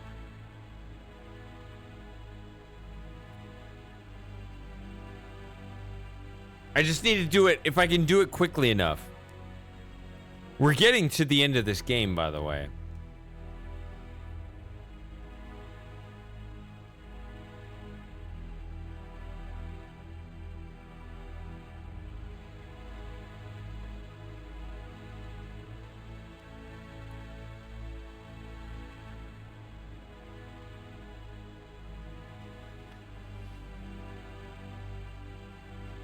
Esperanto, okay. Nice, Fantasy Dreamer. I don't know Esperanto at all. Nobody speaks it, right? But that's the prescriptive. That's the intentionally constructed, this is better for us language versus, which is the left wing. Left wing, if you understand it in pure philosophical terms, versus the right wing, sort of the organic process. Well, this is just kind of how it is because reality constrains this sort of thing. It's really interesting. My inspiration was like, I want common ground to connect with people, and I just kept hitting this wall where it's like, nope. We keep having these two different ways of thinking.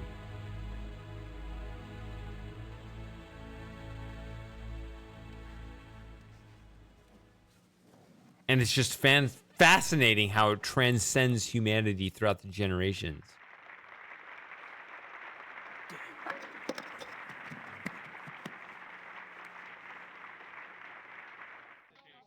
I love his damn it.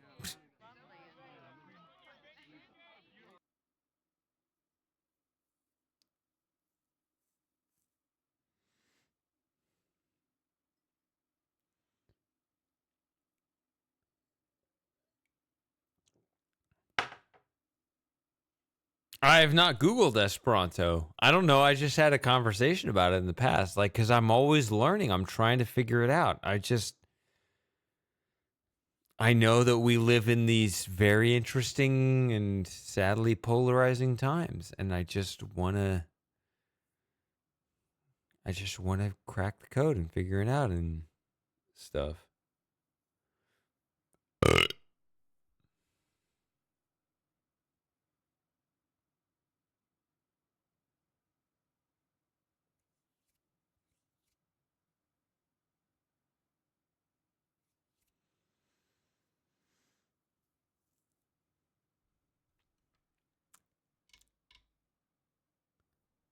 I'd be all right with Esperanto if it allowed us to actually communicate all possible ideas instead of just.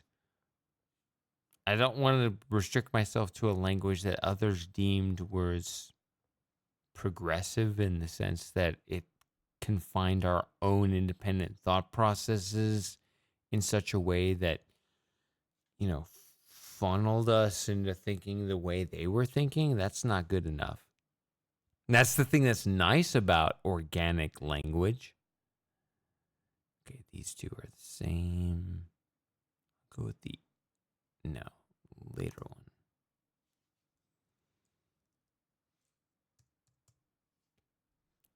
If Esperanto helped us with independent thought, which is weird because language affects thought, which might explain cultural differences, right? You just grow up as like this stupid baby that doesn't know anything, and you're influenced by the language spoken by the adults around you. Well, if that language is that powerful, then whatever sort of confines that language has, it's going to affect your thinking. I don't know.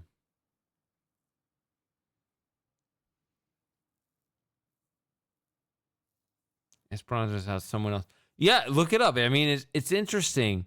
Or even on a deeper philosophical level, Spiper, look up the words descriptivism and prescriptivism. Because descriptivism is a philosophy of language that wants language to evolve organically,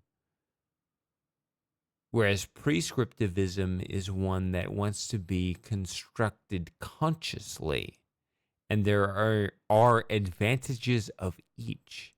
And if you understand the history of language, American English is actually more prescriptivist than British English in the sense that there were certain sort of stupid inconveniences, like that dumb U that was dropped. Like that U, like, I don't know, flavor. Like, how do you spell flavor? Well, there's a U in that word in British English, and we dumped it. Fuck. Am I still here?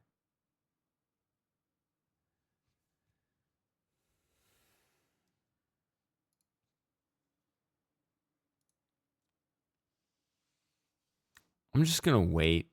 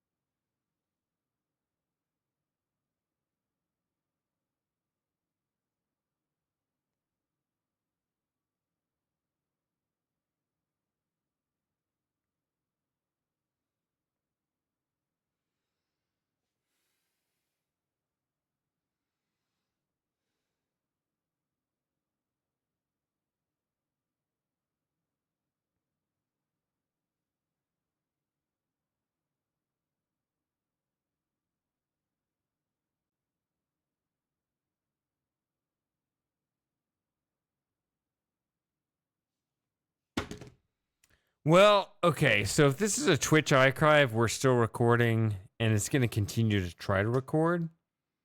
And this is pissing me off because my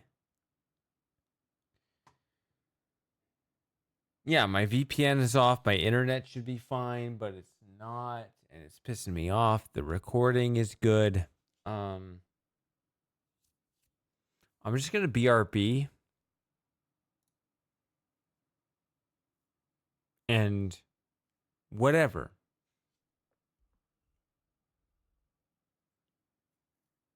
This is stupid. I'm gonna finish the game. If it's so bad that I have to record the end of the game by myself, I will. Because it's just that bad. It's that dumb. Oh my god. It's saying my internet is completely out.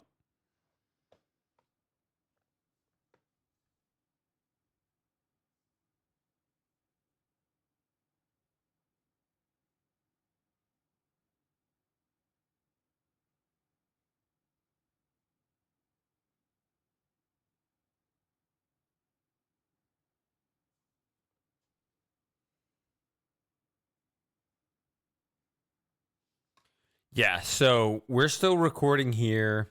I'm whatever. I'm gonna go check this breaker here. Yeah, I'm just gonna go on a break. This is dumb. And I might even add everyone if it comes back reasonably soon. Either way, I'm gonna play through the end of the game because I'm still conscious and stuff.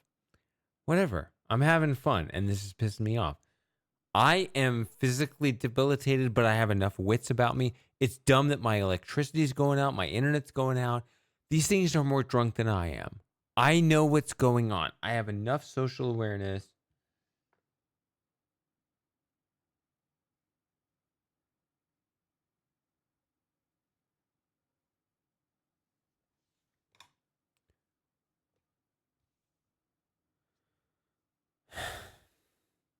Yeah, I'll be back.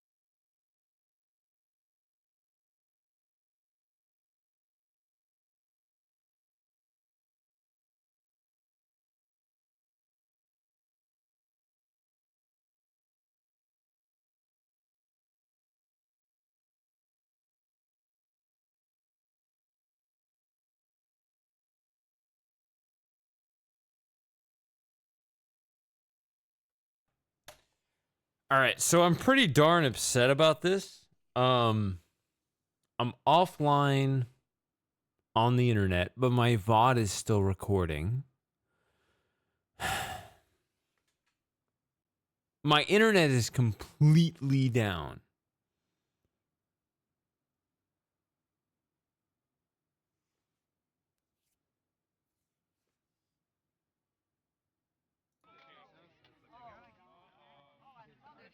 And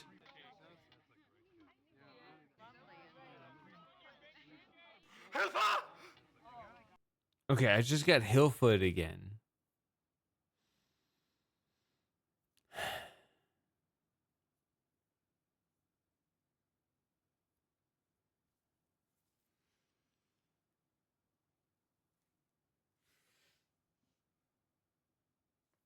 I'm here.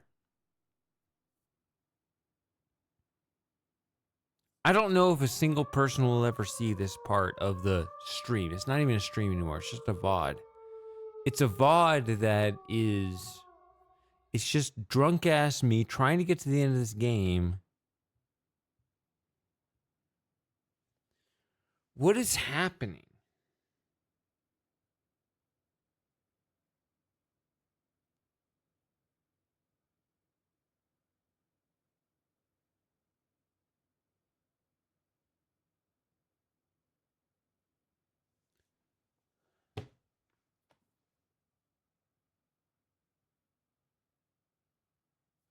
I'm so frustrated. I got breaker switches breaking. I've got...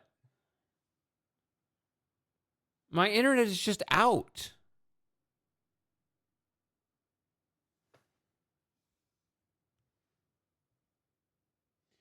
I mean, I don't know what's going on. Are people talking in my own Twitch chat and I'm not aware? Are the chats not coming in because I'm not connected to the internet? This is really, really dumb. It's just sitting here trying to reconnect and it's not.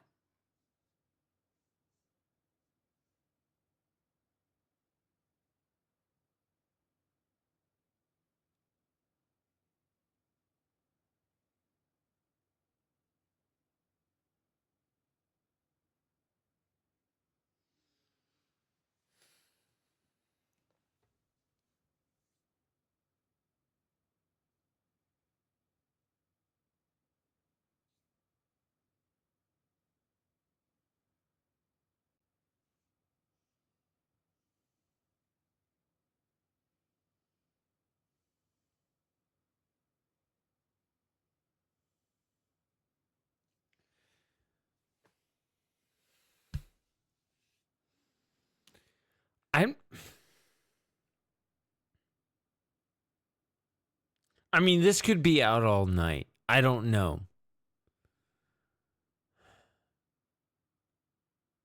I really wasn't expecting this.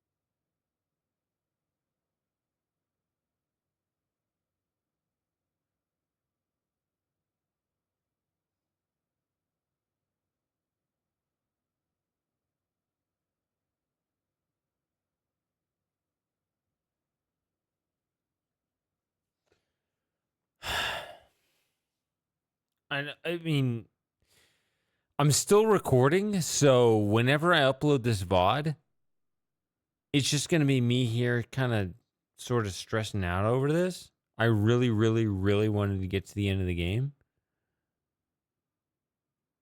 It might just not happen.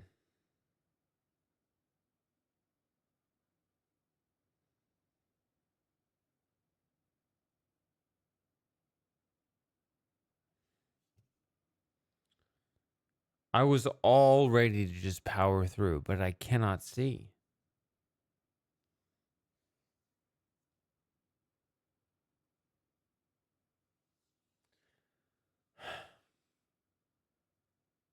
I'm upset.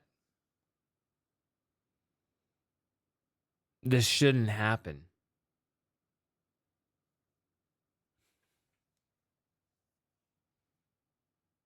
I don't know what kind of outage this is. This is weird.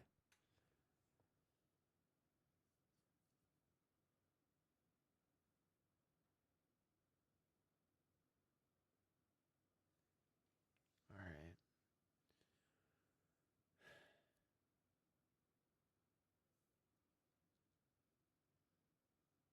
That is bizarre. I don't know what this is. I don't know what the fuck this is about.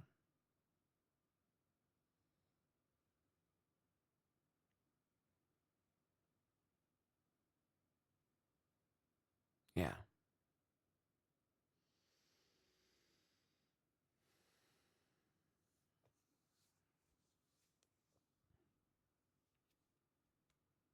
All right. Well, I keep just waiting, like maybe another 15 seconds, then it'll catch. And it doesn't. So I'm just going to end it. I give up. Sorry. I tried. I've been streaming 9 hours. I did my best. I really did my best. I think most of you are convinced. And everyone that I care about is convinced. So that's good enough. All right. Good night. I hate saying good night, everyone, to a future audience that will see this like 3 months from now when I upload the VOD. So yeah, you 2025 people that see it, yeah. Acknowledge me in the YouTube comment, I guess. You're the only one to ever see this. If you ever see this, Pluto7485, put that in the comment and that'll prove that you saw this. All right. Good night.